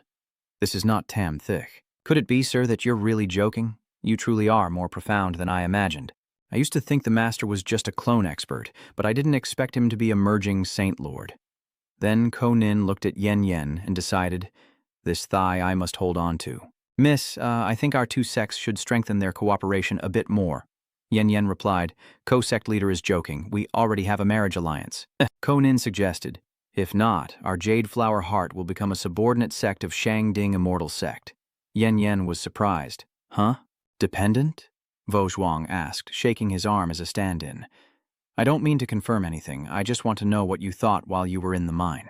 Why didn't you say anything? Are you doing all this just because you desire my body? Lin Ni inside Tam Thic's body was shocked when she heard that. What is she talking about? It's about a few dozen words with hidden meanings that I can't decipher. Lin Ni doesn't remember that Tam Thic told her earlier, don't talk later. If someone comes looking for you, no matter what they say, just answer, uh-huh. She thought that was the only way. So now, Lin Ni controls his body to turn around and reply, Vo Shuang, hearing that, shouted angrily, how can you do this? Ah, I only agreed to be your partner for a taste. I didn't plan to hand over my body to you. Then she shyly lowered her head and whispered, of course. If you show remorse, I might still give you a chance. Lin Ni replied again, Vo Shuang was so angry and scolding. Your guy really admits fault so quickly whenever this kind of thing is mentioned. You're so anxious you can't wait. Lin Ni spat out another word. Tam likes to look around the forest, so the demon immortal must still be alive? Damn it. Loi Lang, exhausted of his spiritual power after being beaten in the forest, ran while cursing, my luck is so bad. In this poor place I actually meet a fusion saint, wait until I find a place to recover, then I'll show you all. Suddenly, a hand reached out from behind and grabbed his neck. Found you. Loi Lang obediently admitted his mistake. Master, I was wrong. He ordered you to open your divine soul, and he would not dare disobey. Yes, sir. After obtaining Lei Lang's soul, Shensha said, good. He threw it into the forest and told it to scram.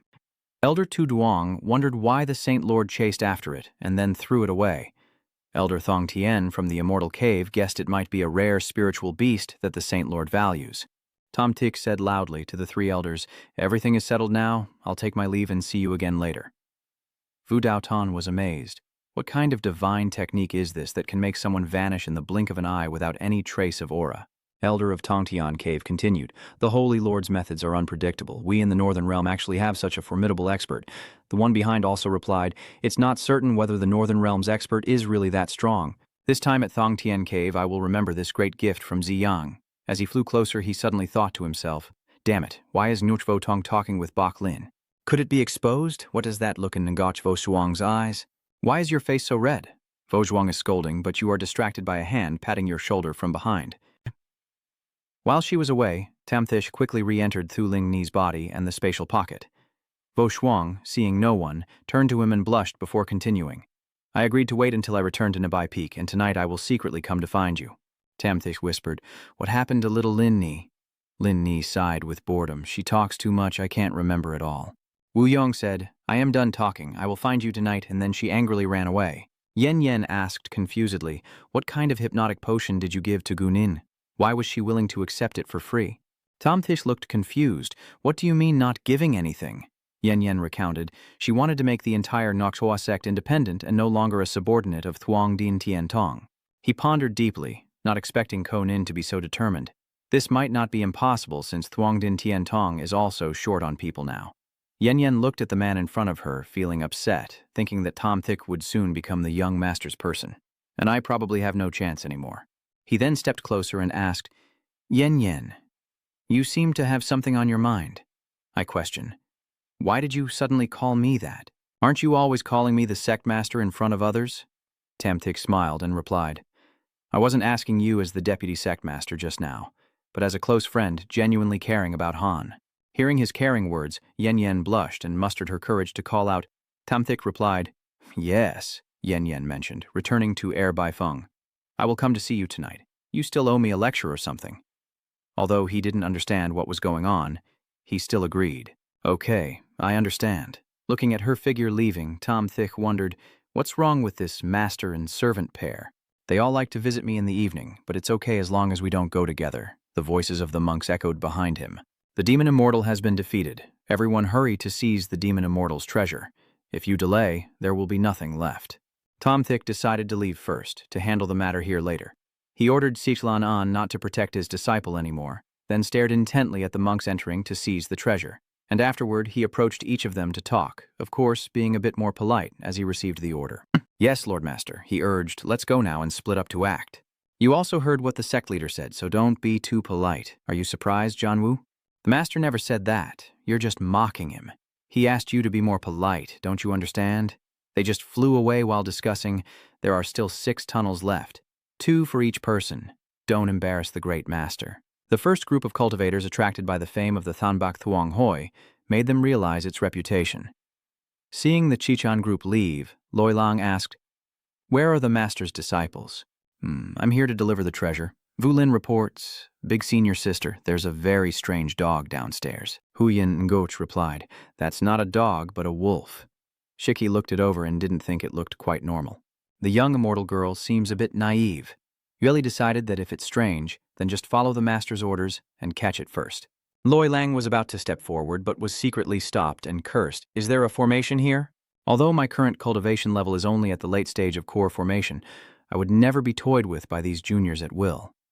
As soon as I finished speaking, a chunk of ice sped toward me. Loi Lang only managed a few shouts before dodging aside as that knee swung down a powerful flame-cutting sword from above. Loi Lang uses his old move to summon the demon immortal with a porcelain figure and calls the fairy queen to fight. That knee's sword strikes down, but it doesn't hit Loi Lang. Instead, it is blocked by a person in the black. She thought to herself, this move of mine is equivalent to 5 explosions of the core formation peak, yet it was easily blocked. Fairy Knight caught that Nai and said, stronger than expected, retreat now. Loi Lang was surprised that they retreated so quickly. What? Wait a moment. Huyen Ngoch threw down a shield to support everyone as they ran ahead. Yili grabbed Vu Lin and jumped up. Let's go, Vu Lin. Huyen Ngoch said, I will cover the rear. You go ahead and contact the master. That En Hai stopped and argued, no, I will stay with the senior sister. She defends, I attack. Loi Lang suddenly raised its hand and shouted, wait, don't kill me. It took out a porcelain bottle and begged, I surrender. I am willing to offer treasures. Just ask you to spare my life. Are you surprised, disciples? That Nai stepped closer and asked Loi Lang, are you the demon believer? It knelt on the ground and explained, yes, I was injured this time, and in order to protect my life, I am willing to follow you. From now on, I will never cause trouble again. But the women grew more cautious and believed that those who voluntarily surrendered must have ulterior motives. I don't need it, see you again? The divine consciousness above Lei Lang flickered, and Shenshu appeared to ask, how did it go with the task I gave you? It replied in fear, rest assured, Holy Saint Lord, it will be completed very soon. He quickly suspected, where are my disciples? It quickly explained, my disciple of the Holy Lord is too cautious, afraid I will deceive him so he ran away. Now I will chase after him immediately. Then Lei Lang cried like rain, chasing after them and calling out, sister, don't go. Take me instead. I'm very easy to raise. Shiki didn't stop, turning back to reply, whatever your plan is, it's best you leave quickly, or my master will come right away. Tom Tish quickly approached his disciples, gently smiling as he surveyed the battlefield, which was nearly cleaned up, and the sects were beginning to leave. Now it was time to see how his disciples were doing. Vulin saw him and happily announced, look, the master has arrived. The other disciples happily ran out to greet Master Tom Tish. He appeared with a small golden flame on his hand and said, the demon immortal has been dealt with. The other sects have all left. You no longer need to use disguise magic. Immediately after, flames released streams of energy that wrapped around Shatni, Shini, and Nguyet Lai under Tom Thiek's control. The 3 of them immediately became dejected and sad, reverting back as before. Tam Thiek was a bit confused and asked why you didn't want to. Nguyet Lai looked at her outfit thoughtfully, noticing it was somewhat lacking. And since there were no outsiders back at the second White Peak, she wondered if she should dress a bit more scantily. That Ni feels a bit reluctant about her body. I might grow up and become your master to help me massage it. Tenny also feels a bit regretful. Now that the master doesn't make me do heavy work, I can rest and recover, and he might turn whiter. Master, we caught a young thunderwolf who claims to be a demon fairy and even handed over a magic artifact. What should we do with it? I was surprised by the creature's appearance. You really are the demon immortal, Tam Thick whispered to it mentally. How's it going with the task you were assigned? Yes, my lord, I am indeed the demon fairy, but I have lost all my cultivation now and hope you will take me in.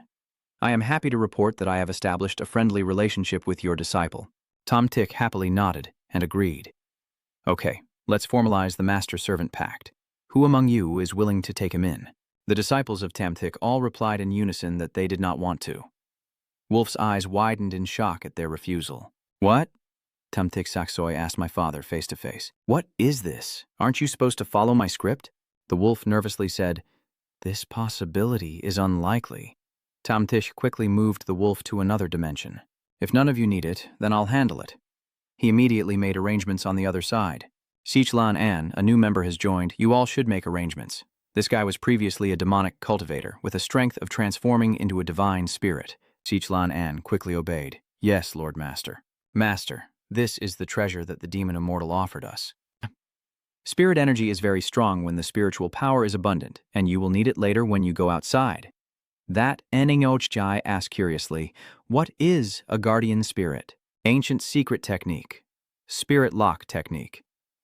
Tamthik continued. That's right. Spirit guardians are summoned through the spirit lock technique, and Black Mist Lake can refine spiritual energy and channel it into magic tools or talismans, enhancing their power quickly, and they will recover after the spiritual energy is depleted. He turned to ask Huyen Ngok gently, then continued. Where did Ngok Ni learn that from? She shyly replied, I just happened to see it. All right, let's head back to the second White Peak first and discuss the Black Mist Lake later. He pondered in his mind, it seems I still don't understand my disciples well enough. Huyen Ngoch just shared her knowledge, which wasn't easy to acquire. Where did she learn it from? Tam Thich reflected on Huyen Ngok's background. Previously, she had crossed mountains of swords and seas of fire, nearly giving up her limbs when climbing up Linsun. Even after being tested and measured for her spiritual root, she never gave up on cultivation. Although gentle, her inner strength was very resilient. Looking at Huyen Ngok's gentle expression, she asked, Master, are you comfortable? Tam Thich smiled and praised, Comfortable? Ngachni, you did well. He feels a bit helpless inside, still so grown up but can't see his face. Are you thinking of a certain immortal girl? Tam Thich chuckled and explained, No. But this is definitely something I need to tell everyone. Huyen Ngok's face suddenly darkened, implying that his master already has someone he likes. Maybe your master prefers someone else. Do I still need Huyen Ngok to take care of me in the future? Sensing the issue, Tam Thich replied smoothly, That of course is something you need. The young girl who cares for others like Ngachni doesn't have many. Hearing that, Huyen Ngok's face brightened again, and Ngachni was also willing to stay by the master's side for life. The night quickly falls and the moon is now settled in the sky. Why hasn't the villain arrived yet? Vozhuang sits anxiously on the edge of a rock. Where is the bad guy? Making the young lady wait, she anxiously hugs her pillow in sadness. Does he really no longer care about me? Zhang Thich's voice from behind surprised Wu Xiong. I've been waiting for a long time. She nervously replied, No, I just arrived too. Tam Thich sat down beside Vozhuang and got straight to the point. Tell me, what's the matter with you looking for me? A little confused, Vozhuang replied, Isn't that what you wanted? Why are you asking me? Tam Thich quickly laid his head on Vozhuang's lap and softly said, If you don't tell me what you're talking about, tell me what happened when you came to find me, Vozhuang asked back in a deep voice. Are you willing to listen? Tam Thich closed his eyes and was ready. Of course he was willing. Under the bright moon, Wu Xiong began to tell her story, saying I asked around everyone nearby where you might have gone and finally learned from a family in the east that you headed north. So I traveled northward all the way from the central Qingzhou to the northern Qingzhou, asking about you wherever I went. She kept rambling about her journey with Tam Thich, then traveled northward from the south to the north, and was finally assigned by her father to go to the north region. I was about to give up, but just when I was about to forget, I met you again. Perhaps this is destiny. Tam Thich looked at Vozhuang with a gentle, enamored gaze, then suddenly sat up and pinched her rosy cheek. Vozhuang pushed his hand away and said, You? Really? But I only said I want you to become my partner. I never said I wanted to marry you. His words left Vozhuang so stunned she couldn't speak. You! She got so angry that she pushed Tam Thich away, saying, Stay away from me. He laughed because he successfully teased her. I won't move away. Tam Thich quickly laid down on Vozhuang's lap, making her stay still for a while, and she couldn't argue with him anymore. You? Vozhuang felt a bit embarrassed by Tam Thich's intervention. Don't sniff. Are you a dog? She threatened, waving her hand. If you don't let go, I'll hit you, you know. Tam Thich calmly announced, burying her face in Vozhuang's neck. I will officially propose marriage. This made her stunned ask again. What did you just say? Tom Thick raised his head confidently and said, I am going to officially propose. Vo Shuang, maintaining her proud attitude, replied, Young lady, I warn you, if your father and mother do not approve, I will not marry anyone else. After all, I have many suitors. Tom Tish confidently replied, then leaned in close to Wu Xiang and whispered, So, my lady, can I keep lying down now? She asked shyly. What do you want me to call you? Temtik said with a slightly mischievous look on his face. Do you not like me calling you that? Old woman Vo Shuang lowered her head shyly and asked, Can we find a more secret place to do that later? Tom Tish turned around innocently and asked, Is this place not okay? Vo Shuang hin hancho chut bartlus kwa nui rango dai kong ngoi labian tan hu vai dam tiech. Kung kam te hoi bon bap. All right, even though I couldn't get anything out of Baklin Ni, if we're still not clear at this point, then you're really stupid. Vo Zhuang lay down with an commanding tone. Don't rely on my faint feelings for you. Do whatever you want. Tom Thick gently lifted Vo Zhuang's foot, softly kissed the top of her foot, causing her to tremble, as Tom Thish began to contemplate. But if I truly want to marry Ngoch Vo Shuang, then now is not the time to do that, or else it will cause more trouble if her family finds out. Vo Duong whispered with a breath of hot air. Be gentle. I'm afraid of the pain. Tom Tick tightly grasped her foot, his tone full of seduction, saying that the first time might be very painful, but afterward it would feel better. Vo Duong felt a bit strange and looked up to glance down. Wait, what are you going to do? This is my first time. Before she could stop him, Tom Thick's stiff finger joints pierced straight into Vo Shuang's palm. I'm here. She cried out in pain as if electrocuted. Vo Shuang, exhausted and trembling, spoke. What is going on? Why is this happening? Tom Thick still hasn't given up on his plan, and I start to move. Wu Xiongta Huo sits up to stop him. Wait a moment, Tam Thick? A voice of La That Than then echoed throughout the forest. That Ni, listening from behind the bushes, felt a bit uncomfortable. These suggestive words make her can't help but think more. Is the wife uncomfortable? I will stop, but don't stop. It's not because I'm uncomfortable. That Nai angrily scolds, Damn it, how can that woman speak so loudly? You're truly shameless. She turned to Nguyet Li and said, Let's go out and break them up. Nguyet Li's face was now flushed, leaving that Ni somewhat confused. What's wrong with you? Senior sister, I don't oppose you pursuing the master. Shadi was confused by Nguyet Li's strange attitude, then suddenly seemed to understand and exclaimed loudly, Elder sister, are you excited to see the master with another woman? You're too perverted. I don't know why either. I even want to join in. Shanthi quickly stepped forward and pulled Yue Li away from the confusion. Senior sister, calm down a bit. We all need to go into seclusion. If this keeps up, after the seclusion, you'll be able to see little Shen's affection. Little junior sister, it's better if we don't worry too much. Maybe we should ask our master to take you far away then. Nguyet Lai quickly snapped to her senses and looked ahead into the bushes, saying, Junior sister, you're right. Let's quickly stop them before that Ni does. Tom Thick suddenly heard something behind him and softly said to Vo Shuang, who was writhing in front, We need to get up quickly, wife. It seems like the people from that Ni are coming soon. Tom Thish looked at Vo Shuang's feet, which seemed a bit strange, and felt a little confused. She broke through, even though I only used a little Dao pattern. Pressing on her foot shouldn't have caused that. Yet immediately after, Vo Shuang's feet condition shocked him. Something's not right. Tom Thick hurriedly supported Vo Shuang to lean on him and examined her, reaching around her back to check. Something's wrong. I need to check her internal condition. Just then, Shiki and Yue Li approached and asked, Master, what's wrong with Vo Yuang Tiantu? Why did the master make Vo Shuang Tiantu faint? I could have done it too. No, you can't. Her meridians are blocked and it seems someone used a special method to harm her meridians. I need to help her unblock them. Shit. I asked confusedly. If she cares about her, why did she take off Vo Zhong Tiantu's shoes? Tumthich quickly let go of her feet and explained worriedly. I just helped her unblock the meridians in her feet. The other areas haven't been treated yet. Shiki and Nguyet Lai looked a bit disappointed. If they hadn't seen the whole process, they would have believed it was real. Nguyet Lai shyly looked at him and said softly, Sifu, I also want you to help me become stronger. Jiangxia was a little helpless and replied, You're not hurt anywhere. Master, if you don't try, how will you know if something is wrong with me? That Niu still asked seriously, Where are you staying, Master? Guyet Lia tried to persuade him, saying, Master, my legs aren't bad either. If you like, I can borrow the black stockings from the immortal girl.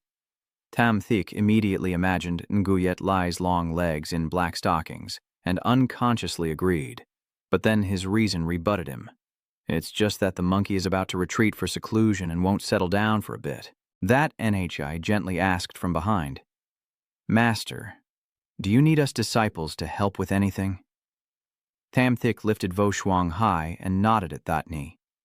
It's okay, I can handle it myself. You guys go train first. We need to prepare for the closing ceremony tomorrow. She shyly asked with curiosity, so the young Master Wuchang is the master woman you want to introduce? That knee happily thought to herself that, given her master's personality, he probably wouldn't say it directly, so as long as he didn't say it, she still had a chance. Tamtish calmly confirmed, yes, in the future, you can call her Sunong. He didn't forget to tease Chini. All right, I'm leaving now. Chini needs to focus on her cultivation. Don't think about random things all day. When she and Nguyet Li heard Tamtik's confirmation, they approached him. Sifu Thatni, with a confident look, said, Isn't there still one wish I have? I want to stay by my master's side and take care of him forever. Tamtik hurriedly turned back. Thatni immediately looked at him with a pitiful gaze and said, As long as it's not too much, it's fine. The request that Ni made isn't too much, right? Tamtish quickly seeks a way to escape. You can say that, but there has to be a time limit. I can't keep you by my side forever. Sooner or later, you'll have to travel the world. That Ni hurriedly ran over and begged, So, for half a year I will stay by my master's side. I don't need to retreat into seclusion anymore, right? Tamtish felt troubled by her attitude. You, little girl. After that, he had to reluctantly take that Ni with him. Just this once. Don't think of any more adventurous ideas. She happily agreed. Yes, Master. Master, what exactly happened to young Master Wuxiang?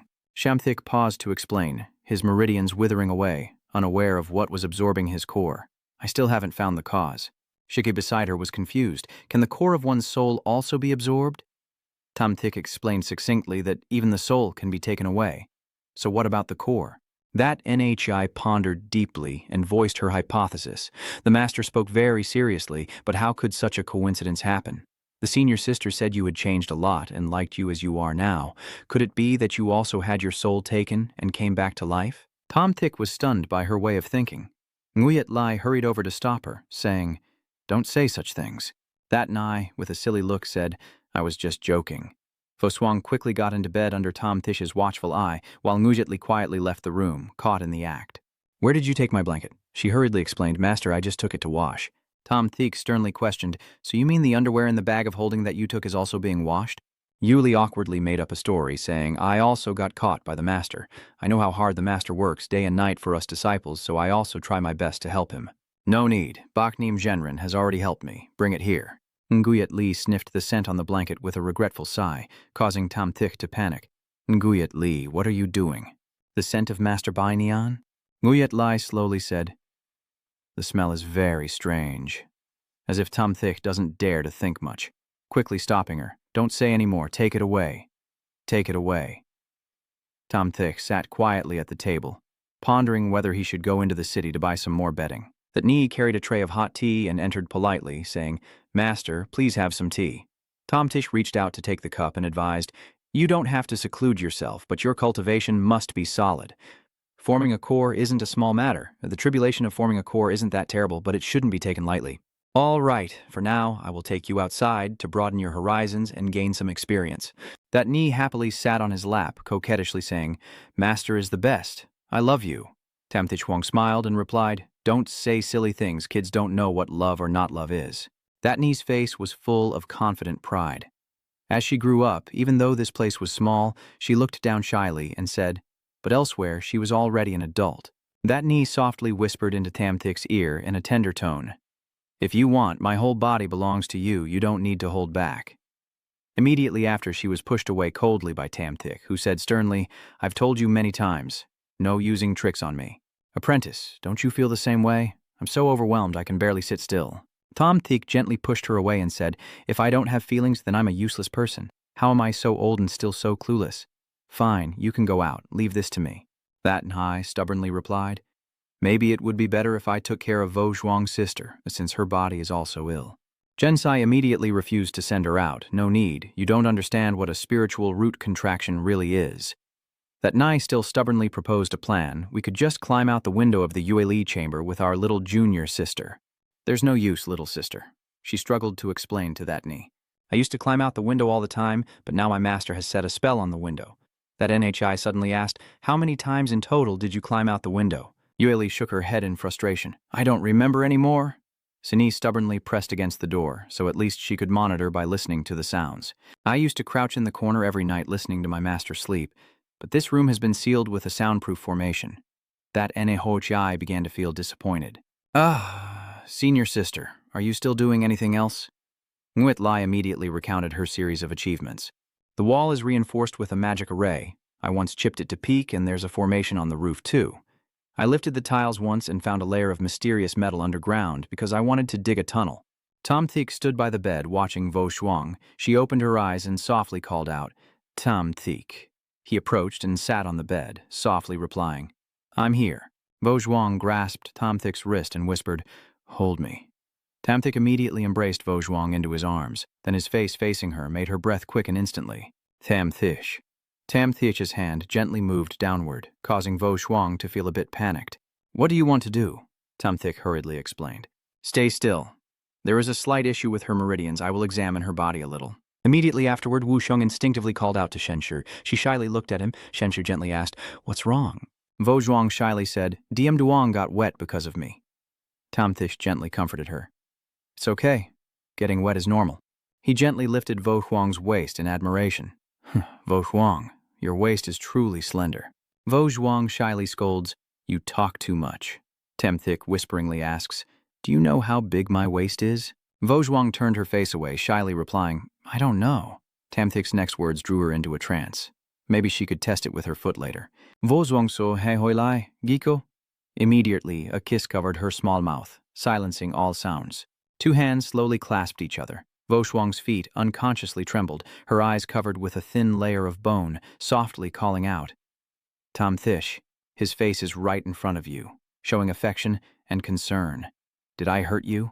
Vo Duong happily cupped Tom Thiech's face and said, No, I was just overwhelmed with excitement and cried. 2 days quickly passed, and Tom Thiech stepped outside, a strong aura surrounding him, showing that even cultivators' bodies are not invincible. What kind of goat are you, you messy-haired woman? I helped her take care of her body, didn't I? Just 2 days ago she advanced to the middle stage of nascent soul, right? Vo Shuang looked at Tom Thiech's expressionless face, feeling a bit scared. Are you planning to run away again and admit defeat? Tom Thiech hugged her playfully and said, You're still too weak, be good and let me help you. Vo Shuang worriedly asked what your father wanted. What did you do to my body? Tom Thiech slowly explained that when he stroked her meridians from behind, he touched the heavenly way and left a mark on her back. It's a good sign, indicating she will attain the heavenly position in her cultivation, but ultimately this mark is connected to me, so I can stimulate it from afar. Vo Shuang shyly looked at him and scolded, Stop joking, your disciple is here. That Ni ran over from afar and respectfully said, I greet my master, Tom Thiech, who acts like an elder and advises his disciple. From now on you will follow me, but your cultivation must not fall behind. The foundation establishment stage is the most basic requirement for me. I believe with your talent you can do it. That NHI happily agreed. I will try my best. Tom Thiech turned to Vo Shuang and asked, So you probably have disciples at your level too, right? She looked a bit confused. Disciple? What would I do with a disciple? Tom Thiech fell into deep thought as Xiao Shiki rose up, and her close confidant Hong Nan was one of Nosh Vo Song's first disciples. Vuong Han Tuan, logically speaking, she should now be at the Golden Core stage under Ngoch Vo Shuang's command, so why hasn't she appeared yet? Tom Thiech temporarily set that aside and asked further. All right then, so she has no intention of accepting disciples? Inside him, he was very worried something had gone wrong. Who could have tampered with his manuscript? Vo Shuang looked a bit annoyed and asked, Why are you so nosy like Bosch Jiao Kuang? Why do you keep advising me to take disciples all day? Tom Thiech wondered. Who is Bach Jiao Kuang? Vo Shuang waved his hand dismissively. The princess of the Sword Sect, the little princess of the White River Sword Sect. Everyone likes her. She appears very friendly on the surface. But in reality, she is a very cruel person. Tam Thiech's face showed clear surprise. Jiao Kuang's sword master? He secretly thought that the mid-stage boss was so treacherous and hated by everyone, but unexpectedly, she had already appeared. Suddenly, Tom Thiech doubted and asked, Wait, you said everyone in the sect liked her, but you also said she was very cruel. Vo Duong turned away with a displeased expression and said, She was hated by many before, but later her personality changed a lot, becoming gentle and even helping others, but I think deep down she's still difficult to get along with. Wait, how do you know so much about her? Tom Thiech approached, gently stroked Vo Shuang's chin in a flattering manner, knowing she was annoyed with her, so he carefully investigated her. Vo Shuang muttered under her breath, calling him a smooth talker. He turned around, gently patted Thatni's head, and instructed her. Thatni, pack your things. After I finish arranging the training schedule for your senior sisters, I will take you down the mountain. Little Nai is a bit reluctant. So soon? Tom Thick replied. We don't have much time. In 2 months, we will attend the first auction of Thonbak Trading Guild, but before that, I want to visit Van Lee Van Vu Mountain. Vo Shuang asked curiously. Van Lee Van Vu, son, we will go to the Central Realm. Do you want to hunt monsters? Do I need to arrange someone to assist? Tom Thick declined, saying no need, just to let Thatni focus on her cultivation and not show off her super wealth. He turned to leave and said, Get ready. I'll check on the other disciples' closed-door training for a while. Yue Li sat in the room, focusing on her training, and Shen Shi quickly approached to observe her practice. He silently evaluated that although Dong Nguyet Li was a bit eccentric, she was always very serious about her cultivation. Tom Thick slowly sat down, reaching out towards Nguyet Li's energy ring and pondering. As long as she studies this formation path more deeply, when she reaches the Golden Core stage, she can freely draw formations, fight, or even crush other cultivators of the same level without any problem. These 2 secret manuals are just right for her current stage. Suddenly, Nguyet Li opened her eyes, and Tom Thick hurriedly rushed to support her. Nguyet Li, leaning on Tom Thick, worriedly said, Master, I was a bit careless during cultivation earlier and got possessed by a demon. Tom Thick took her wrist and infused spiritual energy to soothe her, saying, Don't worry, I'm here to stabilize your spiritual energy. I'll handle the rest. Nguyen Li weakly called out, Take my hand and pull it to her chest, saying, I feel the spiritual energy gathering here. Tom Thick looked confused as he observed, while Nguyet Li's face was now covered in sweat, struggling to explain. Master, if you squeeze harder, you'll feel it immediately. See, isn't it already bulging out? It's still hard and stiff. Tom Thick quickly withdrew his hand, annoyed, and replied, Do you think I'm an idiot? This time I was just worried about your cultivation, so pretend this never happened. Nguyet Li stubbornly hugged Tom Thick. How can that be? Master, you've already touched it, and you even squeezed a few times. Tom Thick refused and pushed her away. It's all because you lied to me. What do you want now? Nguyet Li stepped closer to Tom Thick and raised her hand to his lips, asking, Master, let's play the Tam interrogation game. Tom Thick firmly refused. No, if I hurt you, it wouldn't be good. No. This time we'll do something different. I'll be the guard, and you'll be the prisoner, and I'll tie you up and beat you. Tom Thick walked on, deep in thought, realizing how exceptional Dong Nguyet Li's understanding of the formation was. He muttered to himself that he had originally planned to teach Dong Nguyet Li properly, but he was surprised that she suddenly deciphered the formation, and even snatched Tui Truk's sword to hit him before he could react. He cursed, too perverted. He's really perverted. Tom Thick muttered to himself, Better stay away from her in the future and see how Huyan Ngok is. The flames flare up fiercely, revealing the silhouette of a young girl kneeling with a serious expression. Her eyes slightly open, her face still calm but clearly tired. Perhaps the master will never lie here again. The senior sister said, You have already been on the lap of the immortal Voswang. Huyan Ngok pursed her lips. Voswang, the wooden door opens and Tom Thick calls out, Ngoshni, you are happy. Master, why are you here? Master Thick took out a spiritual energy pill and advised, I will take 7 down the mountain to train, so you might not see me for a while. During that time, you must focus on cultivating this spiritual energy for yourself. She received it gratefully, thanking her master. Nochni will take good care of it. Take it and eat it. Your cultivation progress is slow, and this spiritual enhancement is best suited for you. Huyan Ngok blushed. Master, this is what he's worried about. What's wrong? She shyly replied. I feel like I am about to go insane. He was stunned, and Huyan Ngok tried to explain, I didn't mean my master. I mean I feel like my mind has been unstable lately, like I might be losing control. Tam Thick wondered if he was worried about something inside. Tell Master Vi. Huyan Ngok restrained herself. It's not a big deal. I'm fine. Tom Thick gritted his teeth. Surely Huyan Ngok's current appearance isn't because she's into some disgusting man. That can't be true. Which bastard dares to seduce my disciple? You bastard, she shyly asks. Master, can you lie on Ngokni's lap again for a moment? Tom Thick rested his head on Huyan Ngok's lap. She smiled softly, and Huyan Ngok touched his hair, thinking to herself that when it comes to resting one's head, a slightly chubby figure like Huyan Ngok is the most comfortable. From any angle, her figure is always perfect. Master, she asked, why did you originally take me in? Tom Thick pondered and replied, That's a really profound question. Let me think. Maybe it's because Ngokni looks very adorable. No, I don't. You're the only one. Huyan Ngok muttered, Are you the only one? She blushed. Thank you, Master. I feel much more at ease now. Master, go do your work. Ngochni has taken up too much of your time. Tamthik smiled gently. Ngochni, be good. When your closed-door training ends, you'll be a golden core cultivator, absorbing that spiritual energy gradually. I believe in your talent. Huyen Ngoch pressed close to Tamthik, who was flustered. Ngoch Nyu asked, Sufu, can you hold me? Anyway, you have to be gone for a long time. Tamthik smiled and said, so you're just shy. He turned around and held her in his arms. Huyen Ngoch whispered, Master, please promise Ngochni you'll come back soon. Huyen no sobs, I can't see the master. Ngochni will go crazy. Pramthich holds Huyen no tightly. I won't be gone for long. Just focus on your cultivation. Tamthik is worried. Han Ni, what's wrong with you? Master? I think I have lost control and entered a state of demonization. Fairy Nai gathers her remaining strength and says, Master, it seems the martial technique I've been practicing has reached a bottleneck. When you struggle to rush in on the third day, feeling your blood and energy reverse, opening the central channel is indeed not easy and requires special methods. Later, I will help you break through the central channel. He gently frowns. I have already adjusted your blood and energy to help you. She shyly calls out, and Master Tom Tish advises her not to be too reckless in the future and to come find him first if she has any plans. She blushes and asks, so when I need you to help restore my energy, will you help me too? He replied, of course. Think carefully about the second half of the 8 doors of martial decision. Tamthik paused. Vu Lin, are you also possessed by the fire spirit? She replied, I ate too much and can't move. Tamthik sighed in relief, so she was just full. Vu Lin really is different.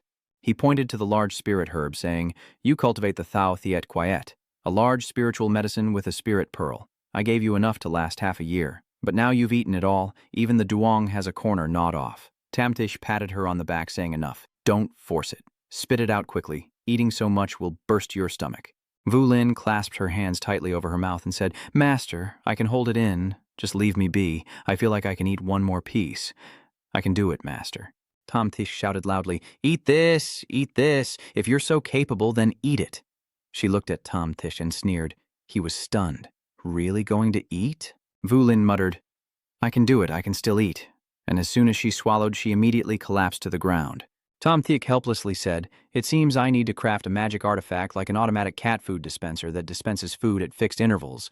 Otherwise, Vu Lin's self-control might not be enough. She rested her head on Tamthik's lap, who was both worried and helpless, gently placing his hand on Vu Lin's forehead and bowing his head to say, You silly child.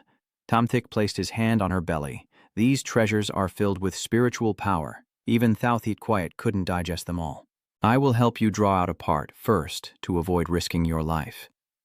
Vu Lin looked dazed, as if just waking from a dream, quietly gazing up at Tam Tish, and he was stunned, staring blankly. Vu Lin weakly asked, Who are you? He was angry and said, I am your master. Stop pretending to be stupid with me. Vu Lin put her hand on her head and said, Master. He looked serious but was just pretending. And he dares to disobey. Eating so much, huh? Vu Lin replied logically, I want to catch up with my junior sister. Quickly I am, her junior sister after all. Don't I need... Face, he teased. Don't you need face? And now Tamtish Bao in just a few years, from 7th level of Qi refining to 3rd level of foundation establishment. This speed, even if it can't catch up with Han Jianni, really requires a lot of effort. I will stay a few more days to feed you, so you must eat on time from now on. Vu Lin smiled and said, Yes, master. I think I can understand many things now. I believe I am getting smarter. He stood firmly on the shimmering wave and called out, Bai Lin Ni. Lin Ni softly replied, Master, I'm glad you're back. Tamtish was surprised. What game are you playing now? Where did this maid outfit come from? She laughed. The perverted master has always been sketching designs for this costume. Seeing me dressed like this, surely a perverted master like you would be very excited. Tamtik examined you carefully, your untrustworthy appearance, yet surprisingly, you also know how to practice Qi. How can I be considered trustworthy? Tamtik assessed her slim waist, big breasts, long legs, and curvy hips, with the demeanor of a cold and commanding woman. She spoke. Look at this. Is this the style? Master, are you satisfied with this form? Transformation service. 1 transformation hour per transformation. Tamtik curiously asked for details about the service. She collapsed to the ground. I can't do it. I need to have enough energy to stand up. Tamtik carried his things and walked away, slowly, unconcerned about what was happening behind him. She pouted. Poor little one, it's been a long time since you tasted the essence of the Twisted Master. Tam Thish glanced over. Transform and come here to help me prepare the materials. She immediately stood up and said, Yes, sir, you will be satisfied with the service package. In the silent night sky, a figure stood proudly and called out loudly, Tran Vu Lam Quang. The unified voices said, Greetings, Lord Guildmaster. Tom Thick asked, What is the current situation of the Thanbak Tien sect? How many disciples are there at each stage now? Tran Vu Quinn replied, Master, Thanbak Tien Tong has not yet begun recruiting first-generation disciples. Out of the 100 disciples before, there are now 73 in the Golden Core stage, including 2 who recently advanced to the Golden Core stage, 30 in the Foundation Establishment stage, 5 hopeful of forming a core within half a year, and no disciples have advanced to the Nascent Soul stage. Lam Quang added, These disciples were all forced to advance to the Golden Core stage, and progressing further from the Golden Core stage is truly very difficult. Tran Vu looked serious. If Thanbak Tien Tong wants to improve its cycle, it must recruit new disciples with stronger innate talent. He stood tall and full of authority, which was quite acceptable. After these core formation disciples stabilize their realms, they will quickly be arranged to go to the 8 Trigrams Tower for training to improve their combat skills, which will be very beneficial in the future. Tran Vu and Lam Quang spoke in unison. Tom Thish's eyes darkened, saying, Also, send a group of cultivators to 10,000 miles Cloud Mist Mountain. I have a matter to attend to. Tran Vu reports obedience. Lord of the Realm, there's one more matter. The young master has been assigned to Thanbak Tien Tong by the lady. So how should we handle it? He exclaimed in surprise. Tom Thika's inner thoughts were swirling with complex plans, and the Thanbak Tien Tong was devising a way to handle the chaos. So why did Sam arrange Vu Din there? All right, then just give her a position and let her handle some basic tasks of the Sect, and keep her out of the more complicated matters. After arranging everything, tell those who are heading to 10,000 miles Cloud and Mist Mountain to wait at the 8 Trigrams Array for orders, said Tran Vu and Lam Quang in unison. Yes. Suddenly, a bright flash of light appeared in front of the gate, and he stared intently at the glowing circle.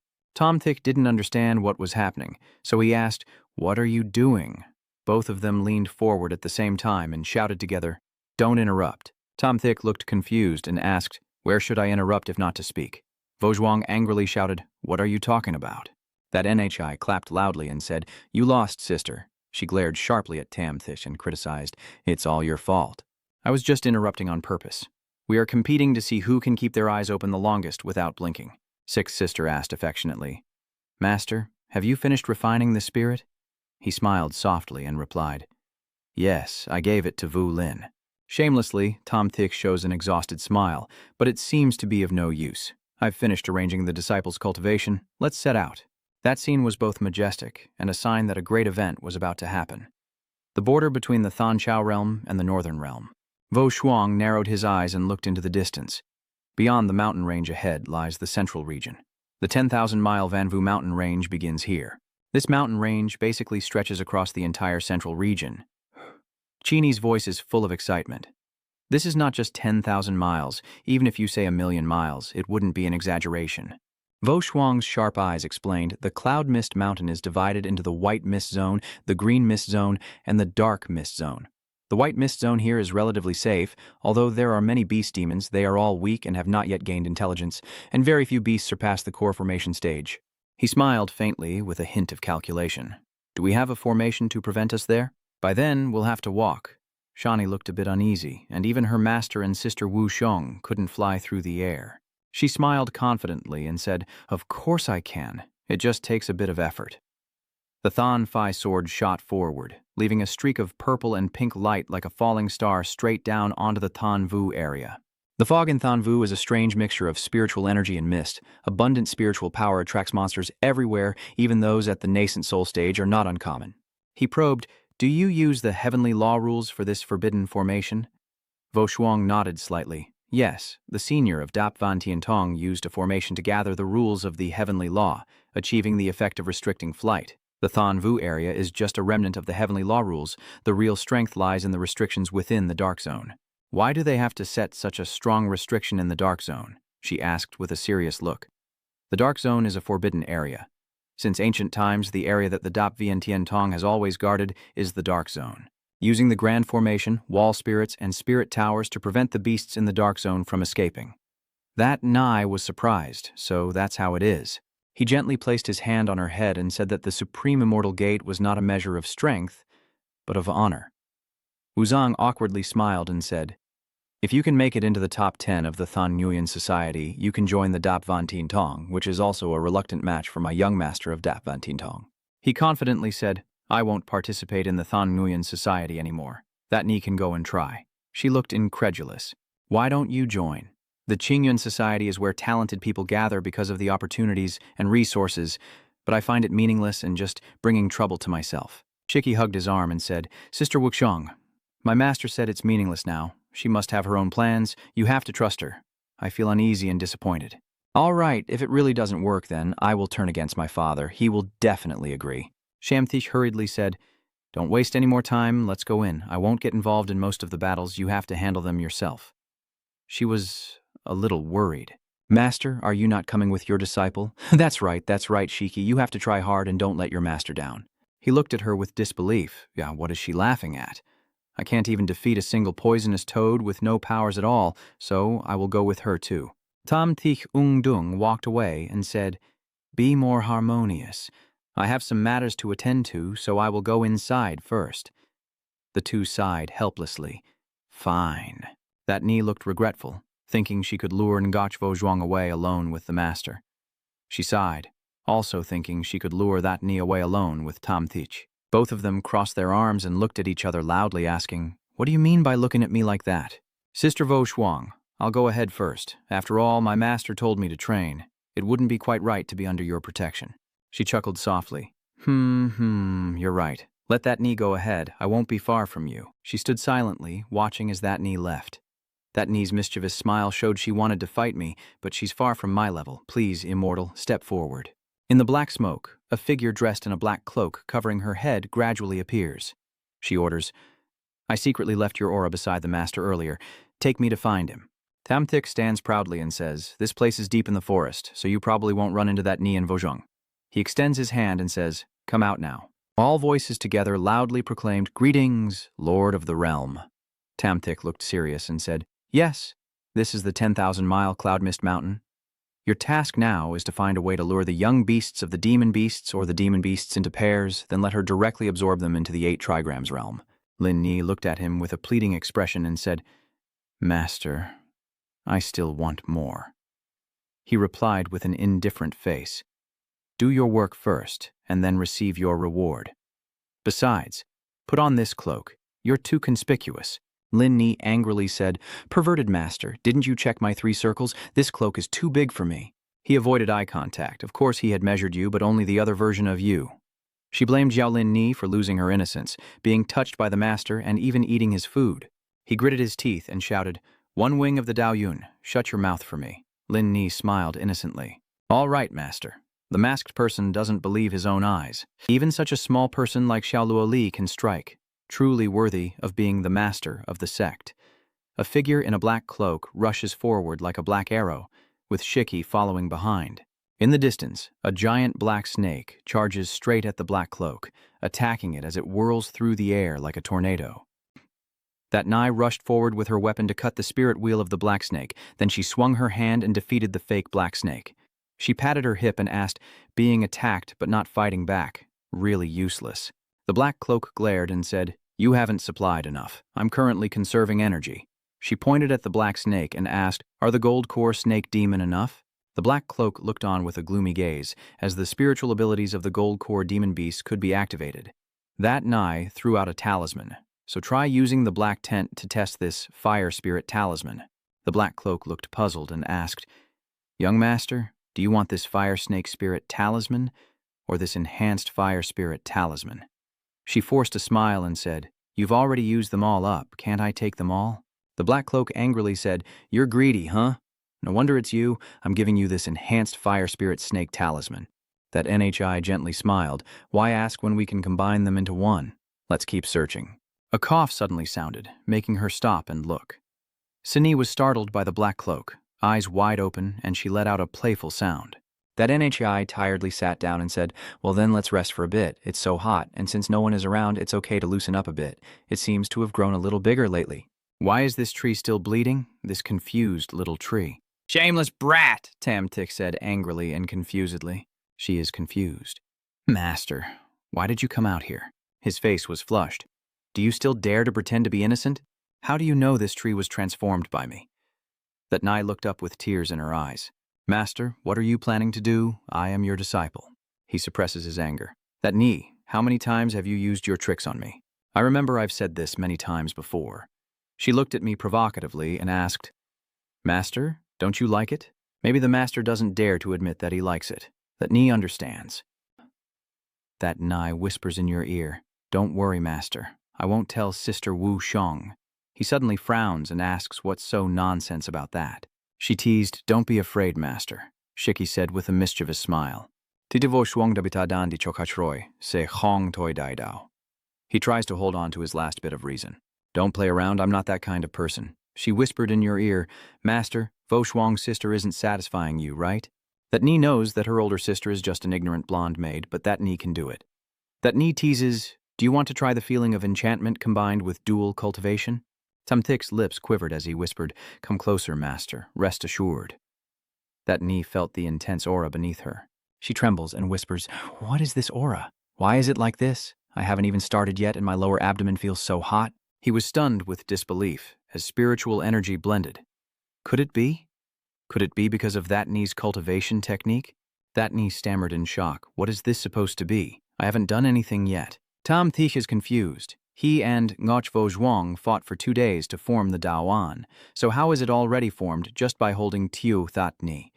This Daoan is on the forehead and can't be hidden. I am innocent, but how do I explain this to Ngochvo Zhuang? It seems this is a real Dao seal, not a spiritual cultivation Dao seal I made. Luckily, it scared me half to death. The girl nervously asked, Master, what's going on? He smiled softly and said that Ni is very talented. Recognized by the heavenly way, what's on your forehead is called the Dao seal. Only geniuses acknowledged by the heavenly way can have such marks. The Dao seal has many uses. Take your time to learn about it. She hesitated. Yes, master. Everything that Shatni has is all thanks to you. Thank you, master. Tamtik bowed slightly. This is something that Ni should have, but from now on, no more joking around with master like this. She frowned and asked, Are you joking? He calmly replied, Forget it. Next, I will take you further into search. Now sit and meditate here, and also take the opportunity to study this Dao seal more deeply. That Nai was excited. Yes, master, Tom Thick muttered to himself. Originally, Xiao Shiqi was the child chosen by heaven, and now activating the divine seal is also a normal phenomenon, although it occurs a few stages earlier than in the original. What should I do? What should I do now I am feeling moved? It's all because this girl is too charming. Feeling moved is very dangerous. Even though she's grown up, she's still my little disciple. My little disciple is getting too excited. Xiaoshiki is the female lead. I can't do that. The female lead seems to be even more stimulated. No, that's not right. That's not right. That's not right. Tiu that Ni still has many people and things she needs to interact with. How can the story develop if she's put into the harem later on? The fluctuation of the Daoan is getting closer. Nochvo Swang is here, activating the Daoan to tease Nochvo Truong Ti. Every time her Daoan is triggered, she looks so regal. Damn, why are there 2 Daoan spirits attacking me? Why is this happening? The thing on that Ni's body is the genuine Dao seal. Are you both okay? Vo Zhuang said angrily. What do you think, Shiki? What's wrong with you? Hey, I'm fine. Sister Vo Shuang, I just sprained my ankle earlier. Vo Shuang turned and said, Shitni warned you that exploring deeper inside is very dangerous. I think it's not suitable for Shitni to cultivate.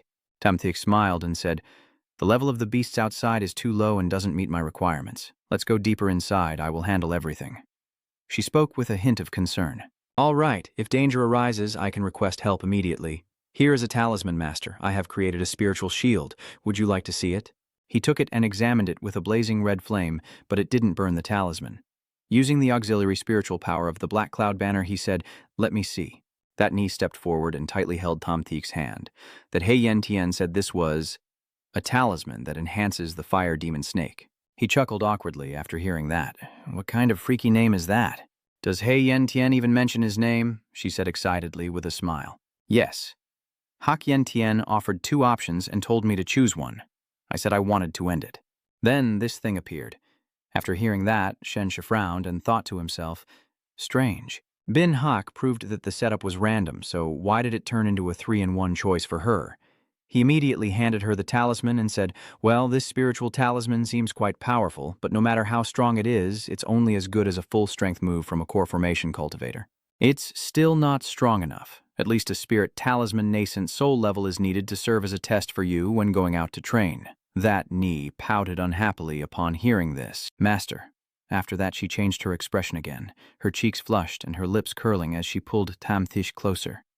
"Master, can you let me feel what you felt earlier once more?" "I like it a lot." He blushed all over and turned away shyly. "Let's worry about that later."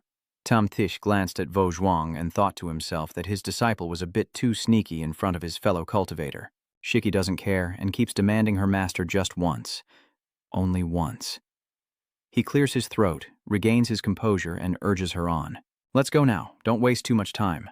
Vo Zhuang said, "The number of primordial spirit-level demon beasts nearby is not small. We should try to avoid making too much noise, or it will be dangerous if the whole assembly shows up." That knee quickly ran over and tightly hugged Tamthik's arm. "Master, please, just this once, I won't make a sound." He turned to Vo Zhuang and whispered, "Hey." Seeing her unconcerned, Tamthich can only helplessly indulge her. "Yeah, then don't make a sound when you cry out," that knee cheerfully exclaimed. "Yes." As soon as he made his move, she collapsed and let out a cry. Jiangshi's face turned pale as Wu Xiong in front of him questioned, "Are you still able to go on?" "Apprentice, you make me so comfortable. Can I have another round?" Tamthik helplessly ruffled her hair. "Are you addicted? Keep practicing hard, and you'll be able to get anything you want in the future." "So," Shinny confidently replied, "I will do my best." He followed silently, wondering if he had accidentally unlocked some strange door of hers. Tamthish took out a dark purple stone and asked, "How is it? Have you already scouted all the primordial spirit demon beasts around here?" Lam Kuang is running frantically on this side, panic-stricken. "Master, rest assured, I am doing my job. All the young ones have been caught. The primordial beasts, I will lead them to you now." Hearing this, he felt something was not right. "Wait a minute, what do you mean you're running ahead on foot?" As soon as he finished speaking, Shenshi ran over with countless monsters chasing after the Master Lord to save him. He was so shocked he shouted loudly. Why didn't he realize that the General Tai Hong was all about that kind of thing? As expected, they didn't disappoint me. Tamthish rushed over to warn them, danger behind, and the two of them moved aside. Shiki looked confused and asked, "Master, what's going on?" Suddenly, the ground trembled, causing everyone to be stunned. "Oh no, what's happening?" A flash of red streaks across the sky as Shen Shi helplessly admits defeat. At that moment, a young girl appeared, Jiao Kuang sitting atop a large sword. "Vo Zhuang, why are you here?" She frowned unhappily and questioned. "Wait, is that Tamthich? Someone who forgives this trashy scum." Vo Zhuang heard it and got so angry he started shouting, "Bak Jiao Kuang, how dare you appear before me?" Jiao Kuang burst out laughing. "How could you be so cute? What about me?" "Oh well, let's not talk about it now. I'll save it for later so Big Sister can save you this once. The beast tide is coming." Tamthich immediately summoned many large swords and spoke loudly.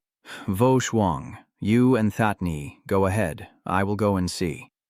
Shiki naturally didn't listen. "Master, I will go with you. After all, I have a flying sword, and Wu Xiong is by my side." Agreeing. "That's right. I also have tricks to protect myself." He firmly ordered no, go quickly. Jiao Kuang above is still mocking him, haven't seen each other in a while, still talking like a kid, foolish, truly believing he's invincible. Shamthik angrily retorts, "Childish?" And then she turns her face to smile kindly. "It's nothing. Calling you a kid is just saying you're very responsible." He frowned seriously and questioned, "Do you think I'm an idiot?" Deep down, I think Bak Jiao Kuang has issues. Vo Zhuang, escorting that knee, worriedly advised, "Tamthich, I've informed the guards of Vanvu Mountain, help is on the way, don't take unnecessary risks." He didn't turn his head, only said briefly, "Go quickly." Jiao Kuang above didn't miss the chance to mock, "Yes, you better be careful." So everything flew back in the opposite direction, leaving only Shen Qi in the space. She looked at her anxiously and felt annoyed inside. What's so good about Tamthich? Jiao Kuang frowned, thinking to herself why just one act of heroism could make a cute girl like Nuch Vo Zhuang fall for him. Moreover, she has no foundation in any aspect and cannot bring a future to Ngok Vo Zhuang. The more she thought about it, the more she felt suffocated, clearly having planned for them to part ways, and Tamthish had given up at that moment. So why is she now returning and even targeting Nguyen Anqi? Yen, don't look anymore. What does it matter if it's the nascent soul stage? If they're not a supporting character, then they're probably an antagonist. Sni grits her teeth in frustration and snaps, "Get out of here and don't talk to me." She propped her chin and replied happily, I'll leave quickly, so you'd better catch up. At this moment, Tranvu also rushed over shouting loudly, Master Ji, hurry up and go. Tam Thish frowned helplessly and asked, How did you cause such a big commotion? Lam Kuang suddenly jumped down beside him to report, Master Tan Zuch Ki Lin stole the young one too often, so the situation got out of control. We can escape into the Bagua mirror right now. Tranvu beside him continued speaking, letting these monsters kill freely. Tam Tik reached out and summoned a sword, issuing a command, as a fierce surge of spiritual power erupted like a gale beside him. Tam Tik raised his sword high with a commanding presence. Lam Kuang and Tranvu saw this and shouted in unison. The Lord of the Realm is so cool, he sweat and said in a steady voice. In this beast-tide, there are countless monsters, and there are more than a dozen primordial spirits. Even if the Red Lizard Army says that the Lord can smash a mountain with one punch, you narrow your eyes and say that if the Lord cannot be stopped, then even if the two of us risk our lives, we must protect him. With a determined look and a powerful weapon, Tom Tik immediately caused a loud explosion in the forest, surprising everyone who was leaving. As he charged forward, the limbs of the beast were neatly sliced into pieces. Anvu hesitated for a long time, and even Lam Kuang couldn't hide his shock. This sword, which those monsters couldn't resist, fell in an instant, proving Tam Thik unbeatable. He hovered in the air without speaking, and all the monsters only took the elixir without damaging the bodies. The three of them had now landed and looked at him proudly standing in the middle. Jiao Kuang slightly curled his lips and sighed. Looks like your master is safe. He's quite lucky. Shadini shouted angrily. What gives you the right to judge my master? Vo Shuang beside her clenched his fists, his eyes shining with admiration. Why did this saintly lord come to Vanvu Mountain? He was still in the northern region before. Could he also be here hunting monsters? Jiao Kuang beside her widened her eyes and asked, A Saint Tun? She then enthusiastically responded with a serious expression. Yes, when I was in the northern region, a peak-level demon celestial transformed into a god appeared, and 3 divine path tongs working together still failed against it. In the end, this saintly lord showed up and defeated that demon with a single punch. She was still amazed that only a single punch could defeat a demon immortal at the peak of transformation. This is something only a fused saint lord could do. Why should I talk to you? Don't speak to me anymore, I don't want to hear about your matters. She suddenly ran over and hugged her, speaking softly. Oh dear, Vo Shuang. Don't be angry. Wasn't I just doing that before for your own good?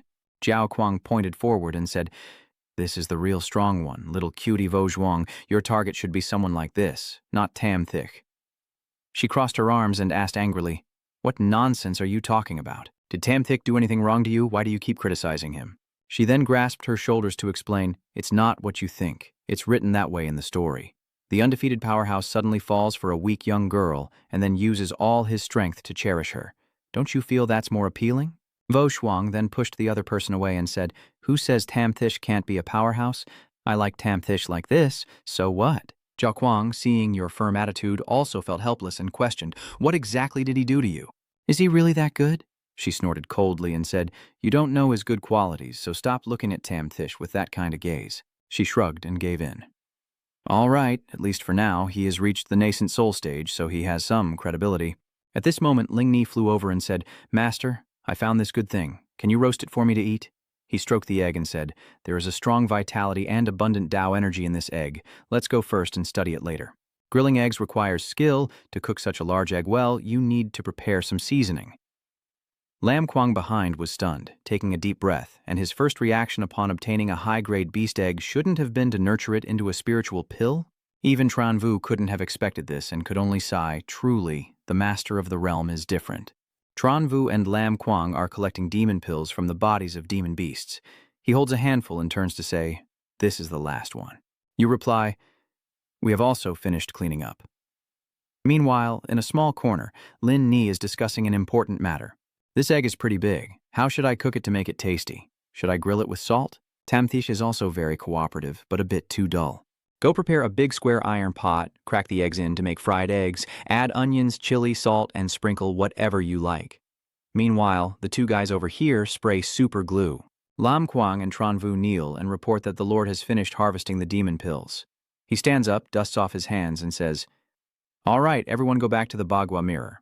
The remaining demon beasts are marked with the dark seal, so they can become spiritual pets of Thanbak immortal Sect later. They all responded in unison upon hearing that. Lin Wai, holding the fruit in front, spoke, I will call you once I finish forging the sword. A furious roar echoes through the vast forest. Damn it, where are my eggs? Who dares steal my eggs? At this moment, all three girls returned, and Shiki called out loudly, Master! Tom Tick waved his hand with a smile and replied, Why are you all back so soon? I was just about to come find you. She immediately ran over and hugged his arm. Master, are you all right? Wu Zhong also hugged him tightly and asked, Are you hurt, Tamthich? He softened and replied, I'm fine. Zhao Kuang, standing beside him, coldly commented, I didn't expect your luck to be quite good. Tamthich calmly replied, I don't know if luck is good or not, but I won't die. Only then did the two girls below realize they had been holding him tightly out of worry. Vozhuang hesitated and blushed, then gently patted that knee's head and said softly, That knee, this saintly lord only hunts monsters for their demon cores. He doesn't touch anything else. Quickly use the black fog bottle to refine these monsters. She obeyed. Yes. Then that knee immediately summoned a dark-colored bottle that was immersed in a source of purple magic. Jiao Kuang then focused his gaze. The Huyan Bao is not high grade. This aura is very likely a divine artifact. At this moment, a half-human-shaped black aura shot out. She looked and asked, This little disciple of yours is pretty good. How old is he now? Tamthich replied calmly. This has nothing to do with you. Jiao Kuang still wants to learn more. If I'm not mistaken, the artifact in your disciple's hand is a divine treasure, right? Voshuang angrily interrupted and shouted. Bosh Jiao Kuang, don't talk nonsense. You're the young head of the White Lake Sword Sect. Can't you just avoid picking fights with a junior? She winked and smiled. Of course I won't talk nonsense. Even out of respect for Wu Xiong, I won't talk nonsense. Then Jiao Kuang turned to Tamthish to continue his point. I know a talented young man I could introduce to this young lady, someone who should look after each other and also grow stronger. He sighed tiredly, silently wondering why Bak Jiao Kuang kept pairing people up indiscriminately. Had I set it up like this? She was displeased when she heard that. Why is a master like you so controlling over your little disciple? Or do you have some other ulterior motive? Tamthich replied straightforwardly, It doesn't matter whether I do or not. Shichi here, hearing that, feels proud that the master still cares about her. Jiao Kuang, feeling resentful, said, Voshuang, look, this is a real man. Bak Jiao Kuang, enough already. Why do you keep targeting Tamthich? Aren't you sometimes gentle and kind, understanding others in front of outsiders? She turned her head back, her eyebrows slightly furrowed with dissatisfaction. But it depends on who it is. Tamthish waved her hand dismissively and refused. Go away. I don't want to see you anymore. Voduang couldn't take it anymore and pushed Jiao Kuang away. Don't say anything, just stop talking. How long has it been and you still haven't fixed this habit? Hurry up and change. She won't accept losing or giving in easily. Could he really be a master? Do you think you're the fusion saint lord from earlier? I'm just too scared. Jiao Kuang, who was speaking while leaning on the car, suddenly broke off and collapsed forward. I also don't expect everyone to know themselves. Wu Shuang was startled. Are you okay? She was lying flat on the ground at this moment, responding nonchalantly. No big deal. Then suddenly Jiao Kuang sat up, annoyed and shouting, What are you looking at? Secretly seducing and fighting are always consensual. Do you think I would feel embarrassed? No, I'm very happy right now. She patted her head and forced a smile. Sorry, I didn't notice. Jiao Kuang finally gave in and sighed. All right, I'll go then. Don't let yourself be fooled no matter what. You must protect your innocence. Voduang blushed immediately. What did you say? What do you mean, pure? I don't understand. She clapped her hands. Ah, that's right. She pouted. Again, is it going to happen again? Jiao Kuang was very pleased to recount his achievements. I have chosen a gentle and adorable disciple for you, intelligent and promising. When you come to Bak Ha Sword Sect, I will introduce her to you. That kid made Wu Xiong very confused, waving his hand repeatedly. Huh. How could I know how to teach an apprentice? Don't. You claim to have traveled all over Than Chao Vuk to train. You were told you could spread your teachings across the entire Than Chao region, so you can teach yourself. She immediately stepped forward to pat her shoulder and said, Isn't it because I want you to also take disciples? Then I take one too. So the two can become a couple and grow closer? What are you thinking, huh? You say they should be together, so they must be? Jiao Kuang thumbs up to reassure, Everything's fine. They are already together.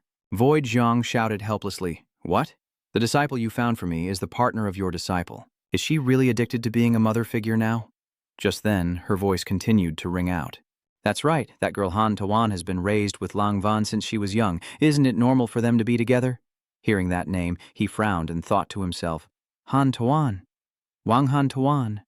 What's going on? According to the story, isn't this person supposed to be one of that Ni's future concubines? Tumthik's whole body radiated with murderous intent. Who gave you permission to change my story? Jiao Kuang, seeing this, became even more amused, summoning her sword to fly over. I didn't expect you to have investigated me before, even more suspicious. Are you planning to attack? Jiao Kuang stood upright with a large sword hanging in the air, unimpressed. Tom Thich frowned inwardly, thinking that Bach Jiao Kuang was very strange. Not only in personality, but also in actions that were very different from her original plan, even changing the direction of the story while she was unaware. She angrily shouted, "Why do you want to fight? I'm not Vo Zhuang. Do you really think you can beat me?" Jiao Kuang started to feel confused inside. Why is this guy flipping so quickly? What about Wang Han Tuyen? How is she related to you? Vo Zhuang over here is anxious and restless. What should I do? They're about to fight. Although Bai Jiao Kuang can be sharp-tongued, she has truly helped me a lot since we were young. And Tam Thich? She turned to him with a somewhat awkward look. Tam Thich is my most important beloved. When Tam Thich sees this, he won't be petty and will respect Wushang. Forget it, Jiao Chuang immediately put away his sword, but there were still many doubts. Tam Thich has indeed changed a lot compared to before. Seeing the two of them talking, her mood grew even more unhappy. Even if your spirit isn't broken, your strength still isn't worthy of our Wuxiang. I won't let you get close to her. At this moment, Tam Thich turns around cautiously. Something is coming. In the sky, the furious dragon rushes forward, roaring, "Egg thief, pay with your life." Vo Duong was extremely frightened and stammered. The magical beast has transformed into a divine creature. Why is a divine beast appearing in this city? He silently thought, our aura is locked down and we can't escape. Jiao Kuang immediately drew his sword and shouted, "You lead Vo Shuang away first. Find someone to guard here. I will hold it back." Tom Thich was extremely surprised and questioned, "Are you trying to challenge the magical beast turned divine?" She didn't answer but soared straight into the sky. Vo Shuang shouted in horror, "Don't do it." Jiao Kuang's sword was about to strike Jiao Long, but it easily swatted her away with its claws. Jiao Kuang, covered in wounds and grinding her teeth, gritted out, "The primordial spirit is indeed a level where heaven and earth are worlds apart." Then she loudly withdrew the Jiao Kuang sword. Once again, Jiao Kuang Kim charged forward without hesitation. The sky was now filled with a fierce battle between humans and dragons. Wu Shuang nervously turned and said, "Tom Thich, let's go help." He closed his eyes and waited quietly for a moment, then saw a few figures approaching from afar. Tam Thich just recognized who it was and thought, it's a cultivator from the Dapvan Tiantong guarding the Than Vu area, indeed having detected the appearance of the demon beast transforming into a deity. The red-haired old man leading is at mid-stage deity transformation. Vo Zhuang anxiously asked, "Tam Thich, what's wrong with you?" He smiled reassuringly, confident that help would arrive in just a moment. Jiao Kuang looked down and urged, "Why haven't you gone yet? You want to see me die here, huh?" Tam Thich said softly. Even though Bai Jiao Kuang has the Jiao Kuang sword to assist and can use her body technique to chase after the beast, the gap in strength between us is too great. I will go help her, and she immediately replied, "Let's go together, so we can help each other if needed." Hearing that, he gently patted her head to comfort her and said, "I'll go alone. You stay here with that Nai." But she refused, saying, "I'm also very strong." He nodded softly and entrusted her, "All right, then stay here and protect that knee." Then Tam Thich also drew his sword and charged forward, throwing a pill into his mouth and silently thinking, "I'll use this blood sacrifice to fake vomiting blood. I've prepared a lot after all, about 3 liters should be enough." Jiao Kuang's sword slashed sharply from above. Jiao Long exhaled a large burst of energy, directly hitting her sword path, making her even more miserable, even unable to take the time to eat the Yuan spirit pill, and couldn't use teleportation anymore. The defensive ability of this mid-tier mystic treasure array definitely can't hold out. Do I have to use my trump card? Suddenly, a blue protective circle appeared around Jiao Kuang. "What?" she shouted in surprise. "Stop! You can't stop me." Jiao Kuang looked tense as he watched the attack closing in on him. The energy from the Jiao Long burst out but was split in half when faced with the sphere. She was extremely surprised and thought to herself, "I can stop it now. How is that possible?" Jiao Kuang took a pill and swallowed it. Unable to waste time resting thanks to Tom Thich's help, I must recover my spiritual power immediately. She nervously glanced towards Tom Thich. Is he okay? When she saw him vomiting blood, she suddenly realized he was indeed injured. Jiao Long, increasingly enraged, charges forward roaring. "Damn human cultivators, die!" Jiao Kuang shouted in horror. Tom Thich remained still, 2 fingers pressed to his lips, forcing her to strike a blow to Jiao Long's head. Ngan Guyet silently cursed. Damn it, this man is playing the cool act again here. Jiao Kuang slashed with a decisive sword strike, causing Jiao Long to cry out as if he had just counterattacked. Then she was already protected by a protective circle. Tam Tik vomited a mouthful of bright red blood, while Jiao Kuang kept attacking Jiao Long non-stop, causing him to spurt blood like a fountain until he was almost unrecognizable. Tam Tik gasped in horror, then suddenly spat out a spray of blood from his mouth, which ended up protecting Jiao Kuang. She glanced down anxiously and said, Tam Tik really is vomiting a lot of blood. His defensive formation is very tightly connected. Is he really injured? From afar, the soul of the blood crystal roared, furious and chaotic, and seeing that, the blood path lord rejoiced because he was saved. The blood crystal immediately summoned its soul to fly straight ahead. Both of them charged at the roaring dragon, roaring, roar, roar, roar, roar, roar. Tam Tik is exhausted in both body and mind, finally arriving. Min is about to enjoy the blood feast. He frowned and muttered to himself, too much blood. It all smells like fruit. Smear some beast blood to cover it up. At this moment, Jiao Kuang appeared behind him. Shameless, let's go. He was startled when the opponent embraced him. What do you want to do? She replied with a calm smile. I'm here to save you. If it weren't for the aftershock of the Hoth and Daotan's battle, you wouldn't be able to handle your current situation. Vo Duong rushed over anxiously, asking urgently about Tam Tik and Jiao Kuang. Are you both okay? She replied seriously. I'm fine, but I don't know about him. Seeing Tam Tik collapse, she quickly ran over and said, Eat this restorative pill now. He waved his hand in refusal. I don't need it. I'm fine. It's a waste and very expensive. Vo Duong immediately switches to a cold assassin mode and says, You count for me. Tam Tik finally accepts. All right, this is quite nourishing. You have to help me burn some tonight. She immediately shouted angrily, What are you talking about? Jiao Kuang is still here. She stood beside him, chuckling softly, and said, So what do you think? Now I no longer oppose what you two are doing. Then her gaze shifted to Tam Thich, who was obediently eating the Yuandan pill with a knowing smile. Jiao Kuang continued, If you're unhappy about something, I owe you a few lives. Whenever you need, I will pay you back in full. Vo Shuang said relieved, Jiao Kuang. At last you have changed your view of Tam Thich. She blushed and sighed. He's really good, better than I thought. That made her more annoyed. What do you mean? Jiao Kuang waved her hand and smiled kindly. I have no intention of anything, don't overthink it. Vo Shuang stood in front of Tam Thich and said sharply, What evil scheme are you planning now? She hugged her hand and happily replied, What could I possibly do that's so evil? At this moment, Kuang Mak appeared looking panicked. Young master, we arrived late. Please forgive us. Vo Duong smiled reassuringly. It's okay. Huyet Thuk arrived just in time. Besides Tam Thich being injured while protecting us, we are all fine. I'm still fine, only minor internal injuries and some weakness. Nothing serious. Thank you, young hero, for protecting the young master of Dap Van Tin Tong. Old man Kuang Mak, on behalf of Dap Van Tin Tong, thanks you. He chuckled and replied, You're too kind. I think your core is already at the perfect stage of the primordial elixir, just one step away from the Hoathan stage. Tam Thich lay down to rest without forgetting to speak. I can't stand up now. Please forgive any rudeness. My mind also reminds me that unfortunately, Kuang Mak's lifespan has run out, and now he can only rely on the demonic energy eroding within him to prolong his final moments. The old man here paid attention to Jiao Kuang, who is the young sect leader of the White River Sword Sect. She clasped her hands in greeting. Greetings, Kuang Dao Jun. Indeed, it is Wen Boyang Kuang Mak who strokes his beard in praise. I have heard that the young and talented deputy sect leader Jiao Kuang is humble and respectful. Today's encounter truly lives up to the rumors. Jiao Kuang humbly handed over a small box. It's all just empty talk. Jiao Kuang felt embarrassed. I see that the senior has been corroded by demonic energy. He must have been guarding here on Vanvu Mountain for a long time. I have a grade 5 purification pill here, if the senior needs it for emergency use. As soon as it was opened, Kuang Mak was extremely surprised. This is a 5th grade pure body pill, and I secretly think that if I use it to eliminate the demonic energy in my body, I could stay in the black mist area for a week, maybe even succeed in breaking through to become a deity. So the issue of my lifespan naturally comes up later. Right now, the demonic energy in your body is prolonging your life. If you want to live a few more days, I advise you not to use any pure body pill like that.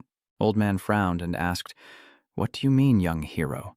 The demon energy has been corroding my body all along, so why do you say it is prolonging my life? He sat up and replied, All right, I'll tell you. Jiao Kuang softly thought to himself. Sure enough, pretending to be dead, The smell of blood and decay mixed with fruit was obvious just from the scent, and he was still chewing, clearly using some fruit to fake vomiting blood to hide his true strength. That's quite interesting. Shenshu explained to Kwang Mo that his current life force is nearly gone, and while the demonic energy is harmful to him, it also stimulates his body's functions. The old man was surprised. Indeed, that's the case. So what should I do now? He sighed, deciding to maximize his lifespan with external objects first. After hearing this, Kwang Mok didn't look happy, and openly told the young friend that anything that could extend life he had already consumed. Seeing that the current method was not feasible, Tom Tick thought, the spiritual energy orb formed from living beings could extend life, but this is a treasure from the Thuong Lam realm, and taking it out would risk being discovered by others. But he still patted the old man's shoulder to reassure him, saying, "Hold Kuang, don't be discouraged. The world is vast, there's always a way." Kuang Mak chuckled and clasped his hands together. "Thank you, young friend." Meanwhile, the blood spirit and its soul were desperately fighting. Long, but suddenly it broke free from the encirclement and roared in anger, then escaped through the teleportation gate. He quickly retracted the soul, using a strange technique to let it run away. Tom Thick, seeing Jiaolong's expression, was annoyed and said, "That snake dared to deceive me before leaving. I'll skewer it to death later." Jiao Kuang clasped his hands together and said, "Greetings, Bloodpath Lord." As Blood Spirit responded to the ground and the young lady answered the call, Wuxiang bowed and explained that Bach Jiaolong is a beast from the Black Mist area. For some reason it came here and this incident is my fault. I will go to the Sect leader myself to accept punishment. I still need to find the white Jiaolong, so I'll take my leave now. She perceptively realized, Bloodender, this matter isn't your fault. That white Jiaolong seems to have many secrets. Violet Spirit advised Wuxiang. The young master, the Sect leader requests your return. Recently, your mother's health has not been good. You should go back soon. Hearing this, her face showed clear concern. How is my mother? My mother doing? He turned his head and said briefly, The young master will know when he returns. I just received word from the Sect leader on my way here. I'll go ahead. Later, have them escort you back. Then, the blood crystal soared into the sky, leaving Vo Wang lost in thought.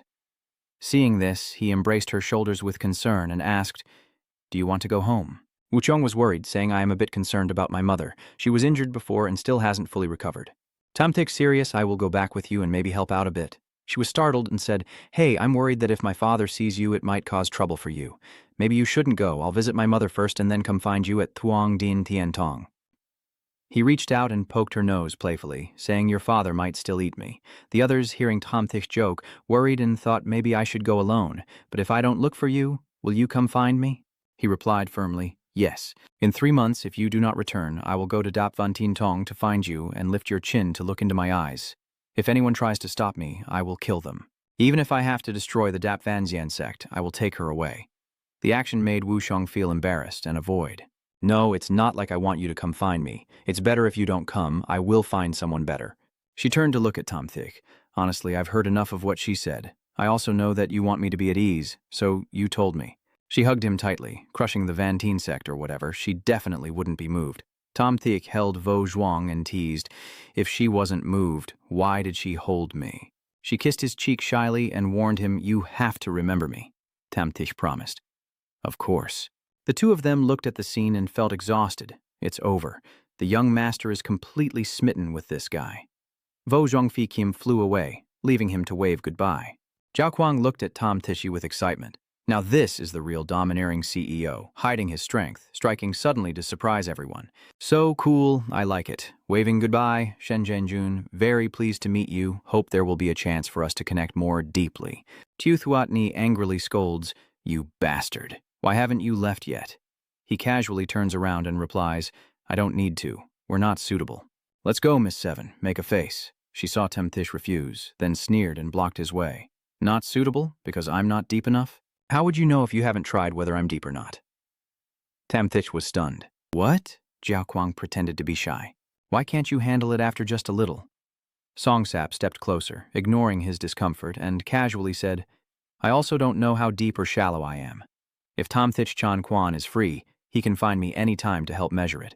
Tiu that knee pulled him away and said, Vo Swang's sister just left, shameless person. Ha ha, master, let's go and leave her waving enthusiastically. My gate is always ready to welcome you at any time.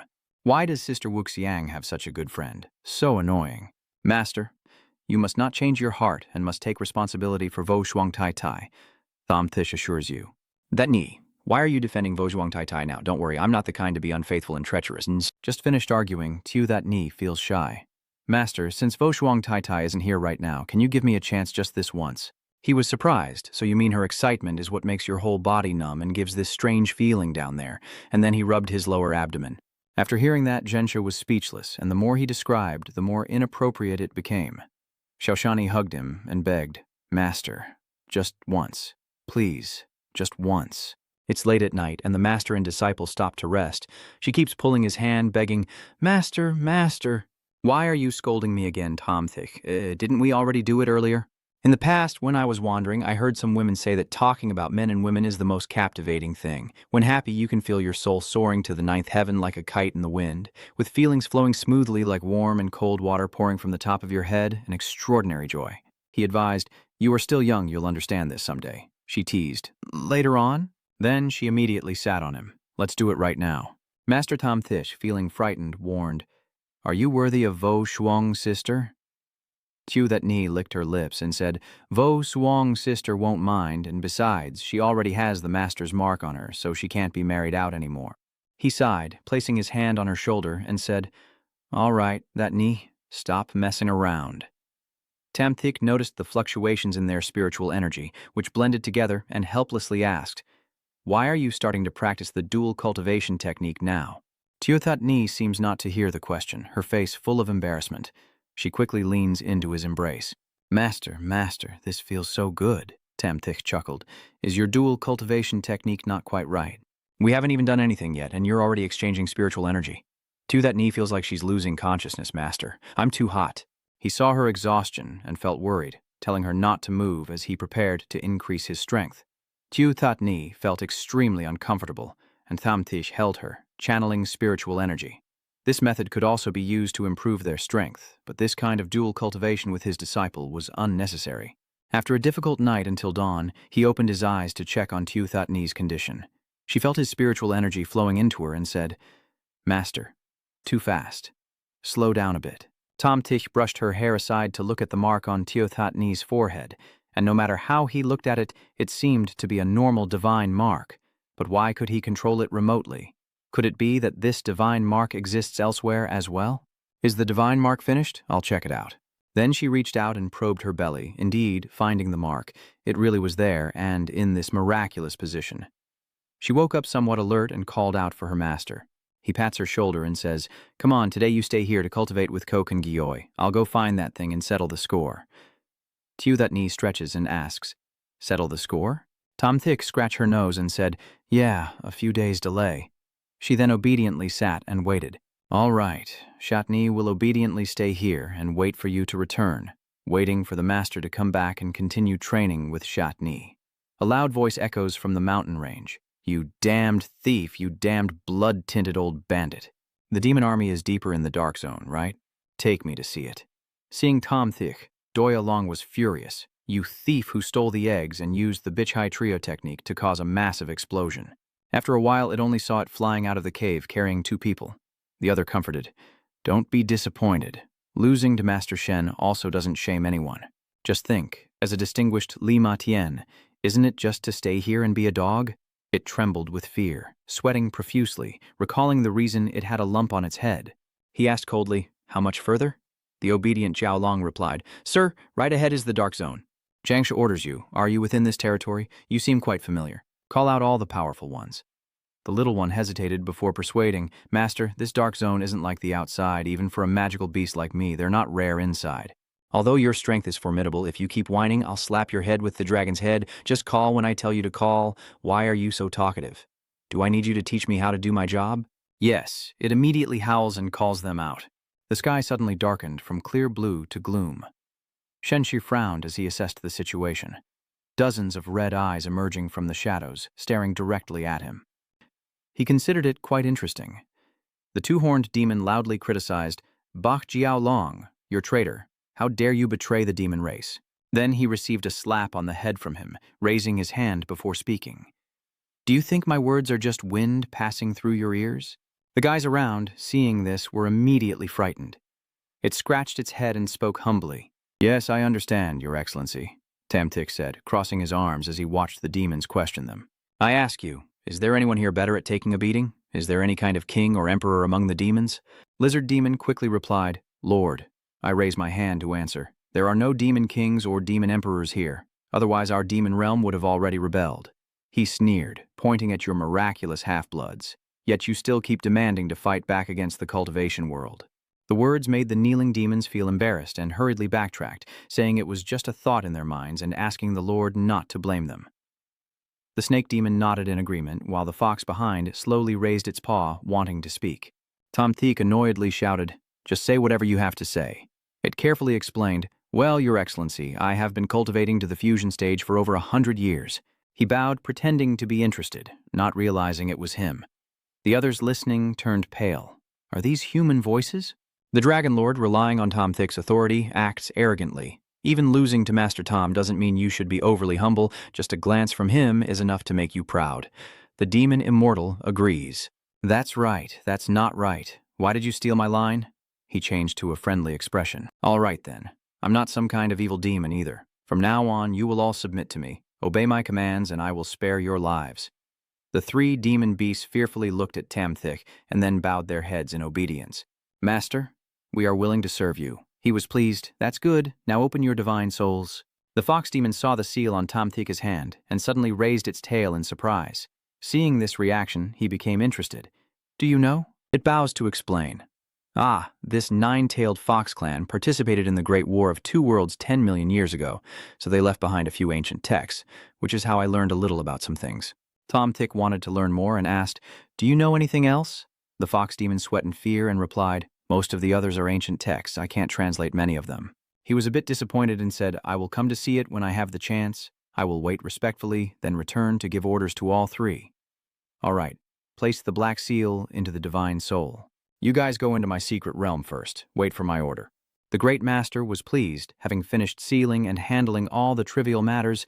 It was time to break through to transform into a deity, as dark clouds gathered and thunder roared across the entire area. At the Vanvu Mountain Fortress Tower, the white-haired old man ordered, Lao Trine, go make a connection immediately. Your tribulation this time has a very strong heavenly blessing, so please invite them to our Dap Van Teen sect. The other replied, Yes, Sect Master. From afar, someone saw the situation and rushed over. This talent is quite strong. Then a voice transmitted through the sound to give orders. Blood essence. Get to the place of the tribulation immediately. Try to lure the tribulation cultivator. I understand the orders clearly, my lord, but I am very far away from there. The other person replied confidently, No problem with such a big storm. I think this thunder tribulation will last more than 10 days before it passes. Jiao Kuang nearby couldn't help but compare. This thunder tribulation is even more powerful than Mokjiang Thanos, the peerless genius of Thankok Sect. Who exactly is this person? No way. I have to go see for myself, at least to make a good impression on him. Meanwhile, he's waiting for the heavenly thunder to arrive, lightning cracking across the sky. But nothing happens. Tamtish waited so long without anything happening, he got angry but still hadn't started yet. This cloud has been preparing for so long, it's too slow. Then he suppressed his anger and continued to wait. But all he got in return were thunderclaps in the sky. Tamtik watched as the slow-moving cloud approached. The cloud slowly drifts through the calm weather, then suddenly shrinks itself before suddenly expanding to fill the entire space, causing Zhuting and her to panic when they see it from afar. What the hell, that huge cloud coming closer? Is it planning to kill me in one shot? Look at it, it's huge but trembling like crazy. Sir, can I hide in the Bagua mirror for a while? Tamtik, seeing its cowardice, frowned and activated the seal. The dragon swiftly flew in without forgetting to put out the fire. Sir, when there's a lightning strike, it will rain. I'll go take off my clothes first. He looked up at the sky, puzzled. What's going on? According to reason, my relationship with the heavenly way shouldn't be bad. It shouldn't be like this, right? Could it be that I've been plucking its goat's wool too often lately? Then I brandish my sword to Ying Jai. All right then, let me see how strong you really are. The thunder tribulations begin to descend one after another, and the blood essence from afar makes me sweat just watching. This thunder tribulation is even more terrifying. The old man with white hair looks serious. Who is this person? At last, with a lightning tribulation like that, even if it were me before, I might not be able to withstand a single strike. Tamtik catches the falling lightning and laments. Others facing tribulation rely on various divine treasures to protect themselves. I only have 2 swords on my body from head to toe. Life is truly too hard. The lightning strikes the back of his hand, making him shout out loud. It hurts so much. Shensha tears up, blowing on his numb wounds, wondering why a single wrong word immediately leads to a brutal test. With such a thin lightning strike, I didn't even have time to react. He was stunned. What is this? The lightning strike earlier was so thin that if I weren't at the divine transformation stage, I wouldn't have been able to see it at all. The old white-haired man couldn't believe his eyes. What is this? Are you kidding me? Suddenly a voice came through. Don't let your guard down. Kintu probably still has more to come. Looking at the scale of this thunder tribulation, I'm afraid the 49-day calamity is a rare event in 10,000 years. The old man nodded in agreement. The sect leader was right, and then waves of heavenly thunder roared in, ready to strike down, causing everyone to panic. It's happening again. Suddenly a blinding light tears through the darkness. Columns of black appear amidst the thick clouds, signaling the end of the thunder tribulation. Blood Essence is stunned into tears. Are you joking? So it's over then? All the remaining spiritual energy is used for rewards? My confidence is completely shattered now. When he looked up at the clear sky, he doubted again. This person must be the biological son of Heaven's Path. Ngoch Vo Zhuang snorted coldly and said, "The true son of Heavenly Tao?" Then he clenched his fist, shouted at Qin Tiu. "Stop changing the subject. I already said if it's not Tam Tish, I won't marry." He angrily scolded and laughed mockingly. How could my daughter Nuch Qin Tiu be casually married off to an unknown minor cultivator? Even if she wanted to marry, it should be someone who can trigger the thunder tribulation to transform into a deity. After a sigh, his tone softened. Forget it. Even if you trigger this thunder tribulation of the flower deity, it might not even look at us. She got angry when she heard Qin Tu look down on him, grabbing his beard and pulling hard. You fool of a father! Tom Thick is not just some small cultivator. He's very powerful and will definitely surpass others. Qin Tu, in pain, begged, "Please, good girl, let go." Your father worked hard to grow this beard. A golden beam of light descends from the sky, shrinking and then focusing on his forehead. Tom Thick contemplates that this thunder tribulation isn't too difficult. After transforming into a deity, the Tao will still reshape the body, and he may also awaken a special divine rule. From Elder Zhen Yi of Zhen, the blood sacrifice rebirth of the Blood Path Lord, she doesn't know what ability she will awaken. Suddenly, a notification of a divine power appears. Space management. Primary divine ability is a space signal. Shenshur wondered, what is a space signal? Is it different from Bailong's teleportation? It can almost teleport itself to the object with the signal without consuming spiritual power, and the signal is now lit. Signal 1, the fairy of the flower painting. He recognized it as the fairy painting that Min often took out to admire. Signal 2, isn't this my bed? This counts as a return point. Signal 3, seeing Ngok Vo Shuang Tam Thiek, he hesitated slightly. So I guess I have also entered before. Signal 4 is Xiaoshani. He was terrified. I do have it. Oh, I see. That mark still has a signal at Muling Bao, but it's still gray and hasn't fully lit up. Could it be decided based on the duration of contact and level of intimacy? Shenshu suspects. Why is it always strange? From now on, each disciple will send a signal. This isn't space management, it's clearly time management. After serving this person, he teleports away to serve the next one. He sighs and accepts it, realizing this is actually a high-level childcare skill. Wait a minute, who is touching my fairy portrait? Why is the signal about to cut out? A moment earlier, Vu Lin, standing at the second peak, suspiciously opened the door to Tam Thick's room. What's going on? Why am I in my master's small courtyard? I hear a voice guiding me, saying I was led here because this was originally part of me, and someday I can become as outstanding as my senior sisters. Come on, Jade Spirit King, I've been waiting for a long time. Enjoy my soul, I was originally part of you. Fu Lin wondered again, so enjoy? That voice kept tempting her until she rolled up the picture. Isn't that right? Hey, wait, what are you doing? The response was tearing and biting. As she chewed, it became hard to swallow. Not very tasty, and the sauce resembled some kind of egg roll. That soul angrily flew out of the scroll. You idiot, you're messing around with that crap. I want to do it myself. Tumtik started tracking. I only have a few signals. Why is one about to disappear? Just trying out some divine powers. Transmitting signal. He immediately appeared at the faint signal point, truly teleporting in an instant. No delay, quite considerate. Seeing her sitting in his room, biting paper, Tom Thish was startled. Vu Lin, why did you come in here? What are you doing? Are you starving to death? She was surprised to see him arrive suddenly. Master. Vu Lin irritably calls out Master. Tam Tish crouched down to observe. What's wrong? Her soul is fine. It doesn't seem to have been taken away. Her tone suddenly turned sharp. Get out. Don't block my way or I'll kill you. Seeing the situation was unstable, he cast a spell to check, reaching into her mouth but was bitten and blocked by Vu Lin. Tam Thish commented that her training in the iron crushing technique was quite good. Her teeth already capable of crushing, no wonder she could bite through any barrier. He focused on checking her repeatedly, which made her uncomfortable, and then he realized that Vu Lin's divine soul was incomplete. No wonder she was always dazed. The evil part of her current soul is actually a part of the girl herself, so what should we do now? That strange soul suddenly detected something unusual about Tam Thich, the hidden master of the Thuong Lam realm. How could it be you? He didn't react in time. What? Then the seal shot out from his forehead, quickly entered Vu Lin's body and pulled that part of her soul out, despite her crying. Damn it, why? Why have you become so powerful? She woke up from the influence and asked immediately, Master, why are you here? He held Vu Lin in his arms, feeling a headache coming on, knowing another person who knew about her hiding the lord of the Thuong Lam realm, then laid her on the bed to rest before returning to pick up the torn piece of paper and pondering, an ancient relic painting containing half of Thuong Vu Lin's soul, and also knowing about the seal of the Lord. That's creepy, Tam Thich pondered. Did I set this up before? How did I write the book before? Then I cheerfully comforted myself and moved on, forgetting that sometimes authors do forget their own setups, so there's no need to worry. That purple soul has been suppressed and can't cause any trouble. For now, it's more important for Tu That Ni to advance to the Golden Core stage. In the Thon Vu area, she was observing as she walked, and the surrounding beast had almost been cleared out.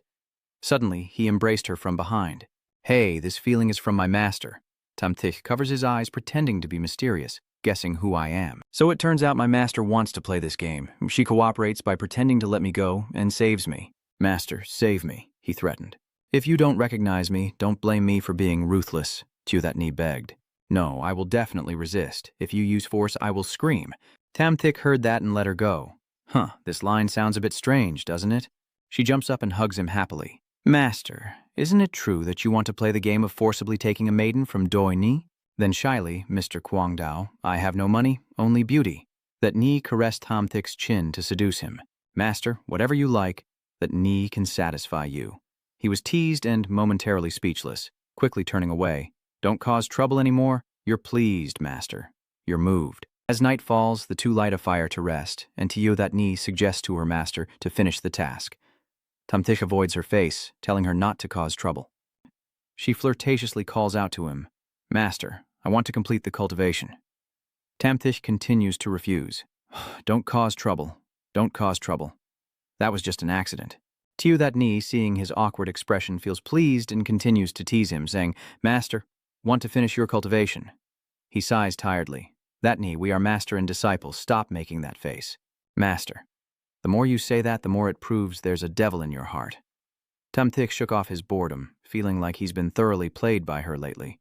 While they were talking, Tu That Ni suddenly stopped, surrounded by a surge of energy, and I couldn't help but praise this scene. You're about to break through. Tam Thich was surprised to see That Ni's body suddenly rise, and the dark sky was filled with lightning bolts. She called out in discomfort, Master, he's comforting her. That Ni's talent is smart, and when she breaks through the Golden Core stage and faces the Thunder Tribulation, it's only natural. Do I need to help her? That Ni confidently smiled and replied, I'll go and come back immediately. Tam Thich also believed in her. Thunder roared across the sky. Soon after, Shiki descended from the heavens, rushing into a joyful embrace to show off her triumph. Master, I succeeded. He hugged her and praised her. Yes, That Ni is amazing. If you've already advanced to the Golden Core stage, then let's head straight back to the Sect. That Ni nervously asked, Are we really leaving like this? Tam Thich nodded and said, It's been a long time since I went out, so returning in time for the Thonback Trading Guild auction is perfect for broadening my horizons. She gritted her teeth and thought, after Ngochvo Shuang left, it was rare to be alone with her master, and lately her master was increasingly intolerant of teasing. Maybe staying a few more days would allow her to enjoy herself thoroughly. However, That Ni still obediently complies. Master, That Ni will do whatever you say, she thought to herself. Just leave it. There's still half a year left anyway. There was still a chance, a few days later at the Airby Summit. He sat leisurely in the room, drinking tea, asking the person outside. I just got back and Xiao Chan Nan eagerly came to find me. Do you have good news? Based on your idea, Levan Din and I from the Danha Peak have developed the exquisite spiritual immortal crane.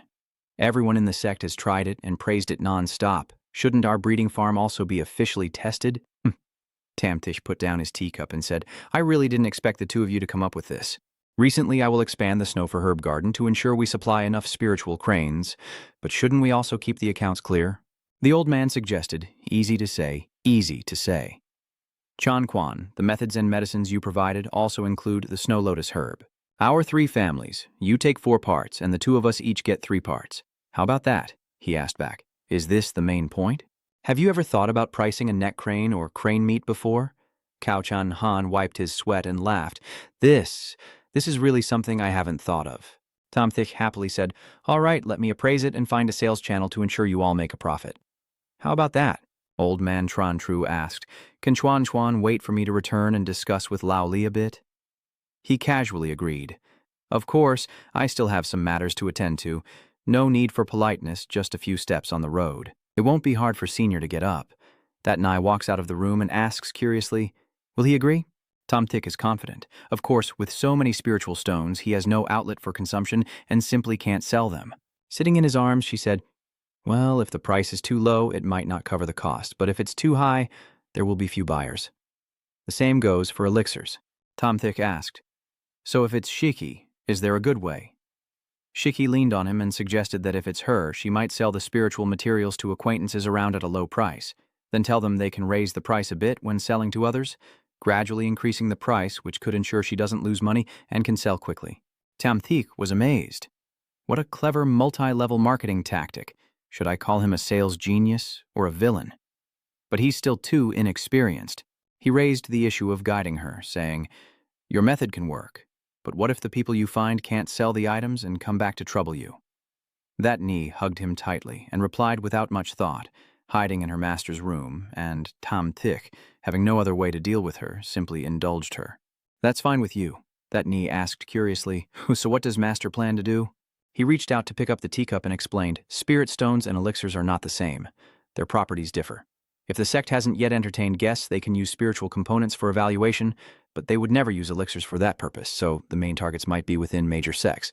Moreover, besides this point, spirit stones are also a good method to attract visitors. She was surprised, so the master is talking about the Thonback Trade Association. Master, you're really sneaky. Tumthik calmly replied, of course. Suddenly sensing something was wrong with his body, he asked in surprise, what did you put in my tea? That knee's dreamy and alluring expression. Master, I already made a mistake once. How could I make the same mistake again? I just met Sister Thanthan at the top of Lingzhu Peak and borrowed some items. This isn't poison, so I'm using spiritual power to suppress it, making the medicine more potent. Tom Tick pointed behind her to distract her, saying, Shiki, don't cause trouble for now. Look who's coming.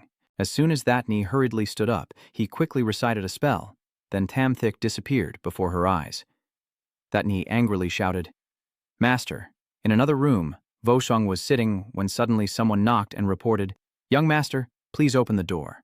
The sect master called someone to the front hall and angrily shouted, Another talented young man to introduce to me? I'm not going. Suddenly he appeared out of nowhere, making Wu Zhang startle and exclaim, What is it, Tam? Before she could finish speaking, her words were cut off by Tam Thick's lips, and she could only moan in response. Young master, are you all right? What's that strange sound? Vo Shuang, in the heat of passion, suddenly made an excuse. I won't see anyone. Leave me alone. I'm out for a run. Day after day, 3 days later, Vo Shuang's voice echoed from inside the bed curtain. I don't want to anymore. Don't come here. I really can't do it anymore. Tamthish reached out to grab something and said to her, Eat the Queen Yu and Dan. Vo Zhuang shouted, I already ate a pill. Seeing that, he lay down comfortably and said, All right then. Hey, how did you get here? The layers of protective formations of Dap Vantine Sect aren't just for show. He asked with a smile, Do you believe I teleported here? Wu Shong retorted, No way. You think the great formation of the Dap Vantine Sect is so easy to fool. Tam Thiek rested her head on her hand and said, I told you so, but you didn't believe me. She narrowed her eyes suspiciously, clearly doubting the words, especially since only the core formation stage could possibly teleport. He chuckled and replied, "Only Yuan Yingqi, what about it? Is it only Yuan Yingqi that can't satisfy you?" Then, Tom Thish turned over and pressed on Wu Xiong, but she quickly stopped him. "No, don't. I don't want to anymore. It's been 3 days. I haven't gone out for so long. I'm afraid I'll arouse suspicion." After a while, the two finally got out of bed, and she sat by the tea table, fixing her hair in the mirror. He stepped behind Wu Xiong, took the hairbrush from her, and said, "During the Kung dynasty, I won't refuse to do Wu Xiong's hair either." Tam Teek asked as he brushed her hair. "Does it feel good when your husband combs your hair?" She replied, "Just combing my hair? What's so fun about that? You're leaving later, right?" Thinking of that, Vo Shuang's face grew sad. He gently replied, "Yes, there are still many things to settle before I can leave." Hearing that, she turned back and asked, "So you can still come here like this in the future?" Tam Teek lazily replied, "Of course I can. As long as you need, I am ready to serve any time." Vo Shuang embarrassedly shouted, "What are you talking about? I definitely don't have that kind of need if you like come over or not." He hugged her to comfort her. "Don't worry, I'll be back soon." The scene shifts to Nibok Peak, where Thon Thon relaxes in the hot spring, praising, "I didn't expect your Nibok Peak to have such a wonderful place." That anyhow I leaned against a bamboo branch by the lake, thinking to herself, "Isn't her chest a bit too big?" Thon Thian turned her head and asked, "Little sister, why are you so quiet?" That NHI waved her hand and replied, "I was a little distracted earlier. If elder sister Thon Thon likes it, she can come often." She suddenly stood up and called out, "It's really wonderful. Aren't you coming down, little sister? Big sister can give me a back massage." That NHI refused with a dark face, saying, "No, I spend all my time at Urbai Peak." Thon Thon sat back down in the hot water, looking relaxed and satisfied as she asked, "Did the medicine I gave you work well?" That NHI lied without blinking. "Good. The results are very good." She leaned on the edge of the pond, watching that knee intently. "Really?" That knee stepped closer, puzzled.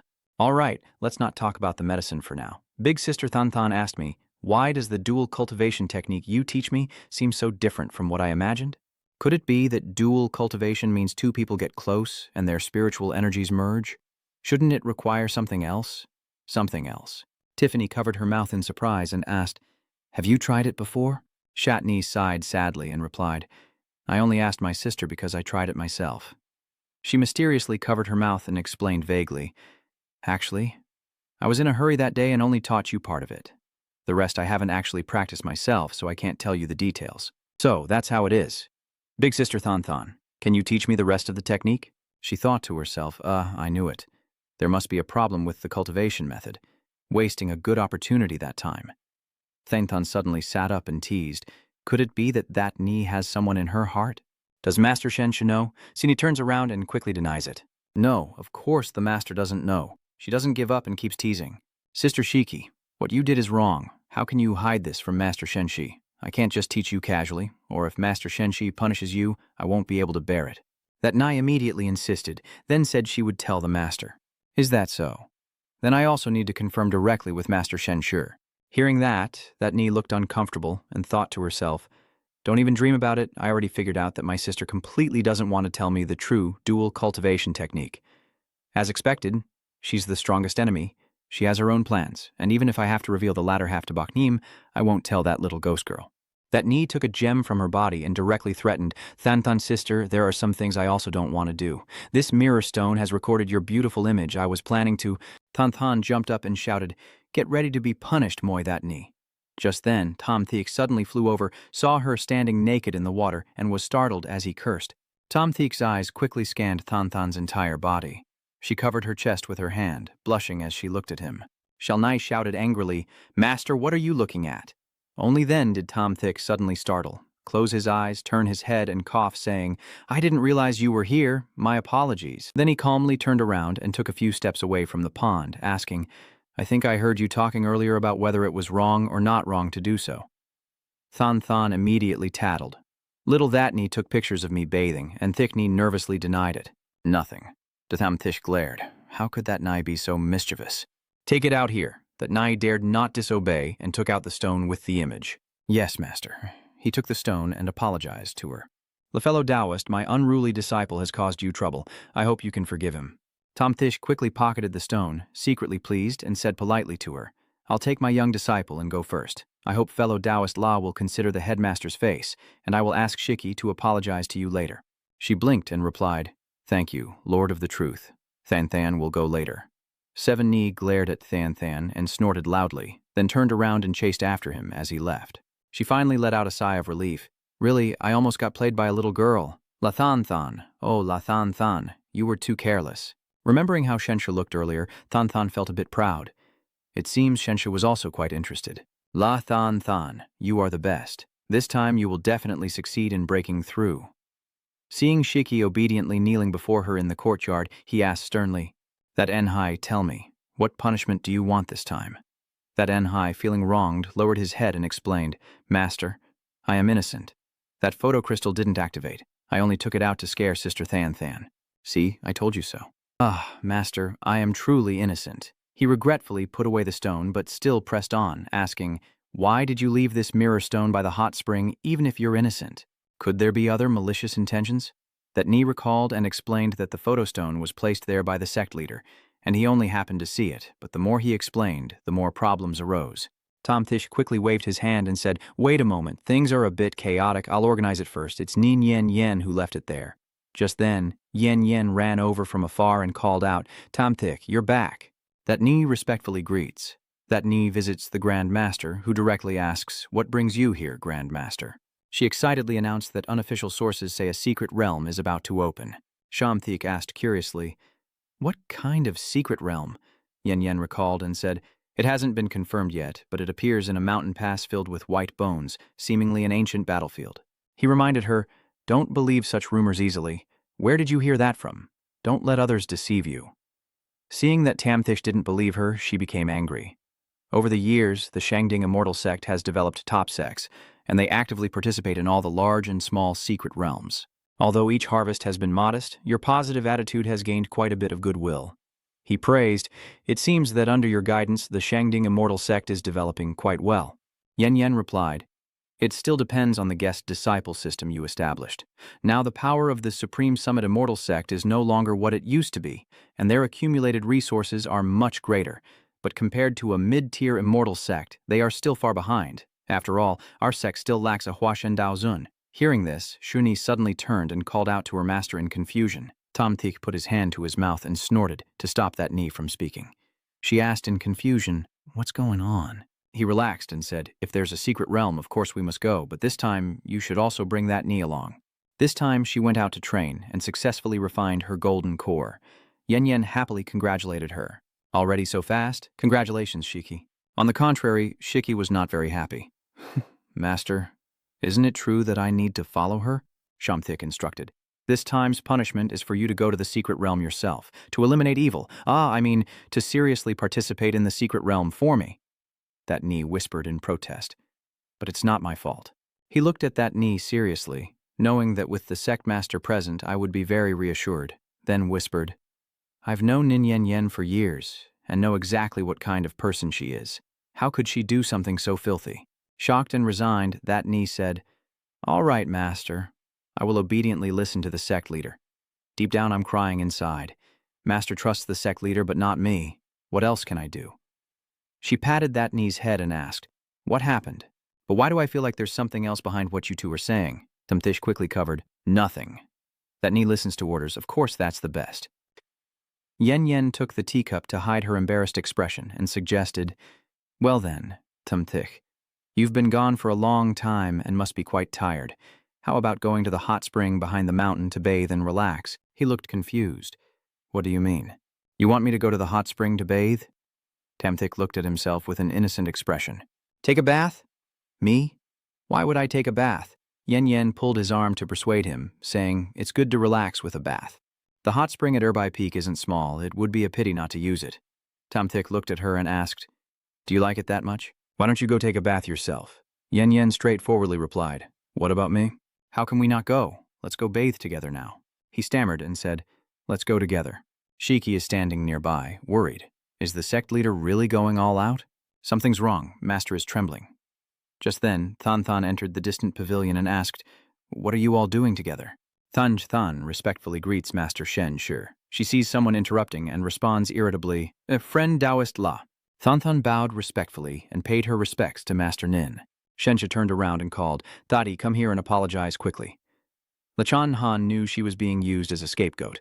Thought he snorted in annoyance, then turned back with a sincere smile and said, Than sister, I truly apologize for what happened earlier. I shouldn't have done that.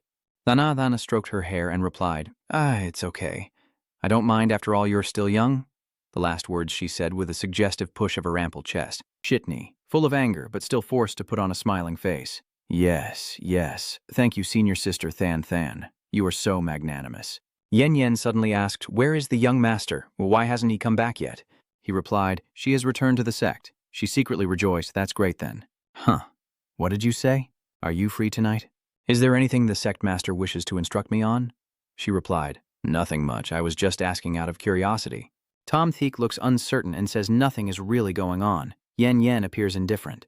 If you still have matters to attend to, then don't mind me. But just after saying that, he turned to ask Than. If you say so, Lady Latintu, are you free tonight? Tom Theek then said, I have a few things I want to ask you privately. Than took the initiative and said, then I will come to your room tonight to find you. That Nai, seeing this, hugged his arm and cried loudly, Master, you can't do something that would betray Sister Vo Zhuang. Zhen Yi pointed at Shuni and sternly said, you better stop causing trouble. Do you really have the right to say that? Yan also said she has something to discuss with you tonight, and you still owe me a one-on-one fight. He stroked his chin thoughtfully. Oh, I see. So you two will go. One before midnight and one after midnight. That Nai stood behind, stunned by this arrangement, both of them surprised. Junior, does that mean I can come from dawn until it's not? Than suggested, if Lord Nin doesn't mind, we can go together. Yen waved her hand. No need. I will come after midnight. Than bowed her head to say goodbye. I'll go back to prepare and take my leave now. He won't stop me. Yes, understood. Tom Thish happily waved goodbye as they left. That Ni angrily questioned, what's with the one before midnight and one after midnight? That's acceptable. He gently pats her head and reminds her, stop overthinking again. I told you to focus on your cultivation, not just for fun. Shuni angrily pushed Tom Thick's hand away and shouted, I am going to cultivate now. Watching her walk away in a huff, he sighed helplessly. This girl changes the scene as Tom Thick opens a small room door and calls softly. Vulin gently pats the person lying on the bed with concern. What should I do? Why hasn't she woken up yet? Ngoclin's voice echoed in Tom Thick's mind. You finally have to come back here again. So what if you have the dark mark? You still can't wake that girl up, right? He looked at her calmly and seriously, asking, tell me, what is the real reason? Tom Thich grabs her chin and questions, so your divine soul has merged. That's why Vu Lin hasn't awakened. Are you the one sealed away? Ngoc-Lin pushes his hand away, clutching her cheek in anger and saying, if you've figured it out, I won't hide it from you anymore. Let me go now. Jemthish pinned her cheek warningly and said he would loosen the seal, so don't play tricks.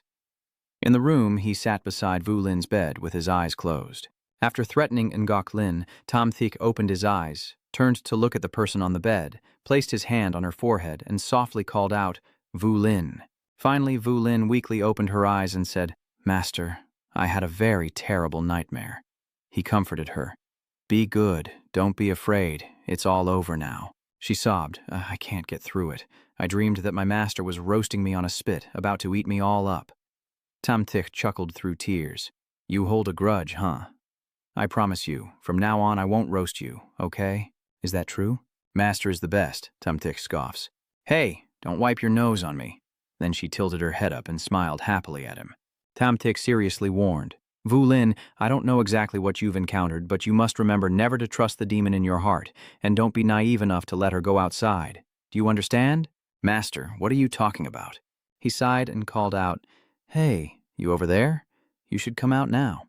Ngoc-Lin scolds loudly, rambling and meddling. If it weren't for you, I would have already boosted my true strength to a whole new level. Tom Thick gently asks, What is your name? I am Thuong Ngoc-Lin. I go by the same name and won't change it. Sit still and don't chase them away. Vu Lin, did you hear that? It's this woman named Thuong Ngoc-Lin. Don't believe what she says or she'll steal all your food. Suddenly her expression changed. Vu Lin appeared and resolutely agreed. Yes, Master. Vu Lin will remember this clearly. That night, at the vast Bayer Peak, Shensha quietly stood under the apricot blossom, waiting, when suddenly a voice called out, Shensha Zhenjun. Qing approached to greet him. Than came to bother him. He smiled and replied, You're here now. I've been waiting for you for a long time. She thought to herself, Tamtish Chanquan is so handsome. If he keeps smiling like this on the bed later, who could stand it? Tamtik suggested, "It's cold outside. Fellow Taoist Than Than, come into the room with me." Than Than, looking embarrassed, replied, "I thought I would stay in this small Lo Thien courtyard." He scratched his head, sincerely apologizing. "I was careless. I forgot that autumn is quite cold, so the stone bench would naturally be cold, so we should still go into the room." She shyly replied, "Actually, I could also try outside." Than Than doesn't mind at all. Tom Theek asked with a question mark. We'll think about it when the weather gets warmer later." The two men talk nonsense while Than Than fantasizes in her mind, never expecting that he would want to maintain a long-term relationship with her. She had no such lofty expectations. He calls her fellow cultivator, and she quickly responds honestly, "I will be there whenever you need me, no matter where." Tamtik turned around and led the way into the house, saying, "Let's go to the room first." Than Than obediently followed behind, both listening to the arrangements of the foot soldier.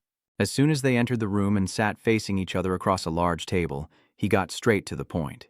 "It might be a bit embarrassing to bring this up, but I want to discuss some matters regarding dual cultivation with you." She was startled and stood up suddenly, and Than Than lowered her head shyly, whispering, "Really? So straightforward? I thought we would talk about other topics for a while to help both of you relax." Shenshur scratched his head awkwardly. I was too abrupt. Than Than Dao Huin, please don't blame me." Her gaze grew dreamy, and her cheeks flushed as she responded. Than Than was only a little startled. Although she had heard many stories like this, it was still her first time experiencing it herself. "But today, our main purpose is this. I think being straightforward is also good. Shenjun Shenzhen, do you want to go to bed, or should we just stand here like this?" As she spoke, she pulled his arm, and Tamtik, realizing they were misunderstanding, hurriedly tried to explain. "Well, about that, I was just asking. Than Than can keep imagining, but I can also ask and even try it myself." He broke out in a sweat, thinking to himself that he seemed to have caused a big misunderstanding, and now what should he do? If he's wrong, he might as well go all the way. Than Than gently snuggled into Tamtik Chanquan. Shamthish quickly pushed her away awkwardly. "No, Than Than Tien too. I called you here because I really have something to ask you." Than Than looked at him in surprise, her shoulders trembling with sadness, thinking Than Than misunderstood everything. "Just ask if you have any problems." She adjusted her disheveled robe and explained, "I heard that practicing with someone of higher cultivation can break the shackles in the meridians and even allow mortals to walk the path of cultivation." "Is that true?" Than Than shook her head and said, "Sorry, Lord of the Foot." Than Than had never heard of such a thing, and Tamthik pondered silently. "Oh, really?" Than Than said with tears in her eyes, blaming herself. "Why does everyone want to ask about dual cultivation with me?" Bak Niem also asked, the second young lady also asked, Nin Yen Yen also asked, "Why not become a disciple of the Jade Flower Sect if they want to practice together?" Tamthik responded, "Thank you for your answer, but Nin Yen Yen once told me that when my cultivation was completely lost, you wanted to help me restore my strength," and Than Than was startled. She was surprised and asked, "Did Nin Yen Yen really say that to you?" Tamthish replied seriously, "Than Than Tien Tu, we've only met a few times. What talent or virtue do I have that would make you willing to sacrifice so much for me? But I will always remember the kindness of the immortal maiden, and if you ever need my help in the future, I will definitely not refuse." Than Than blushed. Although we only met a few times, it was a blessing to have known someone like Chanquan. Now the only thing I regret is not having made up my mind and gathered enough courage to participate in the Fairy Temple Festival. Tamtik shook his head and sighed, nothing more to say. If I already have the immortal bones, I shouldn't develop anything further with Than Than. Than Than is just insecure. I know I am not worthy of you, and what I desire is only a memory. Even if it was a misunderstanding at first, tonight's chance is hard to come by. If she misses the chance, she has a plan already. Than Than inquires cautiously. Are you still considering whether to help me, after Chanquan just said he could? Tamtik chuckled softly. Let's do it, Than Than shyly suggests. So Than Than wants to ask the Lord to help me break through the realm? She unfastens her two shoulder straps. Now I am only at the late nascent soul stage, not even at the perfect nascent soul stage. To break into the spirit transformation stage, I can only rely on dual cultivation techniques. Zhang Shiki was surprised to see Than Than's actions. She insisted that this breakthrough was only to help him and had nothing to do with romantic feelings, and she believed it would not cause any other trouble for Lord Zhang Shiki. Tamthish frowned and said, "Breaking through a realm is easy. Just bring your head over here and I'll give you a moment of enlightenment. Very quick, no need to take off your clothes." Than Than was confused. What is the three-tribe enlightenment? Is enlightenment something you can just find when you meet it? Tamthish waved his hand, signaling, Come here and relax. It's quick and painless. Lathan hurriedly ran over and squatted in front of him. Master Tamthik, you won't deceive me, will you? What reason would I have to deceive you? I promise to help you break through your limits, and I will definitely do that. He placed his hand on her head, and Lathan sighed anxiously.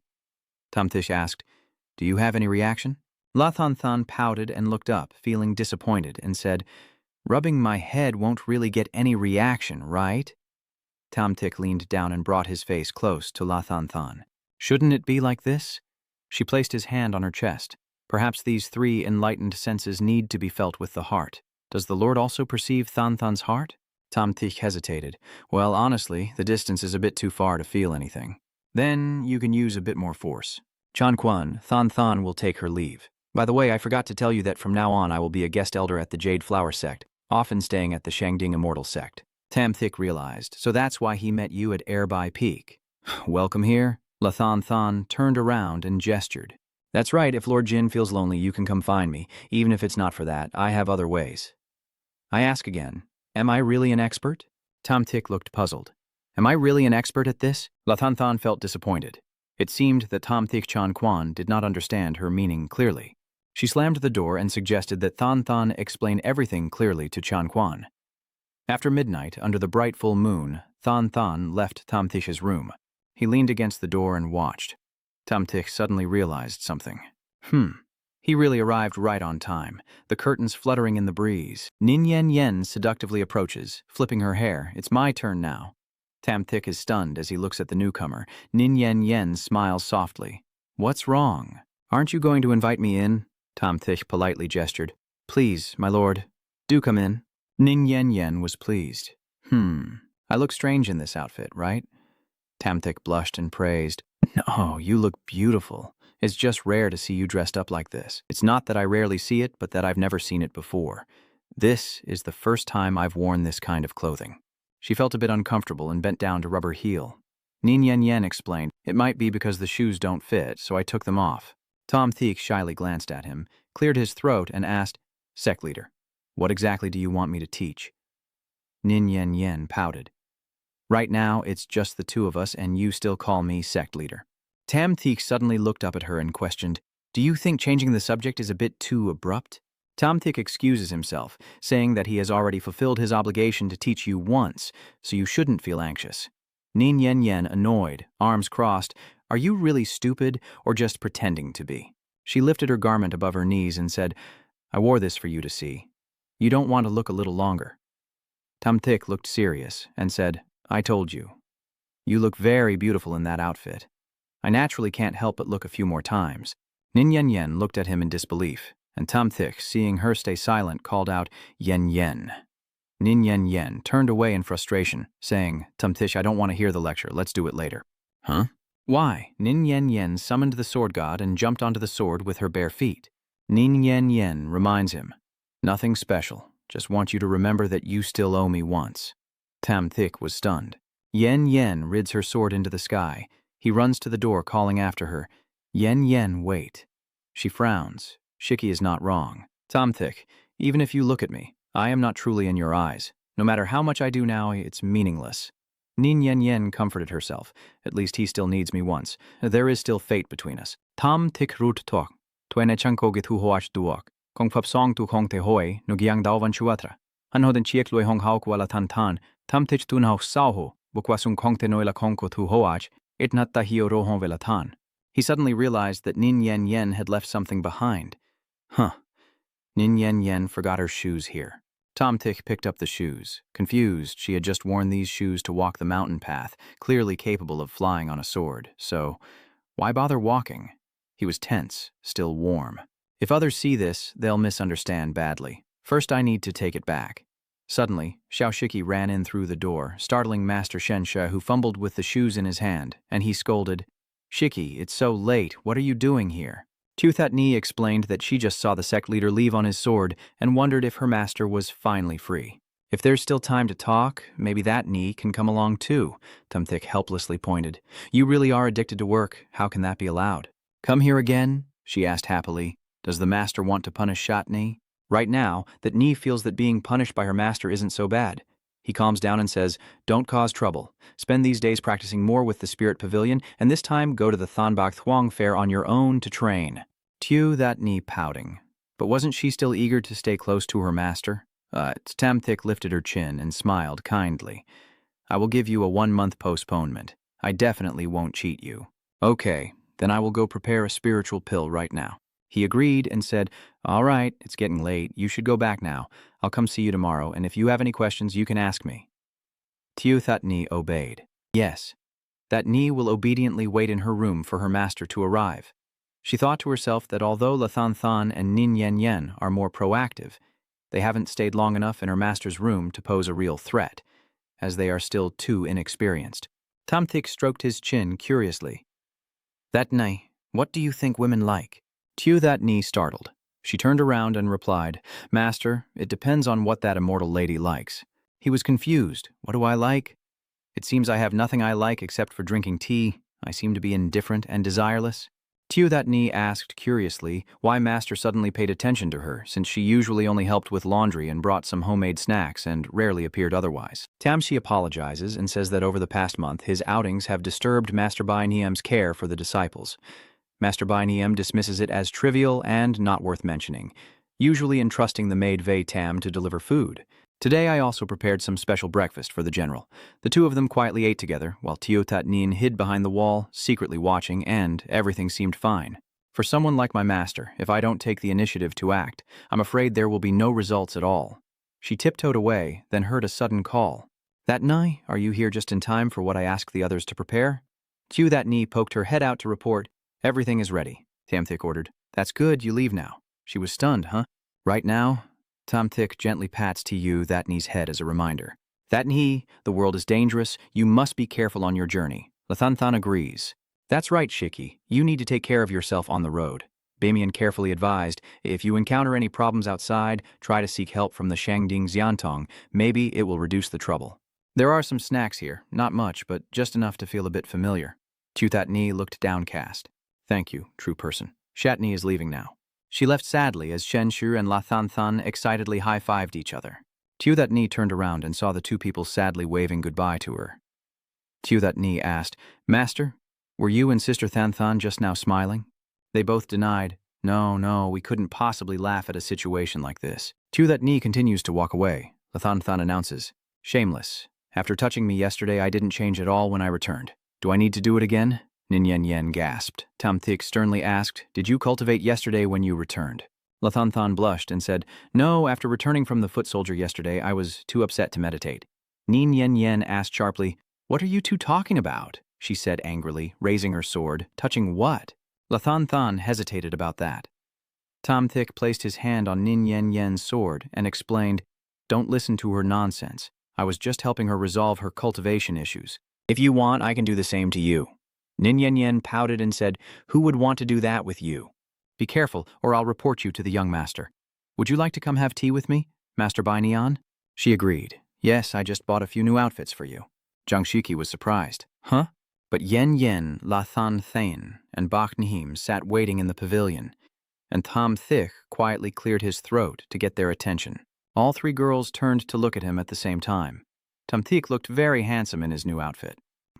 Bak Nihim remarked that if the young master wore this outfit outside, he would probably cause countless fairy maidens to fall for him. He asked, "So, does the true person have any feelings?" Bak Nihim shyly bowed his head and played with his hair. Tam Thich Dien, thanks you. "I thank you, Master Bak Nihim, for the gift. This time I will retreat to refine my spirit, and when the time comes, I will help you refine a divine armor. During this period, you can prepare some materials." Lathan Than was surprised. Tamthik also knew how to refine spirit tools, but Yen Yen confirmed that he could craft a divine armor. "What?" She clings to his arm and pleads, "Please help me refine one too. I will do my best to gather all the materials and documents needed. I hope that one day the Lord of the Foot will be willing to offer 5 primordial spirit pills and 10,000 spirit stones." Tamtish hesitated and asked, "I don't have much time, only 3 months. Can you prepare the materials in time?"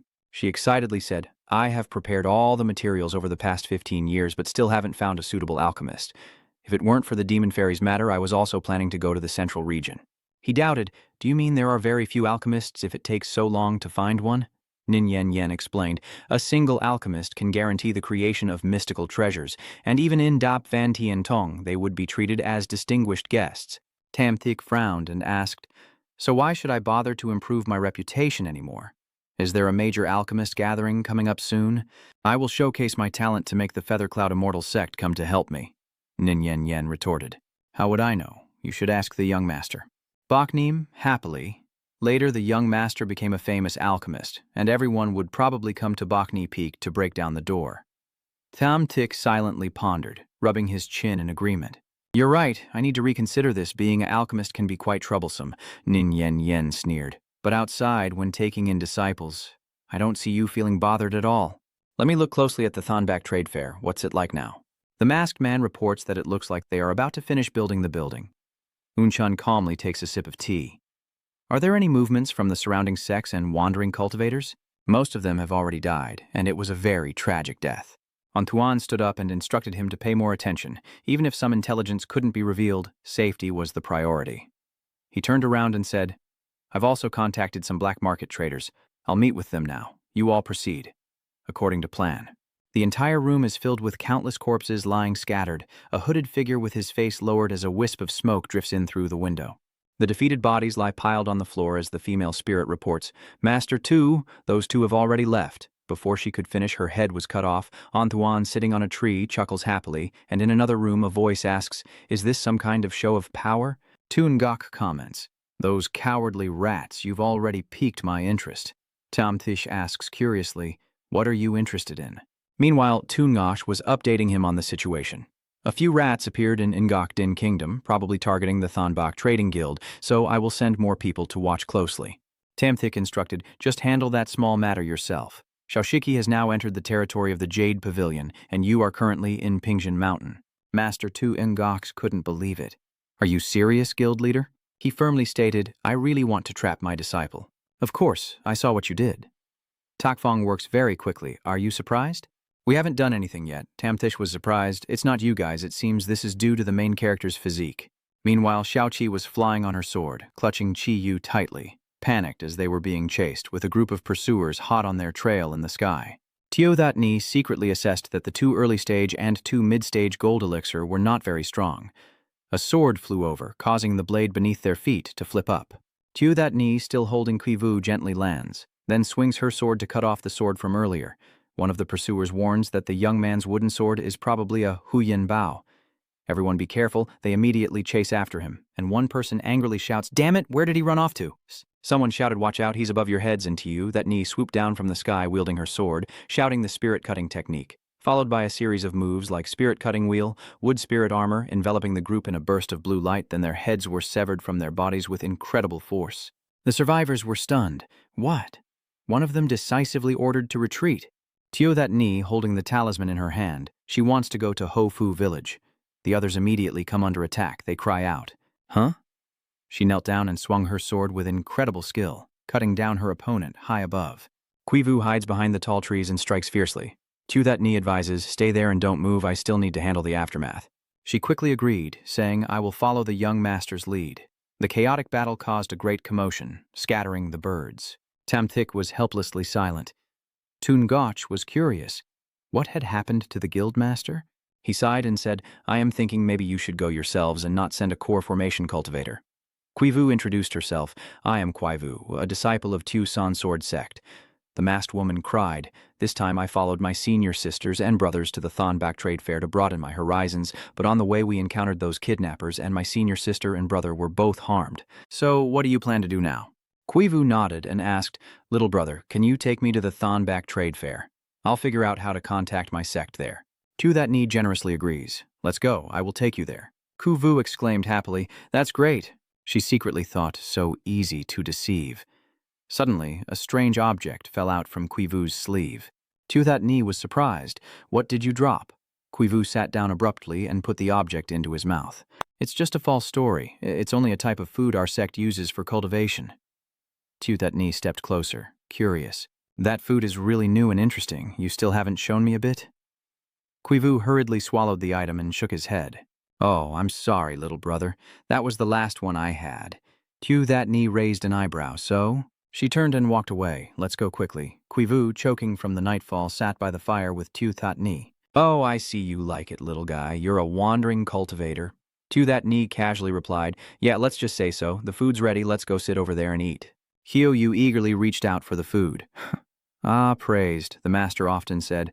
Tantu are all highly capable monks. Now it's truly no mistake to meet one. This roasted rabbit smells so good. Quivu flattered, and the young master is also very formidable. The four of them who chased me during the day all seem as powerful as the master.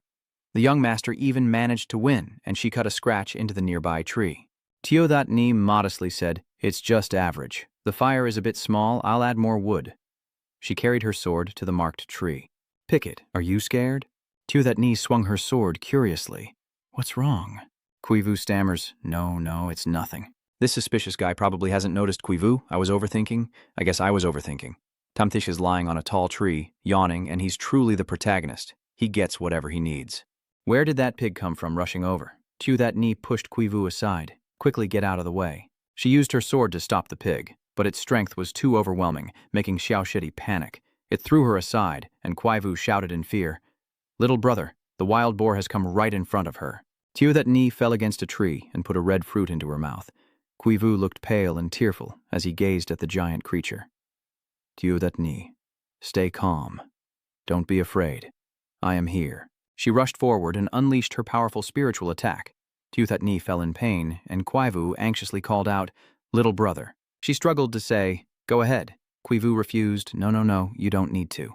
Tianshani trembled as she got up and urged, hurry up and go. A dissipated cultivator like me won't die that easily. She frowned with a smile and walked over, Quivu watching anxiously from behind. Tom Tish in the distance was helpless. Tunangoch, if you don't leave, I'm afraid you can't handle her. Dachu panted heavily, his eyes bloodshot with ferocity. Then the red in his eyes gradually faded, sweat pouring down his face, and his body collapsed to the ground, spitting blood and dying. That Nai stuck her sword into the ground, exhausted, and kneeled down. The wound from earlier flared up, causing her to cry out in pain. That Ni fell into a coma, but luckily she was quickly caught by her, and the young boy in the dark, gloomy forest echoed That Ni's voice. In deserted places, attacking passing cultivators and stealing their resources is not uncommon. She leaned against a tree and asked Quivu for a massage. You and them are the same group, right? The four of them decided that fighting head-on would be too dangerous, and chose to give up. She focused intently, turning her hand nervously, afraid to lift her head when That Ni exposed her, while you would take advantage of people's kindness to help and follow, then drug or ambush to reduce the danger.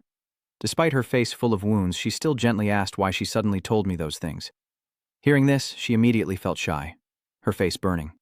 Quivu thought to herself that Tayaka was truly a good person, unlike others who only pretended to be righteous. She secretly smiled at her own thoughts, carefully considering the awkward posture of Quivu, then spoke seriously. But you said there are 8 of you in total, including 1 late-stage golden core and 1 mid-stage golden core, while the rest are foundation establishment, so there's no need to worry. Are you really planning to go find them?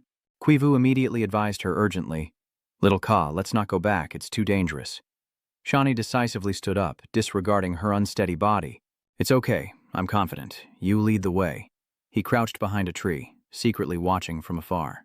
That Nai probably values the opponent's stolen item but dares not show it. Shensha smirks cunningly, planning his scheme. No wonder he's the protagonist. Just as he steps out, he triggers a stroke of luck and says, people really do make you angry. But that Ni is still too inexperienced. Doesn't she find this bait too obvious? The enemy camp is on a flat piece of land in the middle of the forest.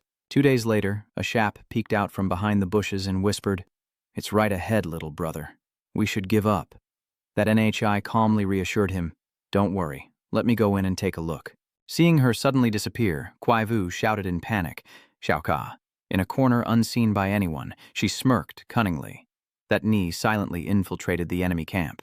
She looked around cautiously, and even her master couldn't easily detect Hak Trong Ho's hiding ability, so why was she unable to sense any aura upon entering? That Ni realized the problem, quickly rushed out the door, but she was blocked by her, who performed a hand seal and cast a spell, too late to deactivate the formation. Seeing this, That Ni unhesitatingly swung her sword to cut down the spirit wheel. Standing behind the formation, she smirked mockingly and said, Little Ka, don't waste your effort. You may be strong and have many treasures, but this is an ancient formation. Even the nascent soul stage can't break it.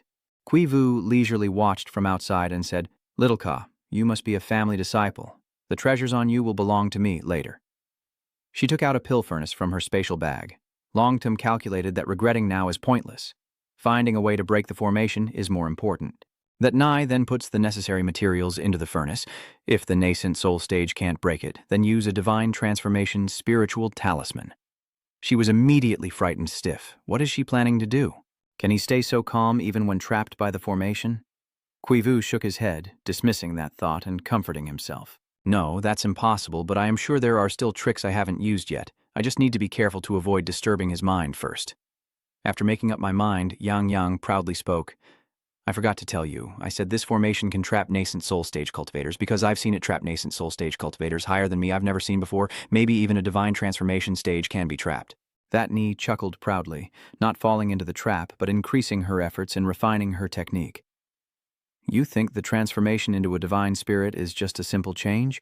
If the Hoathan Daotan is trapped by this unguarded great formation, it can no longer be called a Hoathan key. Are you an idiot? After hearing that, he looked confused and full of questions. What does Gajiadiu mean? Tam Thick suddenly appearing behind you, whispering to explain, You're being told you're not very smart. Quivu was startled and shouted loudly, What? His hand directly struck the high-curved buttocks. Shiki is just a bit inexperienced. With your intelligence, that's enough. So this time, help the girl. I wasn't quick enough to dodge and fell headfirst into the formation. Quivu slipped inside, face pressed close to the ground. Oh no. She looked around in shock and shouted in anger. It hurts. Who was it just now? Shiki smiled eerily, clenched her sword and stepped forward, not expecting you to run in by yourself. Ah, screamed in terror immediately. Don't come any closer. Little brother, say something, please. Just sharpening your sword in silence feels really scary. She waved the sword in her hand and said, Even though you lied to me, I am still a good person. So sharpening my sword will make you feel better. Kuyu quickly approached and patted her shoulder gently, explaining softly, It's just a small misunderstanding. Just consider it like this. I will give you the items I've earned over the past few years. Spare my life. That NH Shy then sneered wickedly. If I kill you, I can also take what I want. Panicked and flustered, she stammered, No, I've hidden everything. If you kill me, you won't know where to find it. That NHI grabbed her and lifted her up. Then forget it. I don't need that little bit of money. Quivu frantically struggled, crying and begging. No, little brother. I'm lost. This great formation won't disappear, and then you'll be doomed here. At this moment, she finally let go, causing Quivu to fall flat on the ground. Fine. If you remove the formation, I won't kill you. The woman pouted stubbornly and set a condition. I'm not a fool. You have to swear an oath before I remove it. That NHI agreed comfortably, not forgetting to add her condition. Fine. But you also have to agree. After we go out, you must give me all the treasures, and you are not allowed to harm me in the process, or else I will find my own way out. All right, I will respect your decision. At this moment, she interrupted and said, Wait a moment. That NHI remained calm and quickly ordered, Don't try to deceive us with words. Let's discuss the details of the oath and you speak according to that. After witnessing the scene, he cursed inwardly, and the two little devils on the other side of Kivu were not to be outdone, demanding in a loud voice, So you have to do the same. She resignedly took the endless-looking list and mechanically read it aloud. I, Quivu, after the two of us leave the ancient formation, will hand over all the unjust gains I have accumulated over the years to Thuatni. She folded her arms and urged, Keep going. Don't stop. Read on. At this moment, Shen Shi was sleeping soundly outside the door. Under the hypnotic effect of her voice and her honest intentions, she would not cheat, nor would she break her vow by forging a banknote or writing words like unjust wealth on paper. Kivu read aloud himself and felt sleepy, yawning repeatedly, knowing that if he broke his vow, not only would his cultivation stagnate and not advance further, but he would also have to endure the 5 thunder strikes. After reading this, I truly think that you're the most careful cultivator I've ever met. If I had known earlier, I wouldn't have dared to provoke you even for 200 spirit stones. Qiu, having sworn to dismantle the formation, also gave me all the unjust gains she had accumulated over the years and did not try to harm me, so I did not attack her. If I violated the oath, not only would my cultivation stagnate, but I would also suffer the 5 thunder strikes. It's done. Quickly dispel the formation. She quickly recites the spell to Jiechu the formation. As the formation was mostly broken, that knee quickly jumped out and then slowly opened the door to step outside. Young master is too cautious. We've already sworn an oath. Kui Vu naturally won't harm you, so why are you in such a hurry? She cautiously turned her head back and honestly admitted, I don't trust you. Kuyu quickly brushed past her and waved goodbye. Whether you believe it or not, from now on we go our separate ways. Young lady, I'll take my leave first. Goodbye. That knee suddenly grabbed her wrist. Wait a moment. Shiki's face darkened as he ordered in a low voice. Where are your belongings? Let me see if I can find them. Please, little brother, don't be so greedy. I mean, I've only given you all the illegal wealth, but I haven't taken any illegal money for years. Kui Vu pulled her arm away and said, Little brother, do you really think I am someone who always steals? That Nai couldn't help but wonder, huh? You think you can beat me like that? Let go. You have sworn not to fight me. Shiki was so angry she was trembling all over. Never thought you would deceive me. You're truly disgusting. All right then, she smirked, her voice cold as she forcefully twisted his arm. Ah, I don't want to hurt you. I just want to invite you to wander and cultivate in the immortal world for a bit. The Qingbei Trading Guild is expanding rapidly recently. Let's go raid them a little. If you encounter any danger, I will definitely protect you with all my might. Are you kidding me? You're lying to me? She smiled and replied, They're all the same. Kui Vu angrily pouted and declared, If that's the case, then you're the one forcing me, little guy. Immediately, he forcefully grabbed Shiki's wrist and pulled her away. Kui Vu, I just want to get away from you. I don't mean to hurt you. The young master clearly remembers not to fight back. Only then did she react, startled and exclaiming, What? Shiki releases her aura, blocking the enemy's attack. I will defend with all my might, and you can't blame me if you get hurt. They fought fiercely, dust filling the sky. Oh no, her hair tie broke. Her silky hair just let down freely. Kyoyu screamed in horror. Nani, little brother, seeing your half-covered chest, only then did I realize you're a girl. Kyoyu shyly covered her eyes with her hand. I'm sorry, little sister. I saw nothing, said nothing. She forcefully yanks Kui Vu's hand away and fiercely declares, I heard that there are blood-tailed white foxes in Bintian Mountain, and they are extremely ferocious beasts. Let's go check it out. She screams loudly in fierce opposition. Please don't, big sister. I was wrong. I beg you to be gentle. You touch somewhere. Shiki is boldly acting out of line. Little sister Kuyu, I see that you're still young but very talented. I have a dual cultivation technique here. Let me teach you a half move so you can defend yourself in the future. He was speechless and bored as he left. Shenshu raised the death stone in his hand, muttering to himself.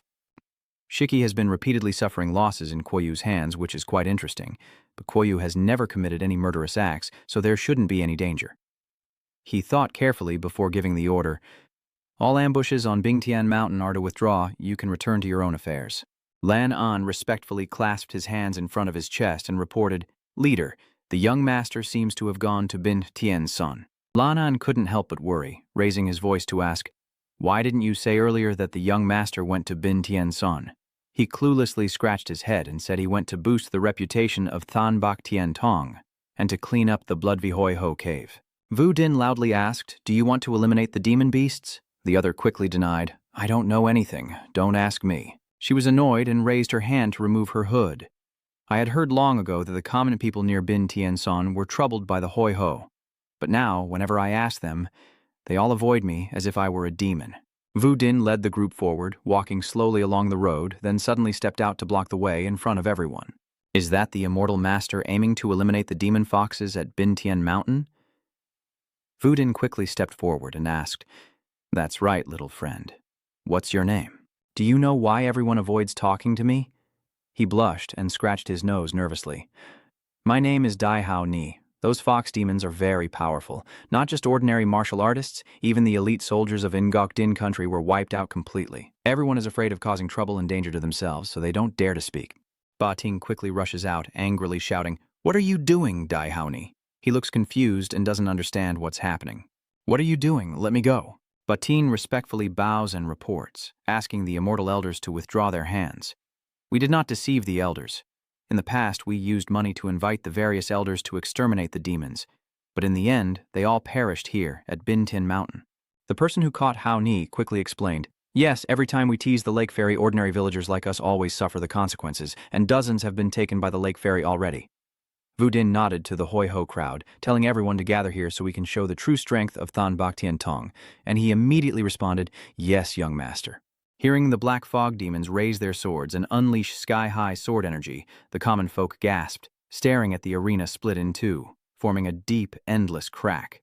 Wudin spoke to reassure the commoners, saying we will send people here to repair it, but as you can see, our Than Bak Tien Tong has the ability to eliminate those water demon beasts, so there's no need for you to worry.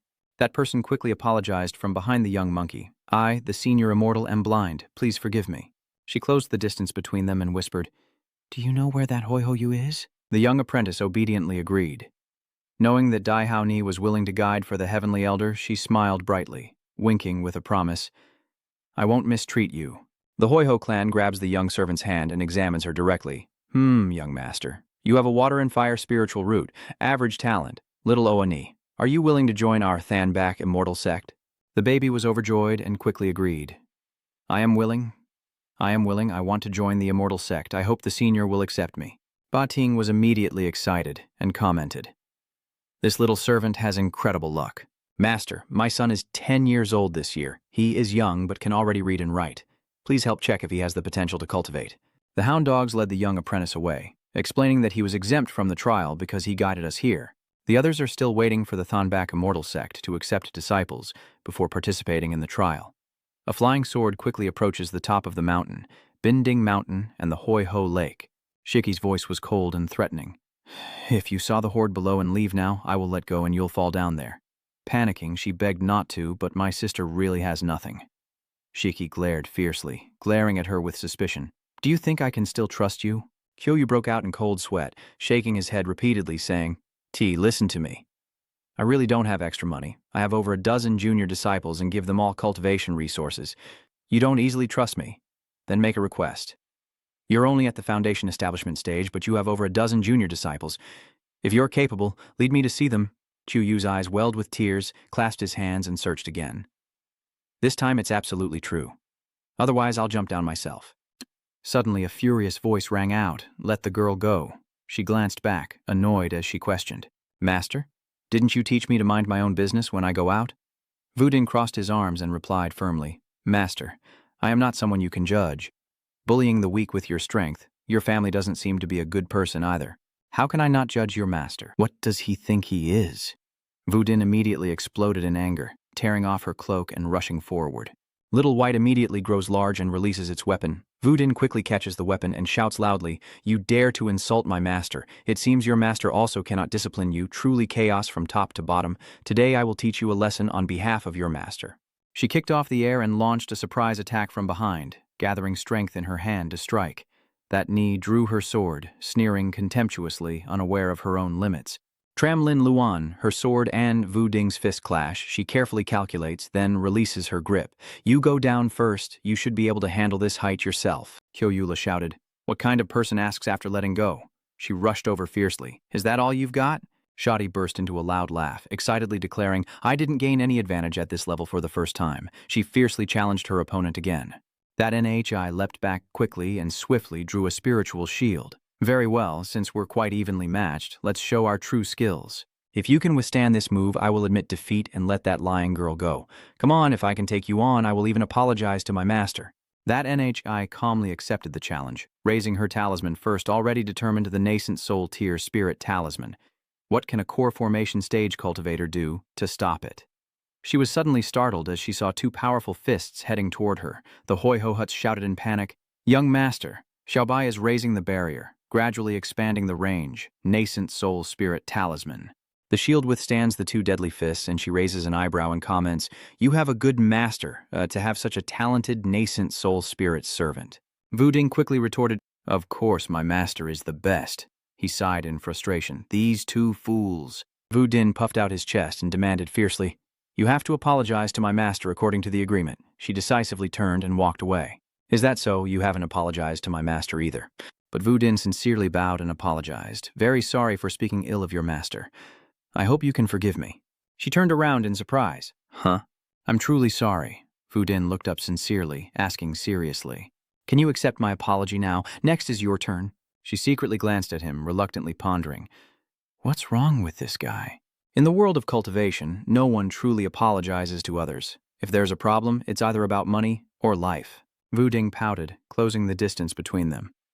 Why haven't you apologized yet? Are you trying to cheat? She quickly looked back and then made a plea. No, you just let me get ready mentally first. That Nai nervously and shyly gathers her courage and says, I am very sorry for saying unkind words about your master, and I hope you can forgive me. She gently holds that Ni's hand and says, I know you're not a bad person. She shyly scolds her for gossiping. Suddenly, that Ni presses close and sniffs the scent in her hair. Wait a minute, why do you have a familiar scent on you? Do you know someone named Shenshi? Wudin was too surprised to respond right away and quickly asked, Do you know my master? That Nai's mind was in a tangled mess. Master, she is your disciple. When did that happen? Wherever it is, no wonder the master couldn't hold back. Her chest is even bigger. So annoying. She's really adorable. She reached out her hand and softly called, Why didn't you say anything? Shit. Ni only then was startled awake and said, I'm fine. I was just a little distracted. Tom Shi is your master. Her face was burning hot, and she shyly replied, That's how it is now. But later. That Ni frowned and thought to herself, From now on, only the master, right? Another person aiming for the throne. Only then did she grasp the key point. That's right, do you also recognize my master? I am his wife. Wuding was stunned and exclaimed, But you're a man! How can the master be like that? She frowned and plotted to trap him. He liked it that way. Don't you know? Tamthish quickly appeared to deny. Are you talking nonsense? She rushed to hug Shensha tightly. Master? She mocked her and finally agreed to come out. It seems that Ni cannot satisfy you, so she wants to find another woman outside. When did you start knowing I was nearby? That Ni gritted her teeth and retorted, I'm not foolish enough to believe Quivu fell into the barrier on her own. She shyly widened her eyes at that Ni's anger, then quickly stepped back and stammered in defense. Mother, it's just that I haven't seen the master in a long time and got a bit excited. He helplessly introduced with a sigh, Wudin, this is your senior sister, Tiu Thatni. She exclaimed in surprise, Huh? Senior sister? Tamthish calmly continued, So, don't misunderstand. She sneered cunningly. It seems the master has learned to explain her identity in front of other women. That Ni's eyes flashed with fierce killing intent. Why can't the master stay devotedly by her side? He was so frightened that cold sweat kept dripping down. That Ni, calm down a bit. This is not good. It looks like you're about to turn evil. That Ni drew her thon dagger back from its close position. Calm down. Everything's fine, master. He muttered to himself, No wonder she's the protagonist. Even now, as a transformed deity, I still feel a chill down my spine. Wudin suddenly realized at this moment, I know. Senior sister That Ni definitely likes the master and wants to become his wife. Her face flushed, heat spreading all over her body. What? That Ni shouted in panic. What are you talking about? Sudi, tanhap mon muon hon guoi, nentun hien latilam volon, con Wudin ko the lam vonho. Her pupils flash with a series of inappropriate images. Does she want to share a husband with me? That Ni hesitates and ponders for a while, beads of sweat forming on her forehead. She pouted and turned away, thinking to herself that she knew what was right. Maybe it's not so bad after all. Wudin happily replied, Thank you, big sister. From now on, Wudin will definitely listen to you. He looked confused because he was ignored, and this sentence sounded a bit strange, as if you had accepted Wudin. She replied with a strange tone, That Ni is just a disciple. How could she have the right to manage the master accepting an apprentice? Suddenly a loud cry for help rang out, Save me. Quivu cried out in a panic as she ran away. Are you done yet? There, don't forget about me. She immediately drew her sword and muttered a curse. Useless. Wudin turned around and ordered, We came to clear out the Hoi Ho cave, how could we forget? You stay behind to watch over the bottom of the cave. The others follow me into the Hoi Ho cave. He replied respectfully, Yes, young master. Tam Tichluk Loyu has a talisman in his pocket. These Hoi Ho are a bit unusual. You must be careful. Wudin, I will give you a magic artifact that suits you very well. She was surprised and let out a cry. Here they come, the horde of howling hounds rushing past, mouths wide open and snarling fiercely. They rush in to tear at the precious Jade's clothes, making her cry out loud. Stop, please stop. Shiki suddenly appeared, splitting them into 100 images. She anxiously supported Vuvu's arm. Only you are the one being chased by these trash beasts, not yet at the core formation stage, running all over the mountain. The stinky fox's body trembles as it prepares to attack, saliva dripping onto the ground. Chiani notices this and wonders, even after death, it can still move. How strange. Ah, she screams in fear. I told you, these fox spirits are very strange. That Nai gathers spiritual power into the sword, then burn it all away. She swung her blade smoothly toward the group of fowl foxes, when suddenly Kui Vu shouted loudly, pointing ahead, revealing that there could be so many foxes hidden inside this cave. The girl directly grabbed the Lang Na staff and smashed it down, causing the ground to shatter. Vu Din slung the staff onto his shoulder and cheerfully announced, "Senior sister, I'm here to help you." He immediately raised his thumb to praise. This little sister's magic weapon is quite unique. Seven Ni silently judged. A young sword, a wooden staff, a uniform, socks, now a Lang Nha bong. The master's preferences are a bit particular, she carefully observed, then made her comment. Shameless, there's something familiar inside these hounds. He quickly added, "That's right." Tom Tick used his spiritual power to absorb blood and flesh from the hounds, causing the blood pearl in his hand to grow larger, similar to the demonic blood taken from the old Lukes of the Lu Vuong family. She hurriedly rushed over, unable to take her eyes off it with longing. "Tamthich, I want this." Seeing that, he kindly offered, "You already absorbed it last time, so I will give it to you." Little White was thoroughly enjoying it, obediently swallowing the blood pearl offered to her. After eating her fill, she opened her mouth to release Tom Tick's finger, her face flushing hotly as she gasped for breath. "Tom Tick, I feel like there are many more super powerful ones inside the cave." He glanced at the cave and calmly suggested, "Let's go in and check, in case you encounter danger." It wouldn't be good. Vu Din, full of energy, raised her spear high and decisively struck down, sending the smoke wolves flying into the air. Vu Nin turned her head and saw the approaching group, her master smiling proudly, softly praising. "It seems this time you've almost cleared them all without much trouble." Shiki softly called out, "Master." He immediately noticed the abnormality. Tom Tick froze when she suddenly clung to him. "Shiki, what's wrong with you?" she asked shyly, looking up, whispering softly. "I have no spiritual power." Tom Tick helplessly asked, "Out of spiritual power? Once your spiritual power is gone, just hold me and it'll be fine. My whole body is burning like fire, licking and nibbling at Tam Thick as we share the same energy." He was startled and tilted his head to dodge. "What? There are so many people here right now. At the moment their spiritual energies intersect," Shatni happily cried out. Du shyly reached out to cover her face and asked, "What are you and senior sister doing?" Tom Thok explained helplessly. "Wait. Don't jump to conclusions. We're working on official matters." "Master, I understand. My mother told me that if my husband asks for a concubine, I should comply, and Vu Din can accept it." She sneaked a smile as she unbuttoned her clothes. "My mother also taught me a lot. Vu Din will definitely make the master happy." He suddenly felt uneasy, pushed that knee away and said, "Wait a moment, how did she become my woman?" "You two are clearly my disciples. Shiki is almost enough, don't suck anymore." He suddenly felt a chill down his spine. Under Xiaobai's strange gaze, she hurriedly rushed to hug him from behind. "Shameless, it's my turn, I haven't eaten enough yet." He was furious as he was caught in a standoff by both of them. Tom Tich directly punched her on the head. Tom Tich Feng. Tich Huyat Chow Fedder, everyone does the same. Don't do things that cause misunderstandings before even saying a word. Just finish eating and leave. The fox spirit, resting in the cave surrounded by hot lava, suddenly opens its eyes and warns, "You intruders have prepared well to become nourishment." Suddenly the fox's eyes widened in surprise and exclaimed, "It's you! You finally came back to marry me." Tom Tish froze in place, pointing at himself in shock. "Ah," the fox spirit with shining eyes asked, "Do you not recognize me? You always said you would marry me when you returned."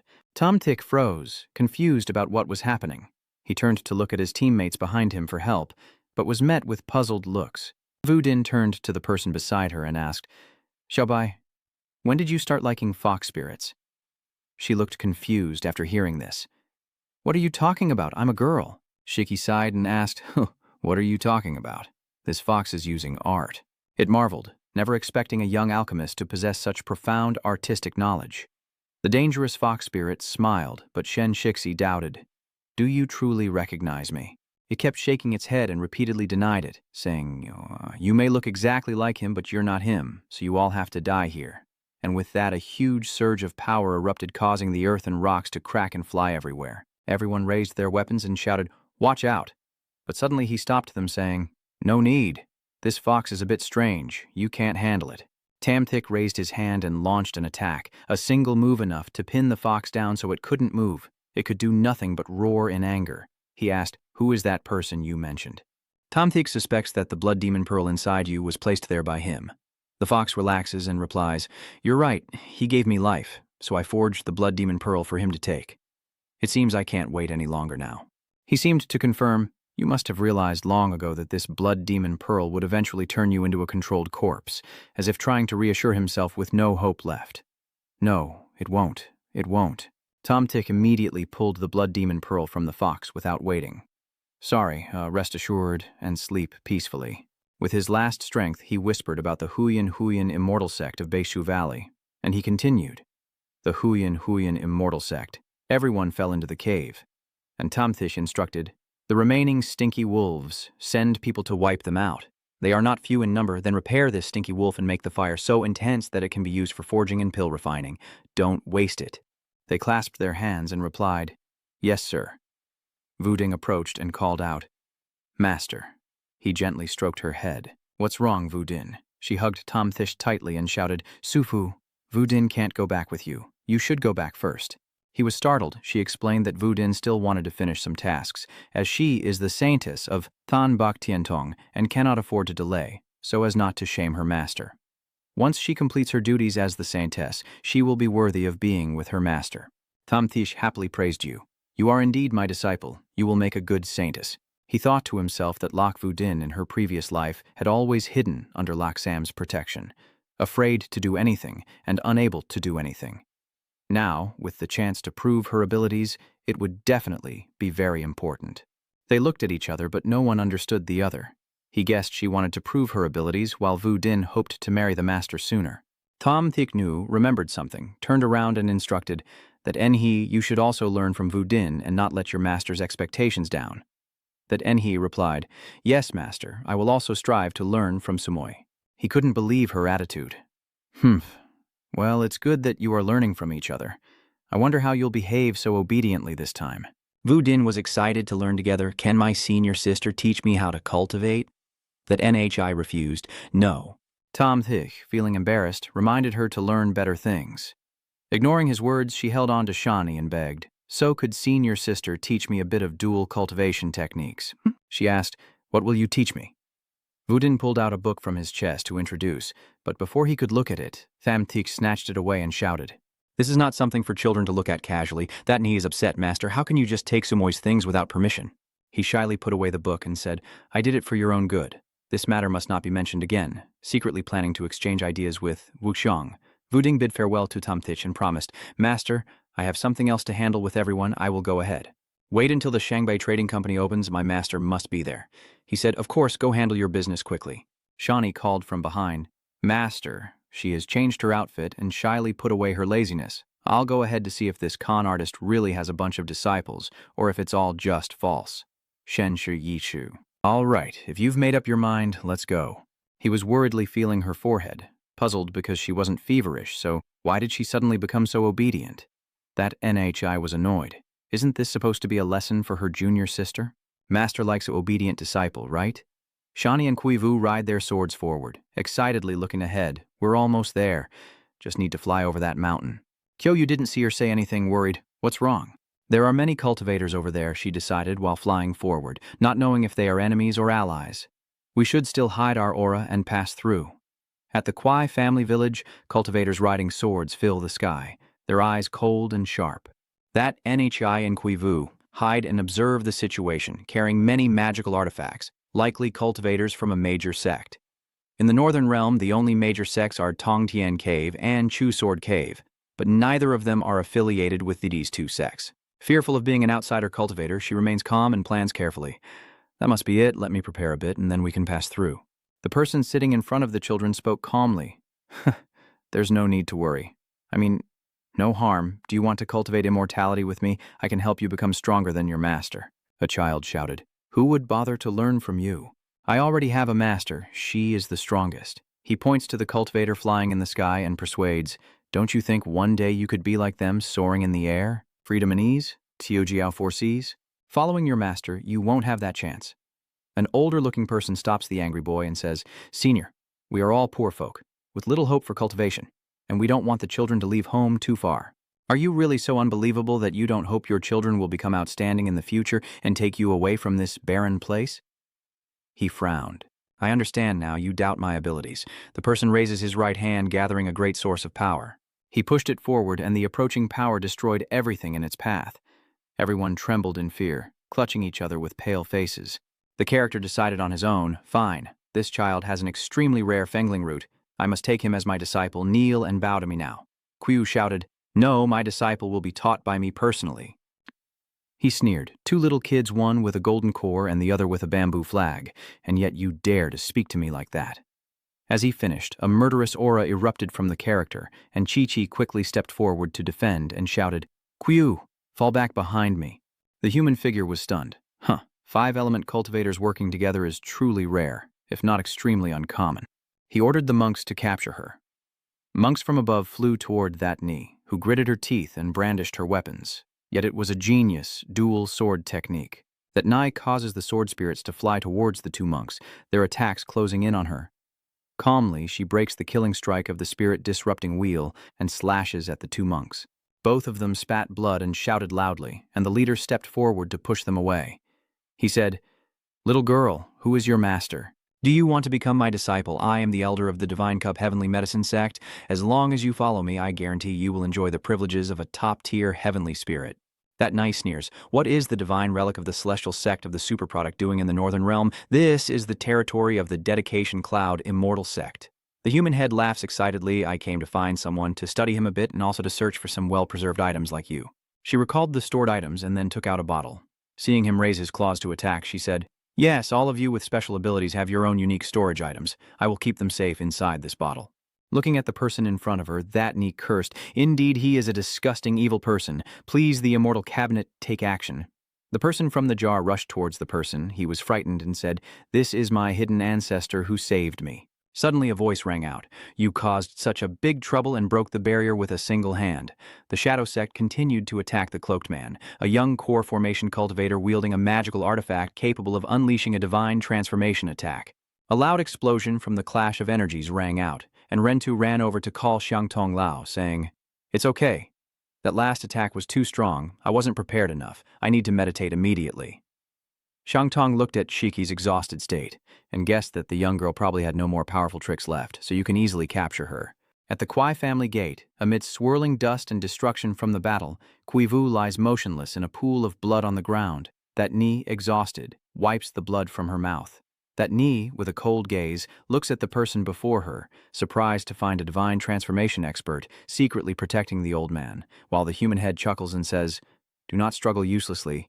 Obediently return with me. I promise to treat you gently. After all, you are a rare treasure, and forging human pills is a bit of a waste of heaven's resources. He loudly said, I will personally refine your companions and these little brats into human pills, then give you a few to eat. I believe you'll enjoy this feeling. That knee throws 2 talismans to block the incoming attack and collapses, gasping for breath, unable to continue fighting. That NHI clutches her chest and wonders, am I going to die here today? At Mok Lin's request, Tam Thich, who was worriedly rummaging through the room without warning, arrived and hoped not to disturb her. Sorry, Your Excellency, I was careless and let you see my unworthy face. No matter what face she shows, she is still herself. I am not the shallow type to judge her that way. Tam Thich turned to the page and immediately blushed and gasped. Sir, what are you looking at? I don't know whose book this is, but it's placed here with mine. He held Sam's hand to stop her. Wait a moment, I don't understand. Master? Tam Thich asked if she was nearsighted. Sam didn't understand. What do you mean by nearsightedness? He explained. It means having poor eyesight and not being able to see things clearly from afar. I think she might be like that. There really is such a thing, but maybe it's because I've been reading too much lately. Tam Thich said with a smile. I'll give you something good. After a moment, he guided her and said, all right, open your eyes and look around. Can you see clearly?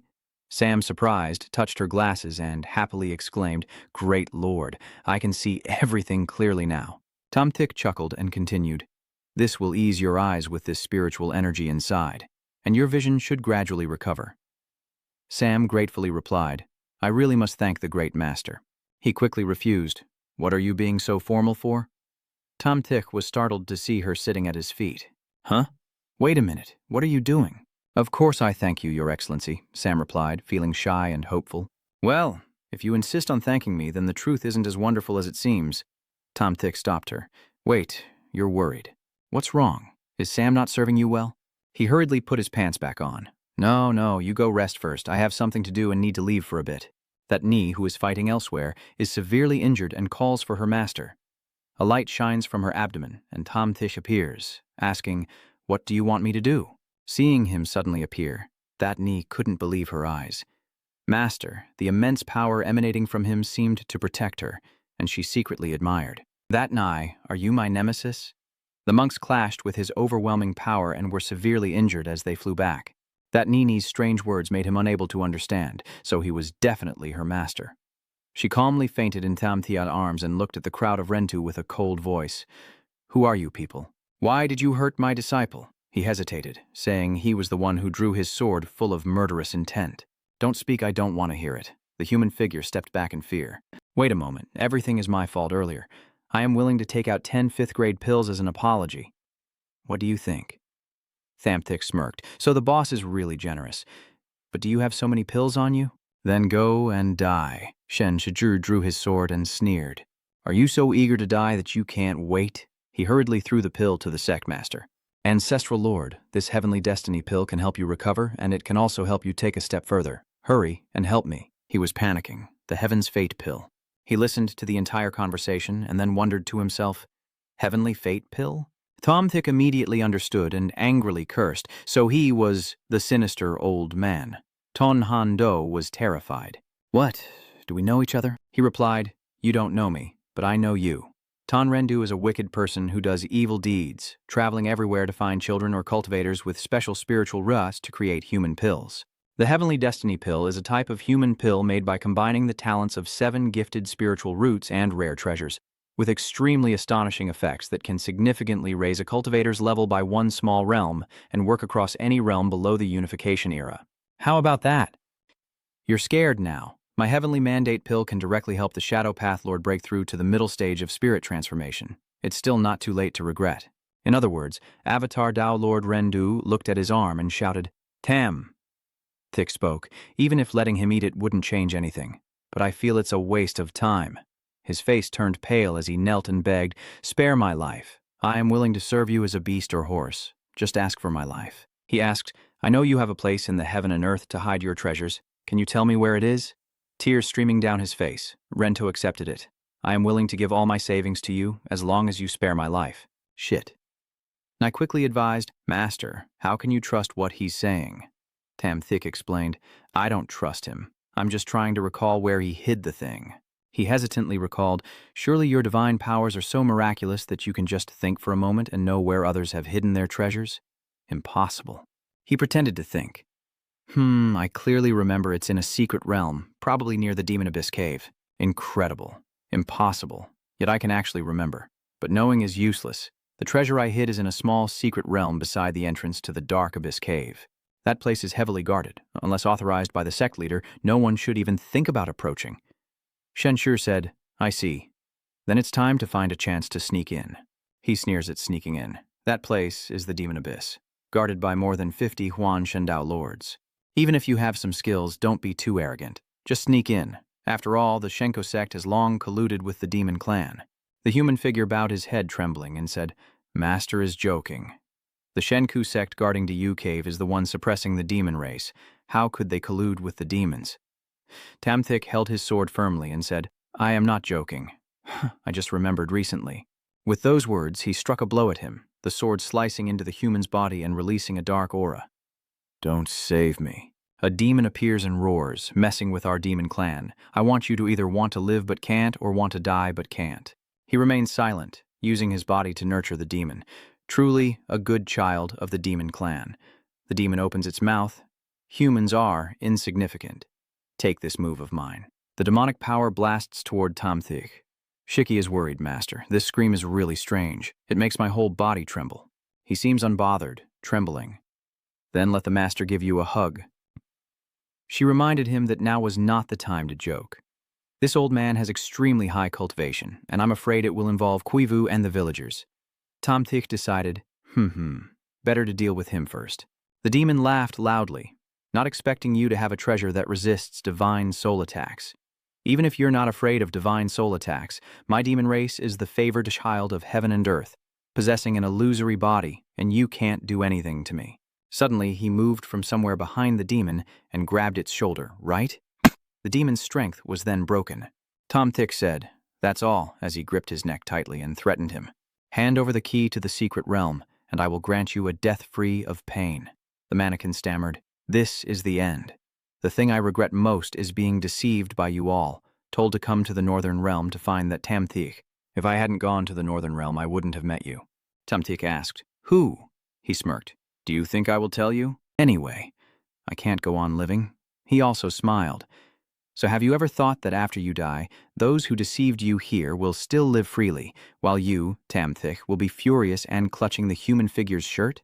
Leon's death was pointless, his face turning pale. Night fell, and the streets were bustling. A man carrying goods shouted loudly, Calm down a bit. Here comes the food. Everyone gathered around the table. Quivu raised his glass and said, Master, please enjoy your drink. Tamtish replied, I haven't agreed to take you as my disciple.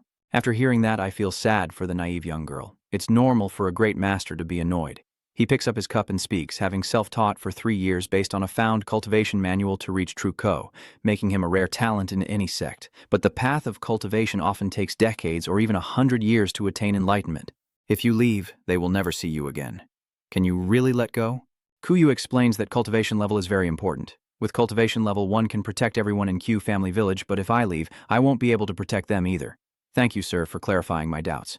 Tamthik suggested that, although I couldn't recruit you, I could recommend you to join the Than Bactian sect, which will open a branch in the future, and Quijia Thon could become one. She replied, Thank you, sir, for the recommendation. Shitni seems tipsy. A branch of Than Bactian Tong in Quijia Thon. It sounds strange somehow. She leans close into Tamthik's embrace. He snatched the wine cup. Drink a little. She refuses. Don't do it, master. I want to drink. Quivu took the wine cup and smiled. Shiki hugged Tamtish and called out, Master. He helplessly patted her head, not knowing whether you are a real girl or a fake girl. Suddenly she confessed, Ma, I don't like being drunk. I like you. Seeing that knee trying to kiss him, he shyly confirmed, It seems I am truly drunk. Quivu suggested, Sir, my room is available for you and that knee to rest. Tamtish carried her into the room and sighed. Just sleep, honestly. That Nai clung to his neck, refusing to let go, and said, Don't go. I want to sleep with Master. You can't escape now. She lay down on the bed as if trying to seduce Tamthik. That knee belongs to you, and you are also hers. Master, you don't like me? Tamthik hesitated. You're still quite young, not fully grown yet. She lifted her chest eagerly, surely still able to grow more. He turned away and denied, I didn't mean that. I meant age, being young and not practicing hard and always thinking about trivial things. Before he could reach the door, a sword was thrust in front of Tamthik. That Nai was full of murderous intent and asked, Why does my master want to hide from me? He cupped his head, ready to unleash more dark fire. Tamthik gently pushed that knee down and said, You are looking forward to this. Master explained softly, I am not avoiding, but you need to work harder. You are not enough now. If we keep acting out scenes where you chase after me and hide, it will make the audience feel bored. What should I do if the comic loses views? That knee felt embarrassed, wondering what strange words her master was saying again.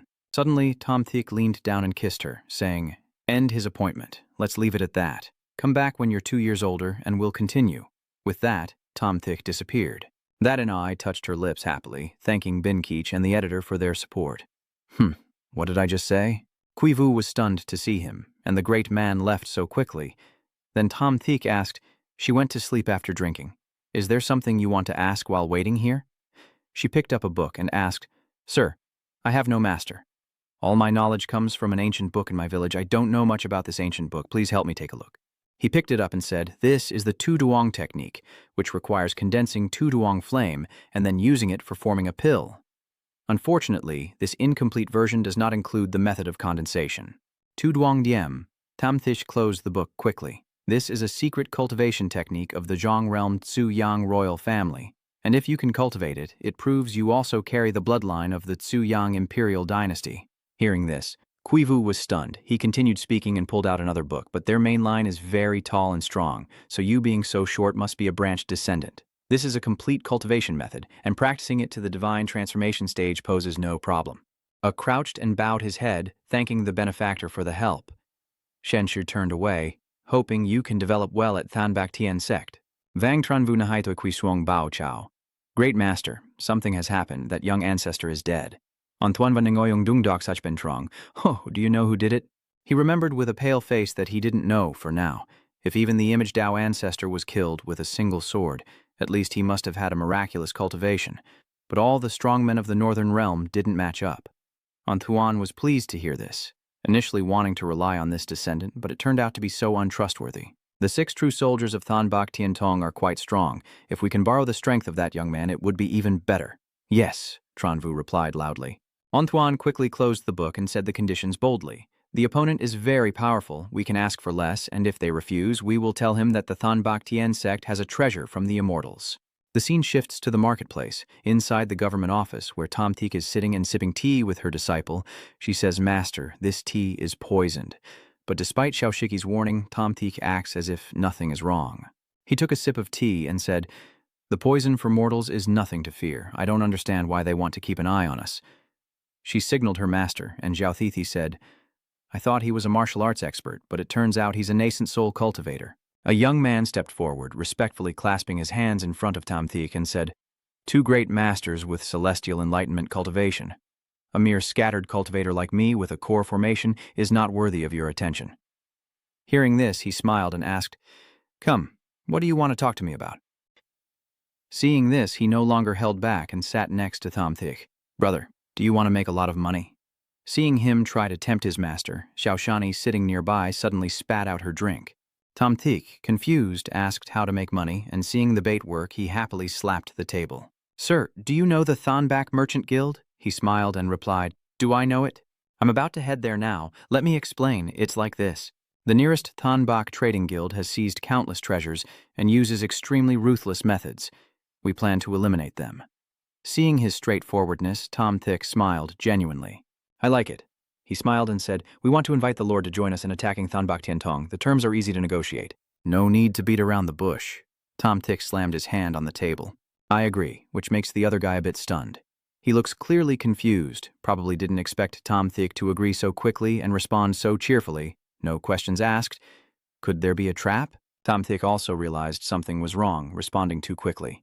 He slammed his hand on the table and pretended to be angry as he shouted, "This Thonbak Trading Guild, I've long known they're not to my liking." Seeing that, the young man in blue also pretended to agree. "Do you also feel the same way, sir?" "What a coincidence. Let's go, I'll take you to meet the boss." The scene shifts to the master's residence, where Zhang Wu is reporting the matter. "The master, something has happened. That expert is not suitable." Antuan replied indifferently, nothing seemed inappropriate. He then explained that the other party responded too decisively, even agreeing to support us without asking for any conditions. Although he claimed to have a conflict with the Thonbak Tien sect, he didn't seem very trustworthy. Antuan's expression changed, and he immediately agreed, feeling that it was indeed a bit strange. So it seems a test is necessary first. The scene shifts to the forest where the 3 of Tamtik arrive. The young man in green says to him, "Please wait a moment, Your Highness." He said he just received news that the organization seems to have an urgent arrangement. "I'll handle it and come back, you go ahead." Tomtik smiled and said, and when he saw him leave, Little Seven asked, "Should the master just let him go like that?" He said, "Of course not. Just chase after him. Turns out he's with Anshun." Tranvu said, "The latest order is for you to take that expert to block the cultivators from Thonbak Tiantong and to test this expert's abilities." He said, "The boss is suspicious." "That's right." He agreed too easily, which doesn't fit his greedy and ruthless previous persona. From afar, Tomtik and Xiaoshut Ni had overheard the entire conversation, and she said, "Master, people are mocking you." He immediately replied that it wouldn't be very appropriate for them to see me as a cruel and perverted monster. Hearing that, Xiaotati immediately had a dark thought. "Master, to play this villain role, can you do something good for me?" I shout, "Hero, I have no money. Can you spare my life?" "I am willing to do anything." Tomtik blushed shyly. "I didn't expect you to still enjoy playing that role. Master, are you blushing?" Then she suddenly jumped onto his back and kissed his neck. Sifu seems to really enjoy this kind of thing. She happily refused to let the master erase this bruise, or that Ni wouldn't cooperate with him to fool those people. Just then, the Great Lord had just left, and Tamthik, while revealing his wedding mark, said he was a bit bored earlier, so he went to play with a young lady. In the sky, the dragons carrying the demon fairy on the platform are heading somewhere. Ah, it howls. Lathanthan and her sisters, along with Bainhin, found the demon fairy. Bainhin pointed at it and said, "Look, there's a dog guarding over there. The 3 of you fly over there. Where are you headed, the 3 fairy maidens? If it's convenient, I will take you part of the way." Thanthan's sisters drew their blazing swords. "Great Dane King!" Ma Tian shouted. "I am not a dog." "My name is Lima Tian," Bakniem then asked. "What do you want?" "It's nothing. Just asking where you're headed to see if it's on the way. We're going to the Thanbak Trading Guild. But now is not the time to talk. Someone behind us looks like they came to cause trouble." Suddenly, a series of attacks were launched, targeting Matien, and it shouted, "Three immortal ladies, run quickly, I will protect you." "Nin." Yen Yen also quickly said, "But this person's actions are all for your sake." The demon immortal jumped off the platform and rushed toward the spells, shouting, "How dare you, you reckless fool, to steal from the Thanbak immortal sect? I think you're tired of living." A streak of purple energy shot straight at the few Taoist priests. Thanthan's junior sister was a bit surprised. This dog was actually a nascent soul stage cultivator. Hearing her words, it proudly turned back, but it didn't notice someone rushing from behind. That guy swung his hand and knocked the demon immortal away. It stopped, and there was an expert. Then it started to take things seriously, still using internal energy to triple in size. Seeing the sneak attack, he was pleased. Not bad. His acting skills with Tun Gotch are even more convincing. He even performed the act perfectly. Just then, Ma Tian rushed over at a very fast speed, channeling a move into his palm, claws ready to strike death. It turns out that was Shenshi, who also became more serious, using a move into his hand with impressive speed. Then the two techniques clashed, creating a powerful impact with yellow lightning spreading out. At that moment, Ning Yanyan also arrived to lend a hand. She drew her sword and struck down, but he had already dodged. He looked at the three women and said, "Why haven't you gone yet, and why are you still helping so kindly?" The young man in blue also called someone to assist from behind. "Rest assured, Your Excellency, these three women have no backing. We will help you." Tamthik immediately pushed away the rescue team to fend them off. Although it looked like a slap, that strike sent the Lula group flying. The young man said, "That person is from the same family." He shouted angrily, "I am angry, and when I get angry my family will fight too." Chini also jumped out from behind. "Master, let me help you stop these three despicable women." Seeing his disciple like that, he was moved to tears, but in the crucial moment, that Ni remained trustworthy. Before he could feel grateful, Matien charged forward and delivered another blow to him. Sad face. Shenshi quickly covered his mouth and said, "You shout. Be careful. Who am I after all?" After hearing that, the demon immortal also seemed to recognize the great master. He said, "Help me escape inside." Then he recited a spell in his palm, causing an explosion that engulfed the two demon immortals and Shenshiki, leaving him stunned by what he saw. You looked at him too powerfully. One punch vaporized a nascent soul true monarch and took out the others as well. Shadi rushed forward and struck Nin Yen Yen hard, but she managed to block it. She looked a bit stunned. Shadi signaled everyone, "Go quickly." Bakniem then said to the other two, "Let's retreat first." Lakthanthan and Nin Yen Yen then raised their hands and surrendered. "We surrender. We are willing to be prisoners. Please don't kill us." That Nai and Tomthich were both surprised, not expecting them to do that. These people. Tomtik held his head. What is going on? That Ni stood with arms crossed in front of the three women, their hands tied, but they still had cheerful expressions, not seeming like they had been captured. What is going on? Weren't I supposed to have captured all of them already? The young man in green happily told Hamtik that these three immortal women are very beautiful, and after removing their spiritual roots and hypnotizing them, they can be sold as slaves. His vile subordinates surrounded the three women, so they decided to tie all three up and take them away. Hearing their sinister plan, Tomthik's face darkened. "These three women all have decent looks. I want them all."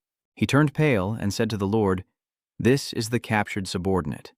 Of course you can do whatever you want, but we should take the opportunity to leave now to avoid being chased by the Thanbak Tiantong after my father." Tamtish turned away and told him to clean up the battlefield. Then he quickly moved to Nin Yen Yen, lifting her chin to make her blush, and whispered to her, "Your acting skills are not good enough. Soon I will humiliate you, so show some anger, or at least pretend to be upset." Nin Yen blushed and said to him, "What's the point of just acting?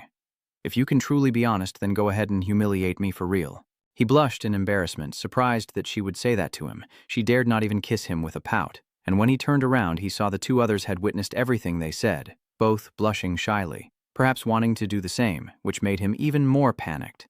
"What are you all planning to do? This doesn't seem right," the young man in blue thought to himself, wondering why these three seemed to know this great master. Seeing that my master was suspected, at this crucial moment I still had to rely on myself. That Nhi shouted loudly, claiming that her master's hypnotic arts were indeed growing stronger, but realizing she was saving him, he pretended to be proud. It's a small matter. Lok Than Than also rushes to Lord Tamthich. She pressed her ample chest against his firm body with great pleasure, and that knee immediately stepped in to pull her master's hand away. Are you staying away from the old man? Than Than shyly said to that knee. You said we were bewitched and seduced by magic, and this is how I look now, so why don't you continue acting? She grabbed Tamthich by the collar. Sir, seeing this, he just went along with the flow. Looks like my enchantment still works well. We can take our time later when we get back. Than Than also licked her lips in delight when Tamthich suddenly shouted, I've broken the enchantment. He seemed a bit confused. If you can solve the illusion, just do it. Why shout so loudly? He said, let's leave here quickly. I will take these 3 people myself. After a while, he reported, Your Excellency, we have finished handling everything. You can leave the transportation to us. Tamthich immediately pulled Bakneem closer and said, Sit next to me, then disappeared from the sword and took the platform away. The guy looked towards Tamthich, at least from the outside. This great master is really not a good person. As long as he's a villain, there's a chance for everyone to cooperate. He is holding Bakneem, making her blush with embarrassment, and he says to her, Bakneem Chan Kwan, don't take it seriously, it's just acting. I'll craft more protective magic tools for you when I return. Hearing that, Bakneem also seemed to relax a bit and replied, Yes. Seeing her respond indifferently, Tamthich's face darkened. Bakneem, are you angry? You're so angry, your ears are turning red.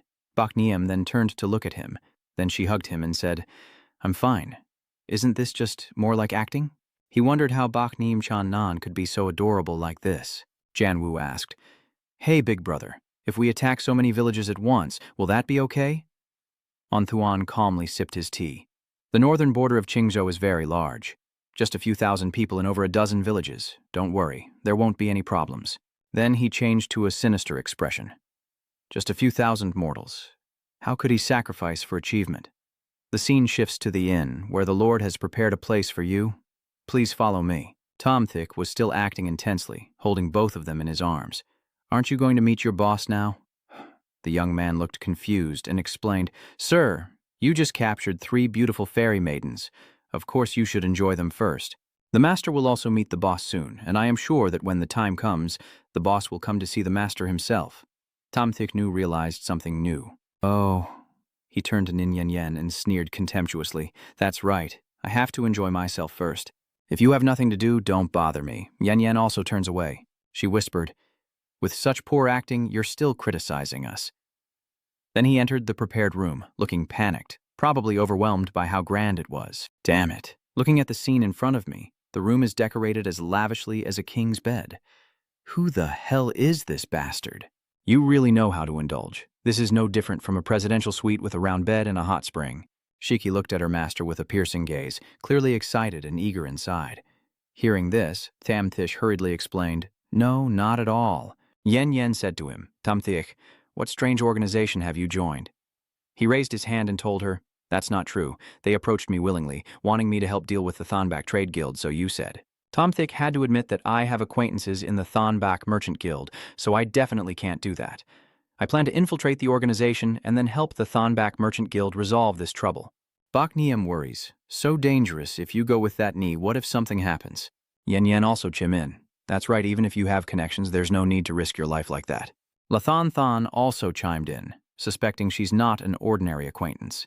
Hearing that, the 3 others angrily questioned Tamthich, the saintess of the Thonback Trade Guild. Yen Yen asked, Is it the young disciple you took to the Kinbat Kwai last time? Seeing this, that Ni loudly questioned her master, How many more things are you hiding from us about the trip to Kinbat Kwai? Shamshen looked confused and didn't know what to say. He scratched his head awkwardly, and the 4 women all shouted, Fraud! He quickly raised his hand to deny it, saying, Calm down. I didn't mean to deceive you, I just haven't found the right opportunity to tell you. Without giving him a chance to explain, who would believe it? Maybe besides your disciple. You're also ambiguous with another woman, it's just that we haven't encountered it yet, so we don't know. Thanning Thin rushed over, grabbing his arm and saying, That's right. You may look like you keep your body pure, but in reality your life is very chaotic. So why don't you go wild on other women? Yen Yen also held his other arm and said, I don't think it's worth it for the master. Are you truly loyal to the master like this? Could it be that my master and I are not even as good as those women out there? Tamthich was even more panicked. You've heard my explanation. That's not right. Wait a moment. What are you planning to do? Than Than and Yen Yen smile smugly. Shen Ning also rushed forward, and at this moment everyone pushed him down. Shenning said to Bai Niem, "Big sister Bai Niem, come help quickly, while he's being pressed down. It's hopeless to save him." Bak Niem froze and asked, "What should I do?" Then she stepped forward and said, "I'll go first." Her expression was a bit shy, but she didn't resist much. Then Bak Niem suddenly collapsed onto Tom Tich, causing him to panic and fear. This is not good. This is very not good. Bai Niem shifting up and down makes him panic even more. Just sit still and don't move. Suddenly she felt something, it seems like there's something hard too. Everyone, hearing her say that, became curious about what is hard. "Quickly let me see if you are hiding something from us." He saw the situation was too dangerous and immediately recited a spell. "This is bad." Instant body. He suddenly broke free from everyone's encirclement and ran towards the family's side, looking somewhat proud. Don't tell me you can really restrain me." Suddenly blood spurted from his nose, causing everyone to lose their balance and fall to the ground, creating a very eye-catching scene. He quickly raised the scroll and took a clever shot. "Maybe it's an ancient camera. I took a beautiful picture." Yen Yen and Bai Niem stood up, shouting loudly, "Give me the scroll now!" Ching Ching shyly said, "If you want to take pictures, Your Majesty, I can pose in many more ways for you." "General Chan, do you feel comfortable with this pose?" Yen Yen quickly stepped forward to cover him and shouted angrily, "Give me the drawing now."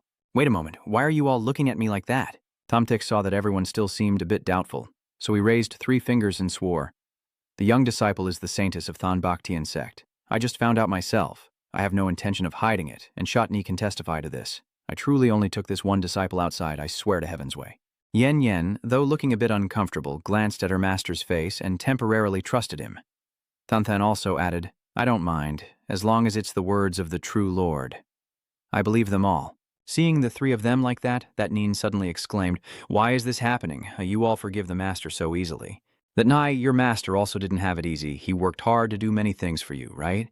Do you still remember the time you looked for the spirit light turtle?" She looked at Tom Thies and said, "The 3 reward missions for the 3 Yuanling pills and other opportunities were all arranged by your master. It seems that Nin has figured it out, right? No wonder those things went so smoothly." She approached her master and asked, "Why didn't you tell me?" He also shyly rubbed his nose and said, "I want you to not only have cultivation, but also survival skills in the cultivation world." Hearing that, Shiki rushed over to hug him. "Master, it's fine. Everyone is still watching."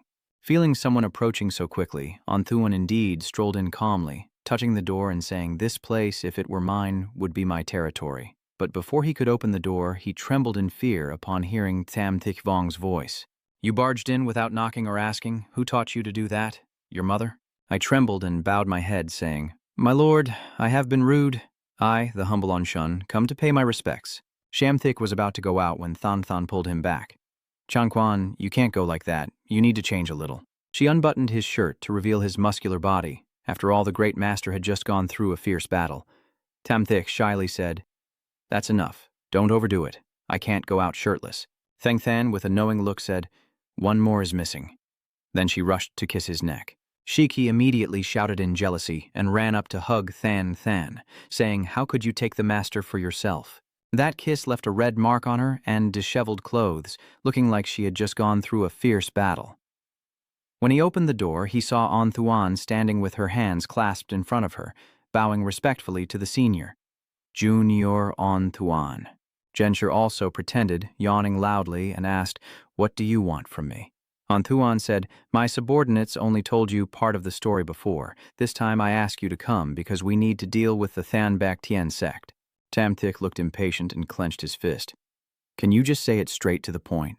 Thinking he was provoking him, Onthuan broke out in a cold sweat. "Senior, listen to me. I want to borrow your hand to seize the treasures of Thonbaktian Tong. That's what he claims externally, but inside he's trembling with fear. This senior's pressure is too much. I ended up revealing the entire plan." But Tom Thich calmly raised his hand and said, "If you want to borrow my hand, you can create some conflict so that others will provoke me. Then I will destroy them all in my anger." Seeing that he had been read, "How could you know?" Tom Thich sighed in disappointment and asked, "How would I know? The script hasn't changed at all. Could I not know?" He scratched his head, "Which isn't impossible. I'll help you deal with them, but I want 80% of the resources." 80%? Onthuan was panicked. Tom Thich was angry. Why did I feel dissatisfied? Onthuan clasped his hands and bowed, afraid and unable to do otherwise. "Please, senior, wait for my news and rely on you then." Watching his figure leave, Seven Knee said, That senior is really sinister. He plans to gather other forces to oppose Bak Tiantong and then take the opportunity to eliminate other factions. Yen Yen told him, "You really intend to support with force, but this scholar is very powerful, and others probably aren't weaker." Shenxi calmed her nerves and said, "Don't worry, I understand." Beinheim stepped forward and closed his open coat. "We naturally trust your plan. But if anything unexpected happens, you won't have to bear everything alone. We can also help you." He looked straight into Beinheim's eyes, making her momentarily stunned. "All right, I agree." Suddenly she leaned in. Something made him lean back with a slightly shy expression. "What's wrong?" Tamthich asked. "It's nothing. I just couldn't resist the scent on your body. It was very tempting." She shyly told him. "Antoine left," Tungoch thought. "Finally she found your hideout. Let's see how you handle it. I believe the boss will change his opinion of her." He instructed his subordinate. "The woman upstairs across the street is suspicious. Remember to pay attention." The subordinate replied, "Don't worry, boss. She has been sitting there for an hour and hasn't done anything." "I have arranged for someone to keep a close watch," Antoine asked. "Yes, absolutely no mistakes tomorrow. If the other side acts strangely, act immediately to eliminate them." "Has the noble guest arrived?" The underling replied that everything has been arranged for him to rest in the Tianzi room. He reminded this great master that it was extremely important to make him satisfied. The guy replied, "Don't worry, boss, he never messes up his work." Tamthik suspiciously looked at the two girls and said, "Master, each of the black market families has their own business domain, although there is some overlap, but these are their most important goods. The 2 items prepared for you are the finest of the finest. All have been tested, so you can use them with confidence. Are you satisfied now? Do you think I am satisfied?" He hurriedly knelt down and confessed his sins. "Please forgive me, Your Highness. I was careless in my arrangements and angered you." Shishi tried to hold back his anger and cursed under his breath. He thought to himself, "Forget it. Endure a little longer. It's better to catch them all in one go." He quickly ran away. "Yes, my lord." The minion immediately ran away. His junior brother thought with relief that luckily the lord was not in a bad mood today, so he didn't bother to wipe out the guy. "These mortals are definitely not to your lord's liking. I should still go to the outskirts of the city to bring the 4 immortal maidens I captured here instead." Tamthik reassured them, "You don't need to be afraid. I won't hurt you, but I have something I want to ask you." Suddenly, the girls' stomachs growled, and he smiled, saying, "You're hungry? Feel free to eat these snacks if you want. They're all good stuff." Tamthik gently coaxed them and took a piece of pastry to answer his question. "Okay, how old are you? Where are you from, and is there anyone at home?" Quang Van replied, "We are 11 years old this year and live in Thudiep town." Quang Ngu replied, "There is no one left in the house." Tamtish continued, "If you want to eat again after finishing what's in your hand, just take it. Do you remember where you were brought from?" The girl said, "I don't remember clearly."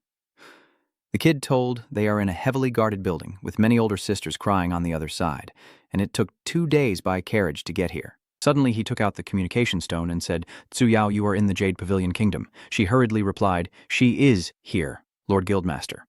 Tom Theek ordered his men to investigate the surrounding towns of Tom Thien Town, especially those with roads leading to them, and to pay attention to the large estates inside. If there are many children or women, remember to protect them carefully. Toongach replied, "Yes." She immediately arranged for people to do so. He asked, "Where are you now? If you're nearby, it's best to go there yourself." Toongach thought she was really unlucky. She was still nearby. No, she couldn't go. She had to settle this matter first, then it would be easier to take credit later. "Master Ji, she is in the capital of Nokdin Nation, too far away. Do you think she can still make it there in time?" Suddenly, Shensha stood opposite her. After a moment, Toongach begged, "I was wrong. She really didn't mean to hide anything. You must listen to her explanation." He replied, "Fine. Give her a chance to explain." Toongach quickly explained, "No. It's not just a cover-up, but an explanation. Your Excellency, she discovered a force plotting against the Thonback Trading Guild, so she followed the trail here."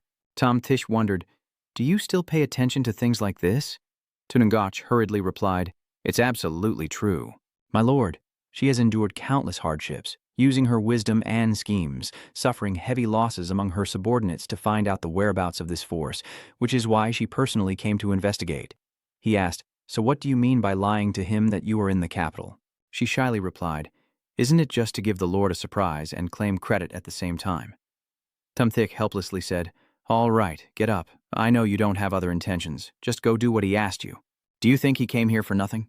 Isn't it just about destroying this power?" she asked. "I see. As expected of the great master, but how did you find out?" Tumtik replied, "They approached me voluntarily and said they wanted to attack the Thonback Trading Guild." Tuangok thought she hadn't lost many subordinates in vain. Suddenly, someone outside shouted, "Master, open the door quickly." Tom Thick asked, "Why did you come here? Weren't you told to wait at the small courtyard?" Toon Gok wondered. "Master," he said. "All right, you go quickly and make sure to handle the matter he entrusted properly." She replied, "The master is wise and mighty." Tunungoch admired and immediately left, then disappeared. Tom Thick sighed with a troubled expression and said, "Ah, Tio that Ni said, Master, you make her miss you so much." Lathan nodded in agreement. "That's right. I didn't expect the great lord to go out playing without bringing them along." Tam Thick felt helpless. How could they have come? Nin Yen Yen replied, "The shopkeeper called them to serve you, saying you were dissatisfied with the arrangements for the two girls." Xiaoshani walks into the room looking around. "Where are you, master? Where did you hide?" "I heard there are twin fetuses with spiritual sensing abilities." Tom Tish replied, "He didn't do anything either. He's not that kind of person." She replied, "That's not necessarily true.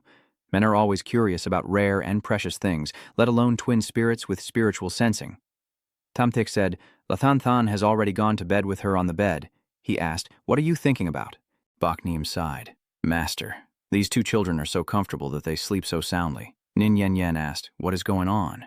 Tom Tick replied, "This dark affair is even more sinister than I imagined. The family of these two children must have been killed, and then you two were left behind. There are many more like this," she responded. "Although the mortal realm does not interfere with the affairs of cultivators, these people have touched a critical point, revealing which would lead to being attacked by the community.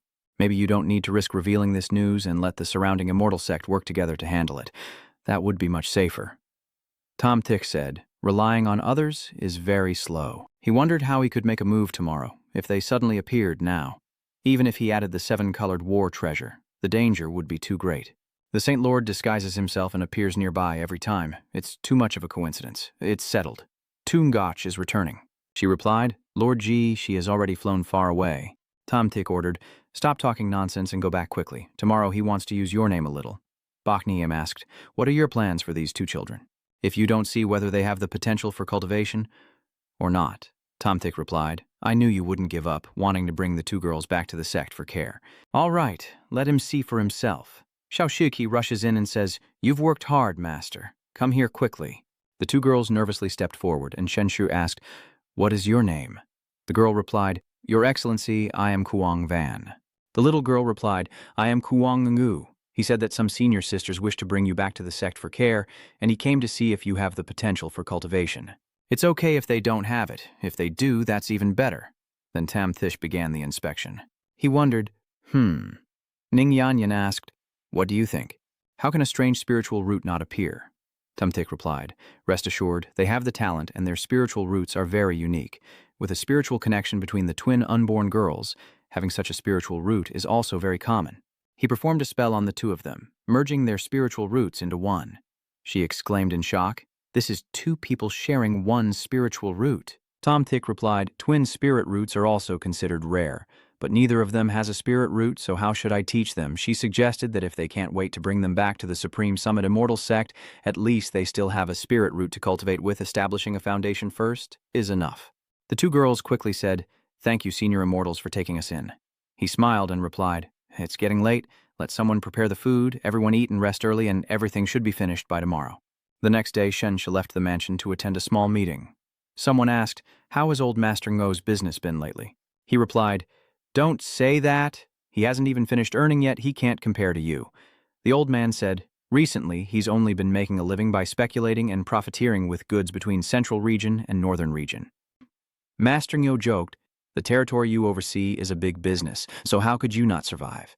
He replied, "It was not too bad at first, but after being destroyed once, he had to recover for several years, and his business has been declining each year. My knees still ache faintly now." Someone opened the door and greeted warmly, "Oh, isn't that old Ngo?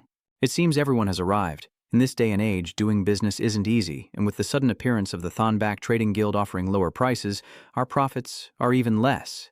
These people just don't understand the rules." "Don't you understand, Bookworm? Who is this person? Even if you are the leader this time, you should have informed them beforehand if you wanted to bring outsiders." He replied, "Trust me. This person was invited by him to deal with the Thonback Trading Guild and the Heavenly Recognition Army." Dongmingding asked, "Master Ngo, this new Tianren Taoist friend has just arrived and immediately looked your way. Do you know him? How strong is he?" Suddenly called by name, he spat out water and asked, "You?" They wondered about old man Ngo. Master Ngo clasped his hands to Tum Thik and asked, "How did you come here, Your Excellency?" He replied, "Everyone is in this together now. There's no need to be so formal." "Oh, right. His Thunder Spirit technique is lost, but once we find the same item later, I will return it to you." Old Boss Ngo quickly declined. "No, it's nothing. Those things are just my humble respect to you." He thought to himself, "Better not to pay. My knees are still not in good condition." Anshun stepped in to help. Everything had already passed, and he believed the Lord wouldn't mind, so we should continue negotiating how to deal with the Thonbak Trading Guild. Suddenly, a soldier ran in to report that our men had been surrounded. Everyone exclaimed, "What?" He turned back to ask how many people the other side had. The soldier's face paled as he replied, "One person." "Officer, how can one person surround us?" She stood in front of the main gate, holding dozens of bags of holding, and said, "They want to drown us with water." Dong Mingding asked, "Is there a drainage system here?" He said this underground palace is made of black luminous stone, with a strong defensive barrier, specifically designed to block spiritual practitioners, ensuring absolute secrecy, and equipped with various mechanisms, making it impossible for anyone to infiltrate safely, not even Hoathan Daotan. They nodded in agreement. In the end, does it have the ability to prevent flooding? Antuan replied, no. Shenshi spoke up. If there's only one opponent and we have so many people, what is there to fear? No one can oppose it. Maybe they've already arranged a great formation outside. If you rush out recklessly, you'll just end up getting caught in the net. He calmly replied, so wait to be drowned. No matter how long you can hold your breath, you won't be able to endure staying in the water that long. Dong Mingding smiled and said, they have Tai Thui Chow here. Can it ensure they won't be harmed underwater? If any of you want it, they can offer a better price. Everyone started arguing, this Lingzi is not bad. You can trade it for the Tai Thui Chow, but the Tai Thui Chow isn't worth that much, is it? Tom Thick thought, these old men are actually calculating to hide here without pretending. Anthuan took out a box. Sir, let him come. You hold your breath. Tom Thish guessed that this smell was indeed demonic blood. Anthuan spoke, fanning the demonic blood aura throughout the room, and hearing his words, everyone realized that hiding down here was no longer a solution. Not to mention losing face, they are all preparing to attack the Thonbak Tiantong, and they're afraid of a single cultivator coming to provoke. Everyone is affected by the demonic blood. He said, you've been cowards your whole lives, living so long, do you still want to keep going like this? So what is the point of all your reckless efforts up to now? The elder said, go out and fight. Even if there are ambushes, he doesn't believe they can stop him, and the others agreed.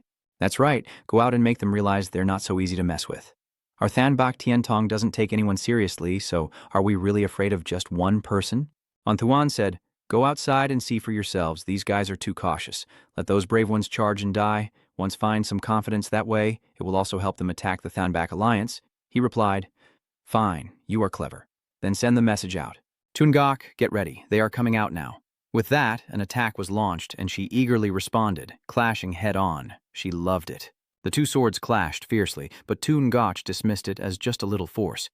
The enemy was panicked. What? She decisively struck, causing the enemy to fall straight down, the ground shaking, and the others were all stunned. The elder sighed. Impressive indeed. Toon Gok saw the group and exclaimed at the sight of several nascent soul stage cultivators. Then many protective spiritual weapons soared into the air. Toon Gok was frightened, frozen as the group shouted, everyone be careful. Protective spells surrounded her. Tumthik's group appears. Bakneem says, the fight has already started over there, let's watch from here. Lathanthan wonders, the cultivators of Thanbak Tiantong are really strong, why hasn't Tumthich made a move yet? Tiuthetni was worried only one person, the master and the cultivator from Thanbak Tian Sect, went to defend. But they probably weren't a match for so many people.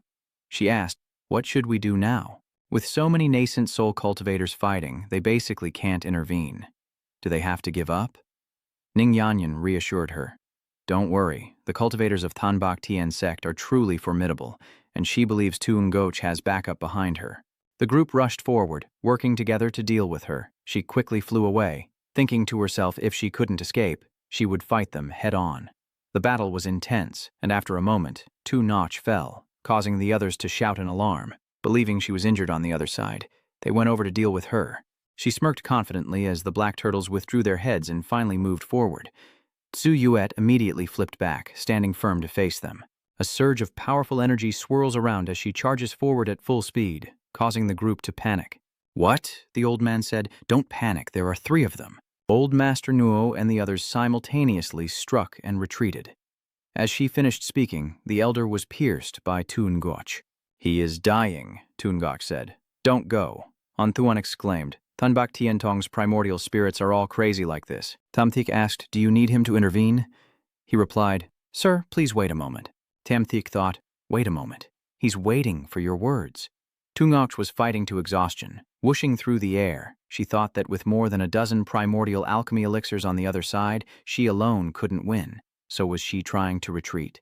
"No, that's not allowed. These people want to harm the Thanbak Immortal Sect. If we can't hold them now and they scatter later, we won't be able to catch them all. Moreover, His Excellency's order is to keep them alive, no matter if she dies here." Thinking this, Ziyuok entered a fighting stance. "All right, let him teach you then." Tamthik asked to have control over his body transferred to him. Tungok replied, "Yes." Meanwhile, a sword flew towards him, and Tamthik said, "Mystic-grade flying sword." He countered instantly, breaking it, and the sword shattered immediately. "Is he having a hard time believing it? How is that possible?" Tamthik comments, "This body moves quite well. Let me show you the power of a 6-horned warrior." Bakneem speaks, feeling as if she's used some secret technique, instantly transforming herself into someone else. Yen Yen replied, "Yes, that's right. Although my realm hasn't changed, I feel as if everything has shifted dramatically." Xiaoshini pondered, but saw no sign of her using any technique, only that single gesture. Lathantan asked, "Is it because of the size?" Tamthik happily struck, and the crowd shouted, "Oh no, come save him." "Too strong. Antoine is furious." This insignificant group is not worth mentioning. He asked if he should step in now. He's run out of options, so please, sir, take action. Tamthik suddenly slapped Anthuan and asked, "Why did you hit him?" Tamthik said, "No more acting. I am actually a good person." Anthuan is furious. "What benefit does Thanbak Tientong really give you to let you sneak inside their ranks? If that's the case, don't blame him for being rude." The blood pond drove Anthuan mad. It was too late now, and you will regret not killing him outright earlier. With that, a stream of demonic energy appeared around him. Tamthik asked, The demonic energy kept swirling as Tungok flew over and asked, "What kind of monster is this?" He replied, "Mahuyetri and Tamthika's group also arrived." Tamthik explained, "This is a spiritual creature from the demon realm that can transform living beings into the blood demon clan, usually released when a demon clan prepares to invade a certain world." "Lamaluk Examlan?" Tamthik replied. "They probably don't have that strength yet, but causing some trouble is definitely possible." She said, "The demonic power of Chiuthian Vangioi isn't considered a strong world. It's far behind the cultivation world." Xiaoshani asked, "Master, what do you mean by causing some trouble?" He explained, "This demon blood pond originally wasn't in this form. Now it has become enormous after absorbing large amounts of spiritual and blood energy. These are treasures for the demon realm." Tunungok added, Yuan Onthuan was desperate to calculate the demon blood power to turn the tables, risking his own life to enter. Nin Yen Yen suggested they take this opportunity to stop him. She looked at her and wondered, did the great master give me the drunken flower lotus shadow sword?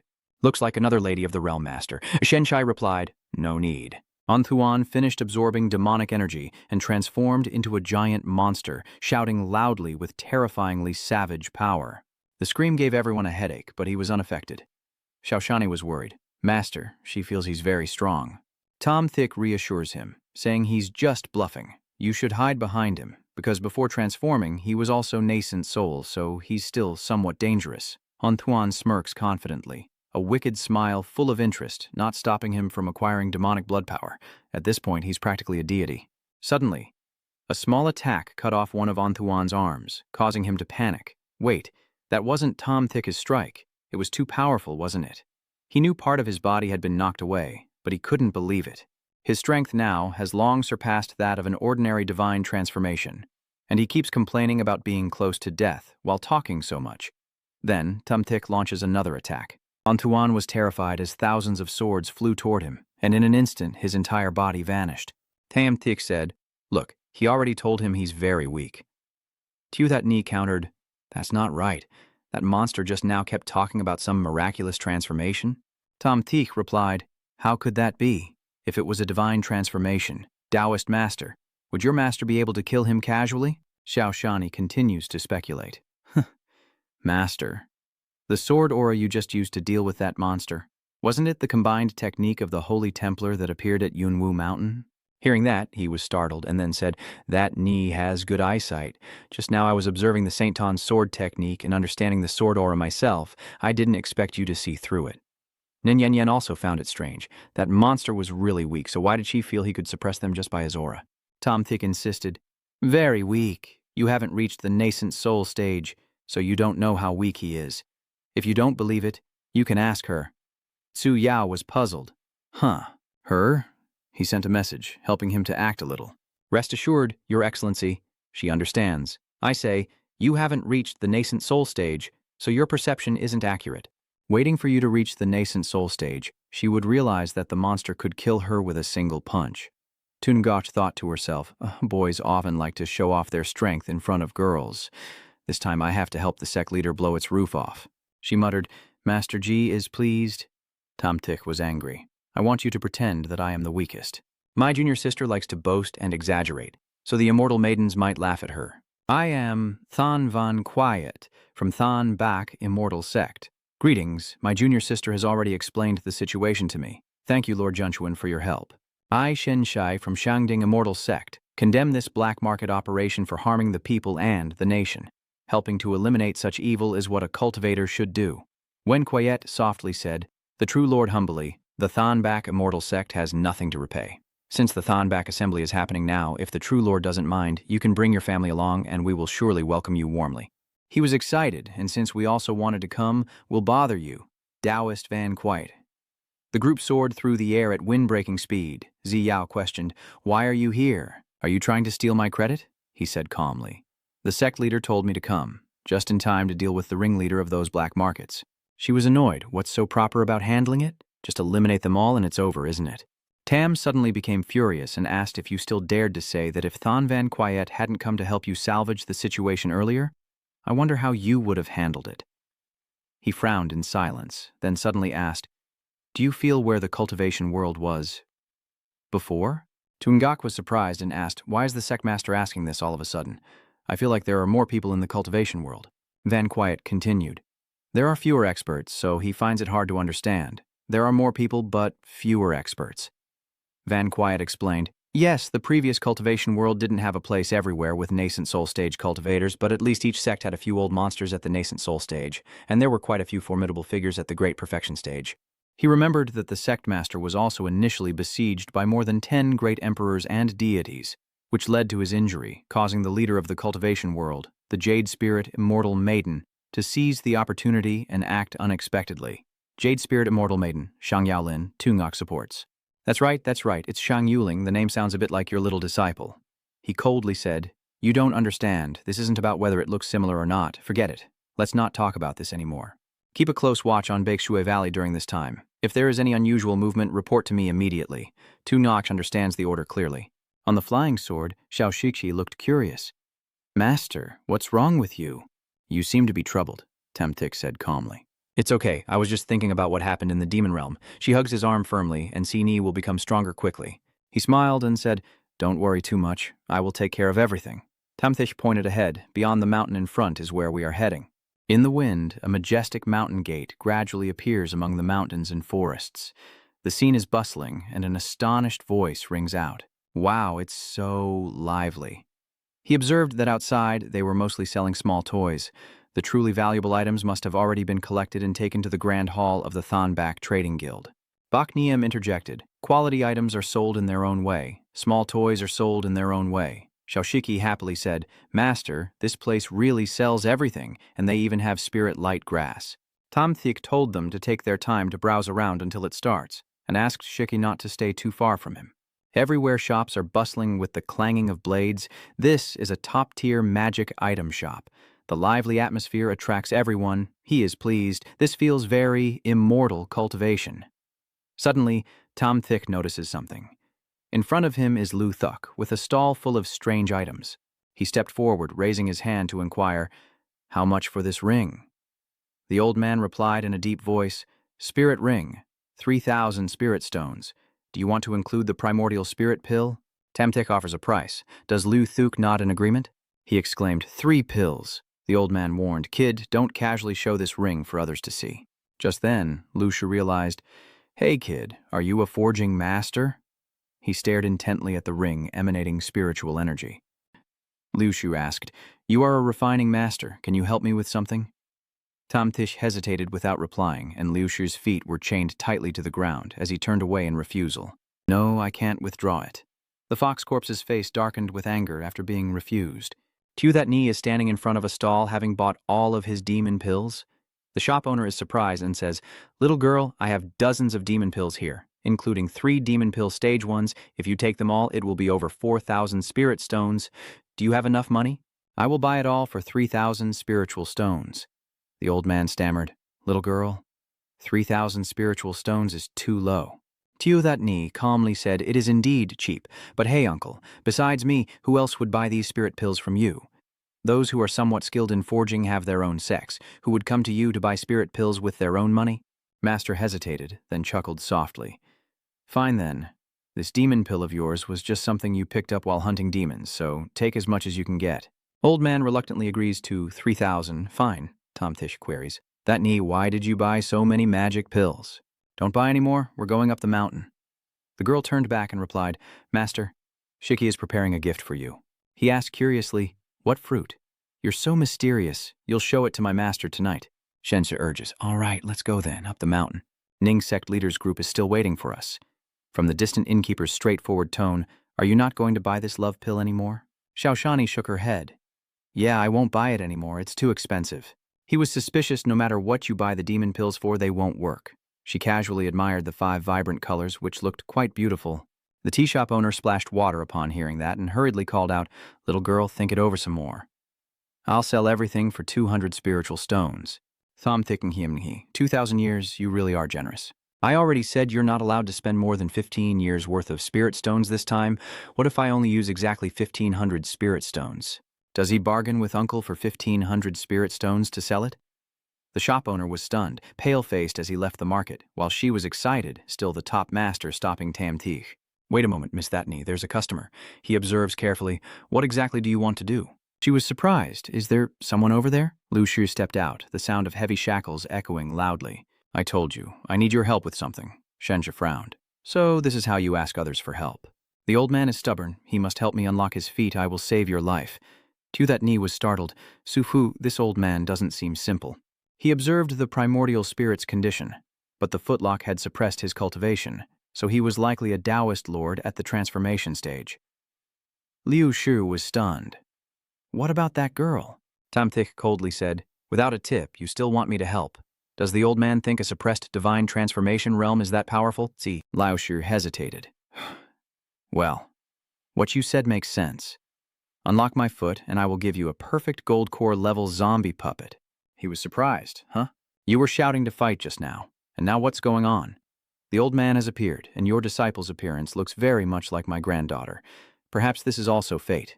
My name is Liu Shu. If you can help me unlock these foot restraints, I will agree to assist you 3 times. Zhang Zhejiang laughs. Liu Thuk, so it turns out he's the old man. He shrugged indifferently. Then what happened next? "That's it." Liu Thuk was furious and said, "Do you know how much my promise is worth? Someone once offered 1,000,000 spiritual stones to invite me to act, but I refused. The sect leader of a sect used 10 mysterious treasures to invite me down the mountain to help him subdue a small beast, and I only reluctantly agreed to help." Shensong scoffed dismissively.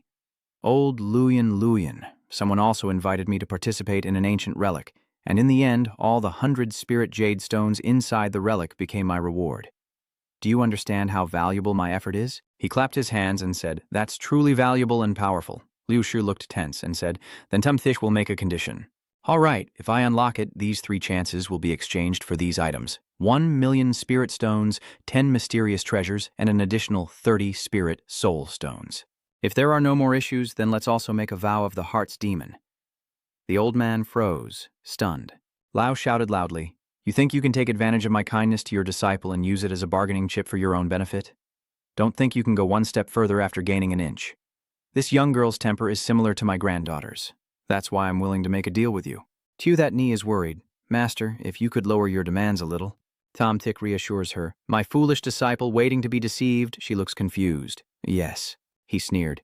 "You just said you look like a granddaughter. Now you say an outside granddaughter. Your talk is all over the place, but your memory seems to be failing." Liu Shi was furious. "You're making me angry. Tom Thick calmly said, "This is just a show of accepting relatives randomly. If you really want me to help remove the shackles, then take out the items." The old man frowned and sweat beaded down his face as Liu Shu threw a small bag saying, 10 spirit soul stones as a deposit. I don't have the 1 million spirit stones and several mysterious treasures on me, but I will come find you once I get them. He sneered. Do you not have it on you, or do you not have it at all? The old man paused briefly. Liu Shu remained calm. You don't need to worry about this. I will provide everything I promised you. Tam suggests that the Lord of the Foot Soldiers doesn't need to be so cautious. I also want to build good relations with you, so I'm offering a good proposal. The old man is curious. What is the proposal? He seduced him, saying, Friend, do you understand what borrowing money means? Enjoy first, pay later, and I will sign a contract to free you from your chains tonight. Liu Shu doesn't understand what he's saying. In front of him stands a towering hall against the blue sky. This is the great main hall of the Qingbei Trading Guild.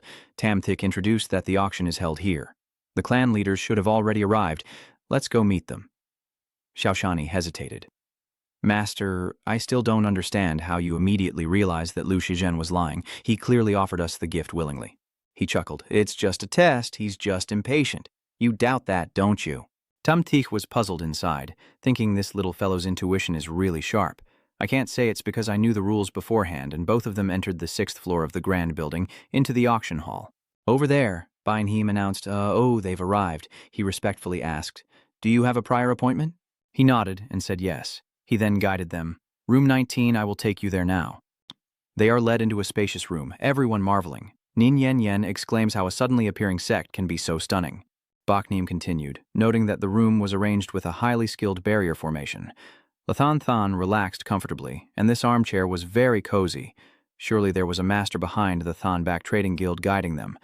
Tam Thick sneered, just copying the entire thing. Suddenly he glanced at Tio.Ni, who was still silently observing her surroundings. Tam Thick softly called out, That Ni, do you have something to say to her? He ordered, There's still some time before the auction, so go get some free delicious food here, and also bring this sword to sell at the auction. Tio.Ni obeyed. I'll be back after a while. Tam Thick connected the purple jade piece and gave instructions, then began to act. My disciple has gone outside. The first act is to help her escape from the auction house. Big sister, don't mess up. It's not too difficult. Ziyu is certain. Rest assured, Lord Master. You have found the right one. At this moment, Xiaoshiki tightly holds her sword and softly snorts. She finds a cloak and puts it on.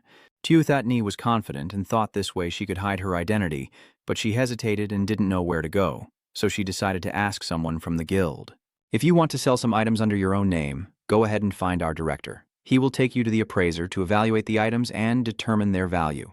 She hurriedly responded, Thank you. The servant immediately reported that the guildmaster's disciple had arrived, short in stature, dressed in black, with his brother in front ready. Tio.Ni scrutinizes everyone she meets, asking if going straight ahead will lead her to the director. If you want to auction items, follow me, and may I ask if you've seen the director?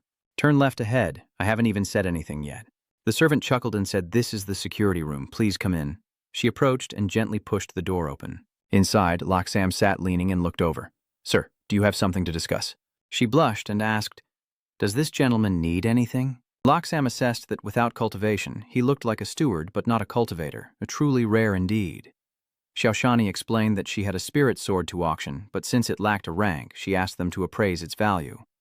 She gestured, Just give the items to the servant and the appraiser will set the price. Tio.Ni asked, I heard that first-time guests here can get a free gift of exquisite delicacies. Where should I go to get it? Loksam calmly said, The appraiser needs some time to evaluate the item. I will take you to get it. She then noticed, Sir, it seems your cloak is a bit too large. This is my first time here and I wasn't fully prepared. This cloak isn't even mine. Loksam was surprised. Oh my, I didn't expect such a cute young girl. It's okay to remove your disguise in front of me, right? Tio.Ni trusts that everything will be fine because she feels that her older sister is a good person and the safety measures here are very strict. She explained, Little girl, I am the person in charge of the Thanbak Trading Guild auction house. My name is Loksam. If you trust our Thanbak auction house so much, you can come to me if you have any problems in the future. This ring I give you doesn't have any special use. She advised her to just show the ring to the monks of Thanbuk Tien Tong, and they would surely help her with a few small favors. Tio.Ni happily said thank you.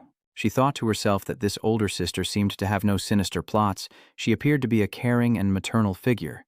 So, just be close to her. Loxam spoke gently. No need to be polite. The place for retrieving the crane-necked bird is ahead. Just tell them which room you're in and they'll bring it up later. No need for you to carry it yourself. I'll go see how your flying sword appraisal is going. She hesitated. Yes, big sister. Loxam turned and asked, Yeah, what's wrong? Teo.Ni whispered, My sister works at the auction house. Can you tell me if there are any particularly special treasures in this auction? She looked serious and said this was against the rules.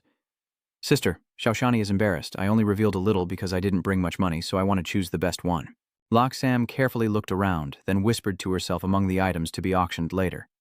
Tom Thick muttered to himself. It seems that Sam's side is providing information quite smoothly, and the rest is for that knee to bid on that treasure, and also recover the spiritual stones from this kid. Lathan reported that someone in the room next door, room 12, seems to have a notable background and is bidding very generously, with a demon pill already reaching 40,000 spirit stones and still increasing. Bakneem frowned. Our total assets are less than 3,000 spirit stones, and after auctioning a material, there won't be much left. It seems impossible to gather the materials for forging in this auction. Shensha reassures you, I will help you handle the forging materials. She sighed. I can't always bother you. He shook his head to show he didn't mind. The door suddenly swung open, and Xiao Shiqi hurried in. Master, I'm back. Shensha asked about her. You've been gone for so long, have you sold the flying sword? She complained, seeing that the appraisal valued the sword very highly, but I no longer want to sell it. He chuckled softly and said, It's okay, you can decide for yourself. Teo.Ni recounted, but the other party said they wanted to form an alliance with the one who crafts flying swords, so they gave me this spiritual treasure. Tom Thick explained that although Thua An Quan is only a mid-level spiritual treasure, it can store a spell inside. When needed, throwing this shadow soldier out can activate the spell for a surprising attack, and it's not easily tampered with. It's a good item. Take it. Master, I also got some inside information. He's quite interested. Oh, what is it? She was excited and said, There is a good item in this auction, and everyone definitely doesn't know about it. I must get it. During the auction, the host announced that the treasure below was an unverified treasure, and the bidding began freely. The first item caused a stir in the entire hall. Huh? What is this, a bone furnace? He hurriedly explained, This is not for bones. This bone furnace.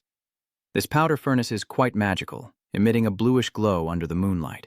Moreover, contact with plants will cause their growth rate to accelerate rapidly, leaving the host stunned and defeated. There's no hope left. It's obvious it's for bone ash. Down below, Xiaoshani smirks proudly. This is the real treasure. Tumtish was helpless knowing no one else knew, yet still shouting that it was for the core, making others even less willing to buy. In another corner, Longvan decisively acted. Han Tuyen, this is the White River moon dust, which can increase our spiritual energy interaction. We must get it. She is anxious. This time she didn't bring many spirit stones, only 50,000 spirit stones. Huathan is surprised. You call this not much? The Team Longbang is a prestigious list of young, talented cultivators in the cultivation world, officially endorsed by the Pingfong Immortal Sect, and it does not base rankings solely on strength levels like other lists. The criteria for the TM Longbang are based on the purity of the spiritual root, the level of interaction with spiritual energy, and luck. Those listed are all future geniuses who are destined for success. Langvan is anxious. If he can improve his interaction with spiritual energy this time, he will definitely move up on the Team Longbang, maybe even reach the top 20. Han Tuyentran replied, Langvan, after spending the spirit pills for Mok Lin, even with your spirit stones, we only have 20,000 spirit stones left. If this Bak Ke Nguyet Huai dust is truly so valuable, I'm afraid he will ignore it. For now, don't overthink it. If the owner of this auction house doesn't recognize what this is, we might be able to buy it at a very low price. In another room, Shenshu advised that since no one truly knew its value, everyone was watching closely. You bid first, but don't go too high to avoid revealing the value of this item, Teo.Ni said clearly. 1,000 spiritual stones. The host announced loudly, currently the bid is 1,000 spiritual stones. The atmosphere in the entire hall quieted down, then the blue-haired man suddenly spoke up. 1,100 spirit stones. You really have someone bidding against you? Shen calmly asks. Do you still plan to buy at a low price? The next price increase is very important. She immediately made up her mind. 2,000 spiritual stones. The competition erupts. 2,500 spiritual stones, 3,000 spiritual stones, 3,700 spiritual stones, 4,000 spiritual stones, 5,000 spiritual stones, 6,000 spiritual stones. The silver-haired guy looks worried and asks, Are you still planning to raise the bid? What if it turns out to be something worthless? The man with blue hair nods. Let's observe a bit more. 6,000 spiritual stones isn't that little either. Suddenly, Lingvan stepped forward confidently, offering 10,000 spirit stones. The man with blue hair paled, raising his bid to 10,000 spirit stones. Could it be that he saw the true value of this item and was testing us? The host excitedly asks if anyone else in private room 18 will bid 10,000 spirit stones. Tyututni doesn't back down, bidding 11,000 spirit stones. Her shout was like a spark. The price kept rising. 13,000 spiritual stones, 14,000, 15,000, 16,000, 18,000, 19,000. The black-haired old man is scared. What should we do now? Should we keep raising the bid? Is the blue-haired person suspicious of something? The person in room 19 only raises the bid by 1,000 each time, and they pause for a moment before bidding. Are they trying to inflate the price? Xiaoshiki excitedly asked, Master, is my bid correct? Shenshu sighed. You really are impressive. Now many people probably suspect that the auction house is arranging people to raise the bids, so many might stop bidding. He analyzed, but although the bids in room 18 don't increase much each time, it seems he has figured out the true value of the auctioned item. Langvan's heart burned like fire as he clenched his sweaty hands, determined that if he missed out on 20,000 spirit stones, it would be a lesson learned. Immediately after, room 19 calmly bid 24,000 spirit stones. Langvan slammed the table. Damn it, why keep raising? Senior Han Tuyen nervously said, Brother Langvan, we don't have enough money. The auctioneer announced that no one bid higher than 20,000 spirit stones, and the item would go to the customer in room 19. He quickly reassured her, Langvan Seya Ka. It's okay. When we get home, I'll ask someone in my family to help you. He snapped angrily. This moon powder has not appeared in the cultivation world for thousands of years, and even the Vuong family's power might not be able to find it. Langvan Trak, I told you to bring more things this time when you go out. Maybe you'll need them on the way, but you only brought 5,000 spiritual stones. What can that do? Han Tuyen looked downcast and said, I'm sorry. Senior Brother Langvan, I didn't think we'd need so many spirit stones. Then she had an idea. Senior Brother Langvan, I brought a lot of magic tools. Maybe we can find someone from room 19 to exchange with. He was at a loss. In the Thonback Trading Guild there are mental barriers. Everyone is hiding their identities. How can we find them? Han Tuyen pouted. Langvan saw. He let out a tired sigh. Han Tuyen, I'm sorry. I was too impulsive just now, and you also know that the selection on the potential dragon list is about to end. If I can make it into the top 20 on the hidden dragon list, then when I return home, you can also hold your head high. She shook her head and said, Brother Langvan, Han Tuyen is not angry. I am your friend. I will always understand and support you. Fire, God, I will drink a barrel of your wine and spend 10,000 spirit stones of yours. If you can't bid for what you want, I share some responsibility. Finding someone to help you is my duty. He sincerely clasped his hands and thanked Uncle Nine. Langvan firmly stated, what I have set my sights on, I will definitely obtain. Outside the grand building, Tamtish called out to Bakneem, gently raising his hand to offer her the fruit. This is for you. Bakneem was surprised. What are you giving me? The box opens and she is surprised. This is Tom Tick's explanation. Weren't you looking for me to help with refining pills? Now that we have all the materials, I'll help you refine your spirit weapons when we get back. Bakneem blushed. Young master, how should I repay this kindness of yours now? He said casually. Don't be so formal with me. You're being too obedient, but for now we still need to deal with other troubles first. She was stunned and troubled. At that moment, from afar, Liu Langvan appeared among the fellow cultivators. Greetings, I am Liu Langvan, the 13th disciple of the White River Sword Sect. I pay my respects to all of you. Xiaoshani questioned, What do you want? Langvan was about to explain that this is how it is. I know my words might be a bit rude, but she raised her voice to interrupt him. Knowing it was rude, then don't say anything. Langvan felt extremely uncomfortable upon hearing this, his face darkening, but he still tried to show sincerity to obtain what he needed. I really need what's in that jar from the auction. I hope you can part with it. I'm willing to trade with divine treasures. Janshi spoke, but we don't have it in our hands, so what are you coming to find us for? Lan Yun said in a deep voice. If I can find you all. His smiling face suddenly changed as a surge of red energy radiated from his body, filled with murderous intent and threats. Of course, I have my own way, so I genuinely came to make a deal. Seeing this, he and Tyuthuatni didn't panic at all, but instead smiled with some hidden meaning. How dare you threaten us? If the script tip encounters the main character that knee, only bad things will happen. Langvan exchanges, "What's in that jar is useless for you to take, so I might as well trade you a mystical treasure." The value of the mysterious treasure is at least several 100,000 spiritual stones, so using 20,000 spiritual stones to bid for it isn't too much, right? Tamthik calmly replied, "Not bad. I don't need your mysterious treasure either. You give me 300,000 spirit stones and I will give you the item in return." His proposal made him speak out in anger. "Where did you come from, Han Tuyen?" She softly pleads on her behalf. "Dear fellow cultivators, what is inside that jar is truly very important to Brother Langvan. I hope you can help. Besides spiritual stones, is there anything else you desire? I will do my best to satisfy you." That's right, this is the prized jewel of the royal family, one of the prominent immortal sects in Central Region. Their wealth and power are comparable to top-tier immortal sects. If you have any requests, just say, "Tam Thich," and Tayo that Ni exchanged glances, communicating through their eyes and thoughts. "Master, the resources and power held by these ancient clans and immortal sects are not insignificant. This mystical treasure is also a stroke of luck to find. I've already told you how to use the Moon Shadow Staff. Leave enough for yourself and give the rest to him." Then they nodded to each other in understanding. She politely said, "Oh, so you are the princess of the king's family, then I must show some respect. I will give you the items inside this jar for the two mysterious treasures," Han Tuyen happily said. "Really? Then I thank you all very much." Having been convinced, Langvan also smiled and urged her. "Han Tuyen, quickly take out the Huyen Bao." Han Tuyen listens and says, "Yes, I understand, brother." She hesitated a bit, seeming reluctant. He was impatient and raised his voice a little. "What about that?" Han Tuyen whispered close to Langvan's ear. "I have 3 mystical treasures here. 2 are heartfelt tokens, 1 is a heart sword, and 1 is a will sword. These 2 blades are what you prepared for use with me. If only 1 remains, I'm afraid the power of the mystic treasure can't be fully unleashed." He smugly snatched the mystic treasure bag from her hand and said boldly, "Then just give everything to them. We also have plenty of magical treasures, and even if these people take them, they might not be able to bring them back. This is the heart-intent sword, said to be forged by a pair of immortal lovers who were alchemists in ancient times. The wielder must be in harmony with both sides' intentions to use it. When they use the swords together, their power will increase rapidly." She observed the 2 swords as if evaluating a treasure. Then Xiaoshani immediately grabbed the spirit sword and threw the bottle toward Lang Yun. "Chengjiao, we have other matters. Goodbye."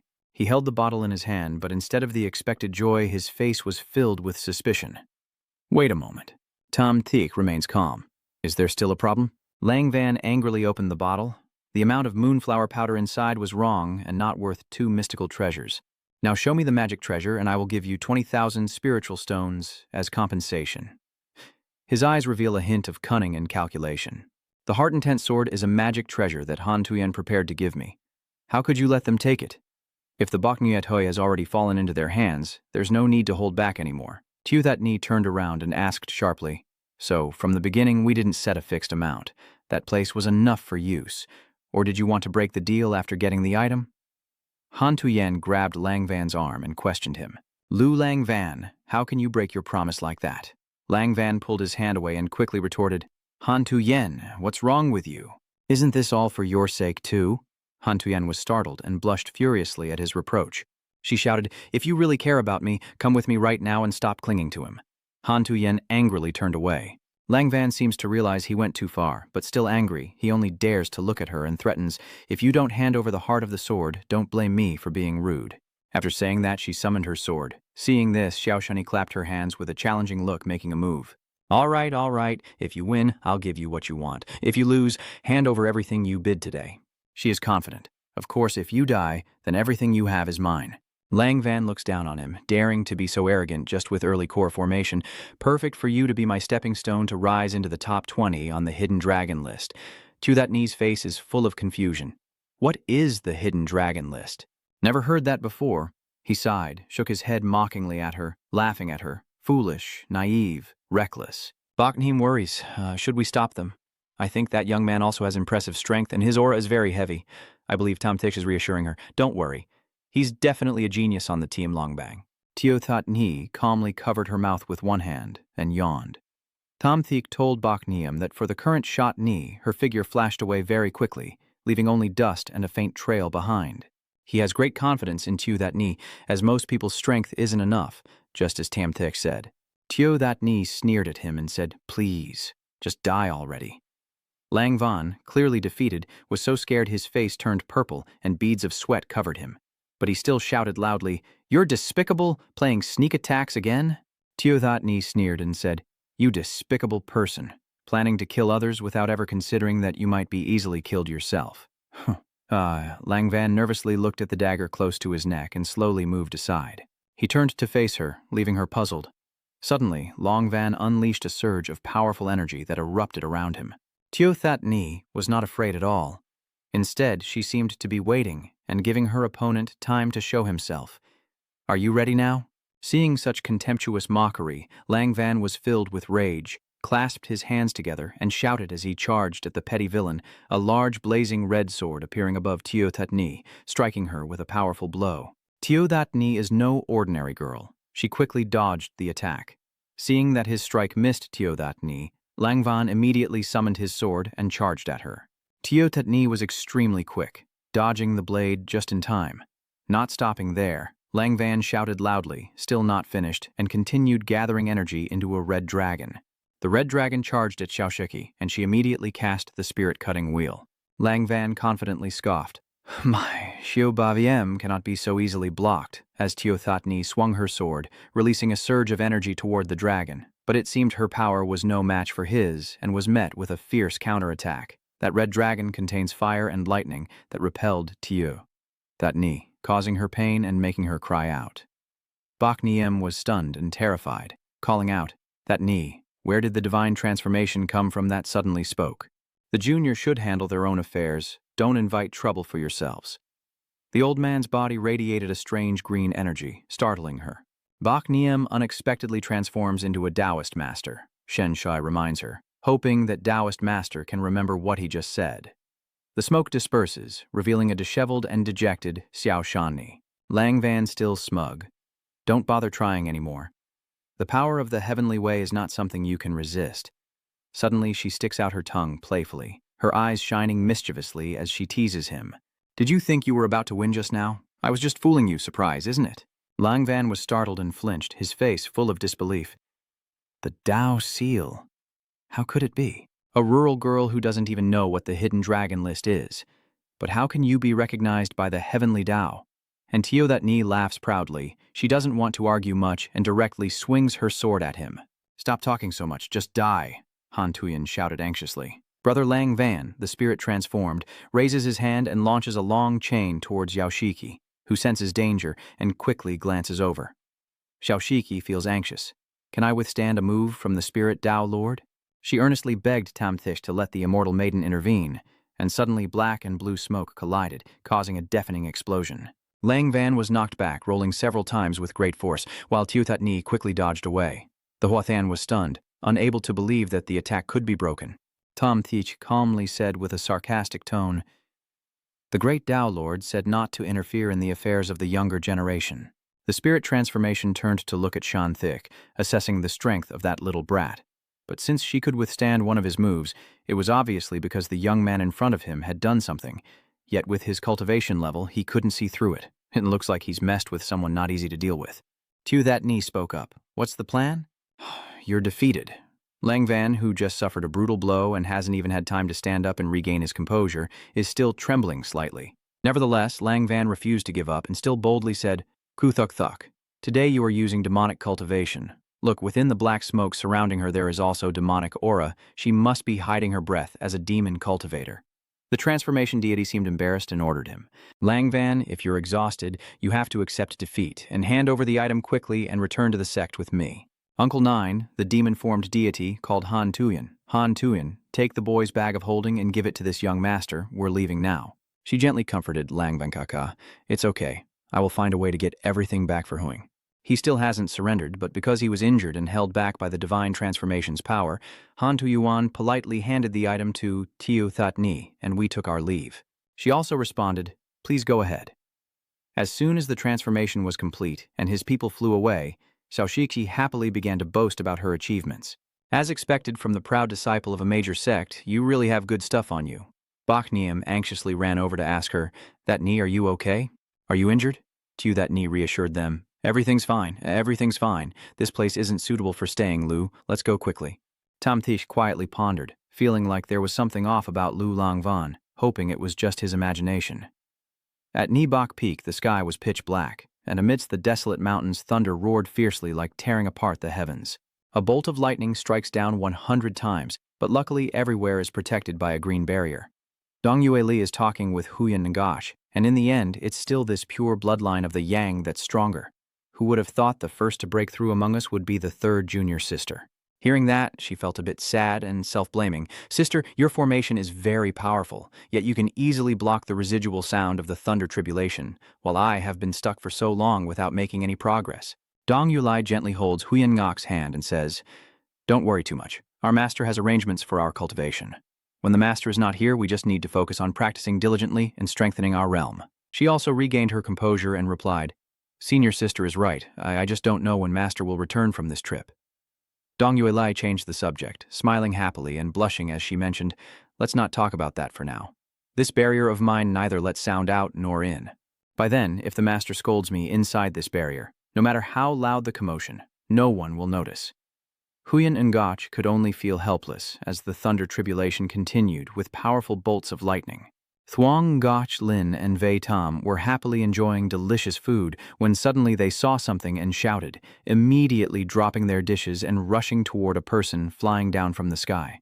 Ngach Lin asked worriedly, "Third senior sister, what's going on?"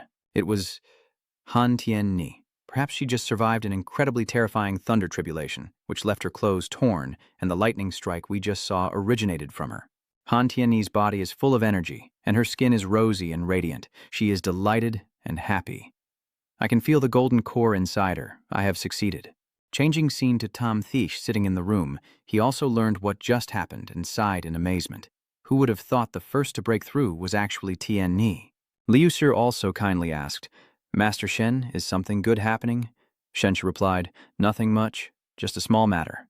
"That's right, this time you won't have run in vain. I figured out a way to remove the seal for you." Hearing this, the old man immediately bowed respectfully and said, "Sir, is this really true? I humbly ask for your help to remove it." Tam Thish waved his hand, and a treasure appeared, he explained. "I can directly use the chains on your legs to forge a new magic tool. Once completed, the chains will automatically loosen." Tom Thick offered Liu Shi a choice, saying, "I have two types of cauldrons for you to choose from. The first is to use the Ling Lo Dung Duan technique to directly refine between your legs, which won't harm your body and won't conflict with your spiritual power, resulting in a high success rate." Before he even mentioned the second option, the old man unexpectedly chose this one. He clarified, "Just stay calm. I haven't finished speaking. This Ling Lo Dung Duan technique demands too much from me. I might have to put in a lot of effort, so if you want to choose this method, I have a condition." The old man immediately felt disappointed upon hearing this. "I am already heavily in debt. Is there any other way, Your Excellency?" Temthik mentioned the second option. The second type of cauldron is the foot-soaking spiritual cauldron in one whole piece. You just put your foot directly into the cauldron and soak it for a while. But the success rate of forging the magic treasure is quite low, and the benefits are straightforward and crude with no extra charges. So I choose the second type. Is that okay, Your Excellency? The old man's response was just as he expected. He knew he would choose this free method, so I added some auxiliary herbs and told him to wait there. But being tricked like that made Lu Thuk furious and helpless. Tom Thick took out a small bag from his sleeve, then summoned numerous precious treasures from it and dropped them into the alchemy furnace. The old man was astonished. "What did you just throw in, Your Excellency?" He explained, "The great La Huyan gold and a few other things. You don't need to worry about them. They are all free of charge." Liu Shi stammered, "The great La Huyan gold. It seems like I saw it shatter when it fell into it." At one point, the furnace suddenly billowed smoke and emitted a burst of energy and light. Tom Thick ordered, "All right, General, there's no time to delay. Put your foot in." The old man nervously suggested, "I think staying a bit further away is better. It's not that I'm afraid. I just don't want to become an obstacle on Your Excellency's forging path. Please move this furnace further away from me." At the same time, miles away outside, a loud laugh echoed through the mountains and the quiet night. Langvan held Han Tuyen. His aura was strange, different from before, arrogant, claiming he was the one in the right. "If none of you listen to me, I can only think of a way myself." She slowly opened her eyes, her voice weak and trembling. "Lu Langvan, what have you done?" Han Tuyen saw the transformation as if possessed by evil spirits, like a lifeless corpse. She questioned, "What did you do to Uncle Nine?" Han Tuyen looked carefully and suddenly called out loudly in shock, "Kuthuk, Thuk. Lang Van clenched Han Tuyen's body tightly, making her feel uncomfortable. He sneered. No need to worry. Ninth Uncle really is too disobedient. If he won't listen, then I'll just turn him into a puppet. Han Tuyen snapped out of her trance, struggling to push Lang Van away, catching him off guard. She pleaded, Lang Van Kaka, wake up, don't let yourself be controlled. He sneered, saying, Vong Han Tuyen, you also don't listen to me and want to become like Ninth Uncle. Lang Van seemed to turn into a demon as he grabbed Han Tuyen's shirt and said, This is more like it, Phuong Han Tuyen. Don't think that your noble background makes you special. Sooner or later I will attain enlightenment and become an immortal, shocking everyone. Lang Van, with his despicable tricks, smugly said, Now being with me is your blessing. Han Tuyen, unable to resist, only shed tears and endured, her tears streaming down her tired face as she trembled. Lang Van, please stay conscious. I am Han Tuyen, your wife.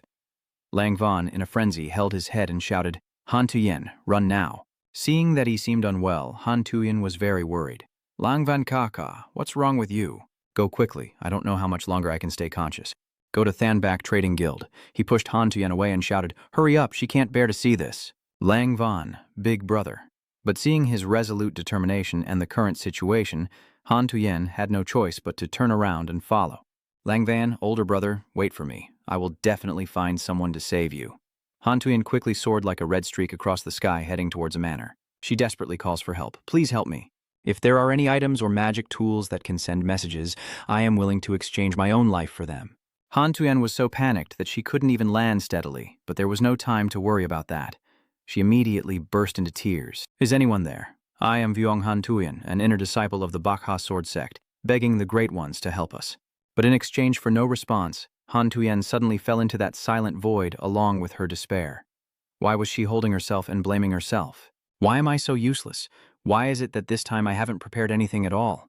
Desperation took over Han Tuyen's mind, and she drew her sword to end her life, thinking this was the only way, not fearing that her family's secret techniques would protect her or that her elders would be informed. Suddenly, a sword from nowhere shot through the air and knocked her sword away. She was startled by the dagger and secretly felt it was familiar. Oh, this dagger belongs to Ni. She stepped forward and asked, What's wrong with you? Coming here in the middle of the night to commit suicide, can't you just die somewhere else? Han Tuyen suddenly felt a glimmer of hope and grabbed the hem of Ni's robe, the person. Please, everyone save my senior brothers and senior sisters. They all seem to be under a curse and have lost their minds. Her words are a bit discouraging. Your master, the Hoathan Dao Tan, even he was tricked, so probably no one would willingly risk it. Han Tuyen truly looked like she couldn't believe it, and exclaimed, Why? Ni looked confused. Are you saying those are evil techniques? What kind of dark magic is this? I don't know. I only know that my senior brother went crazy, secretly poisoning our master. Then our master bled all over, and my senior brother also had bones and blood appearing on him. She secretly guessed that this feature might be demon blood. I think it's better to inform the master, but hearing Ni's thoughts, Tamthich patted her head and said, No need, I already heard everything and indeed need to go verify. Ni was a bit cautious, and the transformed Dao Lord also fell for the trick. Is it dangerous? He confidently replied, It's fine. We also have the transformed Dao Lord. Then Shen Shi glanced back and ordered Liu Shi to get to work. Liu Shi also hurried over, all ready with the boss. Ni was a bit incredulous, him. And the old man smiled politely. What can I do for you, sir? He spoke, saying, Anyway, he's a Taoist Lord of Transformation. Just use him for now. We'll go out and find the two people. She helped Han Tuyen up and comforted her. I found someone to help you. We can't delay any longer. Let's set out. You can lead the way. I will guide everyone through the southeast. Thank you all very much. The plan is set, and the four of us will quickly head to Han Tuyen Bao. Liu Shu is with her, and the old man reminds her, Kid, my speed is much faster than your flying sword. Watch the road carefully and don't fly past. Han Tuyen tries hard to keep her eyes open and observe, probably ahead. Meanwhile, Tom Theek and Tiu Ni leisurely played cards while riding their swords in the back, hiding and waiting. She played her card and still asked, Vantine is shot simultaneously. Master He, how did you arrive so quickly just now? Tiu. That Ni speculates, could it be that someone is secretly watching me? Master is so scary. She covered her mouth, blushing and looking shy. Tom Theek's defensive formation was tight, and he hurriedly explained, You standing at the door making noise and messing around, is it really so hard to observe and see what happened? Why then, Tiu Ni threw herself into Tom Theek's arms to ask. Did the master secretly peek at that knee through the spiritual mark without sensing it? There's a hint of guilt on his face. You're overthinking it. There's no such thing as that kind of mark. Suddenly, Tom Thich was startled and looked down, noticing her strange behavior. That knee, what are you doing? Tew. That knee's breathing suddenly quickened as she leaned against him. Nothing happened, I didn't do anything. Master, focus on controlling your sword and don't let Senior Lu Shi fall behind. Shamthich blushed so deeply with embarrassment that he couldn't speak. He wondered in his mind how this little girl had finally discovered the effect of the Dao seal. Could it be that every night a few days ago it was all intentional? Tom Thich imagined Tew Thuat Ni. Master, please. Just thinking about it, combined with the scene in front of him, made him blush all over, sweat pouring down. At the same time, Han Tuyen also saw where the incident happened. She pointed in that direction and shouted, "They're here! It's right here!" Liu Shi gently set Han Tuyen down on the ground, sensing her and calming her. The bloodstains still linger here and haven't dispersed, so your senior brother and master might not have left yet. Han Tuyen called out loudly, "Lang Van, where are you? You found someone to save you. Stop shouting. If he wanted to see you, he would have appeared by now." Tom Tish and she are trembling, while leaning on each other, their faces flushed and covered in sweat, which makes Lu Thuk concerned. What's wrong with you two? Are you okay? This bloodbone will invade and corrode all living creatures. Be careful. It's fine. It's fine. This little bit of blood won't affect us at all. He reasoned that just now, on the way here, we only cultivated for a while, but the old man kept sensing and observing this strange blood aura, blocking our probing with divine sense, and even I can't find where the kid and that old Taoist are. Tom Thich said, "I know where they are, let's go." Han Tuyen found it hard to believe. Even the divine spirit Tao Lord couldn't sense how Tom Thich knew the location. He just pointed to a nearby cave emitting a blood-red aura and sighed, "Do we still need to use divine sense for this? Why does this kind of tense scene always end up in a cave?" The four of them immediately entered the cave to search, but it was so dark inside that everyone complained. It's too dark to see anything, so Tam Thich quickly advises, "This is simple, don't turn your head." He pulls out something that can emit a dazzling light. Liu Shi didn't listen, and immediately turned back to choose a direction, clutching his eyes and crying out in pain. "What? Damn it, my eyes." Tom Thich said, "I told you not to turn back." "All right, let's move quickly now that there's light." Everyone continued to walk deeper into the cave. Suddenly he stopped, a look of suspicion on his face. Liu Shi also wondered if they had taken the wrong turn and hit a dead end. Tom Thich sensed something strange and dismissed it, realizing there was another space behind this wall. A voice echoed, "Han Tuyen." Wang Han Tuyen startled her, and she seemed to lose her mind as she rushed toward the wall. Big brother Lang Van, Tew That Ni was surprised and tried to stop her. "Wait," but Han Tuyen kept rushing forward without caring. Tew That Ni quickly grabbed her by the shirt and turned her back.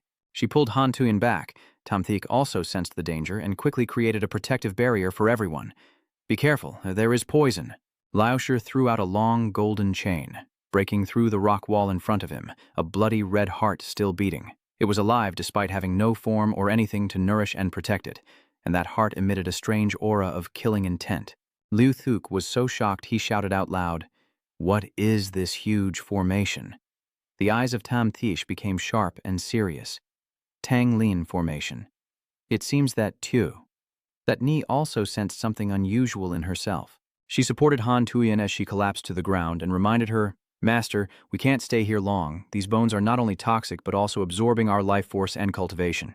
The spirit transformation expert rushed to snatch Han Tuyen from her and Tom Thich, then pushed her struggling and frightened figure in front of someone else. Tew That Ni, seeing this, called out anxiously, "Vuong Han Tuyen is Lang Van, and the dark energy just now probably came from him."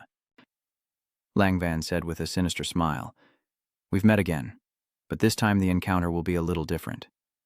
Seeing the person she was looking for right in front of her, Tew That Ni was extremely furious.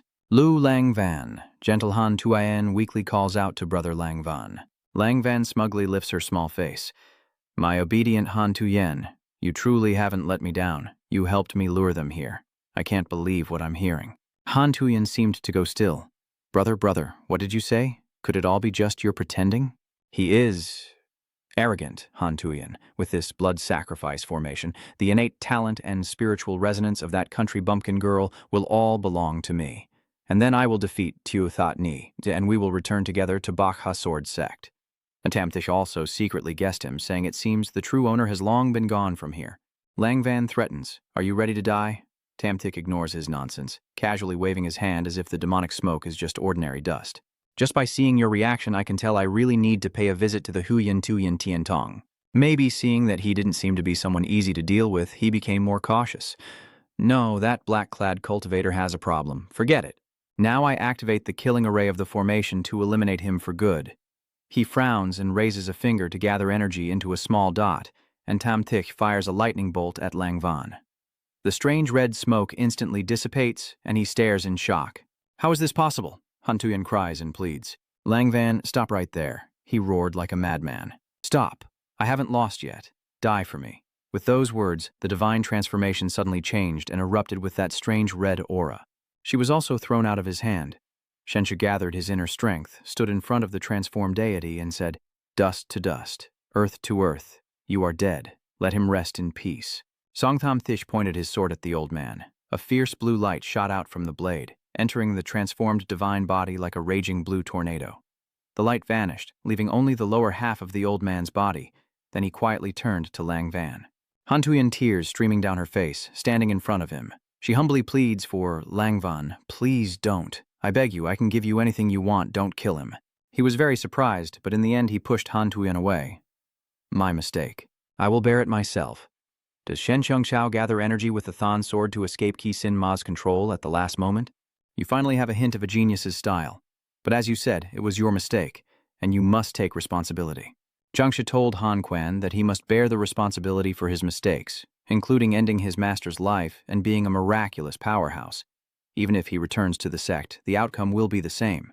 She replied with a grim face, I know. He said that maybe you risked your life to beg, and out of respect for the prince, managed to save his life. But he would definitely strip him of his cultivation and spiritual roots, turning him into a useless person. You should understand what this means to him. Han Tuyen replied, I know that Brother Lang Van is proud, and if he really gets his cultivation and spiritual roots destroyed, he will surely suffer even more than disappearing. But still, I want him to survive. Tam Thick sighed and said, I am to blame and will bear it myself. Take his body and your master's body back and tell Bak Jiao Kuang that you ended them on behalf of Thuong Dien Tien Tong. She immediately carried Ling Wen away, and he watched silently. Tam Thick then pondered, using parasitic demonic enchantment to manipulate Lu Lang Van's mind, determined to break his obsession, and later provided Lu Lang Van with a method to cultivate the divine transformation path into a puppet, each step extremely ruthless. Suddenly he shouted, Don't let me find you! At the Thonback Trade Fair, Shiki Ni woke up and asked faintly, Where am I? Master Shenshi replied, I am here. You are still weak. Don't get up too quickly. That Ni asked curiously, The formation was so strange. How did we escape after I fainted? He explained. Wang Huanquan is the daughter of the noble family of the royal clan. At the critical moment, it was the people of the royal family who chased after us, eliminated the puppet, and Lu Lang Van we could then escape. She raised her hand and called out, Master! But Tam Thish quickly grabbed her wrist and said, Shitni, I told you to rest. Don't be mischievous. Shitni refused. No, I don't mean to be mischievous. I just feel like you seem troubled. You look very sad. He smiled and said, Sifu is fine. I just think the decision this time was too reckless and almost hurt you. Now I am reflecting on my actions. The girl felt relieved, so that was it. That Ni also realized her own fragility. It seems she still needs to work harder in her cultivation. Tam Thish agreed, waiting for you to get better, then we should go home too. That Ni replied, Yes, it's been a long time since I last returned to Erbaifeng. Indeed, home is still the best place. In the mountains, Vu Lin jumps to catch the frog and exclaims, I caught it. Not in vain for the monk to wait so long. Tonight I won't wait for you to come home for dinner. Tam Thish grabs her collar and lifts her up, saying, You can't roast the wild frog. The frog escaped. Vu Lin immediately shouted, My roasted frog, Mom, do I get to eat celestial meat tonight? She turned back and said, Master, you're back. He angrily said, That's right, I already have a headache just after returning home. After such a long time, besides cultivation, you haven't grown in any other way, what should I do? Vu Lin took the cake from Tam Thick and ate it happily, mumbling indistinct words as she handed it to her master, who said, It's nothing. Finish eating and then talk. Vu Lin seemed to really like the cake, and Tam Thick just tapped her forehead and called out, Thuong Ngochlin, come out and talk. Come out. Vu Lin's hair immediately changed from black to purple. Ngochlin was surprised. I actually went out myself. He knelt down and asked Shang Ngochlin, right? Are all of Vulin's recent behaviors taught by you?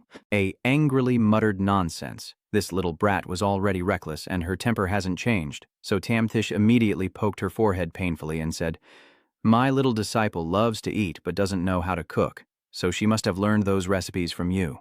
Lin hugs her head and explains, I am the best cook in the world, just a few tips, and it's delicious. Learning my cooking skills is a blessing for this young girl, so she should thank heaven. Tom Tick asked, What are you up to? She shouted, I only do it for his own good. Always eating raw food, it makes me want to vomit just looking at it. Are you teasing me?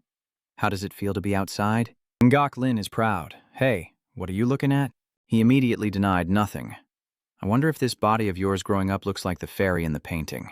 Oh, shout as loud as you want. That's my true form. Of course it looks like me.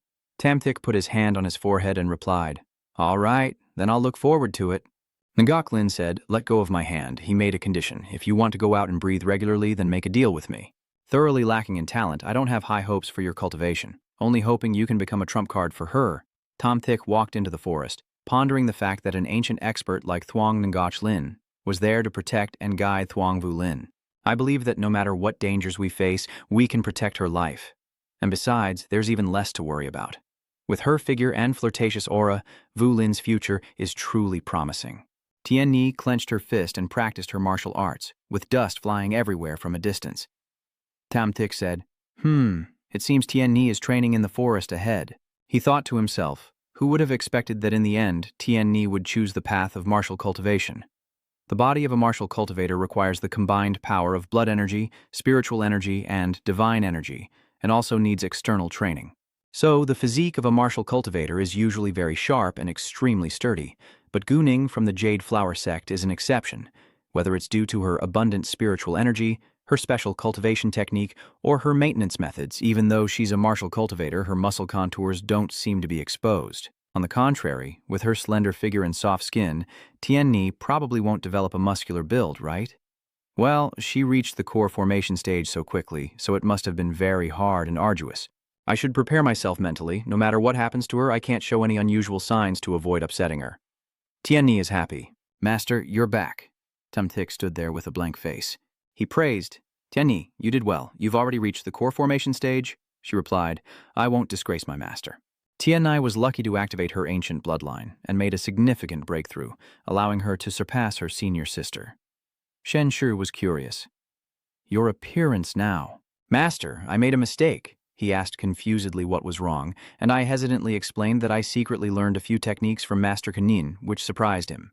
Great. The cultivation technique of Ngok Hoa Sect has become a required practice on Second White Peak again. Don't tell me you learned it and forgot to cultivate afterward. I remembered that Tongchu Konin was also a martial cultivator, so I asked him about cultivation. Then Thomthish asked, what happened next? Then I saw that Tongchu Konin was tall and handsome, completely different from Kyuvo Tu, so I asked him another question. Tongchu Ko then taught me a cultivation technique to maintain my figure. He raised his hand to rest his head and said, What good does learning this preservation technique do? It's useless for cultivation. Tian Ni hesitated, looking more delicate than usual. Shensha said, Give me your hand to see. She replied, Yes, master. Taking his hand, she thought warmly and gently, how much strength could this small arm muster? He immediately said, Punch me once. Tian Ni was surprised, but said, But it's okay. Punch me once. Don't worry. I won't punish you. I will force my cultivation down to the core formation stage. I won't hurt you. No, this isn't right, master. I know I was wrong. Tom Thick felt unappreciated, so he told me to let you punch him, and it would also be a test of your cultivation progress. The master is very tough. At this moment, Tian Ni finally agreed. Yes. Then master, get ready. He frowned. No need to prepare, just do it. She unleashes a circular palm strike that appears beneath Tian Ni's feet. Her fist quickly appears in front of Tom Thick, catching him off guard. Later, Tom Thick rested his head on Tian Ni's lap and said, The Rao dynasty, originally the Han family with the Yang as assistants. If someday the Han family doesn't produce a suitable heir, the dynasty could switch to the Yang family. The ancestor from the Yang family cares quite a bit about state affairs, and although the sword immortal Duong and the Han family are stronger, they are obsessed with cultivation and indifferent to worldly matters, which ultimately led to the fall of the Han royal family, leaving only you. At first, they left you a way to survive, but they definitely won't allow you to cultivate, to prevent any unforeseen incidents. Master, is it because the Tu Duong dynasty is pressuring you? Is my master trying to send me down the mountain? Tamtish wiped away her tears and teased, "If your master was afraid of them, he wouldn't have taken you as his disciple in the first place." Xian Nai was stunned and asked, "What do you mean, master?" He explained, "I want you to go out and train. Your path of martial cultivation must go through training to grow stronger. Wait until you reach the nascent soul stage, and I will bring you back to the imperial court of Xiang to seek justice." She sobbed and cried, "Master, I will go to the North Snow Realm. I will challenge straight to the North Snow Realm.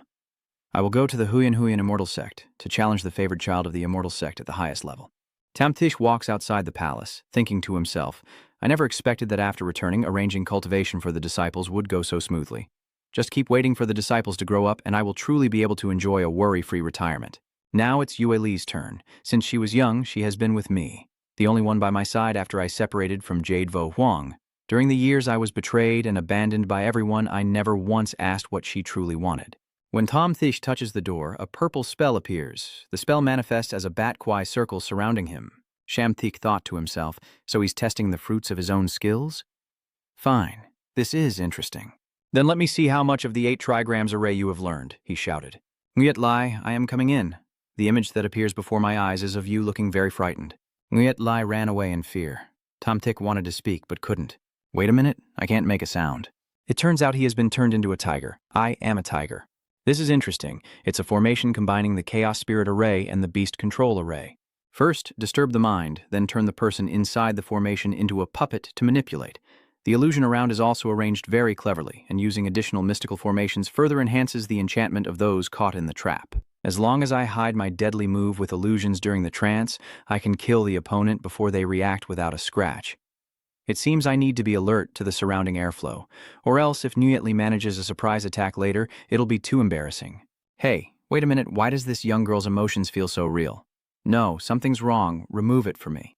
Back to reality? Yue Li shouted. "Master, use more strength. Keep going, you're making me suffocate. Master, keep going." Nguyet Li was so happy that Tom Thick immediately got up and turned away. Tom Thick pushed her away and said, "I should have realized this sooner. I should have realized it sooner. Are you crazy? Master, please don't go. I've been waiting so long for you to come back and there are still many formations I haven't shown you. Master, please don't go. Don't go. I beg you not to leave," Tamtish pleaded with a red face. Nguyet Lai let go of my hand. She cried and refused to release it. "If I let go, the master will leave forever." Master, master. This scene makes Shen Shiki remember the old days. When she was little, Nguyet Lai ran and said, "Master, I bought some steamed buns." "Master, master." "Where are you going?" He sighed and replied, "I told you not to call me master. I haven't taught you anything." She tearfully said, "Master, don't go. Did Nguyet Lai do something wrong?" Tamthich gently stroked her head and comforted her. No, I just have to go. Be good. I'll leave some silver for you to find your mother and live well." Yuli cried even harder. "No, master. Take me with you. I have no parents. I want to follow master." He angrily walked away, causing her to fall to the ground, and Tamthich shouted in anger. Nguyet Li grabbed his shirt and said, Sifu, don't leave me. Only you treat Nguyet Lai well. Nguyet Li doesn't want to part from you." Finally, Tamthich crouched down to comfort her and said, "Don't cry anymore. Don't cry anymore." The two of them left, riding on a giant mirror flying away, returning to the present. Tamthich again comforted her. "Don't cry anymore. Don't cry anymore." Nguyet Lai asked, "Master, are you not leaving anymore?" He replied, "No, I am not leaving anymore." "Yue Li, you're no longer a child, so why do you still use a song from when you were little? This time I've come back to check on your training progress and see if I should arrange for you to go down the mountain to train. I've thought about it. You can go with that knee." She immediately refused, "No." "Master, I won't go anywhere." Tamthich was surprised. What?" There was a loud cry, revealing that Nguyet Li was trapped inside a water sphere and seemed about to suffocate, until he finally released her. Tamthich asked, "Nguyet Li, can you explain XM?" "Master, the previous formation was a combination of the Gathering Spirit and Water Sacrifice formations, capable of imprisoning someone in a water prison, from restraining movements to drowning them. It's a simple and practical killing formation." He shouted angrily, "Why are you explaining this? I want to know why the target of the attack formation is the user himself." Yu Lai replied. When she came up with this formation, she had thought about demonstrating it to her master later, using herself as the target to help him see the effectiveness of the spell. Moreover, the master will see the image of Yue Li soaked and gradually suffocating due to the formation, perhaps excited to take Yue Li Tamthich away. "No need. If that's the case, I'll activate the formation myself. You don't usually like playing chess, and this chessboard is also one of the formations, right?" She said, Master, that was him moving a piece, and suddenly holes and ropes appeared on the wall. The ropes tightly bound Nguyet Li, and she shouted, Master, Master! Oh, so this formation attacks others? It's a bit strange, but it doesn't look bad. So, if I move the white piece down, will the trap attack the user like you did earlier? How does this work? The binding cords tighten around her ankles and lift her up, and Nguyet Lai, blushing, shouts, This formation attacks anyone regardless of which type of piece is placed on the board. Is that what he said? But I keep feeling like the effect is strangely unusual. Nguyet Lai replied, I want the master to use it on me, or for me to use it on the master. Tamtik angrily shouted, You wicked girl, tell the master to hit harder. He went outside thinking, why isn't the script following the usual pattern? Shouldn't it be that after I return, I find that each disciple has made great progress, and then I arrange for them to go out and train? Oh, go visit Huyin and Gok. She's now wielding a top-tier divine cannon, so her cultivation speed should be enough to solve the chi deficiency problem. Master Tim called little Ngoshni and spoke. Your master has returned, he asked. Yes, why are you holding a pillow? Huyin Ngok answers. Huyin Ngok is tidying up the room. Tamthich comments, Xiao Yao's realm has improved once again. Not bad, she feels sad. Sorry, Huyin Ngok has once again embarrassed the master. It's been so long, but you're still at the second level of the bamboo foundation stage. No progress at all. He patted his head and said, Cultivation must progress step by step. There's no need to rush. Master believes that little Nokni can surely prepare thoroughly to succeed. Huyan Nok calls out to the master. Tamthich immediately replied, Yes. She blushed and quickly burst into laughter. Huyen Ngok will follow her master's teachings and surely won't be lazy in her cultivation. He agreed. All right, keep diligently practicing. If you need anything, just call me. Rest assured, I will help you find the right way to cultivate. Huyen Ngok replied, Yes, master. This pillow has been used for so long that it no longer carries your scent. She immediately tore the pillow apart and said, A person as humble as me can never compare to you. Master, master, master, master. I can't hold back anymore. It looks like I have to leave here for a while. Outside, Shensha wondered, why does it feel so cold in the middle of the day? Tamtaich propped his chin and thought, so after all that effort all day, only Tienni decided to go down the mountain to train according to her plan? This result is just too disappointing. Training opportunities and dangers always go hand in hand. A single disciple is quite easy to care for. Moreover, my divine transformation magic can teleport effortlessly across distances, as long as I leave a mark on Tienni. Wait, I said, teleport instantly to the mark, but how do I leave this mark? Vo Shuang is like this. That Ni is because of this, surely Tienni shouldn't have to. Think of another way. In the end, he decided, yes, speaking of which, it's been a long time since I last saw Vo Shuang. At the Dap Van Immortal Sect, Wu Xiong said, Deceiver, you said you would visit me often, but it's been so long since you last came, and you haven't come again. If this keeps up, I'll find someone else to marry. What happened to them outside? I am the young master of the Dap Van Immortal Sect. How could I be so muddle-headed? What's so special that you remember it? The handsome young man pursuing this young lady could line up all the way to the top of Van Vu Mountain. I don't remember anymore, I don't remember anymore. Shensha shouted, Wife, I don't remember anything. She suddenly exclaimed, Tamthik you. Vo Zhuang suddenly threw herself into his arms, blushing as she hit his chest. Who? Who is your wife? Who do you think is your wife? You shameless thing. I secretly like her smile. Of course she is my wife. Vo Zhuang pretends to turn away in anger. What are you here for? He replied, I miss you, so I came to see you and brought you a gift. This is a space gem ring. I made it a bit special. The shiny crystal has black gemstones on both sides, which are the spirit stones. The space isn't very large, but very convenient, and she happily took the ring. Vo Shuang said, I reluctantly accept this. The servant bowed to greet the madam. Yuan Ni asked, Who is Suang Ni talking to? Vu Suang happily said, Nuang, you're here. She called over some handsome young men for me to see, but I haven't liked anyone these past few days. Mother, you also see it now. I have someone I like, right? Is that true or not? She blushed and said yes. I have someone I like now. Meanwhile, Tamthish is hiding under Vo Zhuang's feet. Wu Yanni said, She is a bit greedy for money and sometimes even tricks my Yuanling Dan. Is she telling you not to fear him targeting your status and wealth? Suddenly, Vo Zhuang shouted. Wu Yanni is curious. What's going on? She wouldn't deny it. Actually, he's quite capable too. Tam whispers, Who told you to speak ill of your husband?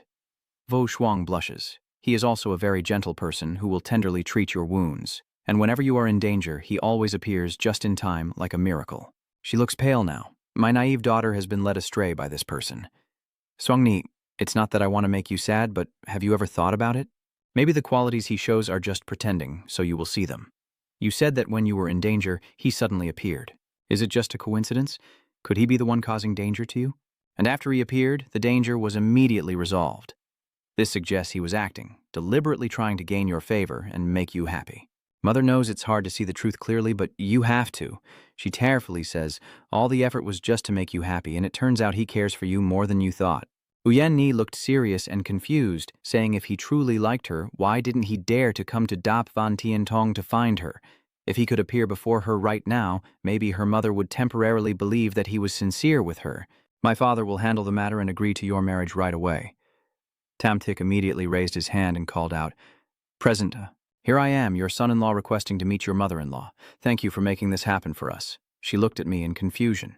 Uyen-ni stood up and shouted, I do not agree to this marriage. Who are you? How did you get into the Duan Van Immortal Sect? He asked with a smile. But just now you said that as long as I appeared before you and without bones, you would agree. This statement is witnessed by heaven's will. What did she just say? I said nothing. Your words don't count. Then the thunder outside suddenly roared, frightening Uyen-ni. The sky is dark and gloomy, with swirling black clouds covering everything. Lightning bolts streaking down in brilliant gold, illuminating the ground below the peaceful village with a strange pattern. Thunder roaring loudly, making the entire village seem to glow. A villager gazing up at the sky, what is this? A divine tribulation? Someone else also opened their mouth in amazement, looking up at the light, wondering if this is a heavenly tribulation. What kind of scale is this heavenly tribulation that activates the entire mountain gate formation of our Dap Van Tien Tong? Inside a house, Uyen-ni looks up at the sky with a worried expression. This is the aura of the heavenly way. Why is it targeting me? Tamtik and Ngochvo Shuang also huddle together, seriously looking up at the sky. A hand gently reaches out and rests on her back. Uyen-ni, don't be afraid, that's Kintu. He gently embraced her, and she looked up at her husband in surprise. Then the two merged together. A circular light emanated from them. Kintu snorted coldly. Tamtik frowned and thought, after all, the fusion stage is just the fusion stage. In his eyes, images of the two people appeared, as if by magic. They could manipulate the rules of the heavenly way, while the fusion stage could establish its own rules. Sparks flickered inside, with Ngoch Kintu isolating his wife from the heavenly Tao's targeting under his own rules. The storm passed, the sky gradually cleared, and the debris drifted away. Kintu reassembled his barrier, sighed, and asked Uyen-ni, what exactly is going on here? She turned to say, Husband, I also don't know what has happened. Suddenly, Tamtik approached between the two of them, respectfully clasped his hands, bowed, and said, Disciple Tamtish greets the Holy Lord, with Ngochvo Zhong shyly beside him. Father heard the sound. Kintu turned his head back, his face darkening and frowning. You are Tamtish? He handsome stepped forward with a bright face, confidently introducing himself. I am the one who saw the young man. This is the person Yang-ni likes, truly talented and outstanding, handsome and courteous, eyes shining like stars. Why am I praising him? He thought puzzledly. Kuntuo looked displeased, closed his eyes and said, Nothing has been achieved yet. No reputation gained, no backing, no benefactors. Apart from being handsome, talented, outstanding, and courteous, there's nothing else to him. Ngochvo Shuang heard that and refused, running over to tightly hold Tamtik's arm, and she frowned slightly and pouted, saying, Father, how do you know that Tamtish will also be a nobody for the rest of his life? I remember that before, you and Zhonghe were close, but then you left because you felt ashamed of your own inadequacies. You should know that my daughter Ngoch Kintu is the jewel of Dap Van Tien Tong and can never marry a worthless nobody. Tamtish donggian ikwavu dan langwakle, Tamtish kong lui buok truok nung lueje baido. But now I am different, Saint Lord. Even though I haven't yet achieved great fame, I will try my best for Zhuangni, Tamtish. Yuan-he, seeing her daughter so easily swayed, frowns and reminds her, Zhuangni, you need to think carefully. Then she angrily shouts, I absolutely will not agree to this. At that moment, a bolt of lightning streaked down from the sky. Seeing this, Uyen-ni and Kintu looked at each other in confusion. He widened his eyes in shock. She was also stunned and stammered. No, I don't know. Seeing your suspicious reactions, Tamtik happily approached and cautiously advised, maybe you should change your way of speaking. Hearing him say that, Kintu frowned and asked, What way of speaking? Just then, Tamtish playfully twisted his voice, clenched his fists, and coquettishly pinched his cheeks, saying, For example, Nai, you must cherish this good husband. Hearing that, Yuan He couldn't hold back and shouted angrily, "Are you dreaming?" As soon as she finished, lightning flashed across the sky. The husband and wife were so shocked they jumped in fright.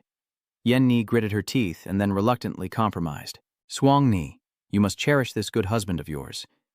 Seeing her changing emotions, she was surprised and stepped back, saying, "Yen Ni, why are you so fond of holding the jade pendant and quietly looking out the window? Look, the dark clouds have dispersed." She replied, "I saw the moon was both big and round." Yen Ni sighed and raised her hand in boredom, saying, "Maybe I can't help you anymore, or maybe it's fate, or Zhuang Ni truly has a bond with him that can't be separated." Qin Tu, losing an ally, said with disbelief, "Ah." He furrowed his brows, still confused, and asked again. Yuan Ni happily said, "The outside world is gradually brightening and becoming peaceful. The blazing sunlight is becoming more vibrant." Qin Tu, hearing this, happily ran over. Yuan Ni, Viemnin's strange mutation that left hidden injuries in her body has now been healed. Let me see. The two of them held hands tightly, gazing into each other's eyes full of affection. Even this intense, fiery spiritual energy was being regulated. Is this a coincidence? Yuan Ni cutely presses her hand to her cheek and says, "My husband will let the young ones decide their own affairs. Xionghe has known Tamthich for a long time. His character is fine. Don't interfere anymore. The kids have their own path."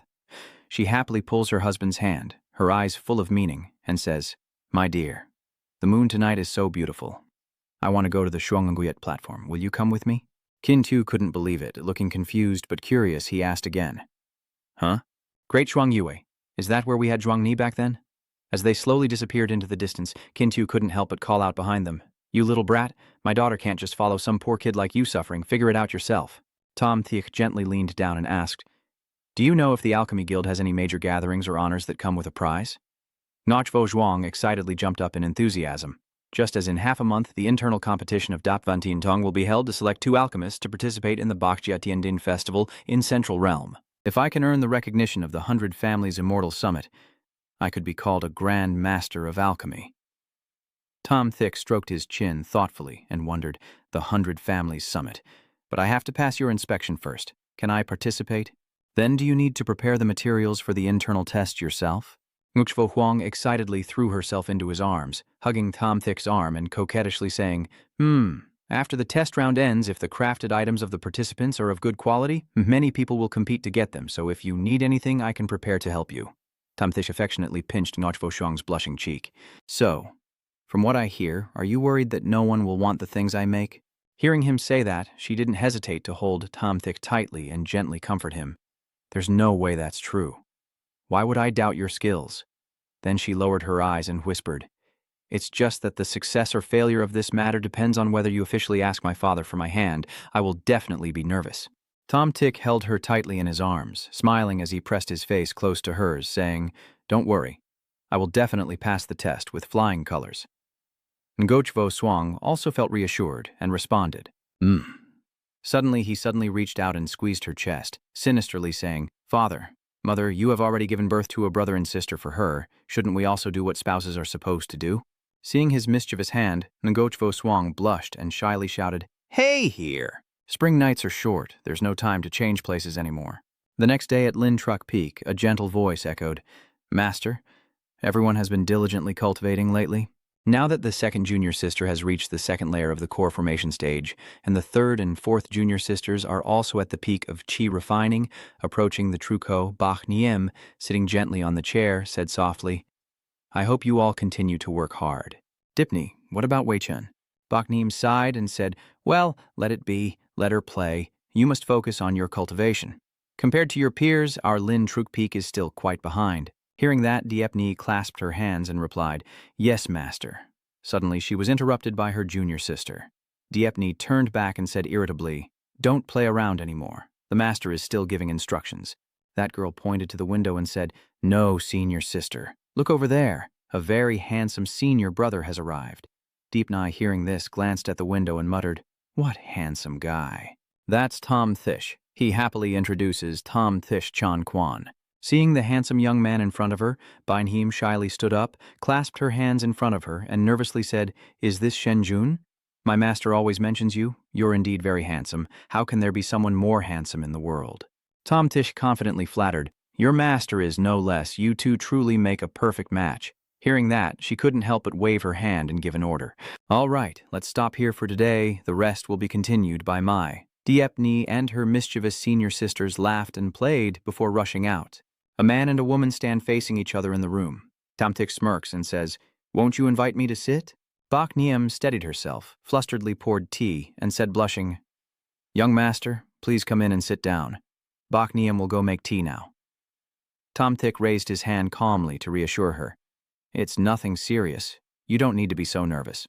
Bak Niem gently pours tea. Since the young master came all this way, in her view, it's already a big deal.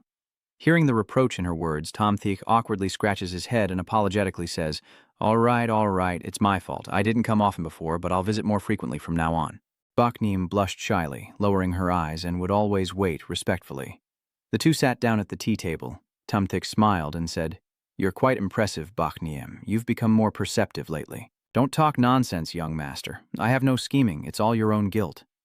He then got to the main point, lifting the teacup to his lips. 3 days from now, I will go out to practice alchemy. Bring what you've prepared for me to see. I need to reorganize my thoughts for a bit. Yes, I will go get it right now. Please wait a moment. I was worried I might drop it on the way back, so I put it away carefully. Tamtik then stood up politely and said, "If it's convenient, Bakniem can look into the distance and grip the table tightly. Don't joke. I still remember I need to help Bakniem practice alchemy. There's nothing inconvenient about it." The two of them entered the room, and Tamthish's shirtless portrait, revealing his abs, immediately caught their eyes. Bakniem screamed in panic, and he stood in front of the picture, admiring it, saying, "This painting isn't bad." Bakniem nervously shouted, "Oh, young master, please stop looking. I'm too embarrassed." Bakniem then threw herself into Tamtik's arms. "Please don't look anymore. I forgot to hide it." Seeing the beautiful girl in his heart, he said, "Is this the treasure you've kept for years?" Then his mischievous hand, as usual, began to explore her body. Bakniem shyly said, "Master," and Tamtikdan gently lifted her chin, smiling. "I quite like this treasure of yours. Can you give it to me?" She didn't answer. Pouting and lowering her eyes, Baknim blushed and pushed him away. Then with a burst of strength, she vanished into the air, leaving Tamtik stunned. Seeing her disappear like that, Tamtik could only snort and mutter to himself, "So that's a rejection then? I was actually preparing to explain myself to Wuxiang." He smirked slightly and said gently, "No problem. Just keep preparing. My opinion won't change." Bakniem shyly clutched her dress and lowered her eyes, whispering, "Aye, my lord. It's not that I need to prepare." She bit her lip tightly, blushing and stammering. Then Bakniem gathered all her resolve, tiptoed up, threw herself into Tamtik's arms, and pressed her lips against his. After finishing, Baknim immediately stepped back, shyly saying, "Young master?" Tamtik saw her hesitating and stepped forward to hold her cheek, asking, "What's wrong?" Her eyes welled with tears as she softly expressed, "Young master, it's okay. Baknim is fine. I just got a little too excited. I think there might not be another chance in this life. It's so unexpected that it caught me off guard." Tamtik then held her tightly to comfort her, saying, "During the 2 years I lost all my cultivation, you stayed by my side caring for me wholeheartedly, never once complained or asked for anything."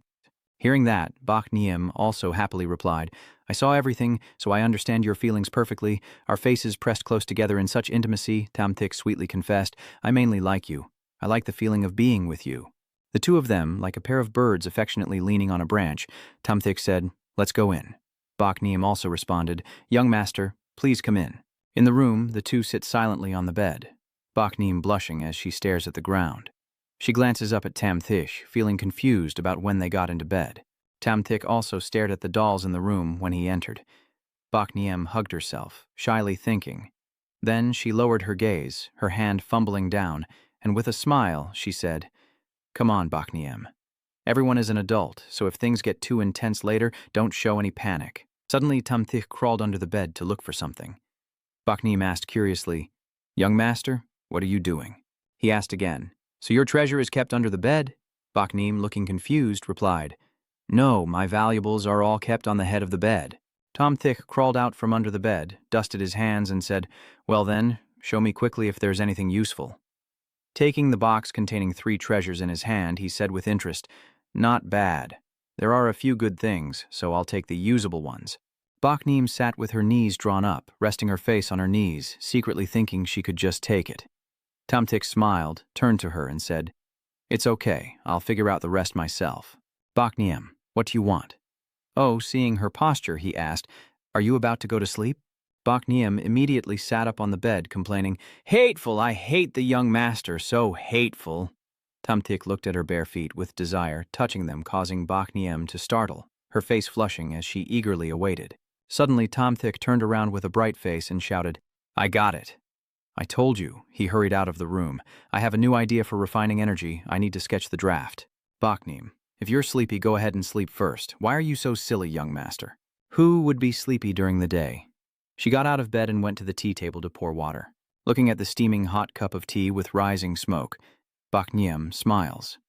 In another room, Tom Thick is diligently taking notes. At the Duvan Immortal Sect's main hall, Zhang Hui hurriedly followed behind Yu Wuxiang. I have already asked Uncle Yu. This time I will represent the Duvan Sect sister at the 100 Families Immortal Summit.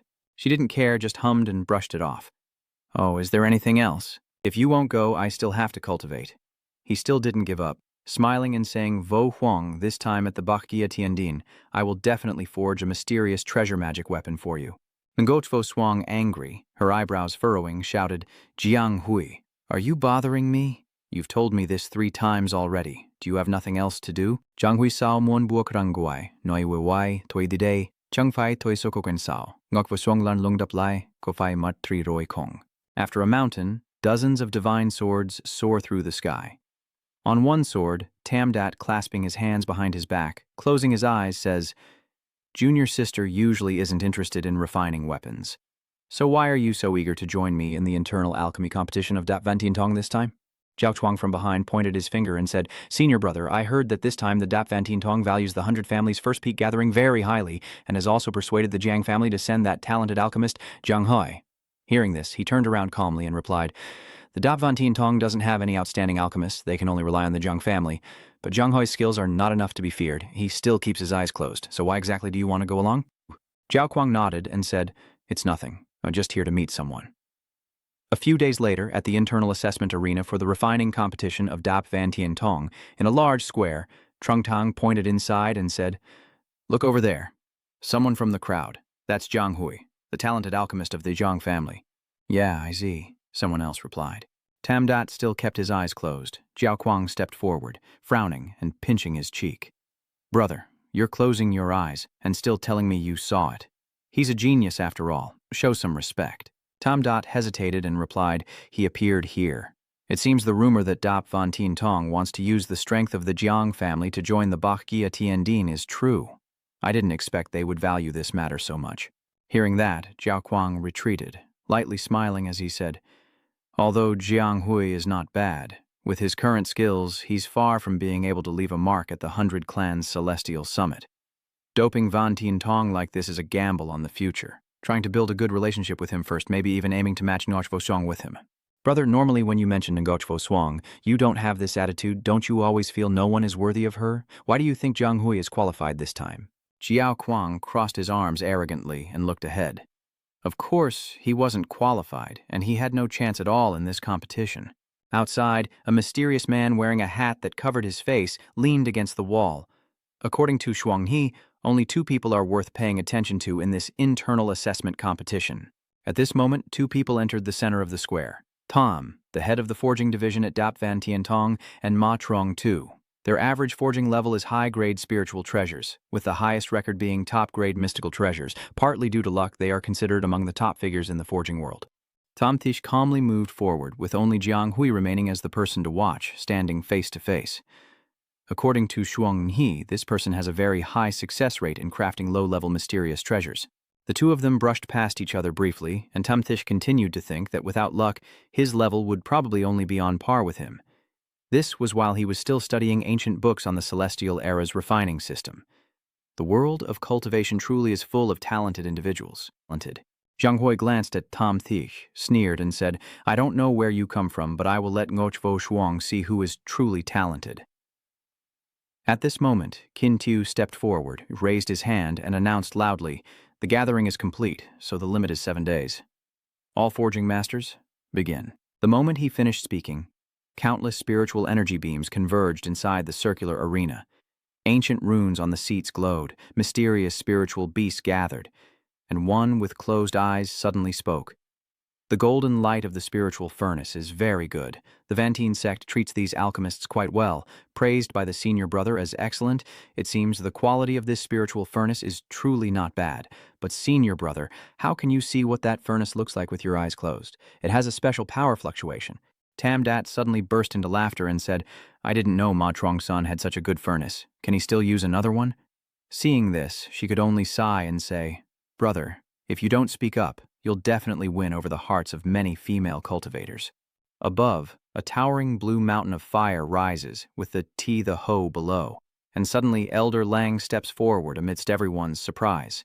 He asked, I didn't expect the Zhang family to have passed down the lake to Zhang Hui. Could it be that his strength has improved beyond what the rumors say? One of them asked Elder Lang, what is the spiritual level of this the lake? Elder Ngyim.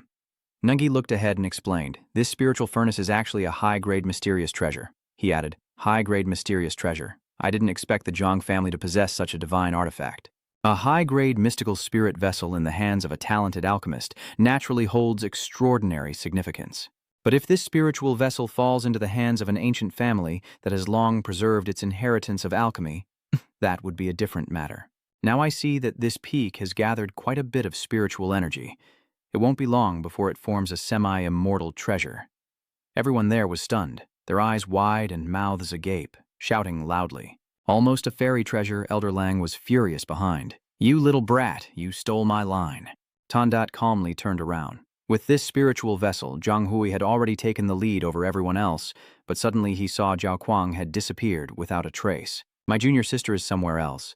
Ngochvo Swang is grinding her teeth and clenching her fists, silently saying, Keep going. Zhao Kuang suddenly pokes his head out and cheerfully asks, Who are you cheering for? Tumthik surprised her. Ngochvo Swang pouted and turned her head. Why are you here? Zhao Kuang cheerfully sat down and explained, I was bored and came to see you and visit Tam Thich No too.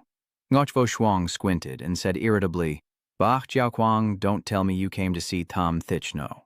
She propped her chin up, her sinister expression looking at her. How is that possible? I don't see anything good about him. You're the only one who treats him like a treasure. Then that's good, Zhao Kuang asked with concern. Does Shensha have any plans this time? Why hasn't he started yet? Returning to where Tom Thick is standing, he took out treasures from his pocket, and as soon as they were revealed, they emitted a purple energy.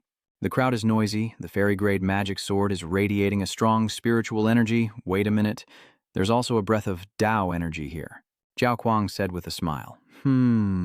The connection of the same breath. The demon pill target spirit, the golden core, the stone heart spring, the great La mysterious gold. Is he planning to forge a divine sword with these materials for the competition? Can he usually win with this? Hearing that, Ngoch Vo Tuong suddenly blushed with tension and asked, Do you think Tom Teach intends to casually forge a fairy sword as a gift for me? She smirked and said, Sorry, I need to pour cold water on you. All these materials are wood attribute, so they definitely aren't for your use. She lowered her head, whispering, Maybe he just happened to have these materials on hand since he has a wood spiritual root, so he usually collects things like this, huh? You said Tom Tish prepared the materials himself for this competition. Noch Vosong turned and said, I told him to tell me what he needs, but he said he could prepare them himself. From one surprise to another, she widened her eyes and said, If he even prepares his own materials, then what level is Tam Tish's spiritual furnace? Don't tell me it's just a low-grade mystical treasure. Back to Shenshur, he is sitting on the ground, arranging his table, practicing spiritual energy, while everyone around him is talking excitedly. Hey, he doesn't even need to use a spiritual vessel. This is a giant golden cauldron floating in the air. This is the spiritual vessel formed from the void. I never expected to encounter a void-transforming spiritual vessel in a competition like this. Everyone present was amazed by Adamthik's incredible skill. Truong Tu suddenly exclaimed, Tamdat is still closing his eyes, but his expression no longer remains calm. This is the spiritual vessel formed from the void. Jiang Hui also looked surprised. This really is from another place. Bak Jiaoquang crossed his arms and sighed. This is too pathetic.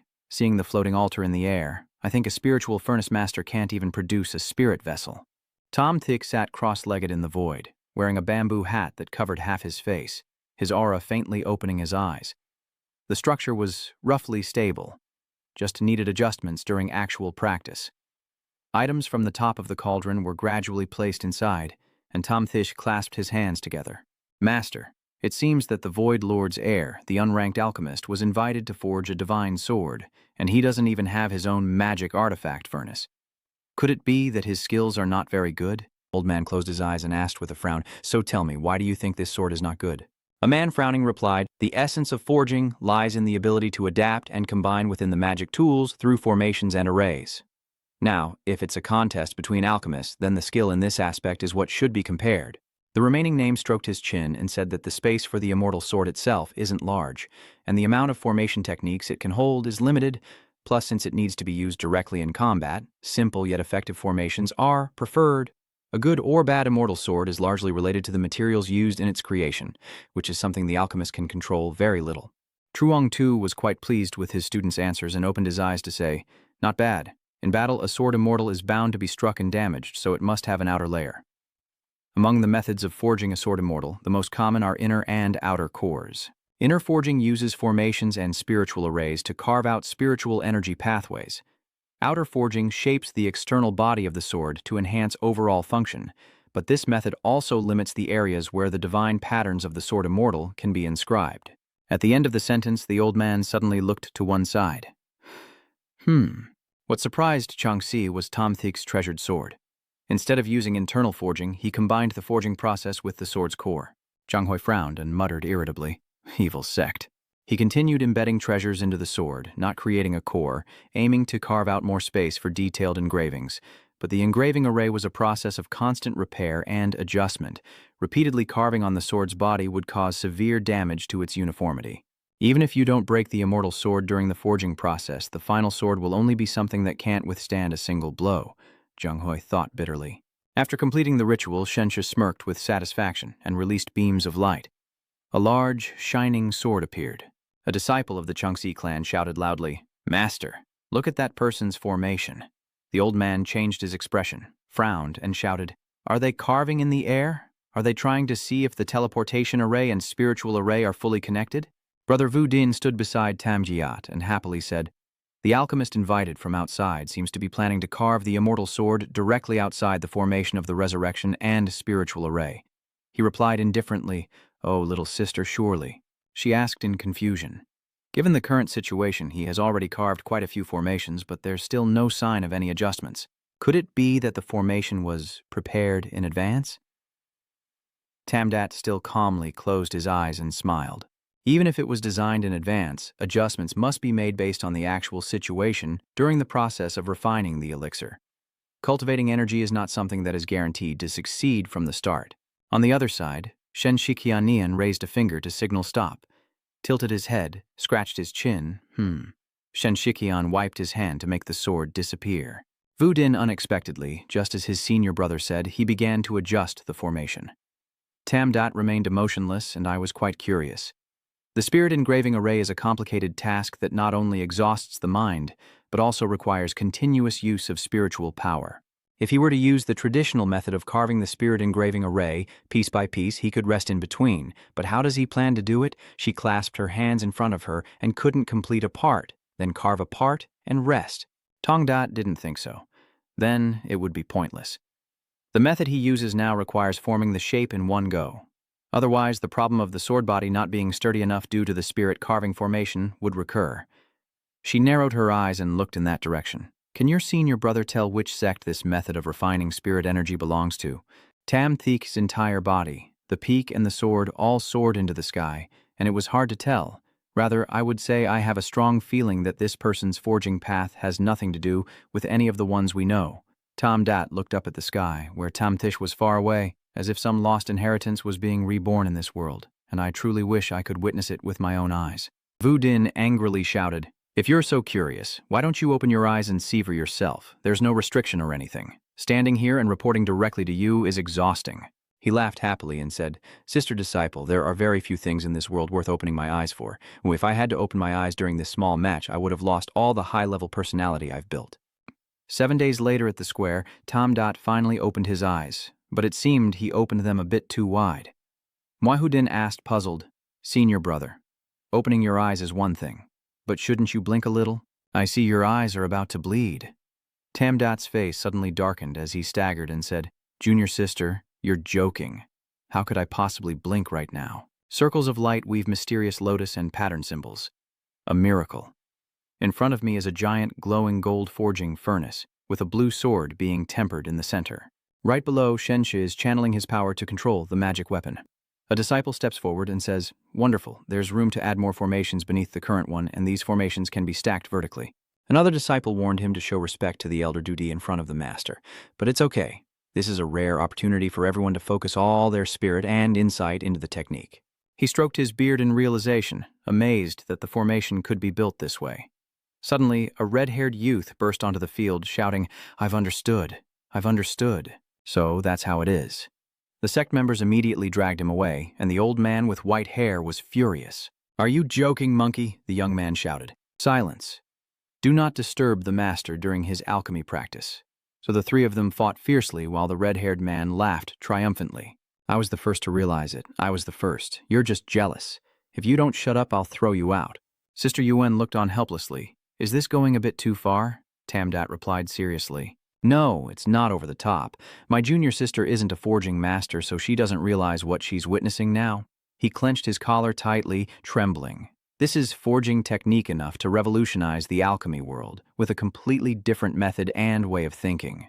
Tamdat carefully observed and confirmed that despite possessing this secret technique, he did not hide it but openly revealed it for all of us to see.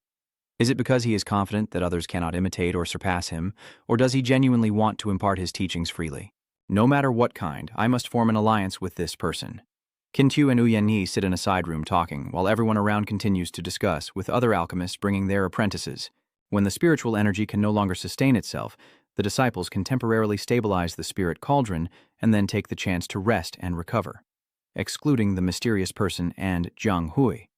It seems the mysterious person is also a nascent soul-true monarch like Jiang Hui, otherwise their spiritual energy wouldn't last this long. When he turned to speak, saying, "Husband, look at that old man from the Divine Peak Sect. He seems quite anxious." Kintu sighed. "No wonder she's my daughter. Even when choosing a partner, she's a genius in forging." She chuckled softly, teasingly. "Don't flatter yourself this time. You won't oppose it, right?" Hearing that, he flinched slightly. Kintyo coughs a few times to explain, "I was just testing this kid's sincerity with Ni."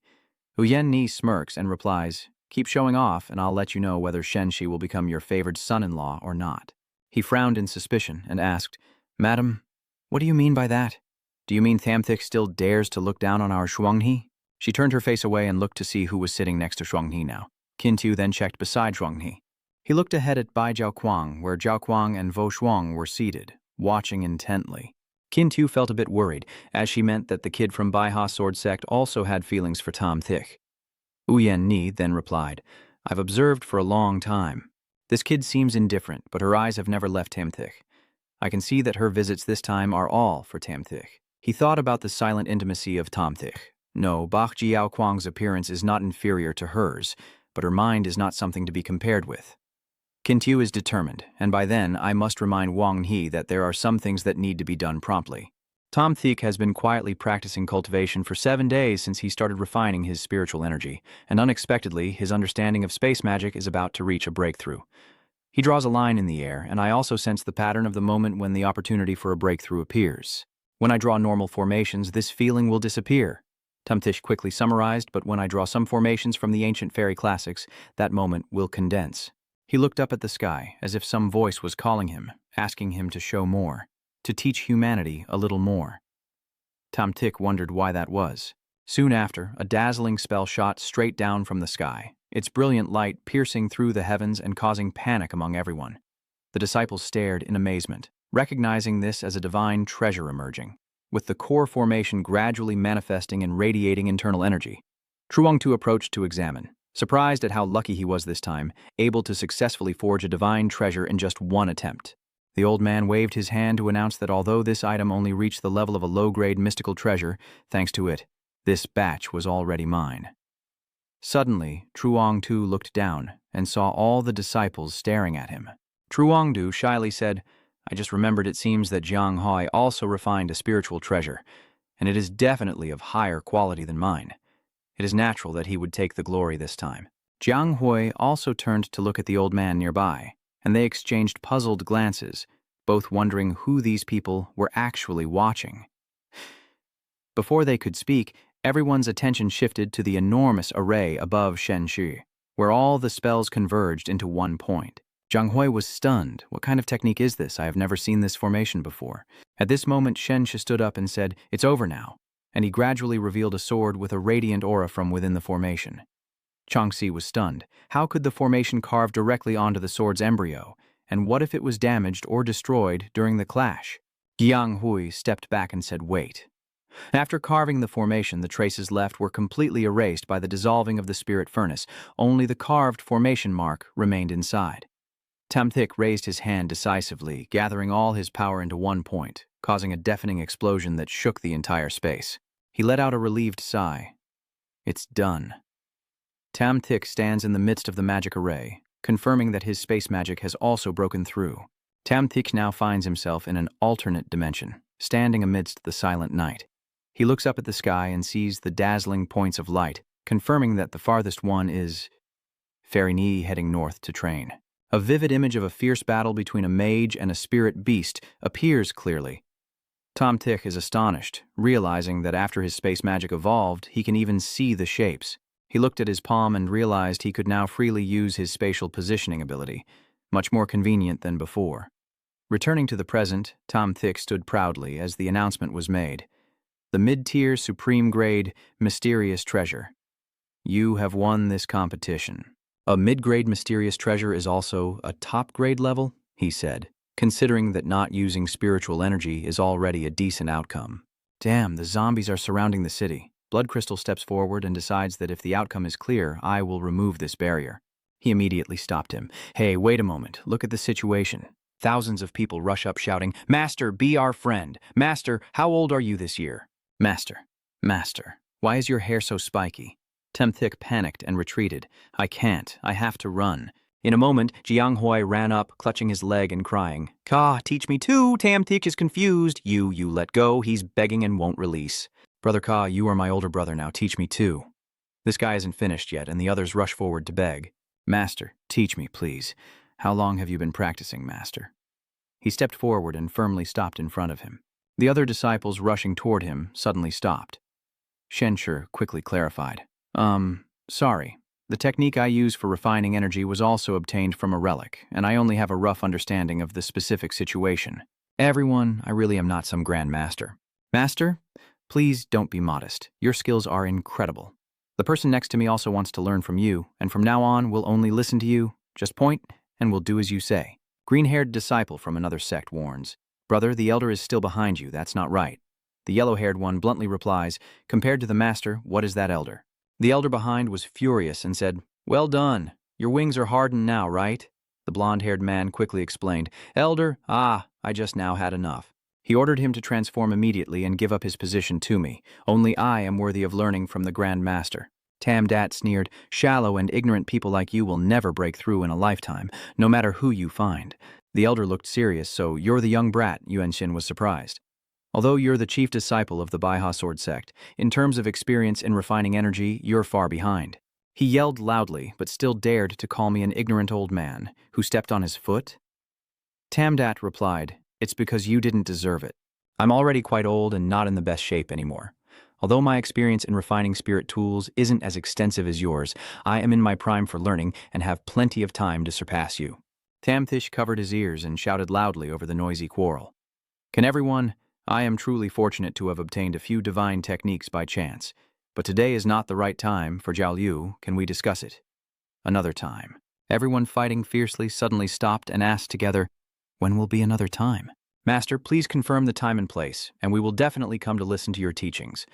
After participating in this internal competition, I have no major plans, and it's a good opportunity to test my own theories about spatial divine powers. Tamthish decided, All right, 3 days from now we'll still be here. I'll prepare to share some of my insights on forging with everyone. As soon as he finished, he immediately turned and ran off, not forgetting to send his message. But I heard that this place at Dap Van Teen Sect doesn't open regularly. So when the time comes, you have to be lucky with Dap Van Teen Sect to ensure you can get in. All right, no problem, Master. I'll wait outside. Kintu thought to himself. This son-in-law is truly not bad, and he even gave our Dap Van Tien Tong a chance to seize the opportunity from these alchemists. Yenny also felt helpless, having called her son-in-law, but he turned his back so quickly. Zhao Kuang crossed his legs and commented, These alchemists are truly oddities, so eager to stand out, yet no one dares to make a move. Even Elder Ma and that genius from the Jiang family have no sense of losing. Tom Dat suddenly appeared and said to Jiao Kuang, I don't know how profound that formation is, but when I look at it, I feel like all the problems that trouble me are suddenly solved. Is she mocking that Master Tam is such a great alchemist? Why do you all look like crazy people? The Han audience just asked, huh? That Master Shen is surnamed Shen. That's right, my junior sister said she came here to meet him. Do you know him? Tam Dat stepped forward and challenged, Tam Grandmaster is truly exceptional.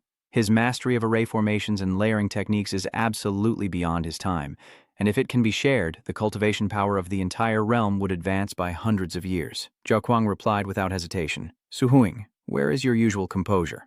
I am not familiar with that Tam guy, he kept suggesting. How could I not be familiar? Junior sister, you're so beautiful, just getting more contact will definitely make you familiar.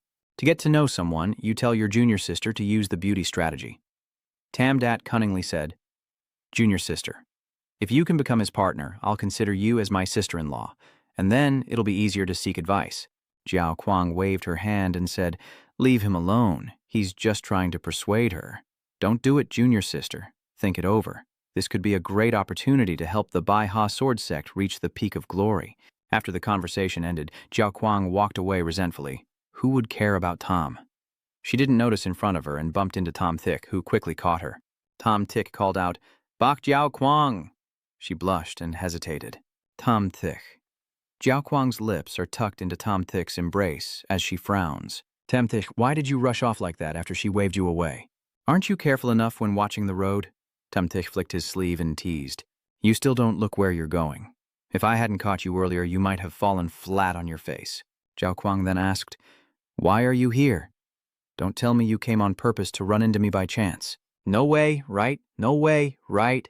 He forced a smile and said, No, don't worry. It's not worth it. She turned away, lost in her own illusions. Not necessarily, you just got lucky earlier. Now you're secretly celebrating, right? Tam Thick replied calmly. No way. Compared to this, you're far behind. Her words hit her like a dagger to the heart, making her frown in anger. Jiao Kuang, furious, stepped past Tam Thick and looked on as he spoke. Wait a moment. She immediately turned back to ask, What's going on? Tam Thick spoke softly. Lu Langvan is doomed. Jiao Kuang was immediately excited. What did you say? She questioned her. What happened? How do you know? Tom Thick recounts that Lang Van became possessed, used poison to kill the martyr, and colluded with the demon clan. I personally killed him. Jiao Kuang immediately cast a summoning spell upon hearing this. She held the sword to his neck, and Gu Shaoshi repeated, You said you killed Lang Van? He remained calm, though he finally regained his composure. It was too late to save him. I help him leave peacefully. The rest will be explained by Wuanghan Tuyan when she returns. She paused for a moment, contemplating something. Jiao Kuang decisively turns away and says, Tam Thick, the situation is still unclear for now. I will temporarily let you go, but once I understand everything, I will come for you. He nods willingly. If you want revenge, you can come find me. After finishing, Tom Thick also turned away, lost in thought, having killed Lu Langvan himself, with enough reasons but still feeling somewhat indebted to Bak Jiao Kuang and Wuanghan Tuyan. He approached the hidden door, contemplating. Bak Jiao Kuang is actually not a bad person, at least not a fool without reason, suddenly knowing such a thing and still remaining calm, not acting on impulse. It seems I was biased in my previous judgment of her. Tam Thick pulled back the curtain and looked around. Suang Ni, I'm back. Seeing Vo Shuang sitting quietly, he asked, Suang Ni, what's wrong with you? Did someone bully her? Vo Shuang rushed over and hugged him tightly to show his concern. Tom Tish, I don't know what else to say, but I'm so happy. And Haim Tish was a bit puzzled. What's so happy about? She excitedly recounted. My mother said she and my father no longer intend to interfere in our lives and told us to live harmoniously. If we've decided to be the ones in front, we must cherish it. He lifted Vo Suang's chin and said with a sneer, Well, Suang Ni was born like this, so of course I have to cherish her. Vo Suang blushed and pouted. He only knows how to sweet talk. Tom Thick looked cunning. I don't just know how to sweet talk, I also have a sharp tongue. Do you want to try? She innocently replied, What do you mean by sharp-tongued? Before she could finish speaking, he rushed over and kissed Vo Suang on the lips. Tam Thish pressed Vo Wang down. She struggled and yelled, You pervert, always thinking about naughty things. He whispered softly, Shh, keep your voice down. I haven't activated the soundproof barrier yet. Then the inappropriate sounds began, and they started holding hands. Vo Shuang Moans. Wait. Tam Thish, the soundproof formation. Outside, the sky is clear and flowers gently drift in the breeze. Vo Shuang opens the window to feel the air. Today's weather is a bit cold. It looks like snow is about to fall. Tamtish comes closer and hugs her from behind. She says, "The north region must already have snow." Vo Zhuang softly confesses, "I just want to see the snow fall. Now I used to imagine standing by the window watching the snow with you like this." He presses closer. "Oh, does your imagination include the positions we just did?" She blushed and corrected herself. "Hey, I'm trying to have a serious conversation here. It's just snow falling. When your mother opposed us before, the sky was angry and stormy, so now it must be satisfied with this small wish."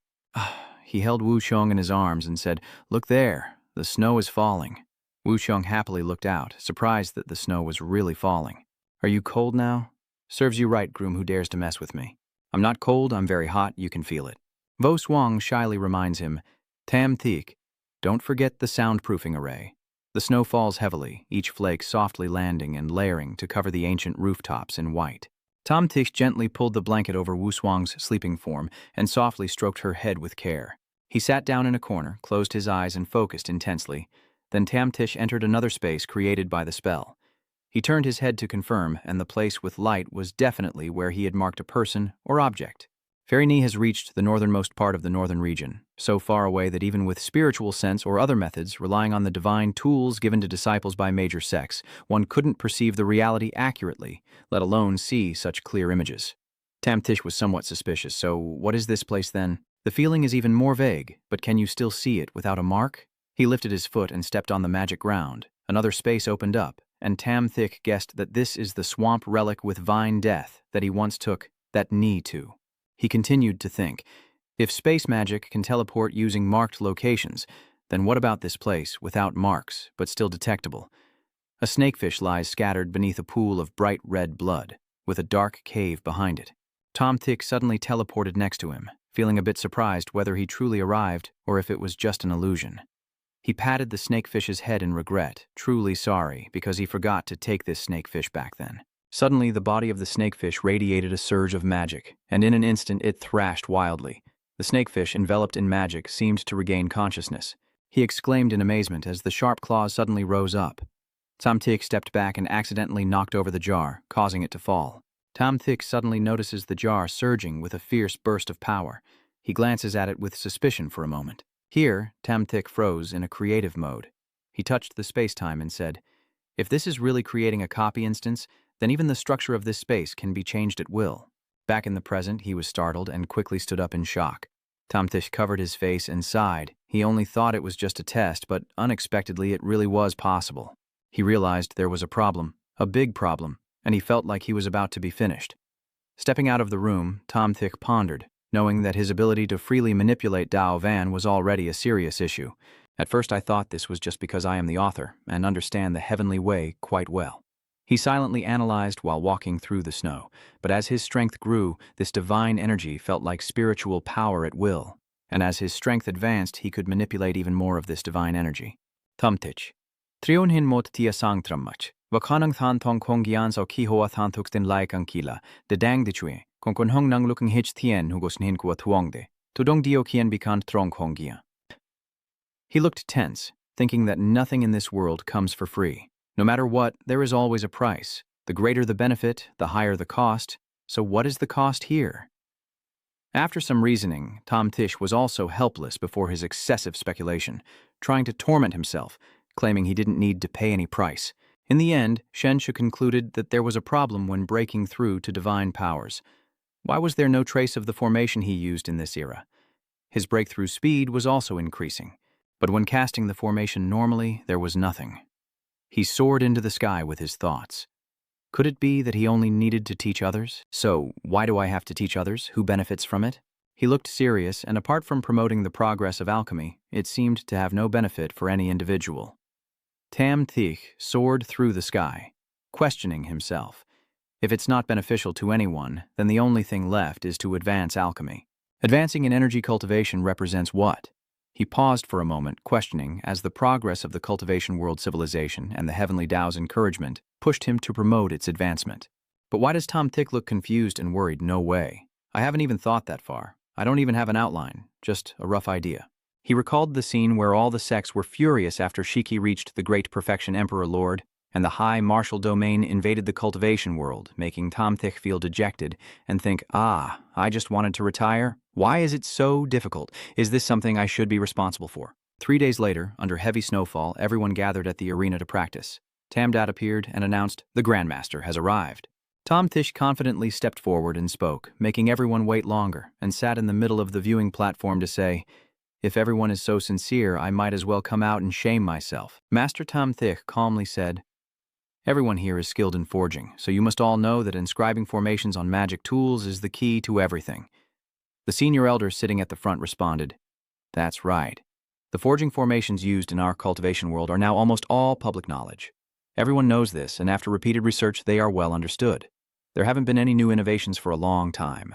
Tam hesitated but said that unless a new formation was researched, creating one would involve understanding ancient principles long lost, making innovation very difficult. However, if the master could teach us a new formation, it would bring endless benefits to the entire refining circle.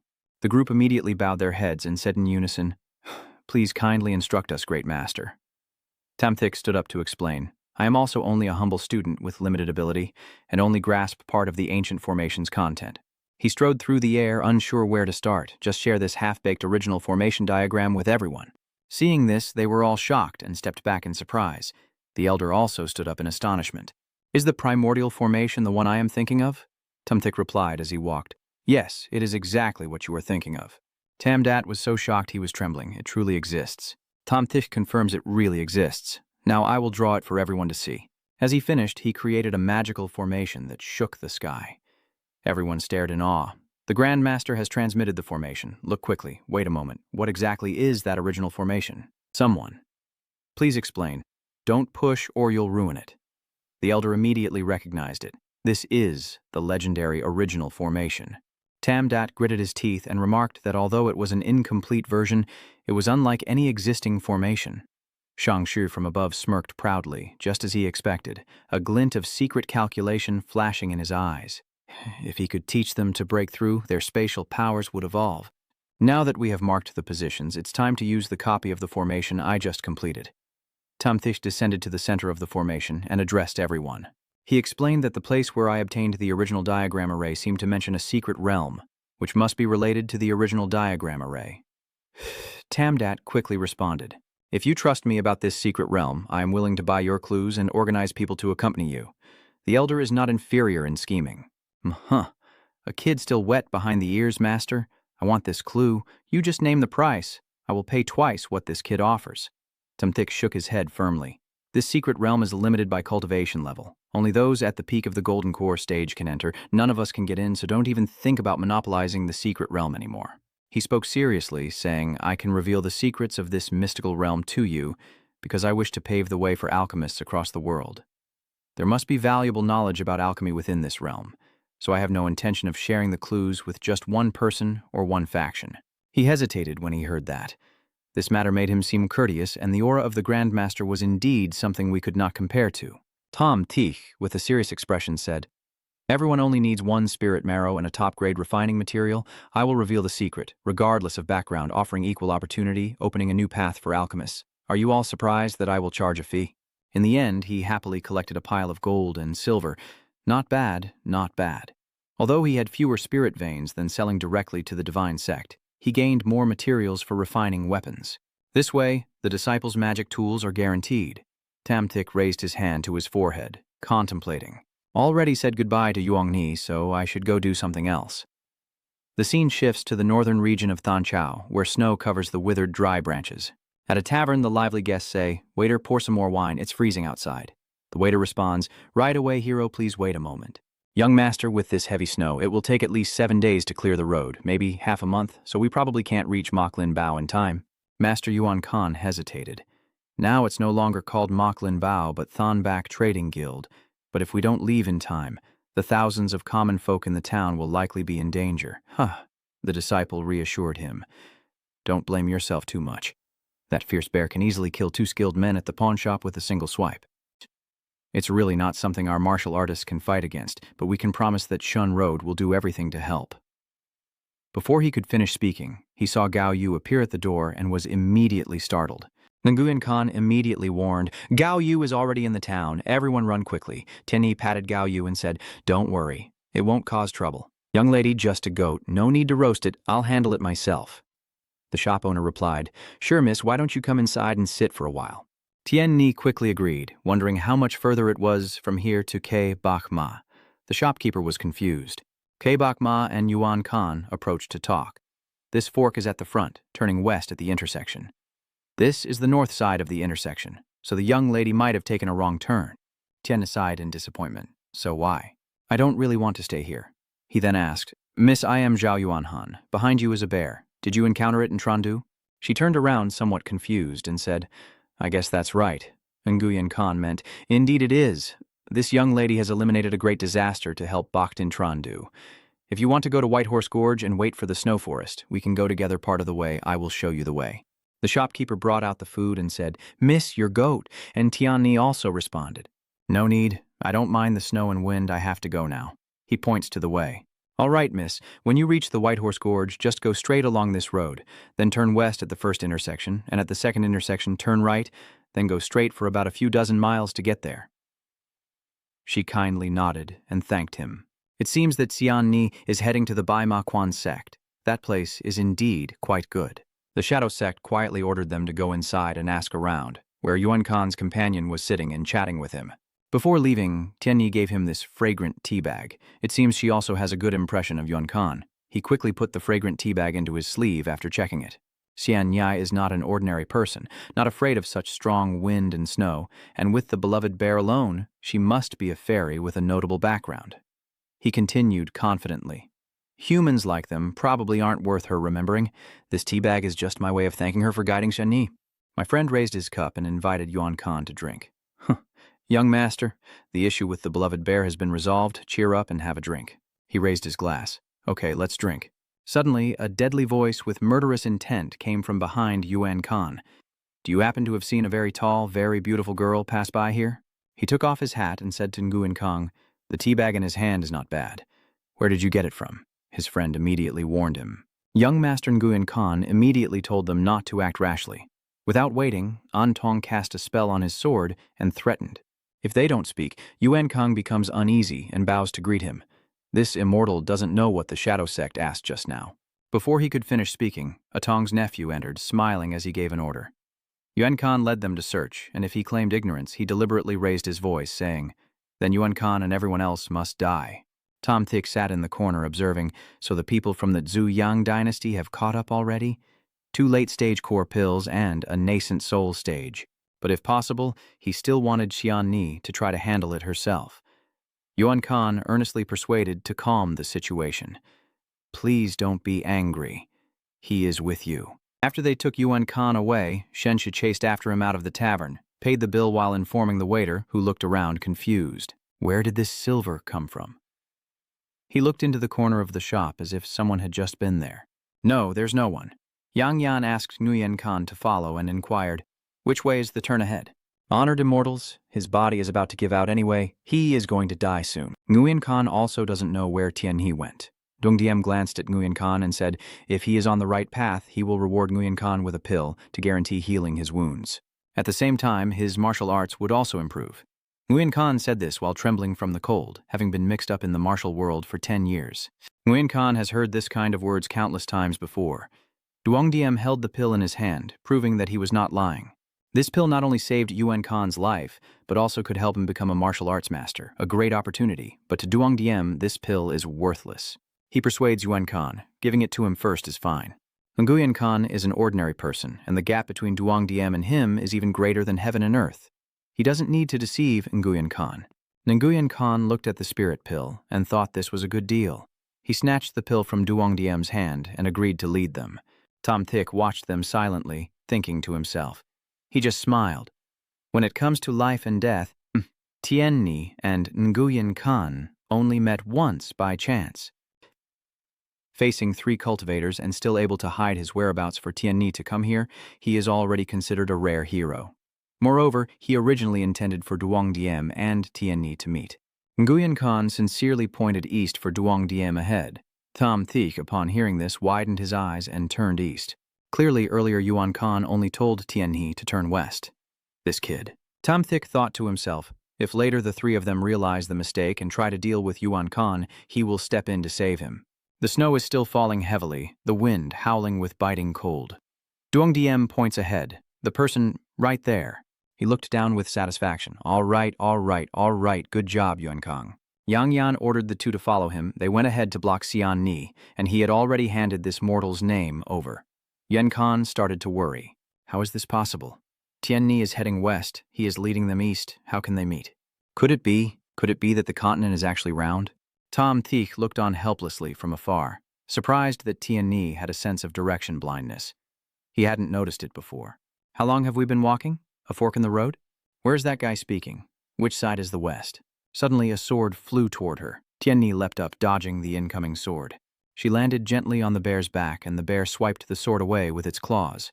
The Shadow Sect and the old man's grandson chased after, unleashing their ultimate moves and shouting, "That mourning dog. Let him show her the power of Tu Duong Diem." Tianni looked at them and thought, Tu Duong Diem. She jumped down and ordered the bear to retreat. Tianni cast a spell, a mid-level immortal technique, the 8 trigrams martial arts. She leapt up and charged straight at the two of them. She countered with a move against Duong Diem's ultimate technique, shouting loudly, her strength fierce.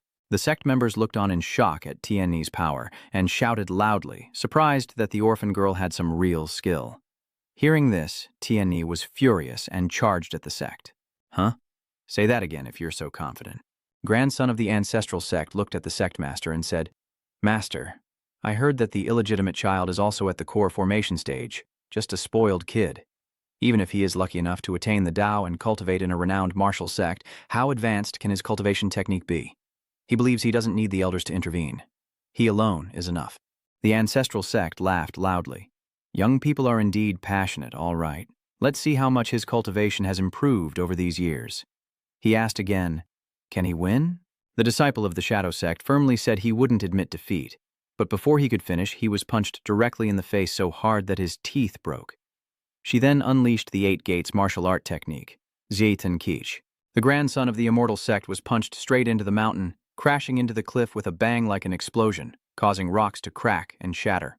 Master of Shadows stared in shock and exclaimed, wow, she's just a legendary core cultivator. How can her strength be so immense? He secretly deduced that her punch just now broke a protective magic artifact, and the residual force also knocked away a late-stage core with a counterattack that left the opponent seriously injured. Tianni rushed to kick Yang Tong, and the old man thought to himself that he shouldn't get too close to Tianni. He looked towards the adorable bear heading towards his grandson and wondered what the bear was planning to do. Forget it, there's no point in paying attention to that kid. Anyway, Duong Diem will save him. The adorable bear didn't hesitate and stomped on his face until it was crushed. Tong looks grim. Why hasn't the Lord stepped in yet? At the same time, at Diem Duong's place, Tom Thick slung an arm around him and said, look, his disciple isn't bad, right? Smiling, Tom Thish placed his hand on Diem Duong's shoulder, inviting him to witness the birth of a new genius. Does Diem Duong feel touched? Diem Duong on the opposite side hesitates and refuses. I dare not move. I dare not move. Tham Thish with a threatening look. Huang Chao Duong and his men are chasing and killing a late-stage core formation. Master sending 2 late-stage core formation cultivators is already enough. Why did they even send someone like him who is at the nascent soul stage? Do you see how shameless he is? Diem Duong immediately admitted, indeed, shameless. Shameless. Tom Thick smiled while grabbing Diem Duong's shoulder, glad to know he's still quite reasonable. Diem Duong followed him later, confident that he didn't want to kill him. Does Diem Duong have any good items on him? Over there, Tian Ni was countering the attack of the Shadow Sect. The Shadow Sect fights while calculating. They will not make a mistake for her to find an opening. The Golden Core stage's sword and spell techniques have absolute advantages, and this is not just empty talk. The old man thought to himself, martial artists and sword cultivators are limited by the stopping points of their flying swords, unable to fully unleash their strength, restrained everywhere, and Jianqi constantly has to defend against the attacks of the Shadow Sect. He knew, he was pleased, eager to see how Jian Ni would dodge his sword once she no longer had the stopping point of her flying sword. Tian Ni looked around for a flaw in the Shadow Sect's spell, gracefully dodging the flying swords. Shadow Sect attacked from behind, laughing loudly. This is your Han family's death fire. The old man cast his divine technique and shouted, Die by my family's ultimate secret skill. I consider it a good deed. Tianni thought to herself, Tui Truk sword. After speaking, she dodges the attack from the Shadow Sect. She lightly stands on a sword, gently waving a fan to deflect the magic attack. A purple flame of Tu Duong fire radiated around Tianni. Shadow Sect widened their eyes and shouted, What? How does Tianni also know how to use the Tu Duong fire? Tianni shouted as she charged at the spinning swords, launching her attack against the 8-gate martial technique of the Shadow Sect. Tianni shouted, Thun Kin Can, and punched the shield of the Shadow Sect, causing it to crack loudly everywhere. An Tong gaping, just a pre-primordial core stage gold pill, yet trying to break through the Elder's golden light protective shield. Tianni gathered her strength, shouted loudly, Ho Nuyen Kin Long Ba Vai, then stomped her foot onto the Elder's golden light shield. The old man was worried, really? How is that possible? The sound of the shield cracking grew louder and louder. Tianni unleashed her attack, shattering the shield completely. Tianni's fist shot straight into Yingtong's body, so powerful it sent him crashing into the distant mountain wall. Gasping for breath after the strike, she said, This cultivation realm is truly dangerous. I wonder when the next threat will come. She realized she needed to quickly strengthen her own power. After saying that, Tianni glanced at the tree and noticed something, then flew down to approach Nguyen Khan, suspecting that these pursuers might have been led here by him. Tianni was angry. She knew that the person who guided her earlier definitely had no good intentions. She looked around to search, left this place, found a cave to avoid the wind and snow for a while, and waited for Nguyen Khan to wake up to ask if there were any other accomplices. Nguyen Khan wakes up in a dark cave, wondering where he is. He looks over at the bear eating. Tianni looked at Yuan Khan and asked, Are you awake? Hearing this, he cheered up and exclaimed, Immortal! Tianni shouted loudly, I thought Yuan Khan was kind enough to show me the way, but I didn't expect you to collude with the Xiang dynasty to harm me. Tell me, what level are the others in your gang? Nguyen Khan answered in fear. He didn't collude with them, he deliberately misled them, but he didn't expect Tianni to appear on that wrong path. He blamed Tianni, saying he had told her to go west, so why did she go east? Tianni thought for a moment, then looked at the bear and asked, Is it you who took the wrong path? The bear shook its head, clueless. Nguyen Khan then said, Look, your bear is also mocking you. Tianni looked at the piece of meat in her hand, praising it. It's perfectly cooked. You can eat now. Come and get some. Over there, Yuan Khan and the bear just had a fight, cursing under their breath. They happily praised each other. This is so delicious. It's really good. Tianni then asked Nguyen Khan if she was still on the wrong path, since she needed to turn back to reach the White Horse Gorge. Nguyen Khan chewed fiercely and replied, We can only turn back. How about I let him guide you instead? Tianni agreed. Fine, since we've come this far, I'll trouble Yuan Khan to lead the way for me. I am Han Tianni, and I asked for your name, Yuan Khan. Yuan Khan blushed and stammered, Fairy Tien. I am Zhao Yuan Khan. Tianni stood up and said, Nguyen Khan is just an ordinary person and can't move in this snowstorm. Wait until the wind and snow stop, then we will set out. Outside the cave, the wind howled and snow fell heavily, and Tianni silently thought of Tam Tish.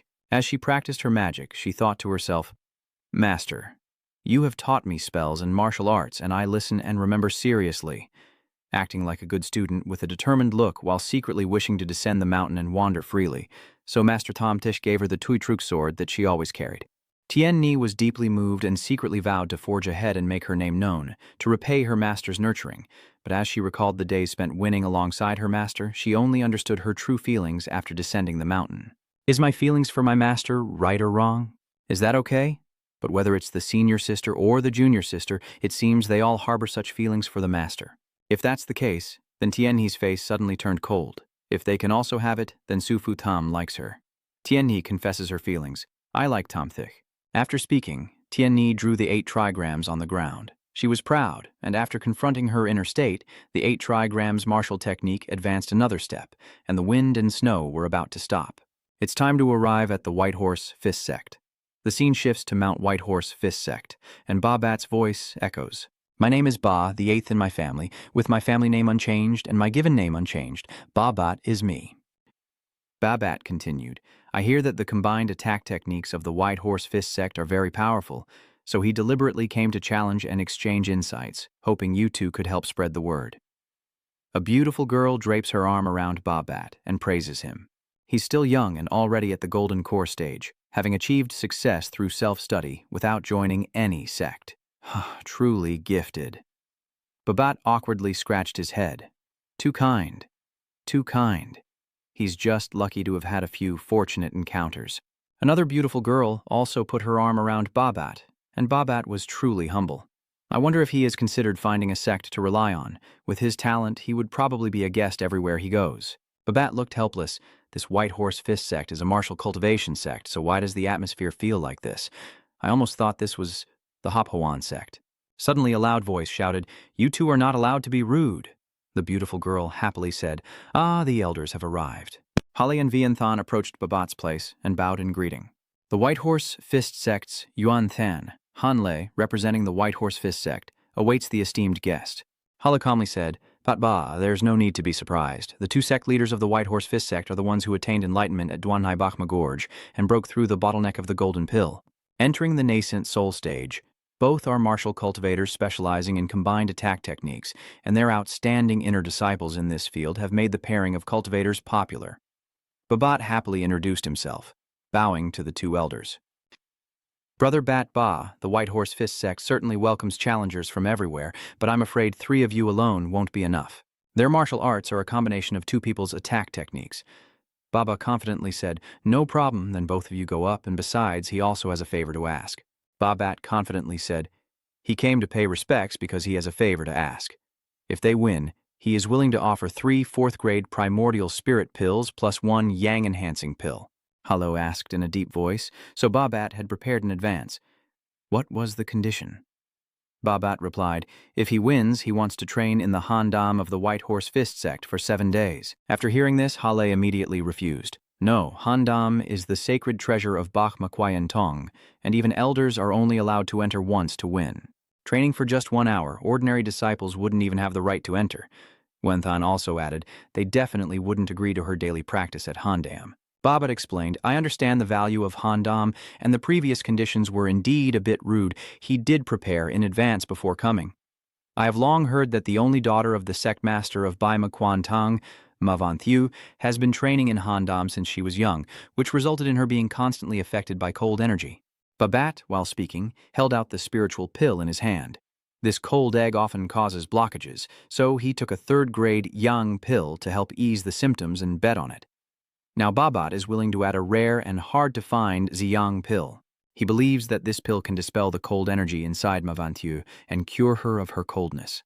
As soon as she finished speaking, Vanthieu's voice rang out. The decision was made. Vanthieu appears and confidently says, "She's fighting Babat."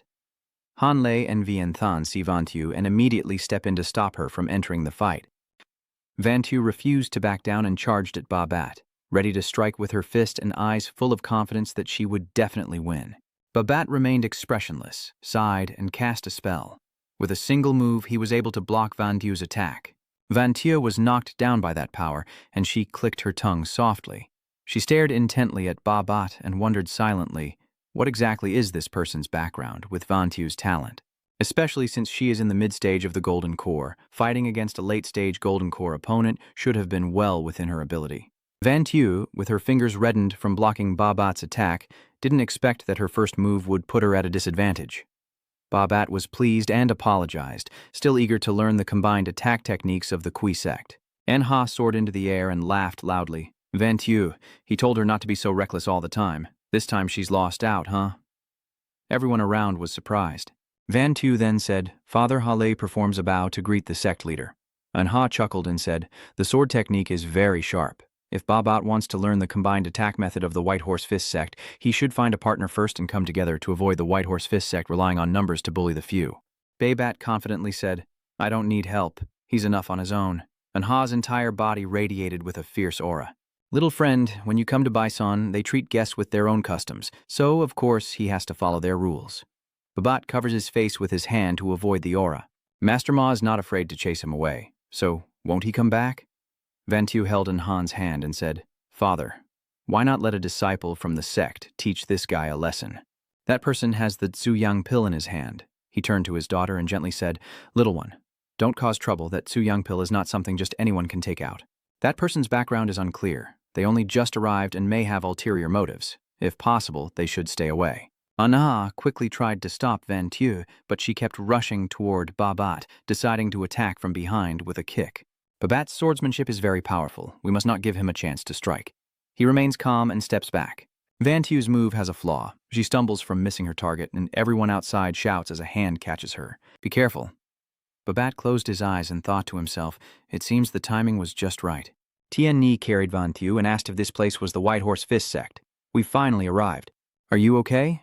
Your whole body is full of cold aura. Even a cultivator who just contacts you could be attacked. Tien He looked at her hand and understood why she felt a strange coldness on her body. But this chill was nothing to her. She bowed respectfully as a disciple of Shen Zhen Jun from Shangding Jian Sect, specially coming to Baishan to learn the joint attack techniques of the White Horse Fist Sect, hoping the esteemed sect would kindly instruct her. And Ha silently wondered from afar. Wasn't Tam Tik the genius who, just 3 years ago, broke through to the nascent soul stage and burned his way through the realm, defeating the Earth Force sect, and now another challenger with a notable background? Could it be just a coincidence? Baba immediately explained that the White Horse Fist sect does not want to bully the weak and only accepts 2-on-2 battles. To challenge their combined attack technique, 2 people must fight together. Coincidentally, he also shares this idea. Does Fairy Ni want to challenge him together? Fairy Ni asked Yuan Tieu with wide eyes. Is that true? She turned to Babat happily and said, Yes, I can. I am Han Tien Ni. How does this fellow refer to himself? My name is Ba, and I am honest and kind-hearted. My family's 8th son, so they call me Ba Bat. Babat awkwardly confirmed. That's right. Tien Ni blushed and wondered, what's wrong with this guy? Why do I feel like he's playing a bad trick? This feeling is a bit like my master. Babat outwardly smiles but inside worries. This can still be linked to Tum Tik. Better to hold back a bit and not let Xian Ni suspect again later. So it turns out that Babat is actually Tam Thich in disguise. Babat smiled and said, let's go together. He then said to the White Horse sect, so now that he has found a partner, he can challenge their combined assault tactics of the White Horse Fist sect. And Ha frowned seriously and said, they really want to challenge the combined assault tactics of the White Horse Fist sect. All right, he orders Yuan Thang and Hale to exchange techniques with these 2 young disciples. They agree in unison. Sect leader. Van Thieu stopped. Ha saying, wait a moment. Father, how can you send Elder Thang and Hale up? They are both already in the late nascent soul stage. He frowned and waved his hand, calling Yun Xiao to step back. Within the sect, the combined attack technique of Elder Yuan Than and Hale is the most refined. If the opponent truly wants to learn the combined attack technique, then of course, the most skilled person should be sent. Hale then bowed and asked for guidance. Anha then explained that, of course, the young disciple is a senior disciple of Shenju Zhenjun at the Summit Immortal Sect, and their competition is only within limits. Babat quietly thought, it seems that another person won't hold back, so the Xiang pill must be left behind. He turned to Tien Ni, happily discussing tactics. You attack directly, I will support. Tien Ni was surprised by that strategy. The 4 of them gathered on the arena while the crowd below cheered loudly. I hope he won't trip her up. Babat winked and said, don't worry, his finger has been tempered 100,000 times. Tien Ni closed her eyes and performed the 8 gates. She frowned, stared fiercely, and said seriously, I look forward to your guidance. Tam Thish secretly thought that after a few days apart, I didn't expect Tien Ni's Batman martial arts decision to have unlocked an additional skill. Now she has become quite skilled in using it, truly looking forward to her next performance. Hale and Vienthan exchanged glances to discuss their strategy. Vienthan also stepped forward, smiling as he said, please advise. Outside, Van Thieu watched anxiously, observing the coordinated attack of Vienthan and Hale, something she had seen countless times, an impeccable blend of strength and finesse, righteousness and cunning. Vienthan furrowed his brows angrily and rushed toward Babat and Tien Ni.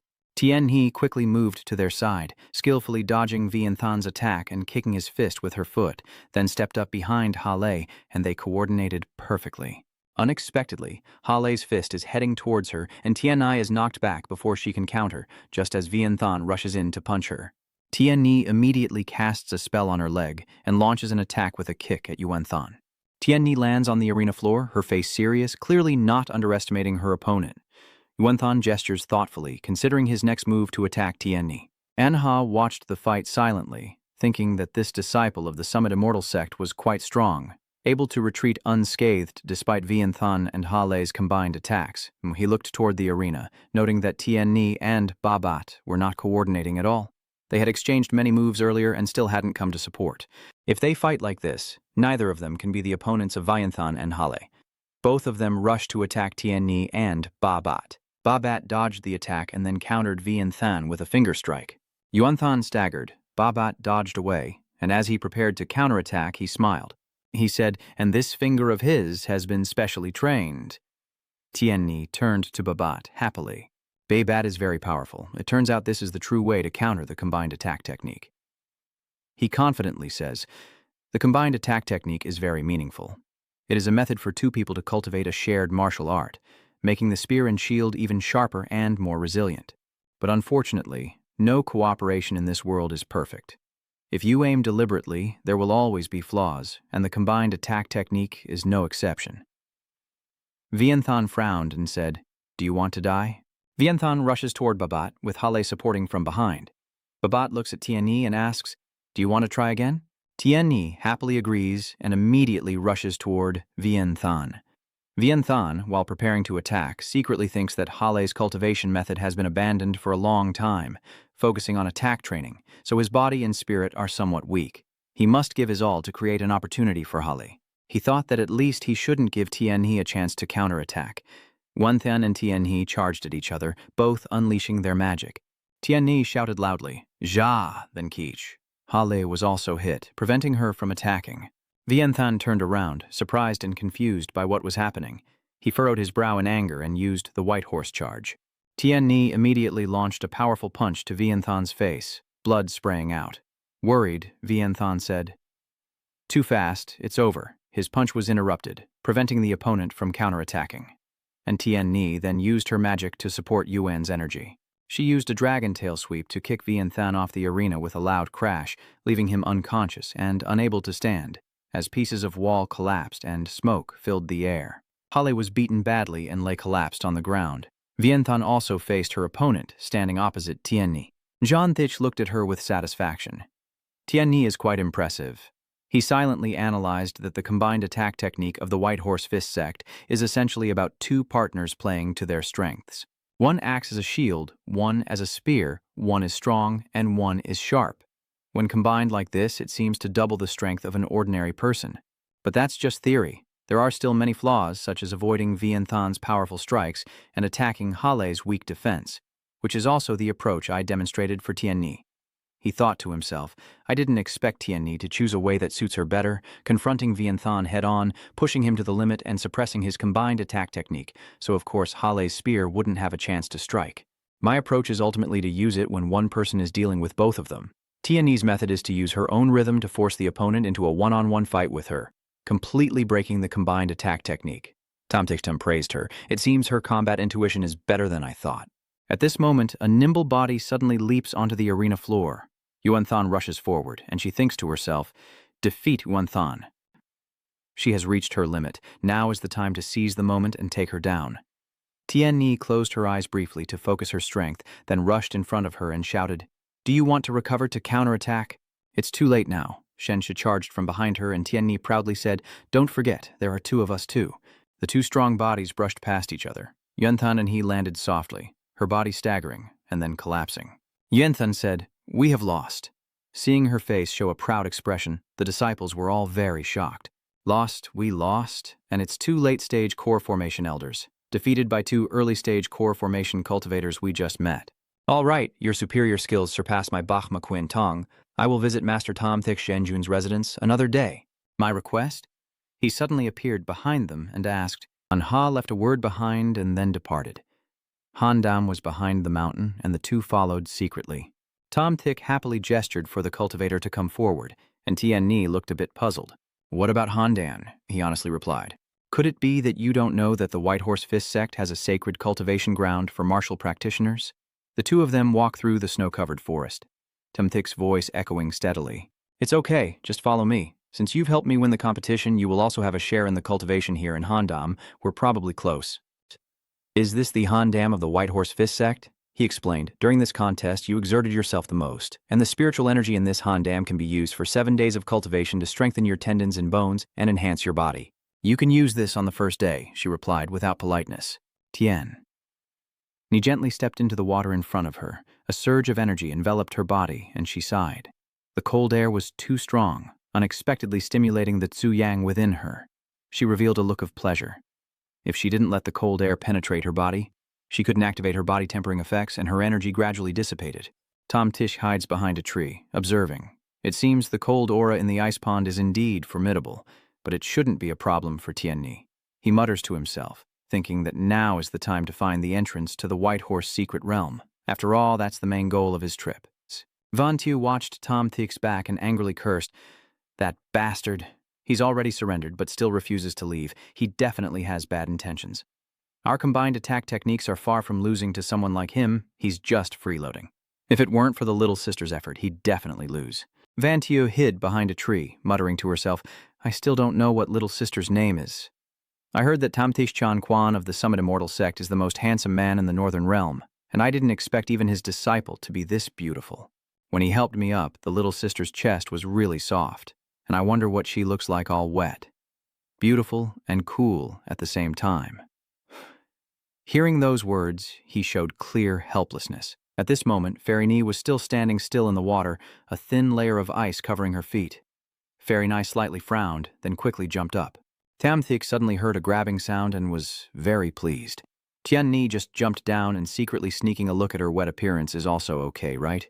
Damn it, was there so much fog just now? Were you doing it on purpose? Even if you lose money, you can't watch this. She submerged herself in the ice lake when suddenly a flicker of spiritual awareness appeared. That's right, her tone is quite triumphant. This girl isn't bad. Tamthik suddenly realized something was wrong. He thought to himself. There was a burst of spiritual awareness just now. Something's wrong with Han Dam. So Tom Tish rushed toward the lake. Tian Ni saw this and frowned. What are you doing? Xian Na held Bong Van Thieu in her hand as she looked at the splashing water. What's going on? Under the lake, Tam Thik closed his eyes briefly and suddenly appeared in the middle of a vast grassland. A gentle voice echoed, I am the celestial martial saint. Have waited here for a long time. To inherit my power, you must first defeat yourself. A figure gradually revealed itself, Tam Thik thought to himself. So it was, he was confident. I'm incredibly handsome. That guy quickly rushed at Tom Tish. Surprised, he said, Hoki Hothan has taken shape. Tom Thik swung his sword and cut the man down. Don't tell me that's the end. In an instant, the man's body recovered and appeared before him. Tom Thik felt satisfied. Now this is interesting. Earlier, Tian Ni was standing in the water, looked at him and said in a low voice, What are you planning to do? If you dare to act recklessly, I won't hold back anymore. Tom Thik was panic-stricken. He quickly explained, I was just wandering around out of curiosity. Don't worry, I won't go down. Tom Thik thought to himself, I didn't expect Tian Ni to know how to threaten others. Isn't she from the faction that doesn't speak much if she can't fight? He pondered silently. Could it be that Tom Thik spoke up again? This immortal girl? Don't tell me you're now unable to move because the cold air has invaded your body. Tsk, tsk. Just now she jumped straight into the cold pool. Was that a bit reckless? Hearing that, she feels a little guilty. Fairy Nai said sharply, You can try coming here. He then turned and walked away. Don't worry, I am a righteous person, just joking with you. As soon as he finished speaking, Tom Thik slipped and fell into the lake. Damn it. Seeing this, she was also panic-stricken. You. Tom Thik choked and sputtered as Tian Ni angrily grabbed his collar and shouted, You! She clenched her fists, unwilling to live. Suddenly, Jian Ni froze, her face showing a look of shock. Tian Ni's clenched arm is gradually freezing. Tom Thik nervously says, Please be magnanimous and forgive me. I didn't mean to. Do you believe me? She snorted coldly and let him go. Just then, Van Tu rushed out. She shouted loudly, I knew following you was the right choice. Van Tu carelessly fell into the water, and Tom Thik immediately grumbled, Can you stop causing trouble here? He rambled, Don't push, isn't it lively enough here already? She tumbled into Tian Ni's arms. Tom Thik awkwardly said, Honestly, my legs are tired on the shore. If I'm not careful, I might fall into the lake. I really didn't expect myself to be so careless. She held Van Tu in her arms, gathering her strength to protect Tian Ni, and threatening loudly, Wait until you die. He immediately warned, Don't. I advise you not to use your death fire, or the person next to you won't be able to save you anymore. She was panic-stricken, what? Shinshiro explained. She has Trung Han, she can't get close to this Han Dam. Right now, the cold Han egg inside her is acting up. If you use external force to warm her, it might cause her to burn from the inside out. Are you okay, Van Tu? She had no strength left to answer. She shouted loudly, What did you do underwater? He replied, Wait, there's something in the water. I'll go check. Then, Tom Tick dove into the lake. Tierney was very surprised. With this water teleportation technique, a small fish appeared beneath the water. He reached out to catch the fish, but was too late. Tom Tick secretly admired. This fish was quite strong. Although his body had never intentionally been enhanced, after all, it was the body of the Kaihoa Than. He recited a spell and a sword shot straight at the tiny fish. Tom Tick thought to himself, so it's here. No wonder I couldn't find it. The mark of the hidden gate of the secret realm gradually appeared, and his sword pierced straight into the mark as the mist from the lake spread even further. The two bodies are fiercely fighting in midair, with sharp swords continuously swinging. Tom Tick charges fiercely at his opponent. Suddenly his body begins to tremble. Huh! Tom Tick wondered to himself, controlling the flying sword while also using spiritual energy to attack the mind. This move is quite difficult. He muttered to himself. Then Tom Tick clenched his fist as a surge of energy spread out, unleashing a layered attack that shattered the opponent's body, and he whispered, I've got it. The next moment, another man appeared below, holding a compass in his hand. Tom Tick held the compass in his hand, pondering that the next opponent was getting stronger. It was quite interesting, but starting to become a bit troublesome. At the same time, Tierney's body had become battered from the fight. Suddenly, a large white body appeared alongside a voice saying, Little girl, this mortal body of yours is recognized by my holy lord. Surrender and stop resisting. You're too weak. This celestial secret realm was created by me. Obediently expand your mind so I can take your soul. You're so scared you can't even speak anymore. Well, no matter what, screaming your lungs out here won't bring anyone to save you. The mutant roared in anger. Why aren't you saying anything? Thousands of years. No one has spoken to me. And now I finally get to talk to someone, but it's a mute. Suddenly, a fairy girl drops a painting and it starts to tease. Huh. Why are you showing a fake painting? Is this your trump card? You're making this old man laugh to death. Mutant, take the small portrait and don't tell me you're planning to leave a last message or something. Speak, and I'll write it down. She silently calls out, Master! He arrogantly said, Master, you are just a small gold core. Even with a master, you're only a nascent soul. He can probably fly here to save you, so don't make me laugh. At this moment, an arm emerged from the painting, wielding a bagua compass to strike the alien's head forcefully. Fairy Ni fell hard to the ground, and Shenshur angrily shouted, This old dog still dares to steal my disciple? He kept begging, Don't hit anymore, save me. She excitedly called out, Master. The space suddenly became silent. He replied, Tierney, wait a moment, after the master finishes dealing with that old dog. She obediently replied, Yes. Tierney shyly thought, so those three bulls were actually the master in disguise. No wonder I kept feeling something familiar. She suddenly remembered that just now her master's attitude didn't seem to be displeased or rejecting, maybe even a little interested. Could it be that her master actually has some feelings for her? Tom Tick stepped closer and said, Cough, Tierney, you've made a lot of progress lately and have broken through to the fifth move. She politely replied, It's all thanks to your excellent teaching, master. Tom Tick then returned to his usual demeanor and explained, I was worried, so I came to see how you were training. Tierney blushed and said, I understand. The White Horse Fist Sect requires 2 people to accept a challenge. It's my master's careful consideration. Tom Tick nodded in satisfaction. Yes, you're still the most obedient and well-behaved, which eases my worries. He pointed at Yun Xiao and said, That girl doesn't seem quite right. She suddenly let out a sound, and Tom Tick muttered to himself, We still have to save her. After all, her father is reasonable and not cruel or disgusting, just an okay person. He thought to himself, so cold and ruthless. So this is how she really is in front of others? Completely different from when she's with me. Tom Tick instructed, Give her this pill and then carefully use your 2 duong fire to drive out the cold energy from her body. Tierney was puzzled. Oh, I will answer him right away. The 2 duong pill, taken from the hand of the primordial spirit of the Imperial Court's 2 duong who was chasing after you, it's okay. I will find another one for you later. She shyly said, So it was the master who secretly helped me defeat a strong enemy. Tierney doesn't need the 2 duong dan or anything. The master doesn't have to bother. After saying that, Tierney went over to pull Van Tio up, and he secretly muttered to himself, Why is this kid so cold and unfriendly to outsiders? Tierney gently supports Van Tio's fragile body in her arms. Tom Tick sits in the space and mutters to himself, It seems that the detoxification of the cold aura for Ma Van Tio can be entrusted to Tierney. Now he speaks up. Name, gender, age. Sir, I am Tianhuo Nan from the Tianhuo army.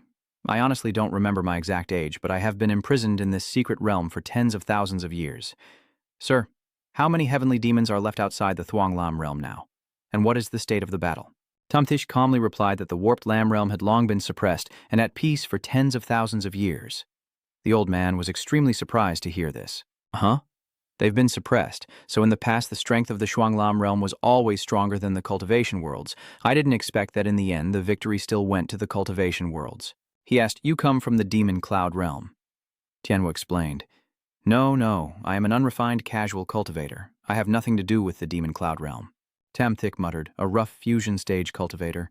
The old man smiled kindly and said, causing the great master to laugh at himself, "I am just a small fusion stage cultivator, not worth mentioning." "It's just a small fusion stage, but your tone doesn't sound very humble.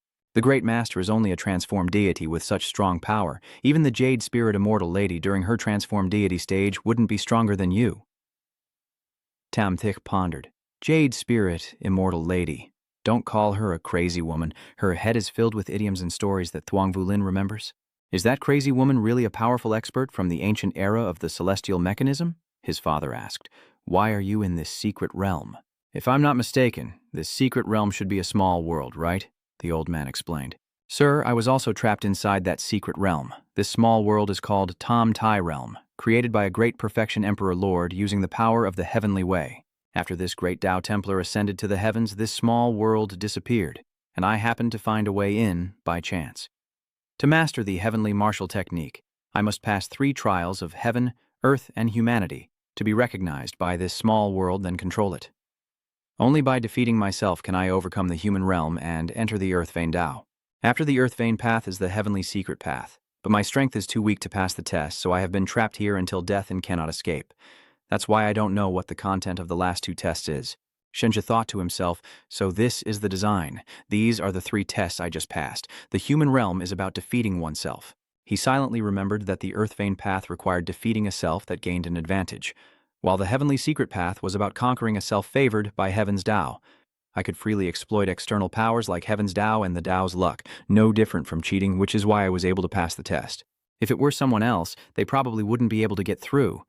It seems that this great perfection realm of the Emperor Sovereign is very petty, and originally didn't intend for anyone to succeed.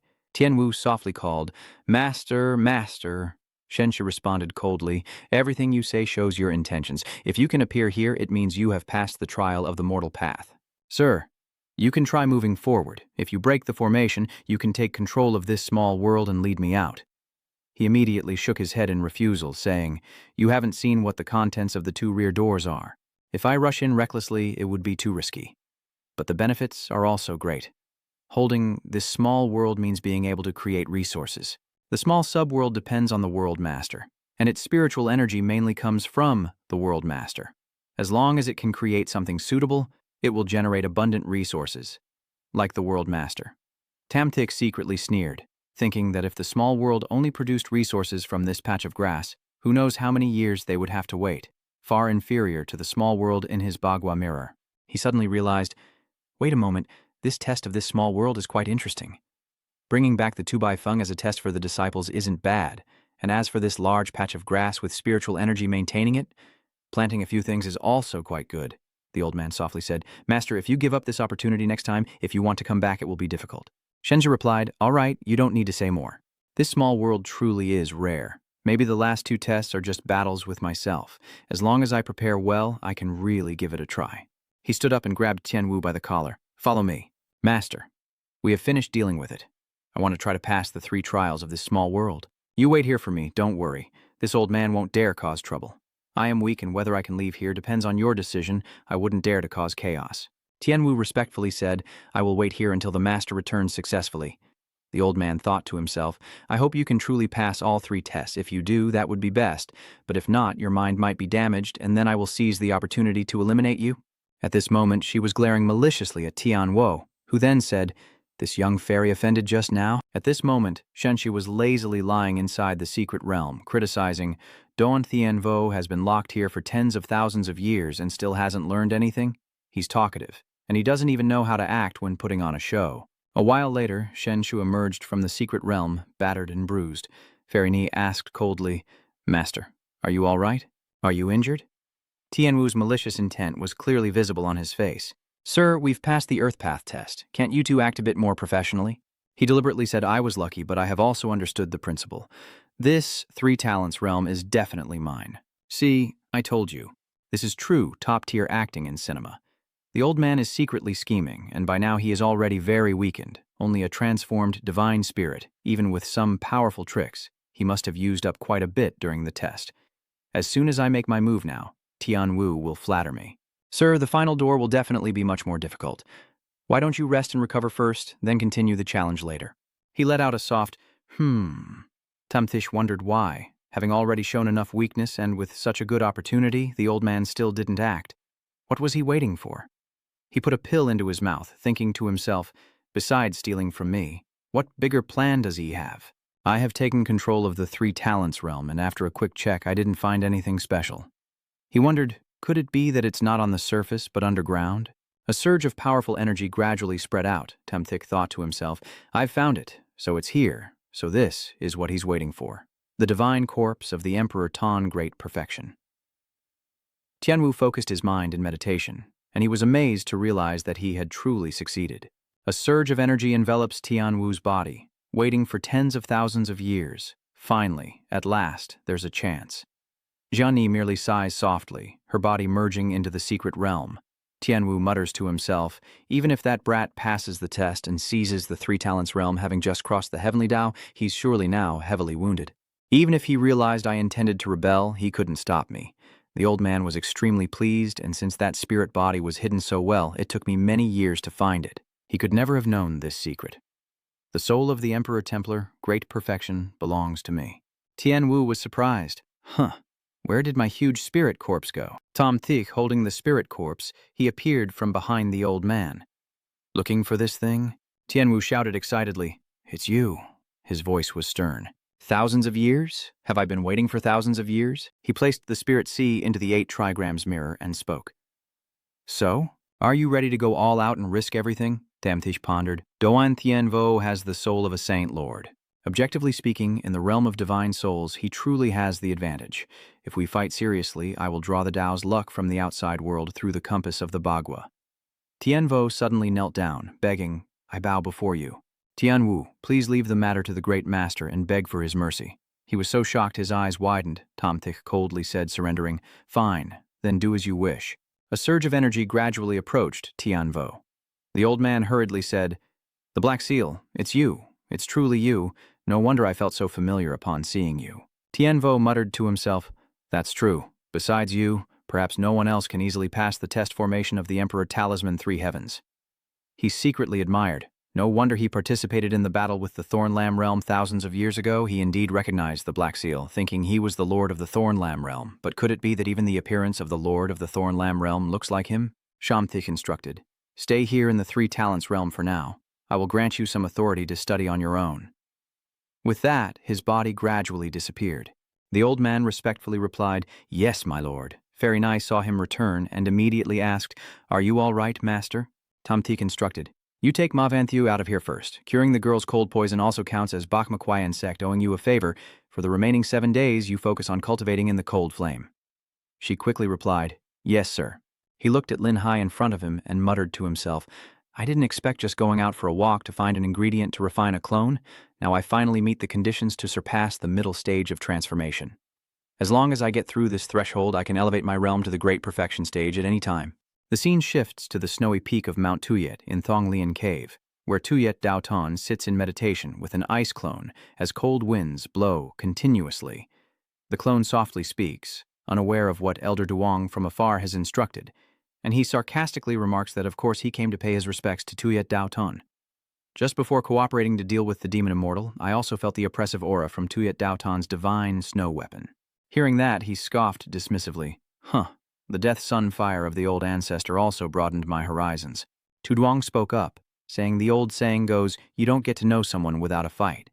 This time I come to introduce a big deal to Tuyet Daotan. The entity softly hummed and asked curiously, so is the situation at the Katma relic definitely caused by you? Tuyet Daotan politely replied, the Katma site was discovered by everyone. There's no such situation. The old ancestor is joking. Tuduong then explained. Tuyet Daotan doesn't need to probe me. The treasure in Tomthik's hands, I don't compete with Tuyet Daotan. My goal isn't the treasure. Just tell me, what's the condition? I will speak now. Tuyet Daotan, Huang Tria Tuduong. I have a leftover disciple from the previous dynasty who once survived by luck. I want to ask Daoton to send someone to kill him in exchange for my help to stop that old man from Dap Van Tiantong when you are about to strike at Tamthish. Why don't you do it yourself? Tu Duong had to explain that the girl was a bloodline of the Tu Duong sword. Although she didn't care for worldly affairs, she definitely wouldn't stand by and watch me kill his only descendant. The man scoffed at this. Truly a fool for practicing swordsmanship, I agree, just a young core formation cultivator. He immediately reminded him that Tuyet Daoton should still be cautious, as Tom Theek might have been secretly protecting him all along. The people he sent earlier have completely lost contact. Tuyet Daoton was slightly surprised, but still arrogantly replied, "You sent at least one nascent soul stage cultivator." Yet they were defeated before leaving any news. Tom Theek indeed has some skill, but he's only our early nascent soul stage cultivator with some ability. Tu Duong then teased, "Don't tell me the Taoist Lord really believes in the so-called sudden breakthrough to the nascent soul by burning the body to remember the Tao." At this moment, he spoke. "What do you mean?" He explained that a person who has just reached the nascent soul stage, even if they burn their spiritual power, would definitely not be able to defeat a late-stage nascent soul cultivator like Huang Woshan, so that Tom Thish must have been hiding his true strength. The so-called burning of the body to break through to nascent soul is probably just a way to deceive others. This Shenshur is likely already at the late stage of nascent soul, or even at the peak of nascent soul. He nodded in agreement. No wonder I always felt this person wasn't afraid of anything. At first I thought it was because he had the backing of the Dedication Cloud Immortal Sect, but now it seems it's because he has some real skill himself. If he is a consummate nascent soul, it would not be easy to deal with him. If he is forced into a corner and suddenly surpasses this realm, the nature of the matter will no longer be the same as before. Tuduong was a bit hesitant. Tuyet Daoton asked him to be straightforward, and he bluntly replied, "I need more money." The Lord respectfully bowed and said, "Of course, 100 Ziyang pills to wish for many talents to emerge from Tongchen Cave." The Snow Taoist was pleased and replied, with dragons flying in the sky praying, "Great sir, great immortal, our little demons do not ask you to retract your divine powers." They shouted, "Just asking you to ease up a little and not drain all their spiritual energy here."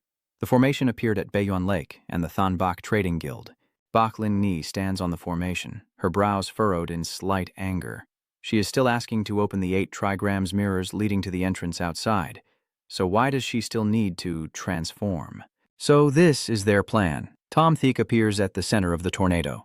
Lima Tian was suspicious, wondering why this clone seemed off. This isn't just a clone, it's about to ascend to immortality. At this moment, Shenthik realized that this Spirit Sea Emperor was indeed extraordinary, with the fusion and great perfection stages separated by just one realm, yet the gap was so vast. In the end, this immortal body is still very powerful. Tumtik looked at the skeleton in front of him, and he only knew the name of this San Tai Emperor from the mouth of that old warrior. The divine powers of the 3 origins, heaven, earth, and humanity, alone prevented the invasion of the Honghole by the Thuong Lame realm, forcibly sealing the space barrier, opening a path for escape from the Thuong Lame realm. This was considered a peerless genius in the Blackbone area of the Van Lai Van Vu Mountain, who initially intended to break through the fusion stage but could no longer advance after reaching the Hoa Than stage. According to the setup written by Tumthik, the reason why the fusion stage is called fusion actually has a lot to do with the external avatar of oneself. Tumthik didn't expect that his breakthrough and level up had no restrictions or principles at all, and he didn't expect that after Hoa Than he still had to go through a clone process. Is this even a VIP treatment? I won't think too much anymore. Now that Tumtik has luckily found such a good material for his clone, it might also be a plan of the Heavenly Tao. Once his clone is successfully refined, as long as they don't forcefully give Tumtish a fatal twist, with the current progress of the script, he can fully roam freely. It's almost finished. Let's put the soul into it and see. A new body appears. Tamthik with white hair. It opened its eyes and looked at Tamthik, witnessing its own appearance once again and marveling. Tamthik, he's really handsome. All right, it's time to proceed with the next plan. The little brothers below cheer and congratulate the Lord Master on the successful divine technique. Switching to Tianni over here, she is soaking in the water. Remembering Tamthik's instructions, Tianni doesn't need to wait for him. Her training isn't finished yet, so she continues. In just a few short days, she has made such progress, and Tianni feels very comforted. She rushes forward and whispers to herself, yes, Tianni will definitely not disgrace her mission. She took a few steps, using her energy to dry her clothes, and suddenly saw Master Ma. He said there was no need to be so cautious. Since she had cured his daughter's cold, he naturally wouldn't repay kindness with enmity. Manhwa said, "This is a forbidden area for your entire sect. If Tianni wants to leave, you also have to check it out." Tianni nodded, then said, "If that's the case, I will take my leave." Shamthik hides himself well. Lord Ma is quite upright in his actions. Later, Tianni will have to go to that strange Huyan Tien sect. Not sure if it will be dangerous, but it's good that his clone is secretly following the girl. At Urbai Peak, Shensha stretches and then enjoys a leisurely vacation. The Bai family ancestral hall will hold a gathering in 3 months, and everyone needs to prepare materials for refining weapons. "Master, you're back." Someone's voice rang out. Tom Tish was surprised. When did that knee arrive? He waved his hand and said, "Get lost, get lost, get lost." Hakyen Tien. He entrusted her to that knee just to have her use her like this? Tamthik nodded at that knee. What is she still doing here? Surely the sect master of Chak Nin has already told that knee that they will be taken to the White Bone Gorge in a few days, so why not go prepare? That knee secretly urged him. She's not interested in playing, so she asked Tamthik to check that knee's body. Tamthik, step back, he's coming for you. Their master and disciple, watch your image. That Nai won't let go, she's telling the truth. Go ahead and check. Tamthik blushed and then sat on the bed for him to check. It seems that Tamthik is increasingly afraid of getting too close to that Nai. Is it because he's worried he can't control himself? He scolded her for talking nonsense. Hand it over. That knee told her master to touch freely and lick if he wanted. Her cultivation hadn't changed at all, but her enchantment was perfect. Does he like being teased? Does that knee ask Tamthik if he likes it? Her hand is very beautiful, isn't it? Do you want to taste the flavor by putting it in your mouth? Shishi tempts. Yes, don't be shy, Shenshi. They are throwing away the rules and restraints. Just be honest with your desires. Tamthik clenched her hand, realizing that the stage of body manipulation requires extremely precise control over the body. Could it even control every inch of flesh? No wonder illusion mastery is the most difficult stage of art of seduction. The Nai shouted, "Hey, it hurts, it hurts, it hurts!" She was confused. Why was he unaffected by the illusion magic at all? Tamthik leaned on his hand. That knee wondered what level her master was at. Surely just by her alone, she couldn't possibly seduce him. Even so, Ti Toang, if Tamthik hadn't been careful to guard against that knee's hands earlier, he might have fallen into her trap. That knee. Be careful. He already knows how difficult it is to master illusion techniques, and now that you've succeeded, why haven't you received any reward? Tamthik scolded her for asking for a reward, questioning why she wasn't diligent in cultivation, and wondering what that knee was doing with this illusionary body. She thought Tamthik didn't understand anything, but he reconsidered that the illusion body can control any muscle on the body. Tamthik reconsidered. It makes sense. If she can precisely control all the muscles on her body, then in battle she can deliver perfect attacks and defenses. Although it doesn't have the immediate effect of increasing her cultivation level, in the long run, every strike becomes deadly. Every defense a counterattack while also reducing physical and spiritual energy consumption. Truly a counterintuitive passive skill. He hesitated, thinking, could it be that Chini, is proud that her muscles in any part of her body can give Tamthik sensations no woman could ever provide? Do you want to try the so-called ultimate riding experience? Tamthik said calmly, suspecting she might have inappropriate thoughts, but he had no proof, and it was tiring for him to think seriously. Stop messing around. How close is that knee to completing the relic of the demon bones? Hopefully this time she can perform well and make a name for herself as a teacher. She took his hand and asked, "Do you want that knee to help you boost your prestige?" Tamthik replied honestly, "Yes, of course. Since she is his disciple, she must show Tamthik's style when she goes out." So if Shiki helps him boost his prestige, how does Tamthik plan to reward her? He smiled and said, well, if Shiki said so, she must have already received the reward she wanted. That knee chirped happily, waiting for her to return. Tamthik will take her back to visit his hometown. They might just make it in time for the Lantern Festival, but no spiritual energy is allowed on the way. Tamthik agreed, and that knee whispered, "I've definitely tricked him." After finishing the conversation, that knee bid farewell. Since Shenja said he would keep his promise, she is going to cultivate. Tamthik sighed. At least he has become more mature and knows how to cultivate. He rested, but it was already late, so he went to sleep. After lying down for a while, after being playfully teased by that knee, his desire couldn't be suppressed, and he couldn't sleep. He thought maybe he should go find Beinheim for a cup of tea. Suddenly, Tamthik sensed that this aura was blocked by a formation. Secluding oneself? Why? If she's in seclusion, then go find Nin Yen Yen to learn about the preparations needed before heading to the cursed relic site. He suddenly also entered seclusion. Boknium is in seclusion, and Nin Yen Yen is also in seclusion. One is at the late stage of the golden core, the other at the early stage. Far from breaking through, what are they both doing? Tamthish disappeared, so now go find his Vo Huang. At this moment, Uyen Ni said, "Silly girl, you said it yourself. If Vo Huang really likes Tamthish, then you must keep a close watch." Now, Vo Huang's father no longer intervenes, which is also a good thing. Tamthish suddenly appeared behind Vo Huang's mother, and she continued, "You must remember your identity as the young master of Dapvan Tien Tong." Vo Huang signaled to him, "Hurry up and go." Uyen Ni calmly said that before Vo Huang and he officially become a couple, there are some things they shouldn't do, no matter what he asks. Yun Ni wondered, is Wu Yong seriously listening to mother? What is he doing? Wu Yong nodded, knowing it. "I'm listening." Uyen Ni turned around and said, "Why do you keep looking back?" Is anyone there?" Tam Thich, feeling bored, couldn't think of where to teleport using the locator. Luckily, he entered the Bagua mirror just in time. "Bak Lind Ni, why did Tam Thish come again?" "Well, since you're already in, let her eat less of her spiritual energy." He pushed her away and helped him open a passage to Than Bak Tien Tong. When they arrived at Moklin Bao and Than Bak Tien Tong, there were still a few details to resolve, and this time he must place a spatial locator on Laksam. At the Thonbak Trade Guild, Sam did not disgrace the mission, and the guild followed the proper course. Tom Theek appeared, bringing clues about the research on spatial formations. Could it be possible to split the branch now? Sam happily said, "Sir, you're back." She rushed over. "How long can Tom Thick stay this time?" He said, "This time I won't leave right away. I can stay for a few more days." Tom Thick secretly looked at Sam. Recently, he had found many books. Though he hadn't found a way to help her cultivate, he had discovered a method to preserve eternal youth. And Sam was surprised. "Really?" Tom Thick blushed. Of course, if she practiced according to that, she could even attain a lifespan similar to that of cultivators. This book is a secret manual on dual cultivation, mainly about how to perform the detoxification method. Sam feels embarrassed. How should he practice this detoxification technique alone?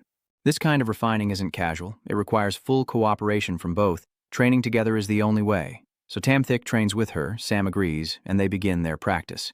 At night, Tom Thick thought that initially he only gave Li Vu a chance, but unexpectedly she prospered like a kite caught in the wind, perhaps naturally talented in this field. Sam held Tom Thick in his arms, while Li Vu had been quietly expanding her influence to the east, but recently 2 black markets had swallowed broken agreements, suggesting there was a sect backing them from behind the scenes. Tom Thick is serious. For the black market route, he has arranged 3 nascent soul true kings, John Vuong, Lam Quang, and Lu Tom Sun, to escort him, but they still encountered obstacles. Sam also guessed that she wanted Sam to send someone to help, but the senior figures of Than Bak Tien Tong were all busy and couldn't assist, so she had to wait a bit longer. "Don't worry, Tom Thick has a way. If there's ever something he can't handle, just tell him. Sam also knows how to use the Black Seal." Sam nodded gently. Tom Thick turned to embrace her. "Sam, how do you feel now?" Sam hesitated. Just Tamthish teasing her. Just her covering her face. Just not knowing why. Even after a while, the feeling of comfort hadn't faded, and every part of her body still felt very sensitive. Tamtish pressed down on her, proving that his skill was effective, so we should seize the opportunity and push further. "Sam, shyly, isn't it said that this is the divine body of the great master?" Tamthik smiled outwardly. "Sam is overthinking. He's still full of energy, so just enjoy your replenishment." Tamthik asked, "By the way, Vudin won't suddenly rush in, right?" "Sam, is this the first time you're thinking of this?" "Don't worry, Vudin is at Than Bak Tien Tong. No one will disturb them." "It's morning," a young man said. "Whether to force her or let it go." The Thonbak Trade Guild is powerful and ruthless, and all forces opposing them end badly. A girl riding a beast was just looking for someone to spar with, not intending to make enemies with a powerful force. "It's Fairy Ni. This road is quite wide," and the young man next to her pointed out that this road was paid for and expanded many times over by the Thonbak Trade Guild. In addition, they are also adding stones to make it smoother. Not only this road, but many major roads leading to Ngok are also being repaired. After repairing the roads in Ngok and other major cultivation clans' territories, they also transport various spiritual herbs and minerals from their homes to us by carriage for trade. Sam hugs Tom Theek's arm. If it weren't for these roads, I doubt they could sustain these businesses. Currently, the alchemy pills and magic weapons consumed by the trade union are quite substantial, also requiring a lot of materials. She mentioned, "Oh, right, and there are a few alchemy masters attracted, but most alchemy and forging masters often go out, so they can only produce large quantities of pills and magic weapons consistently." Tom Thiesh lifts Sam's chin and takes her out for a walk. Why does it seem like she's the one reporting work? Sam only thought that Tom Thik entrusted her with the important tasks of the Thonbok Trading Guild, so she naturally wanted to handle them seriously. Tam Thik said fine. In this area her ability is even stronger than his. Just follow Sam's wishes. He only has one request. If she encounters something she can't handle, she must come to him. Just as they are about to kiss, a voice rings out, Han Xian Ni from Shangding Immortal Sect. Specially comes to Bai Mountain, hoping the young sect master Kwai will give her guidance. Sam worries that people from Shangding Immortal Sect want to challenge Vu Din. Tom Thik was confused and didn't know what was going on either. According to the plan, she should have gone to challenge the Iron Fist sect. Tom Thik frowned. This is really stupid. Shouting like that, even a kind-hearted sect would get annoyed with her. Let's go see quickly. Wen Qing stepped in. Do you think this female hero is a bit too reckless? It seems now is not a good time. Maybe next time if someone dislikes it, they can tell you not to worry. Our Thanbak Trade Fair has very thorough safety measures and will definitely not let small issues disturb your shopping mood. Please follow this way. The items you want in large quantities are definitely available on the 3rd floor and will satisfy you. Nguyen Khan looked around nervously, saying, I was just following her here. None of this concerns me. Tien Ni glanced. Van Quiet swooped down from above, showing no fear. The kind of petty person from which direction he came. His pressure radiated outward. Tien Ni frowned, feeling a suffocating pressure unlike what Ma Anha had given to someone at the advanced nascent soul stage. And Van Quit's eyes looked dangerous as he dared to stand in front of the Thonbak Trading Guild gate and call out. Seeing the person in front of him, he froze in surprise. Lord Guildmaster, this young immortal girl with such an extraordinary aura is your disciple. Shen Ni sat in the living room deep in thought, having come all this way to challenge a non-sectarian place. But this is the first time she's been treated so politely. Why is the Thonbak Trading Hall so strange? Remembering that Van Quet said, What brings you to the Thonbak Trading Guild, young friend? Van Quet was communicating with Tam Thish. Sir, this person wants to challenge Wu Ding. What does this mean? Tam Thish explained. She doesn't know about Wu Ding. This time she went down the mountain to train, and according to the original plan, she shouldn't have appeared here. Van Kit tried to chase her away. Van Kit thought to himself, why would she come all the way to someone else's house to challenge? Could it be that this person's training involves challenging talented disciples from various sects across the Northern Realm? Van Quite frowned. I heard that the young master once fought against a young master named Tiohat Ni, who is also a disciple of the sect leader with extraordinary strength. One has no spiritual root, the other has the 5 spirit roots. Both are unparalleled geniuses. So, this Han Tian Ni is also a disciple of the master. Do you think she might have something special about her? It's okay that she's not here right now. She can wait. I knew it. The bloodline of the Ziyang royal family, and this concentration far exceeds that of the usual members of the Ziyang royal family outside. He thought that normally the young master would be in the sect, but today it was quite a coincidence. A few days ago she left the sect for some purpose, probably heading west. Seeing this, Tiani decided not to bother her anymore. Van Kiet dan Fuk, quan hien de tu qua thamthish, du la thien tai trong thien tai qua gioi tu shan. Gioi chudain han muondung vietren loyen qua han tien nishine. Through challenges, they undermine the confidence of other geniuses in the cultivation world. When that time comes, with no successors left, they will reappear and strike back. The depth of the Grand Master's arrangements truly makes Van Quite feel ashamed. Tam Thish just listens and thinks whatever he wants. These people are really a bit crazy. He can't say anything. Sam chuckled softly. It seems Tom Thik is very afraid of meeting his own disciple. He shook his head and said, No, it's just that explaining it would be very troublesome. Sam didn't understand why the master needed to explain his actions to his disciple. She thought that Tom Thik, as a master, didn't seem like a typical teacher, but more like a lover, which is why he needed to clarify things with his other half. Hearing this, Tom Thik turned away. Sam called out, It's just a joke. Tom Thish hugged her and asked, What did you say? Does he look like he's really angry? Sam asked. What does the Lord intend to do? Tom Thik is thinking that Sam's cultivation method still needs to be strengthened, so while he's here for a few more days, he helps her practice a few more times. Sam feels shy and says that the great master must care for her. Nguyen Than asked the female swordsman if she was all right. Tianyi coldly was worried about him. Sorry, I didn't really mean that earlier. Tianyi coldly said, No problem, but since the other side's young master isn't here, let's part ways here. Nguyen Than was unwilling, risking his life to help her deceive the 3 monks who wanted to hunt her down elsewhere. Yet she wanted to abandon him. Tian Ni was confused, initially forgiving him because she believed it was unintentional. and even gave him some of her medicinal pills to help him recover and improve his skills.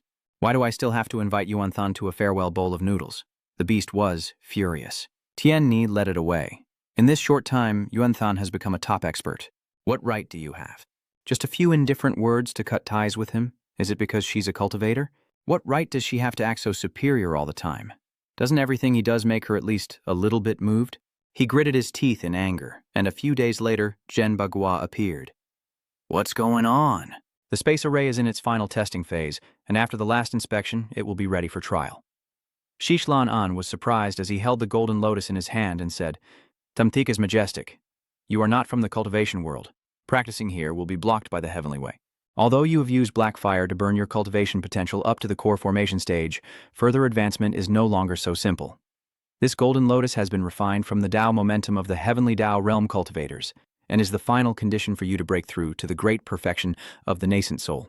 Zichlan An gratefully thanked him, certain he would not disappoint Tom Theek's expectations.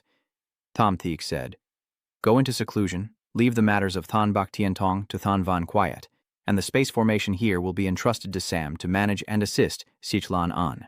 Tom Tish went to see Sam in the room with good news. What good news is it that makes the Lord so happy? Tom Tish calmly said, The branch division has been arranged, and the spatial array has been studied. We will set one up at the new branch, allowing resources to be transported quickly from here to the new branch. Sam happily congratulated him. Tom Tick asked, Congratulations. Congratulations for what? Sam suggested, Let's go have hot pot. Tom Thick looked up at the outdoor balcony in surprise and rested his head on Sam's lap. She gently explained that the hot pot restaurant in Tanha town had been open for decades, with a great reputation called Too Lucky Hot Pot. Tom Tick pondered, and when he heard Sam mention there was a second floor here, he was very surprised. At first he thought it was just a coincidence, but these names definitely sounded like they were from the same hometown. He asked, It's been open for so long. Is the owner still the same person from the beginning? Sam smiled. They've changed several people, but all of them say their shop was opened after being guided by a white-robed immortal named Ha-Fam. Back then, she thinks they are probably just making it up. Tom Theek found it interesting and was quite intrigued by the story. He marveled that in just a short time, Than Ha Town had expanded so much. Sam said that Tron Thanaha is the closest gathering point to the Than Bak Trade Association, so it would develop very quickly, and this place has expanded more than 3 times since Tom Thick last visited. Tom Tish guessed that this was intentional on her part. Of course, intelligence needs to be mobile. This gathering point is not part of the Than Bak Merchant Guild, but the guild can secretly control and influence it, which offers many benefits. Amidst the busy crowd, the waiter invites you in. Sorry, the small shop is full today. You can wait inside for a while. Can you see it? Sam sighed. I only heard that business was good, but I didn't expect it to be so crowded. Full before the meal even started. Tom Thish took her hand and said, It's okay, they can sit for a while and chat with the manager. Waiter, this way please. Watch your step. Sam silently thought that the Lord was willing to wait with her, probably to care about her feelings and prevent her from feeling embarrassed. Truly considerate. A man told the two of them, I'm sorry, we're quite busy today. Please wait a moment. Tamthish politely said, It's okay. Are you the manager of this restaurant? So, he's the head of this restaurant. Mr. Zhangba, do the guests have any questions? Tom Thick was curious. Manager Truong greeted you. Mostly, he was quite curious about the origin of this restaurant of yours. He came after hearing the reputation. I wonder if the shopkeeper has time to tell a story. Chang nodded. So that's what happened. I remember this story very clearly. At first, your father kept talking about it every day, so much that I got ear boils from hearing it all the time. It's been over 100 years now, back when your great-grandfather was still alive, and there was a year with heavy snowfall.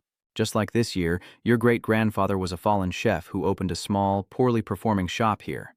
Back then, Tran Thanha was not as peaceful as now, without the White Elder Thanha sword god, nor Mok Lin Bao, and there was a demon wolf constantly lurking around Thian Ha town, often entering the city to eat people, and no one could do anything about it, only hoping they wouldn't be the next unlucky ones to be eaten.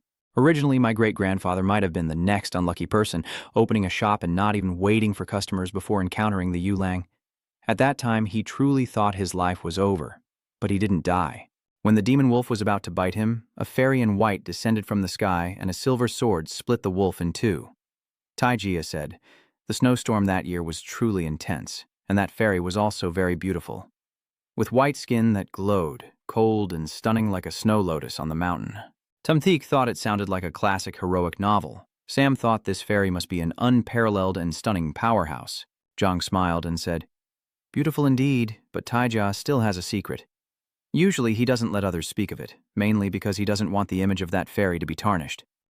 Sam hesitated. "Oh, what is the secret?" Chapter 3 whispered. Lord Tai said, "That immortal is indeed beautiful, but her words can be a bit sharp, always with a hint of sarcasm. At that time, he said this place is so dark that there's not even a single lamp. Are you opening a restaurant for ghosts? You're missing some phone numbers, huh? You probably need a few more drops of lamp oil, so what kind of business are you even running? It's faster to flatter and make money." The chapter also mentions, at first the old master was moved to tears by the fairy. Sam thought this fairy was truly strange. Now the story feels much more real. Tom Tick was getting a headache. Every time he heard it, he thought of Bach Jiao Kuang. No wonder she wrote differently from him. Is this someone who also traveled through time and ended up in his book? The shopkeeper happily said, "Your esteemed guests, please wait a moment longer. I just had a pleasant chat with both of you. Later I will offer a good discount to both of you." Shenshur, polite as always, the shopkeeper is being courteous. You should go back to work. Sam wondered, "Do you really think the origin of this hot pot restaurant is that mysterious, Your Excellency?" He chuckled foolishly, maybe even more mysterious than the story itself. Tom Tick hurriedly said, "Let's just buy it all out. Waiting like this, we don't know when it will end." Sam smiled. "We're just experiencing life. Sir, let's wait a little longer." He agreed, listening to you. The Yen Pavilion suddenly appeared. "Get out of the way, everyone get out of the way. Don't block the path." He spoke in a flattering tone. "Young Master Zhao, please come in." Luckily, it was young Master Zhao who stepped in this time to help drive away those villains. "Tonight, let me treat young Master Zhao." Yuan Kang nodded. The head clerk said enthusiastically. "Esteemed guests, please come this way. The small inn is full at the moment. Please wait a moment." He turned to shout at the staff and stood there idly doing nothing. "Go brew some fine tea for the distinguished guests." Yen Luang shouted angrily, "What? No more space?" The head waiter was confused, as the restaurant was truly full right now. He pushed the manager aside and asked, "What's wrong with your place? Do you know what great deed young Master Zhao has just accomplished? The notorious blood blade Kuang Wu was cut down by my brother with a single sword, so hurry up and arrange a table for this brother. Everyone around is making noise." "What?" "Kuang Wu with the blood blade was defeated. How strong must this young man be? That's terrifying." Yuan Khan smiled to himself. "Now that my cultivation has reached perfection, even a grandmaster who has dedicated their life to martial arts cannot compare to me." He thought to himself, "Han Jiani, without you, Zhao Yuan Khan, with my martial arts, am also a top figure on the martial world, admired and respected by all. That table is noisy, we're almost done eating too, and no one knows what trouble these martial world folks will cause next. Let's go ahead, that makes sense." As soon as they leave, Shensha looks at the empty table and says, "There's a spot over there, let's go." Sam nodded and said, "Yes, sir." Yenlu looked over at the two of them. He shouted loudly, "We'll take that table." The manager looked embarrassed. Those two arrived first and waited a long time. Your behavior isn't very proper." "All right, please wait a moment. I will give you a 20% discount on that table later." Yen Lao glared at him. "Rules." He pointed to the table. "In the martial world, a strong fist is the rule. I want this table." "Hey, you delicate one, do you have any objections?" Sam asked nervously. "Sir," he smiled and said, "It's okay." Yen Lu sneered and asked, "How old are you this year?" "I am the young master of Yen Xuan Duang, Yen Lao.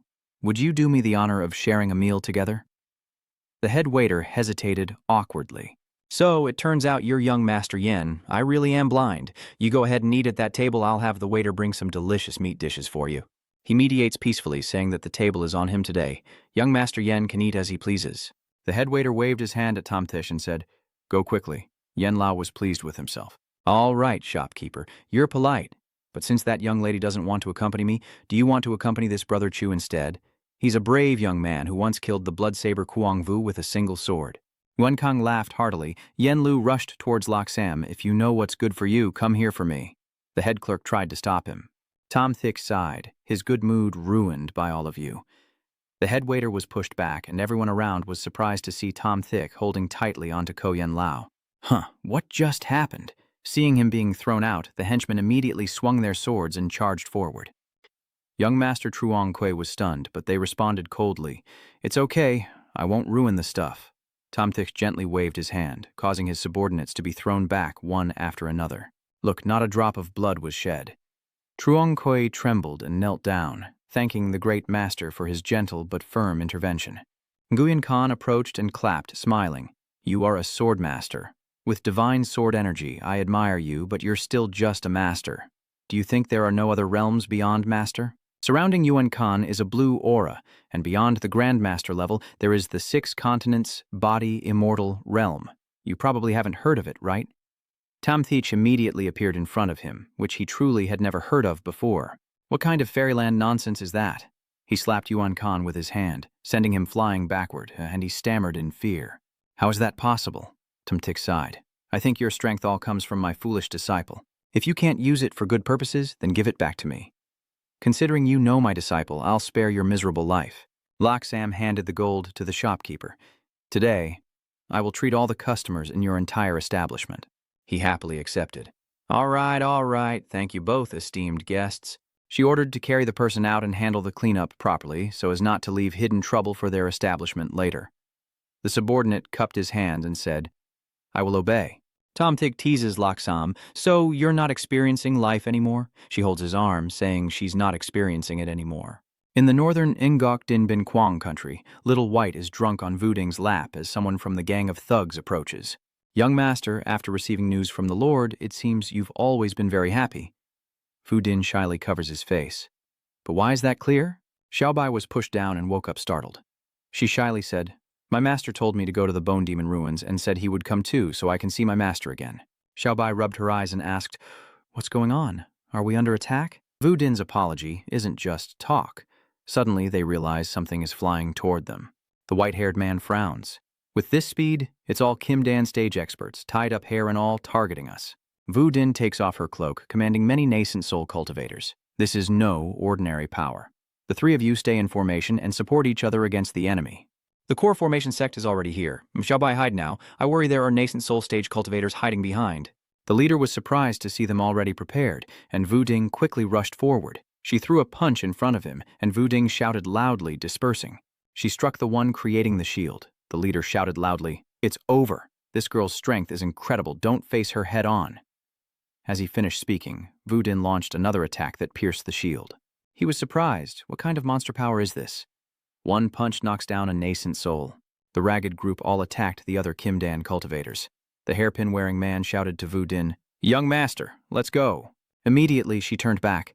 The Golden Core Sect members were surprised to see them escape, and one furious at the uselessness of his men.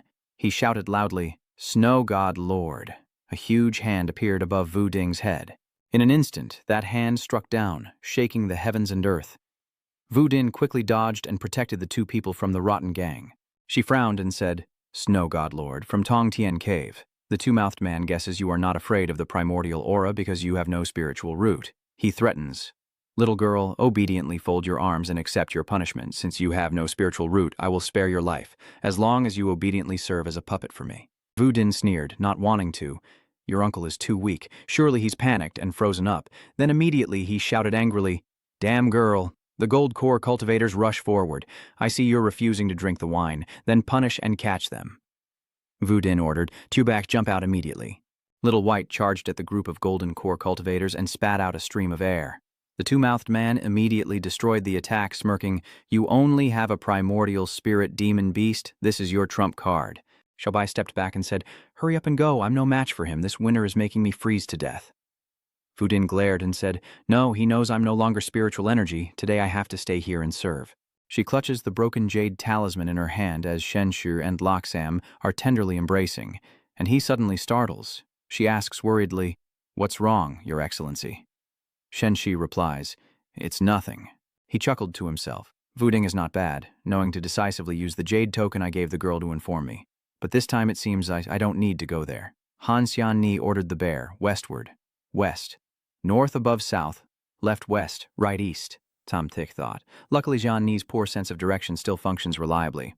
She pats the bear on the head and walks on the left. He observes Han Jian Ni, this time just to test the strength of this clone. The Golden Core Sect is still chasing them. The 2 elders rush ahead in anger, firing ice arrows at them. Where are they running to? Xiaobai shouted, Go ahead, I'll hold them off from behind.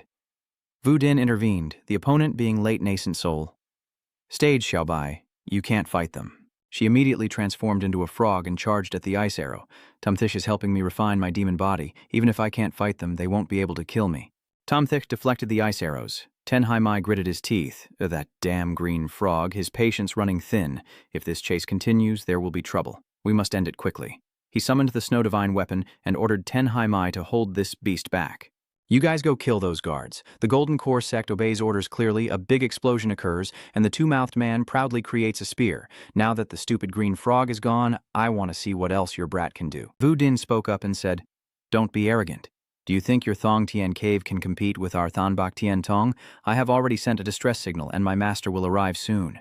He didn't care and said, Master, Master, what are you? What is the Thanbak Immortal Sect in this northern realm? If it weren't for the Elder's reputation preventing him from attacking your new forces, how could the Thanthak Tien Tong survive until now? The two elders then angrily charged forward.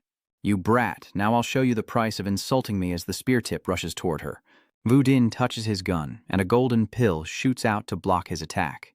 The two-mouthed man retreats even though all my divine powers are in the Snow Divine weapon. A single pill can deflect one of my strikes. He sneered, Is this a lack of spiritual energy?